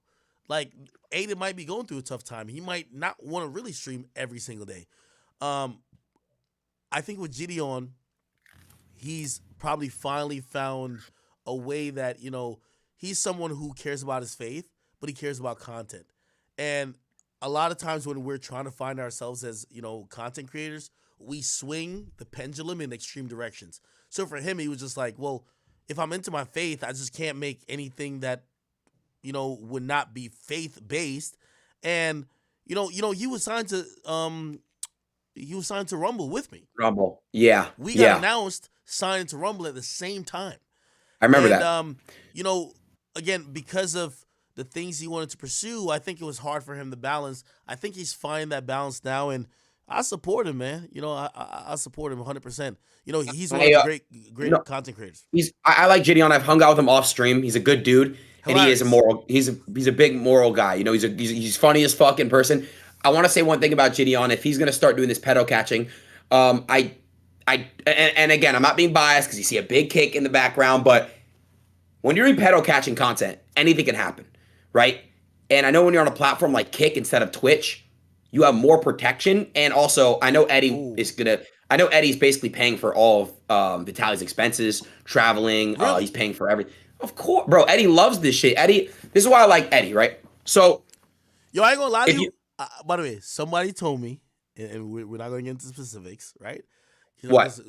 They were like, yo, Vitaly had he had like Bobby Shmurda on and whatever, and they told me like some of the expenses associated with that, and I was just like, nah, I'm not believing it.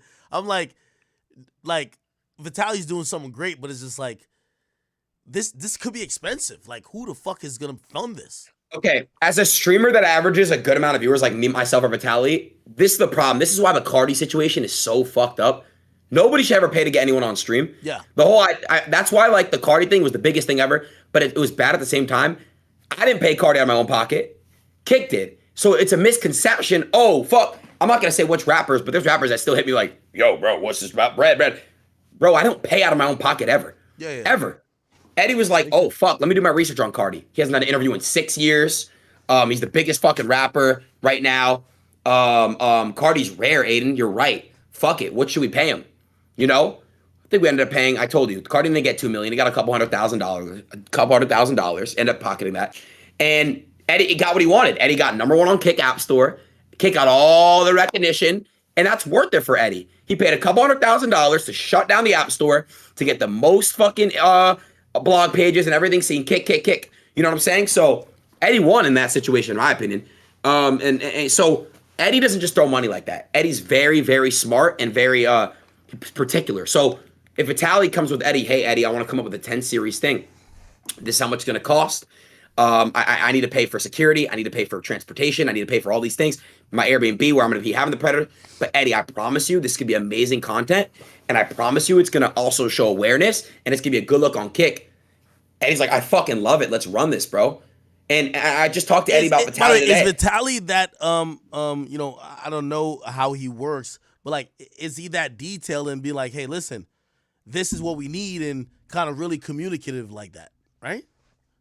Well, of course. Like, Eddie's not an idiot, bro. He's a fucking billionaire, right? So he's aware with what's going on, with how he realized the value of money.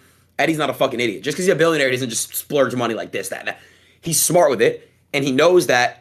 Like, for example, if I come to Eddie, I'm like, yo, Eddie, because if I'm like, yo, Eddie, I have a concert I want to do with retired military veterans who served, service, and I want to get a bunch of them together and do a tournament for, I don't know, $50,000-$100,000 prize pool. Eddie, can we do this? I'll host it. It'll be super duper cool. It's good awareness, and it also gives people, opportunity that are handicapped or just served. And he's like, sure, let's fucking do it, bro. That's what Eddie's about. You come to him with an idea, that's why I like that. So I wish Gideon great luck on Twitch. Twitch is obviously, a good platform as well. But the thing about Twitch is I know that if something happens, even if it's an accident, it's still on Gideon and they have to take it down, So that's the only thing that I fear. But I think Gideon, he's got it all situated. But hey, let me ask you a question, because I'm watching my man Kai right now, like on like 100 hours like stream.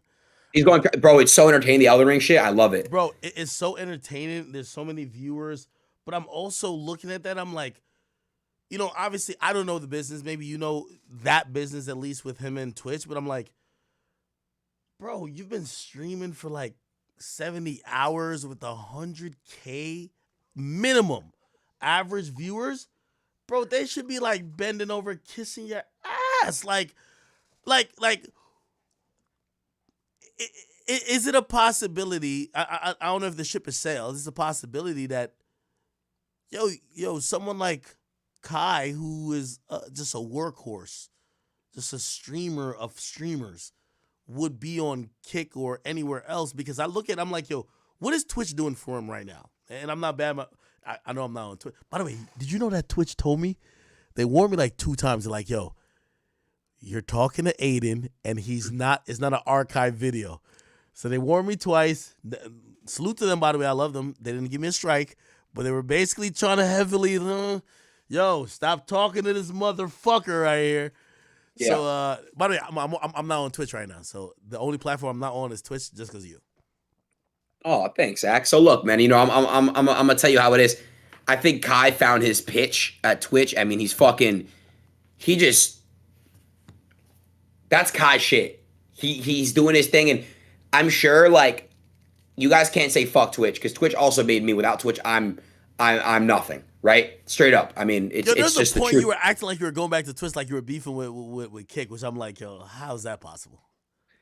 It was a misconception. I was just basically like, I want to get unbanned on Twitch just so I could collaborate with streamers. I'm not leaving Kick. At this point, it's a legacy thing for me. I took a leap of faith and I really like blew up a platform. And people said I was gonna fail, like Ninja and Shroud did, and like just talking shit on Mixer and shit. And that's no jabs at Ninja and Shroud, because Kick actually listens and Mixer didn't at the time. So whenever I have ideas and shit off behind closed doors, they're down to do it. I know people like me and XQC, Trainwrecks, we want to make this platform the best possible place possible. So we're still working on it, and it's still in beta, bro. It's a year old. Twitch has 10 years on us, some shit. So of course, the fact that we're even in comparison conversations is amazing. So we just got to keep going. Twitch has a very, very, very large. I'm sorry, what's the word? When you're exploration, right? When you're trying to navigate and find new channels. Mm-hmm. We don't really have that yet on Kick. It's really ran by communities. My Twitter community, AR Loyals, they know. AR Loyals really helps thrive Kick, and it's because it's such a massive community. And they thrive on other streamers, and they really help people blow up. But we're gonna find ways. We have to find ways to boost other algorithms and help find ways to blow up other streamers without communities. But it's gonna happen. It's gonna happen. Yeah, nah, definitely, man. Where do you think streaming's at right now, though? Okay. My thoughts on streaming right now is that it's not lit, but it's not dead.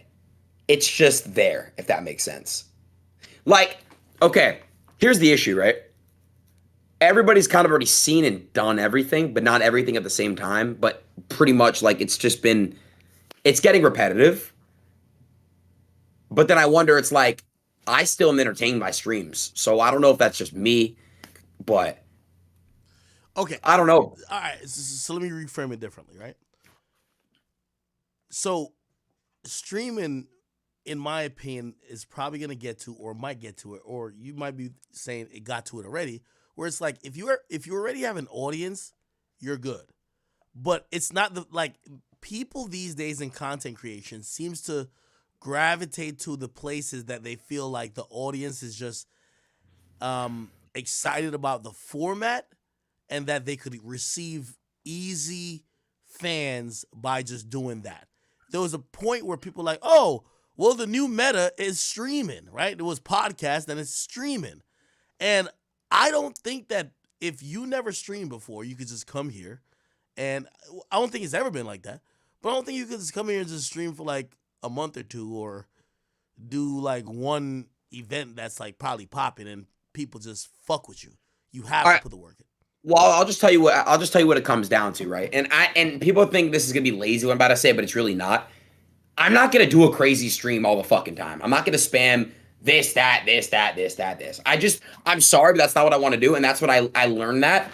And it's not because I'm lazy, it's because I don't want to blow people out of expectations. Streaming, it all started from fucking starting up on a desktop, reacting, playing video games, and that is what I love streaming the most. I grew up playing NBA 2K. I didn't grow up fucking walking around the streets and fucking doing crazy shit. I didn't do that. It's not about being lazy. People think I got lazy out of nowhere. I've been doing this shit for years. But streaming is in a very weird spot. But I agree. If you already have a community, if you already have an audience and you've built it up, you are good, right? But how does somebody nowadays, like who's the latest successful streamer that you know that blew up lately? Sketch. Well, I was gonna say Jinxie. That's the last one I saw.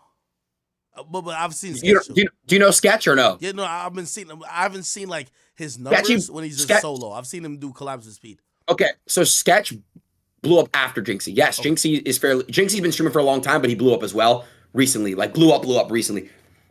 But Sketch doesn't stream a lot. So which is the weird part. How Sketch's blow up is actually like really fascinating. Because it's like he doesn't stream a lot, but he's so lit. Why? I mean, bro, he's a very likable dude. I like him. Every time I look at him, I smile. Like he's a very likable guy. He's a great dude. He just looks genuine as fuck. And I met him, and I've had good conversation with him. He's a good dude. And my chat saying he's a plant, but that's bullshit. You can't say that. Well, it's just the TikTok algorithm. I thought the meta when it came to streaming was, even like I see, what in hip hop people look at even with my success. They're like, yo, okay, we just have to stream it. I'm like, y'all don't realize that I was streaming back in 2013, 2014 to 30 people.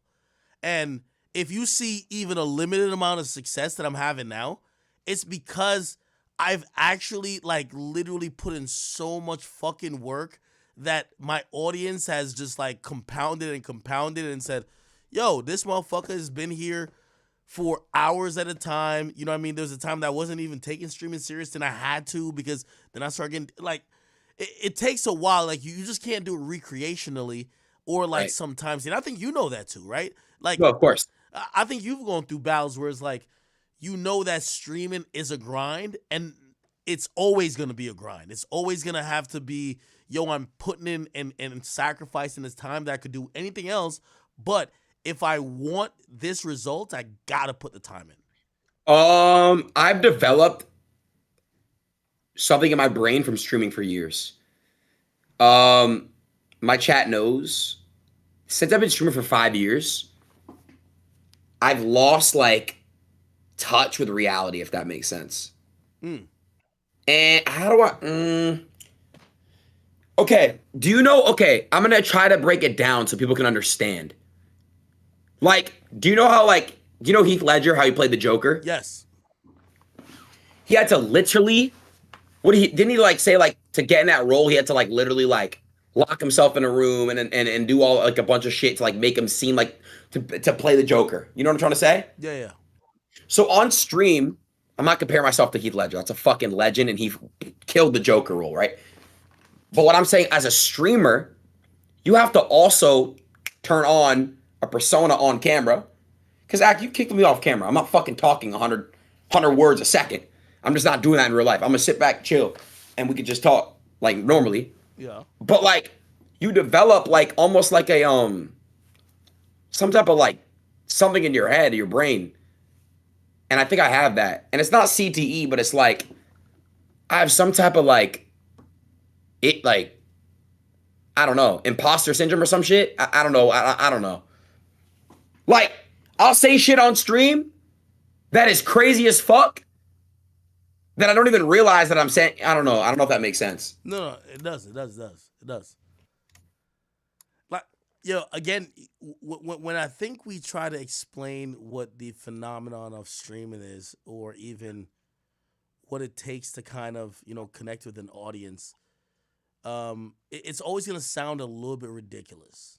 It's going to sound ridiculous, or people are going to be like, yo, it's like dumb easy. And also they don't realize that for you to get an Aiden, you got to, like, Aiden dedicated a lot of his life to monotonous, continual hours, painstaking, just putting content out there till his audience was like, we trust you enough that we want to see you consistently.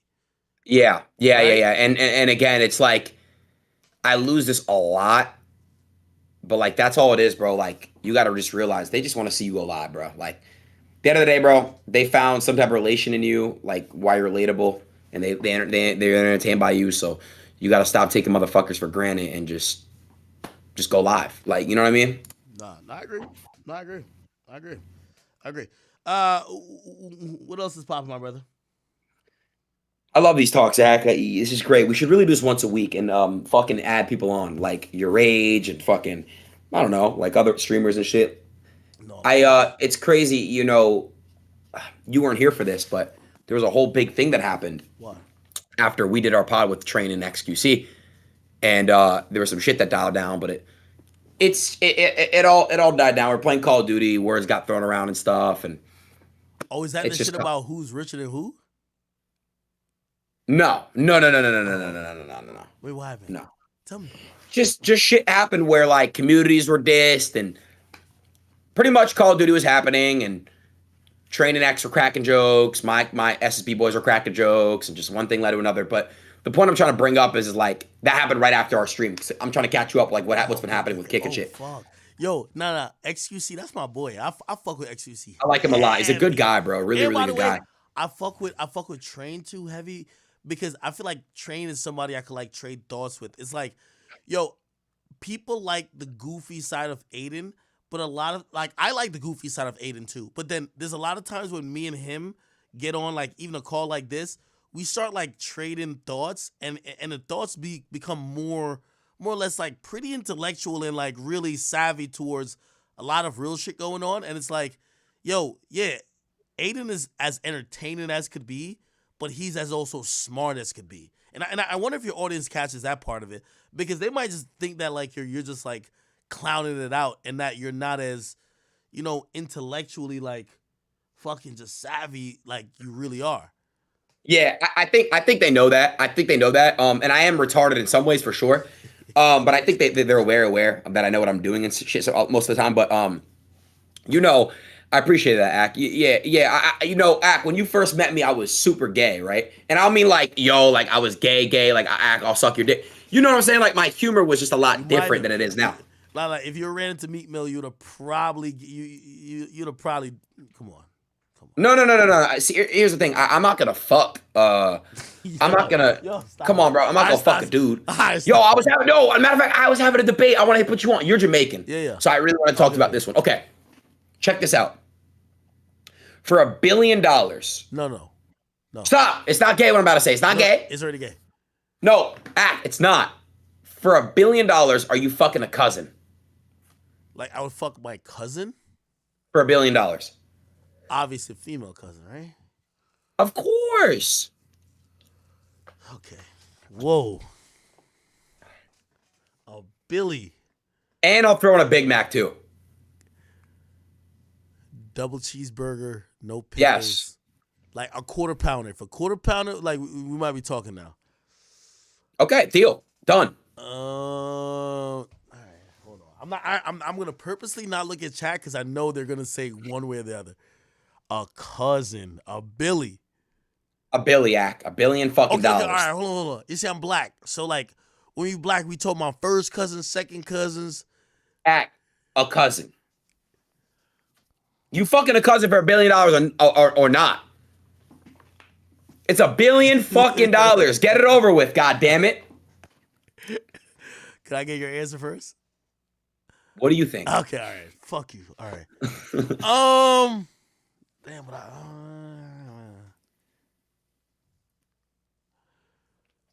okay. All right, I'll say yes. Yeah. I'm Okay. Weird for that, ain't it? Nah, it's not weird. Yo, I would suck a dick for $1 billion. All right, but you're gay. So it's like no, I'm not gay. It's actually gay to say no to that. No. Yo, stop playing, bro. Stop. Yo, for $1 billion, I'm sucking a dick. Oh, see, like this is what like I gotta take my answer back now because like you just made this shit weird now, bro. No, I'm being real. Yo, if you're not sucking a dick for $1 bill, you're just gay yourself. Hold on. Could we use a cousin? I never really knew their mom and dad type shit. I never was calling their mom and dad auntie and like uncle type shit. Our cousin is a cousin, so it could be any cousin. All right, fifth cousin. Yeah. Okay. Yeah, I got it. Yeah. Damn. Am I a bad person for that? I gotta look at the chat. I'm a bad person for that? Nah, you're not a bad person. Chat, is that weird? I feel like one of my cousins is looking at this like, you nasty motherfucker. This shit's crazy. No. Yo. Wait, hold on. What's the craziest thing? Okay. This is a lot of money, but still, I'm gonna say it's money for you. $3 million, what's the craziest thing you would do for $3 million? Any act. I would lick the tip of a penis. Just lick. For $3 million? Just lick it, not suck it, just give it a little lick, the pod. Bro, all right, hold on. This is what fucks me up about niggas like you and Adam22 is like, bro, Aiden, I know you. You've ran through and touched hella bread. $3 million is not shit. You're telling me you would lick the tip of a penis? Yes. Yes, for $3 million. Doesn't matter what penis. Oh, you're gay. You're gay. You're gay. Preferably somebody I don't know's penis. It's Drake's penis. For $3 million. No. You say you do it for free. No. Yo, Aiden, I ain't gonna lie. Yo, do you ever wake up and be like, yo, thank God I'm white. I can just say what I want, be as gay as I want. Yo, the shit you say is like, yo, like, I gotta let my people know I would never do that. Like, you get to be as gay as you want to be. Yo, fuck, what was that another? Yo, Ack, when your emails leaked and all your DoorDash shit leaked, what were your thoughts on that? Yo, that's my DoorDash email. Like, that's my DoorDash. Yo, like. You have a specific email just for DoorDash? Yeah. 100%. Really? So that email, and I hope nobody tries to hack it. Fuck you, bitch ass if you try to. That's my DoorDash email, and not only that, that's my DoorDash email that I used to send clips to. I would like email it to that thing because it's signed into this computer. But yeah, like, bro, all right, let me ask you then. Bro, I'm gonna be honest with you, and I feel bad about this a little bit. Like, bro, I spend so much money on like DoorDash, like daily. Check this out. I just got a chef. The best thing ever. You got a chef? No way. So good, bro. So fucking good. Yo, how much were you like spending like DoorDash or like food? Because I know you be having people around you and shit. Yeah. I think I was spending like 5 to 10 racks a month off DoorDash. So that's when I started. Well, yeah, you're spending like a couple $100 a day. Yeah, like about 5 racks. Yo, but that's when I started getting a chef. It's just way better. high quality food, all that shit. Wait. So the chef just comes through and just chefs it up, and wait, how much He'll does stay chef at my. cost? He's amazing. He's the best fucking chef ever. He'll come to my crib, stay there for like 8 hours, 10 hours, literally just stay there. One of my boys walks in. What would you like to eat? Whips it up. I wake up. Can I get a protein shake and a meal? Whips it up. I love this guy. I'm gonna do something really nice for him one day. Fucking good ass human being, bro. Where'd you find the chef? IG. Yo, you know who was telling me to get a chef before? And by the way, I got to squash that beef. Ooh. Joe Budden. Joe Budden been telling me that. He's like, yo, bro. By the way, why does Joe Budden have a problem with me and Kai? I think what's happened is that, like, you know, I don't think he has a problem with y'all now, but like, when you say something, your opinion, your reaction, just like Kai, it does affect the hip hop like ecosystem, and it makes no, it doesn't. Yo, yes, it does. I want to ask people, chat. Bro. So when me and Kai react to something, it actually has an effect on fucking hip hop and shit. Stop it, bro. Yo. No, it doesn't though. Yo, stop it. Yeah, I'll tell you why it doesn't. Because when I reacted, and I said Drake won the rap beef. Everyone was just calling me retarded. No, but they reacted to you saying, "Hey, let me ask you a question," which I do want to ask you off stream. These labels are paying you for some of these reactions, right? I've been paid for a couple reactions. Okay. Yes. I was about to say, you know why? Yo, wait, what? You do know, even though my page is down now, like I you know, the platform of academics, we work with all labels. I've watched over the last year that 85% of the, hey, this is some new music that we want you to post, is now being, hey, could you post Kai or Aiden's reaction to it? By the way, you kicked that off. That's crazy. You kicked that off. You do know that, right? Wait, so what happened? How did I kick it off? I'm going to tell you how you kicked it off. Which, this is why, you know, it's one of those, if you know, you know, this is why you're the GOAT. I remember it was over a year ago. Aiden's lit as fuck, but hip hop isn't really posting his shit. And Aiden hits me up, and Aiden says, "Yo, Ak, check this out. Like, I could probably pay you to post some shit, but what about this? I'll fucking host you if you're on stream, because you were still on Twitch. I'll raid you or host you if you're still on stream. But yo, when I have a rapper like Tory Lanez or whoever, bro, could you at least post a clip for me?" That's right. That was like the 2021 days. I was like, yo, Ak. Yo, you started this. I promise you started this. And I remember I was just like, do people really want to watch Aiden, whatever? But you were giving good content because you were having these motherfuckers freestyle. So I'm gonna tell you who really put me on. Written by Ray was like, yo, you're gonna just every single freestyle that like Tory Lanez rips and all, just send it to Ak. And in return, go back a host. Build our relationship up. And it worked. Then Rap just started posting me out of nowhere. I'm like, oh shit, fuck Ak. I don't need him anymore. I'm kidding. I'm kidding. But no, real shit though. Yeah. Like, no. Hold on. By the way, such a brilliant move. And by the way, Ray, I knew you helped Kendrick, nigga. That nigga Ray. Yes. What? Ray. By the way, Ray's like a content internet genius.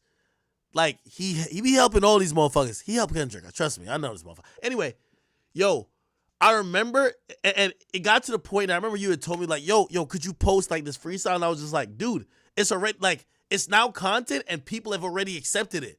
Like, maybe the first thing they were like, oh, why are you posting this? Then they started accepting it, so it was normal. Here's the thing that this was you don't realize that you did.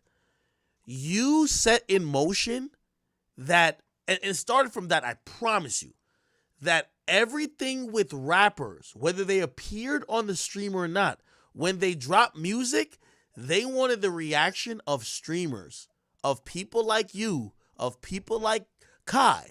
They wanted your reaction so bad that they would only send me what you guys said about the music. Damn. No, and I remember talking to Kai. I said, Kai, I hope you're getting paid from this because they're paying me to post you, nigga. Yeah. So how that started to work was I think I first started getting paid by record labels 2022, I believe. I could be right or wrong.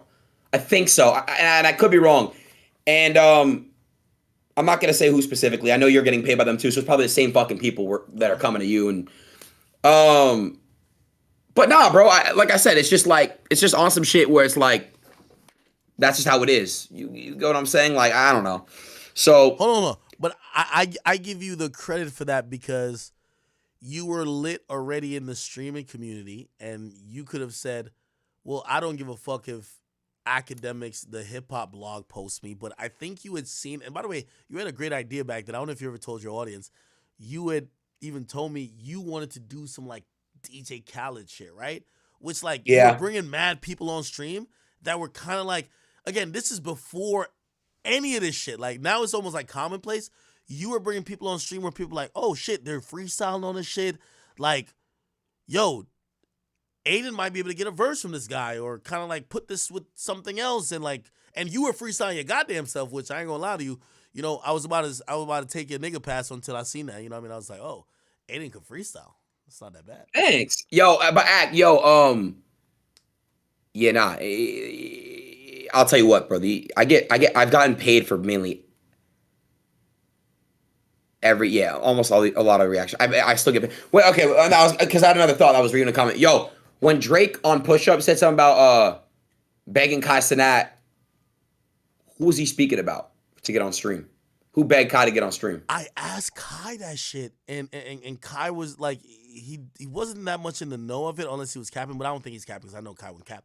But I think Drake wasn't talking about Kendrick. I think he was talking about maybe somebody associated with Kendrick. I don't know if Baby Keem, because like I ain't gonna lie to you. You know who watches, and I'm hey Baby Keem. I'm not trying to out you. I'm not trying to make it look crazy. Nah, Keem's tapped in. I talk to him a lot actually. Yeah, He's a good dude. Keem's super tapped in. Keem's like, yo, Ack, yo, I love your streams. Like not recently, but like like way back. It's like, yo, Ack, I'm fucking with you. That's cool.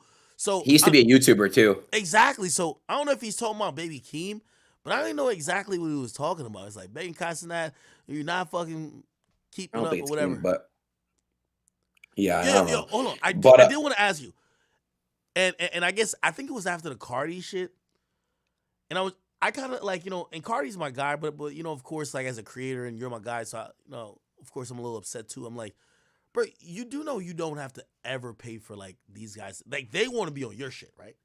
No, I know. Again, I told you the whole thing with paying Cardi wasn't in my pockets; it was the Kicks, and we just found a way to basically bring it together, and exactly, it kind of ruined the game because now I hit up a couple people. They're like, "Yo, we got to get paid because you paying this rapper. We're betting this rapper." I'm like, bro, I don't pay. Yo, it's not me. I remember. Yo, I won't say who, but I remember a couple rappers seeing that happen. They're like, "Yo, Aiden's cutting a bag," and then they heard the wild number. They're like, Aiden gave this nigga $2 million, so now they're treated like Rolling Loud. They're like, if he got $2 million, bro, I should at least get like 200,000. You know what I mean? Right. So everybody's now thinking like you're just gonna come with a bag, and I'm like, yo, y'all do know that Aiden's providing like this platform that's like invaluable, right? Right. Well, and again, like